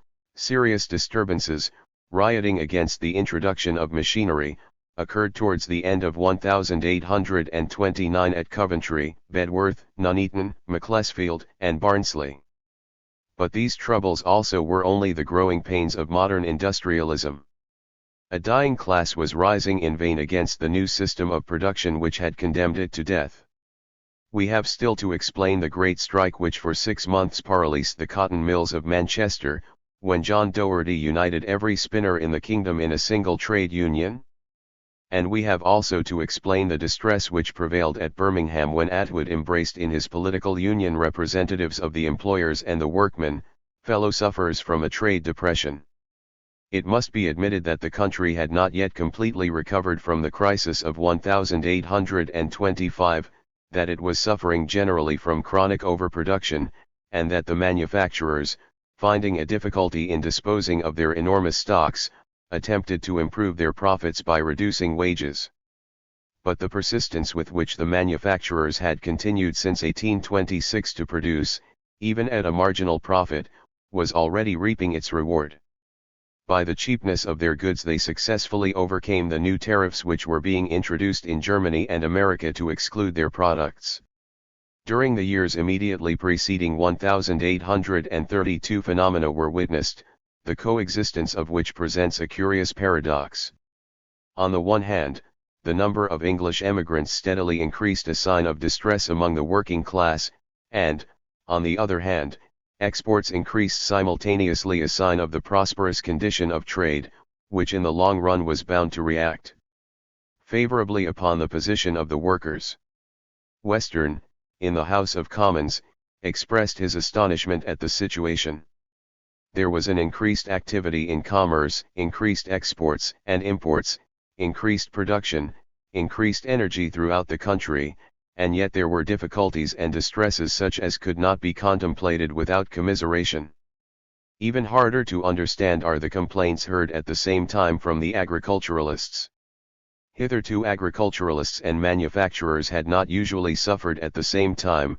The prosperity of the former had caused the distress of the latter and vice versa, but now their complaints were simultaneous. What was the reason? Since the Corn Bill of 1828 had been passed, the price of cereals, very low at first, had rapidly risen, until wheat had twice stood above 80s. The quarter and had once even attained goes. Then the price of corn had once more fallen until at the end of 1829 and the beginning of 1830 it appeared to be stabilized at about 73s. From the point of view of those who had stained the corn bill, this was a satisfactory result, for as they had permitted the import of foreign corn free of duty as soon as this figure had been reached, they evidently considered 73s a remunerative price for the farmer. But the manufacturers and the working class as a whole found bread still too dear, and the farmers remarked that the last fall in price had actually followed a bad harvest, and foresaw a further fall after the first good harvest. Moreover, they were not only corn growers but breeders of sheep, and they saw that, as a result of the reforms effected by Huskisson, the amount of foreign wool which had entered the English market had considerably lowered the price of wool, while the value of cattle had decreased by 25% or the price of cheese by 30% and the value of pigs and poultry in the same proportion. They were not even inclined to regard the price of 73s for wheat as remunerative when they had to bear such heavy taxation. The burden of the poor rates, especially in the southern counties, was becoming every day more intolerable. When Lord Stanhope presented a petition from Kent to the House of Lords, he quoted the case of an estate whose rental was £2,500 which paid £2,900 in poor rates, and a farm which paid a rent of only £50 but rates and taxes to the amount of 112.1. The condition of the cultivators resembled, of course on a very different scale, the condition of the handloom weavers of the same period. They were a class which was steadily declining, while the position of those, whether masters or men, who were engaged in wholesale manufacture with the help of steam was improving every year. Only by selling his produce at famine prices could the farmer hope to maintain his former standard of living, and employ as much labor as formerly. 6. If the grumblers were correct, and there had really been a general fall in prices, inflation could not fail to recover its attraction. The general fall of prices was, according to the inflationist, due to the restriction of the currency, and that restriction was itself the consequence of Peel's Act of 1819 and the return to specie payment. The disastrous effects of this statute had been delayed by the permission granted to the banks to issue notes for low values, but this permission had again been rescinded and all these notes withdrawn from circulation at the beginning of 1829. Hence the present depression. And the crisis had been aggravated, added the ultra-Tories, by the liberation of the Spanish colonies, for the anarchy which had prevailed in Spanish America ever since had suspended the working of the gold and silver mines and consequently diminished the number of coins available in Europe. Accordingly the agricultural interest renewed its campaign. The agriculturalists complained that, since they were obliged to pay the same taxes as before with a currency whose value had increased, they were in fact subject to a burden of taxation which grew continually heavier. They therefore demanded a reduction of the taxes, and in particular the abolition of the taxes on malt and beer, which hampered agriculture. They remarked that the salaries of officials did not merely remain the same, although profits from every source, rents and wages, were falling, but actually rose from year to year, since they were paid with a currency whose purchasing power was constantly increasing. Sir James Graham, a young and rising member, who, during the session of 1830, figured in the front rank of the speakers of the Whig opposition, demanded a general reduction of salaries, proportionate to the rise in the value of money.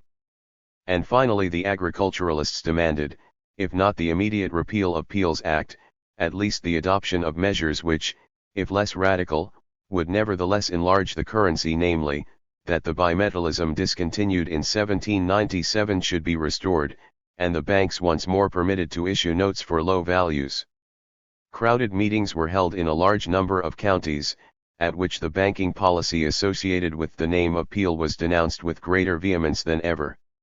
We have already noticed Atwood's attempt to interest the working class of the towns in his propaganda by combining with his attack upon Peel's Act the demand for universal suffrage.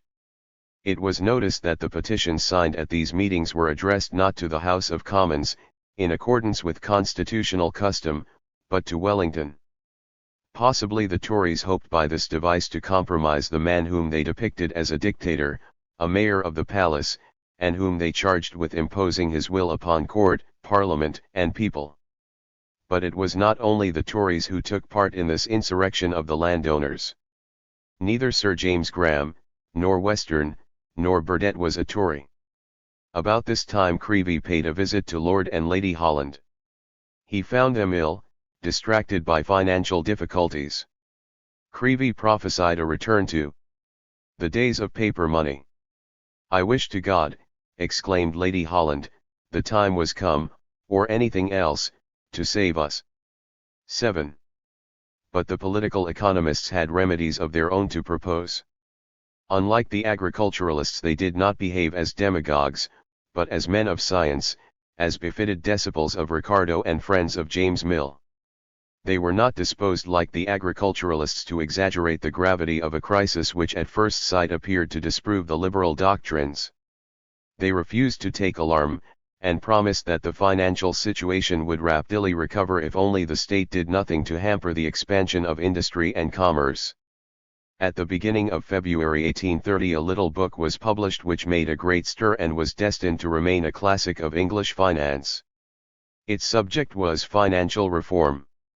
Its author, Sir Henry Parnell, whom Wellington, on becoming Prime Minister, had made the chairman of the Finance Committee instead of Lord Althorp, discussed in a more concrete and practical form the questions which Ricardo had raised in his great work of 1817.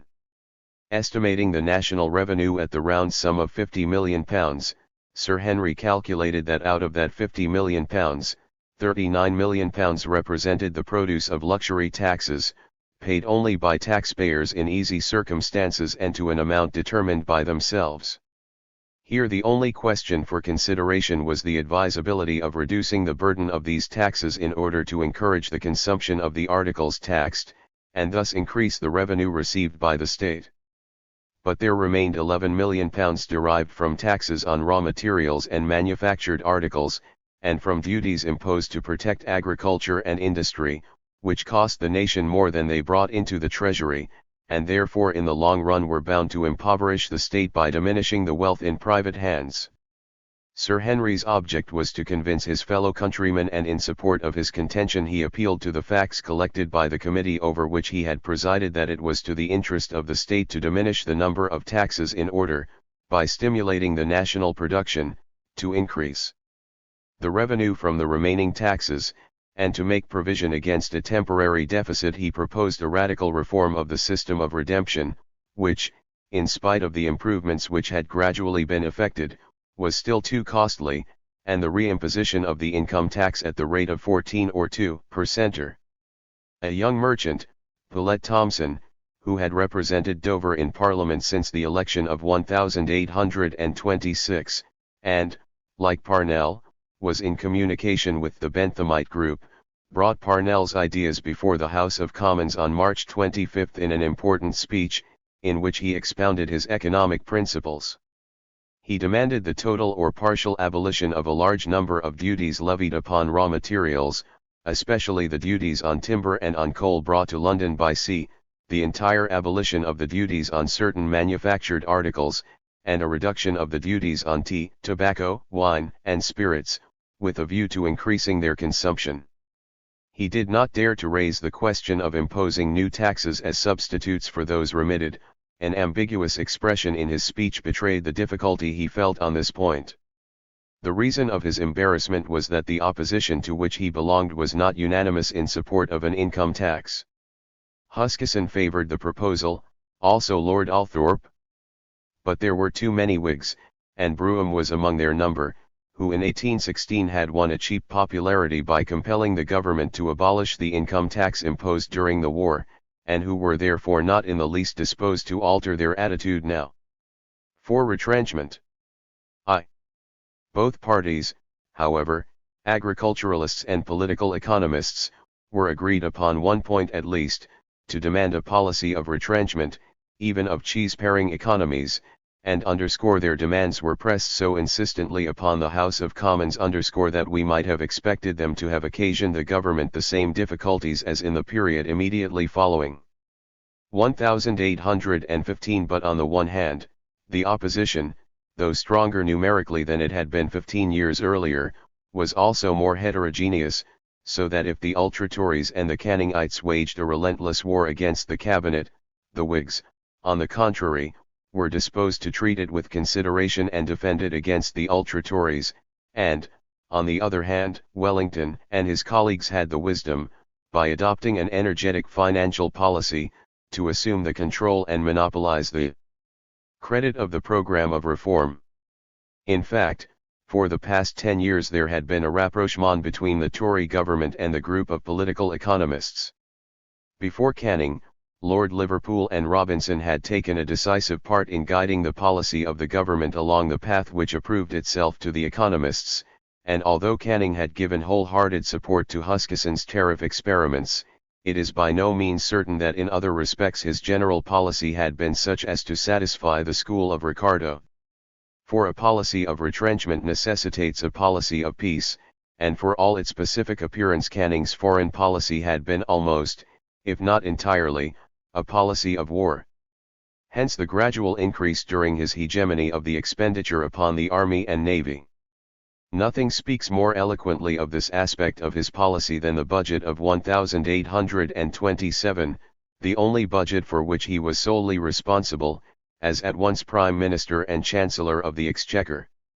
He asked Parliament to sanction an expenditure which exceeded by £800,000 the estimates for 1826, and the expedition to Portugal was the cause of this additional burden. He proceeded to promise for the future a policy of retrenchment, the return to an expenditure which should be even less than that of 1826. He concluded his speech with a long panegyric of Adam Smith's philosophy, borrowed from Pitt, and announced the forthcoming appointment of a finance committee to review the entire system of revenue and expenditure.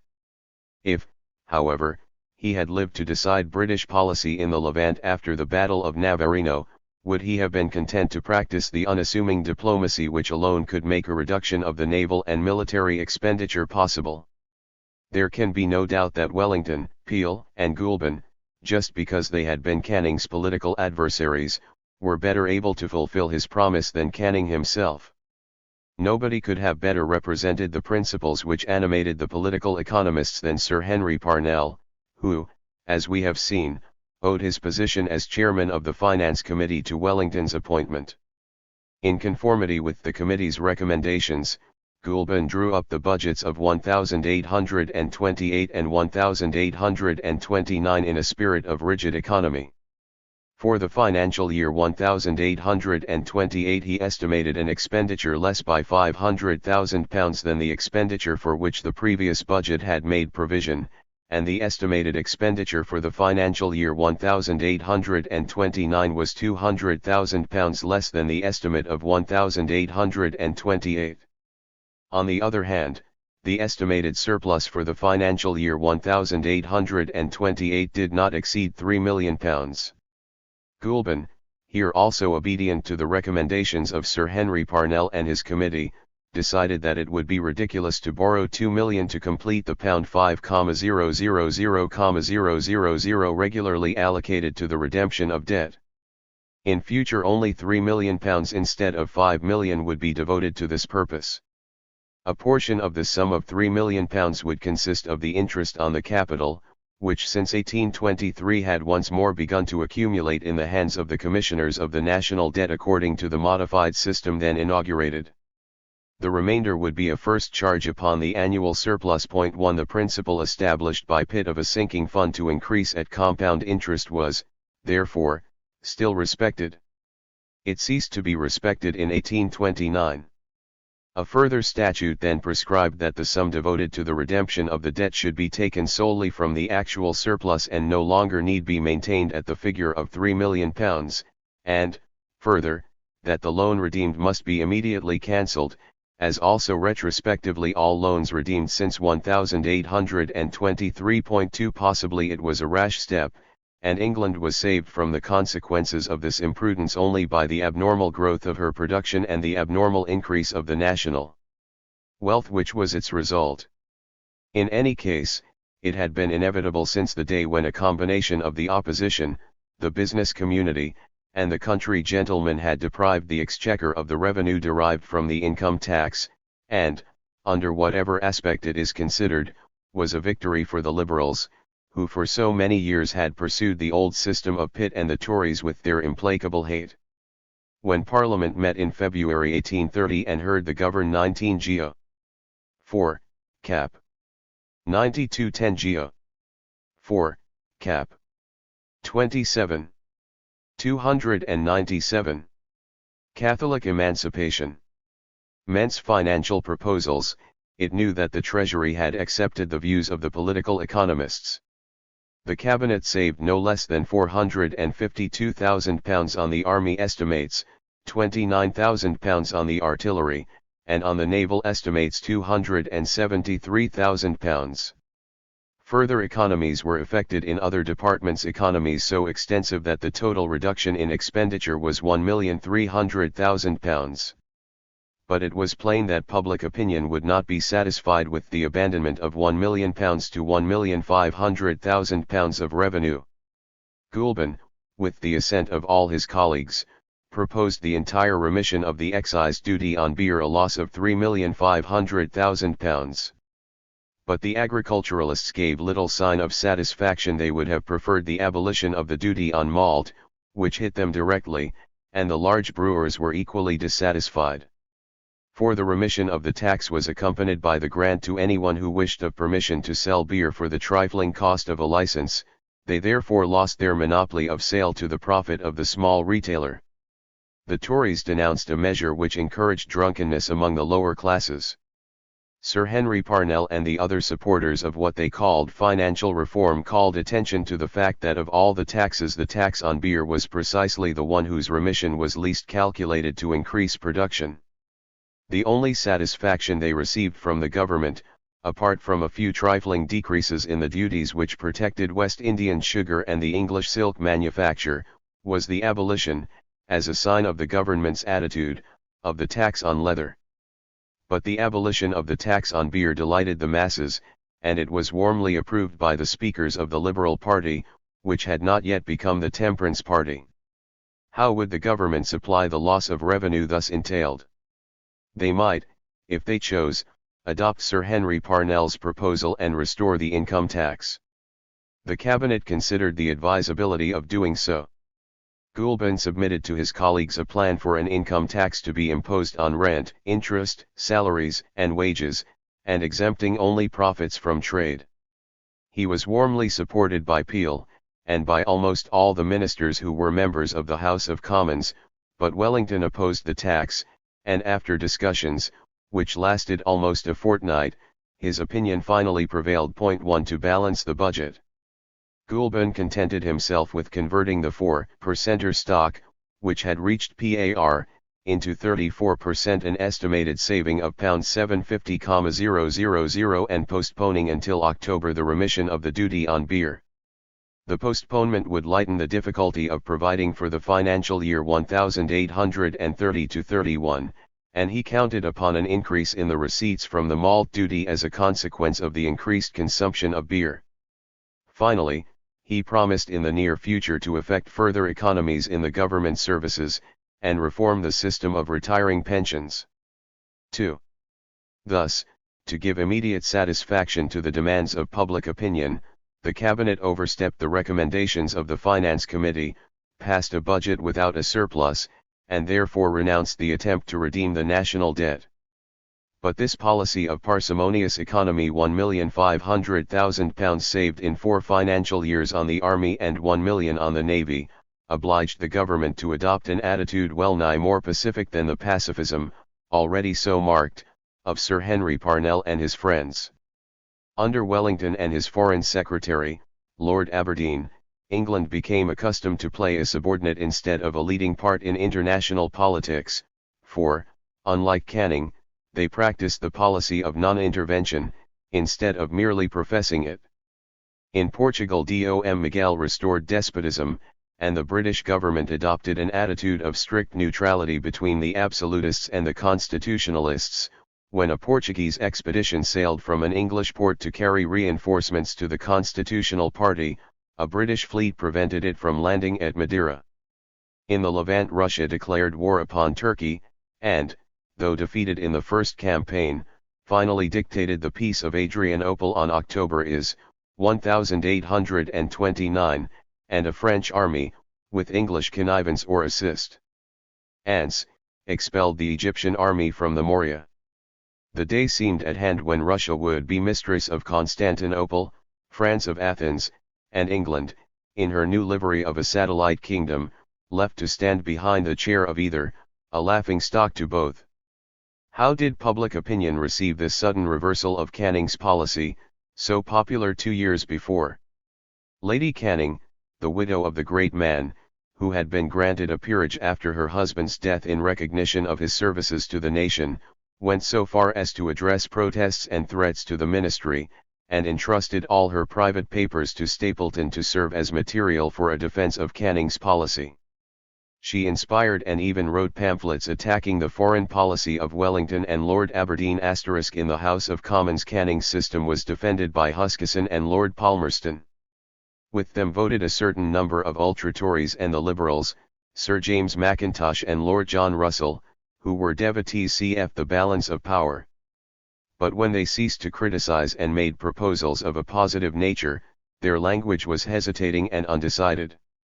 Did they want England to attack Turkey to save Greece, or, on the contrary, to protect Turkey against Russia? And in either case, did they want war? They disclaimed any such desire, and argued that, if Canning had lived, he would, by speaking a language more warlike than the present government dared employ, have intimidated the foreign powers and prevented the outbreak of war between Russia and Turkey in the Levant, and between the absolutists and the constitutionalists in Portugal. 4 Possibly they were right. Their opponents might, however, well be pardoned for their belief that, if England was to be kept out of war, the method pursued by Wellington and Lord Aberdeen was more honourable and more certain. England never ceased to be obsessed by fear of the Russian Empire, of the danger which it might one day constitute in Asia to her Indian possessions, and in Europe to the balance of power, but in 1828 the first campaign of the Russian army failed, and England enjoyed for a moment the pleasure of finding Russia less dangerous than she had believed. Then in 1829 the question of Catholic emancipation absorbed public attention, and questions of foreign politics fell into the background. Moreover, it was out of the question for a naval power like England to check the growth of the Russian Empire by force. All that could possibly be done was to prevent Russia from strengthening her position in Europe by an alliance with some other nation which possessed a powerful army. The possibility of a Franco-Russian alliance was a subject of constant anxiety to English statesmen, and the desire to detach France from Russia impelled them to seek more earnestly than ever to lay the foundations of a good understanding with France. When in August 1829 Charles X dismissed his liberal ministers and replaced Martignac by Polignac, the English press and even the liberal organs welcomed the change, for in Paris the liberals were bellicose and anti-English, and when they were succeeded by the extreme reactionaries the Times and the Morning Chronicle considered their delight justified by the fact that Polignac left the French embassy in London with the intention of restoring friendly relations between France and England. In short, England's great desire was for peace at any price. Feeling the burden of a debt which remained constant at a level in the neighbourhood of £800 million, she was convinced that it would be impossible to finance another war. But the English recognized that it was unreasonable to hope that peace could be prolonged indefinitely. It was, indeed, well nigh a miracle that England had preserved peace with all her neighbours for 15 years. And since Wellington was working with an obvious sincerity, all the more meritorious in a soldier, to make the miracle continue, he had a right to the confidence of the nation. From the moment he became Premier his foreign policy received the uninterrupted support of the Morning Chronicle, the organ of the group of Lord Grey and Lord Althorp. It approved his recognition of Dom Miguel and his refusal to allow the Portuguese constitutionalists to make British ports the base of their operations. Point 2 Possibly there were occasions when it was even more Wellingtonian than Wellington himself. One of these was when it derided the fears felt in England of Russia's aggressive imperialism. And another, when a little later commenting upon the expedition sent by Polignac to Algiers, it praised the natural aptitude of the French for colonizing and encouraged France to establish herself on the African coast even, if she wished, in Egypt. Point 4 But one thing, at any rate, was certain, Wellington's policy would never be blamed in this quarter for its weakness, but would continue to be praised for its consistent pacifism. 3. In the spring of 1830 Wellington was master of the political situation.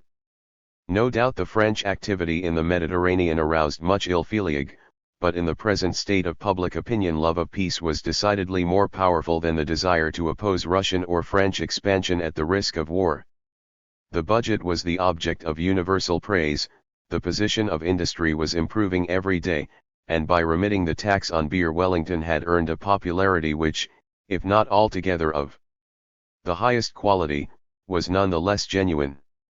His majority, no doubt, would have proved very weak if the fragments which constituted the opposition had opposed a solid front to the government. But they were far from doing this. Only once during a protracted session was the government defeated, and that was upon a point of detail.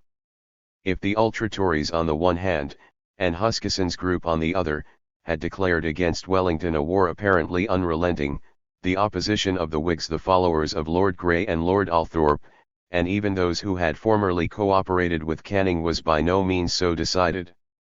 They assisted the ministers to defeat the motions made by the ultra-Tories, and on critical occasions absented themselves from the House in sufficient numbers to enable the government to avoid defeat. Was this attitude merely political tactics due to a desire to compromise and humiliate the cabinet by an ostentatious patronage? One member of the opposition ironically expressed his pleasure at seeing a Tory administration governing on Whig principles, another congratulated himself that he had found at last his ideal administration, a good weak government. But neither speaker was a Whig, and the possibility of strengthening the government by a coalition with the Whigs was openly discussed. It had been discussed ever since the day when, by passing Catholic emancipation, Wellington and Peel saw themselves faced by a Tory opposition. Brougham's entrance into the cabinet had been mentioned when, indeed, during the past 10 years had it not been rumoured that he was on the verge of taking office? A reconciliation with Huskisson had also been suggested. The Colonial Secretary, Sir George Murray, and the Secretary for War, Sir Henry Hartinga, maintained friendly relations with the Whigs.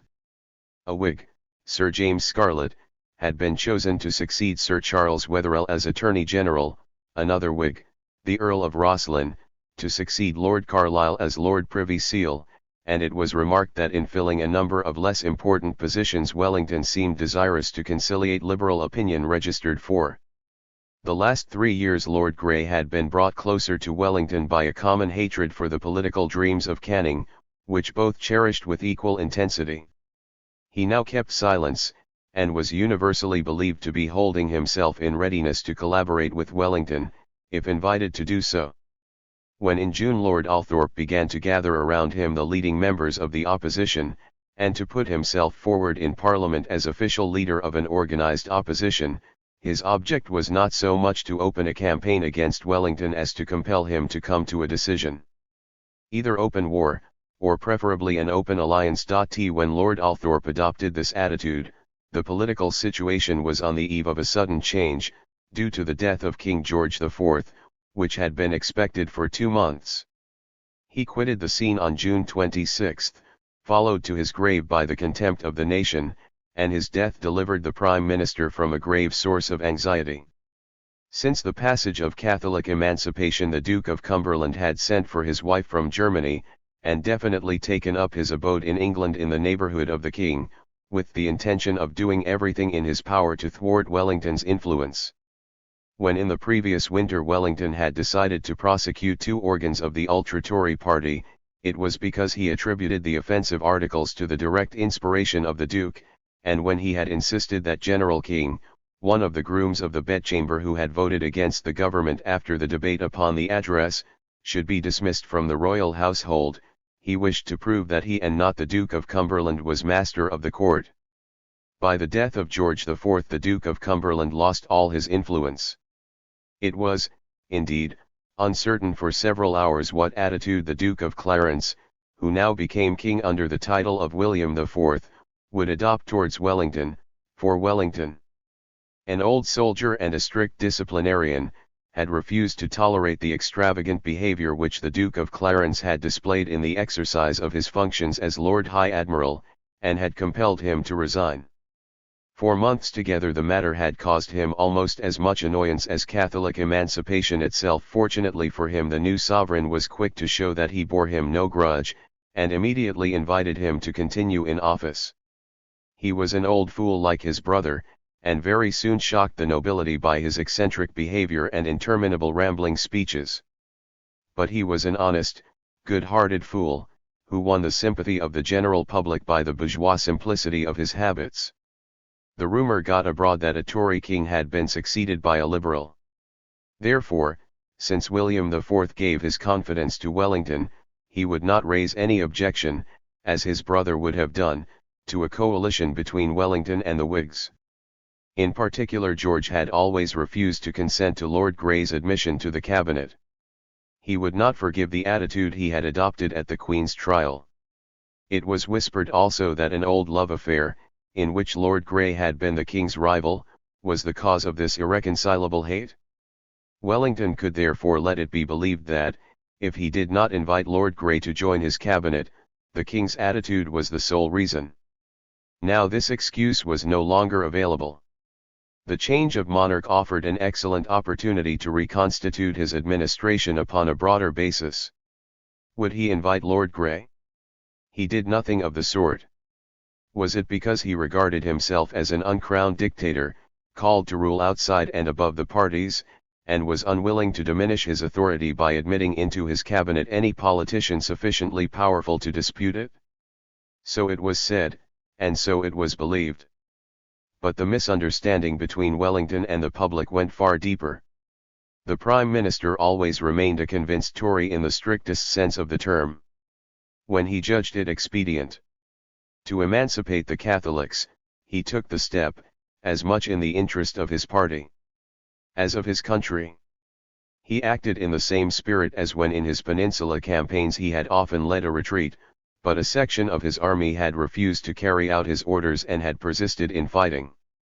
He regarded these ultra-Tories as mutinous soldiers, almost liable to court-martial. He could not forgive them for compelling him by their desertion to endure the patronage of the Whigs. He became extremely despondent, entertained the idea of resignation, and offered his succession to Peel. It would perhaps be better, he thought, in the existing circumstances, if the Prime Minister were a member of the Commons. But Peel, since his father's death 2 months before, Sir Robert Peel declined Wellington's offer.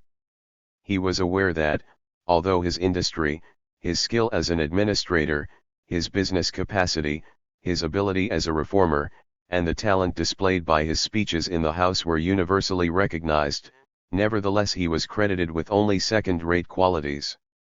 Canning had been a genius. The conqueror of Vittoria and Waterloo was in his own way a great man. Peel was afraid to follow Canning and Wellington. Moreover, he was no cynic, and his retractation of 1829 on the question of Catholic emancipation sat heavy on his conscience. He was convinced that he had acted as an honorable man, but he must needs rehearse to others and even to himself the grounds of his conviction. For a long time past he had irritated a large number of people by this constant anxiety to produce a moral justification for his actions. The anxiety was wholly sincere, but it had the appearance of insincerity. Blifil, said those who remembered their Fielding, Joseph Surface, those who remembered their Sheridan. He suffered, therefore, under a reputation for hypocrisy which dogged his steps for many years to come. The change of sovereign made the little Princess Victoria, daughter of the Duke of Kent, who had died 10 years before, heir apparent. It became necessary, therefore, to make provision for a regency should William IV die before she attained her majority. Should the government keep Parliament in session to pass a regency bill, or dissolve immediately and postpone the discussion of the question until the next Parliament. Wellington was anxious to get rid as soon as possible of a House of Commons where his majority was so uncertain, and the cabinet decided upon the second course. Their decision was violently attacked by the Whig opposition in both houses. Lord Grey in the Lords declared war upon the Prime Minister. 1 Brougham caused a scene in the Commons by denouncing the Duke's flatterers, his mean fawning parasites. The Edinburgh Review, which since April 1829 had not permitted itself any allusion to current politics, demanded a change of administration, and suggested a coalition between the Whigs and the ultra-Tories, between Lord Grey and the Duke of Richmond. Now that Catholic emancipation was a fait accompli, on what question were they divided? But when the House of Lords, after Lord Grey's speech, proceeded to vote, Lord Grey saw himself deserted by many of his political allies, the Duke of Bedford at their head. 6 days after his violent outburst, Brougham began once more to sing Wellington's praises. 4 The very article in the Edinburgh Review, which at the opening appears to be a declaration of war against the government, ends with a final appeal to Wellington, from whom, it expressly states, it is most reluctant to differ, and Lord Grey, who was still expecting to receive from him before the end of the summer an invitation to join his administration, let it be understood that to any further advances he would not return a decided refusal. 1 When Parliament was dissolved on July 23, and the country was faced with the preparations for another election, it was still in the same muddled and apathetic condition which had prevailed for the past year. The Times congratulated the government's candidates on the fact that the only violent attacks they had to face came from the ultra-Tories. 2 The Morning Chronicle called attention to the tranquillity which prevailed universally and the small number of seats contested either in the counties or the boroughs, and prophesied that party politics would very soon be a thing of the past. If a minister, added the great liberal organ, lets it be seen that he is really desirous of reducing the expenditure of the country, he will have little to fear from cabals, for in many respects the situation resembled that which had existed exactly 8 years before, in the June and July of 1822. No doubt the defection of the Canningites had seriously weakened the Tory party, and Catholic emancipation effected under the conditions we have described had hastened its disruption. But, on the other hand, the Whigs were less eager to defeat Wellington now than they had been in 1822 to defeat Castlereagh, and a considerable section of the Liberals persisted in trusting the Prime Minister, however inflexibly he might reject their advances. The economic position was, no doubt, less favourable than it had been in 1822. Nevertheless, business was improving every month, and even during the previous winter the outlook had not been so dark, far from it, as it had been on many occasions since the restoration of peace, for example, in 1816, in 1819, and at the end of 1825. And when we take a comprehensive view of the position, we find, in 1830 and in 1822 alike, the same weariness of party strife united with the same absence of revolutionary feeling, the same discontent among the Tory gentry, the same predominance of economic over political questions, and the same confusion in the mind of a public which was looking in vain for a leader. The problem which the situation had presented in 1822 had been solved by the suicide of Castlereagh and the unexpected advent of Canning. This time the solution was of a different character. At the very moment when the first elections were about to be held in the boroughs, the news reached London of the serious events which had taken place in France. These events were destined to have their repercussion in England, and to carry into office a combination of the opposition groups under circumstances which were almost revolutionary.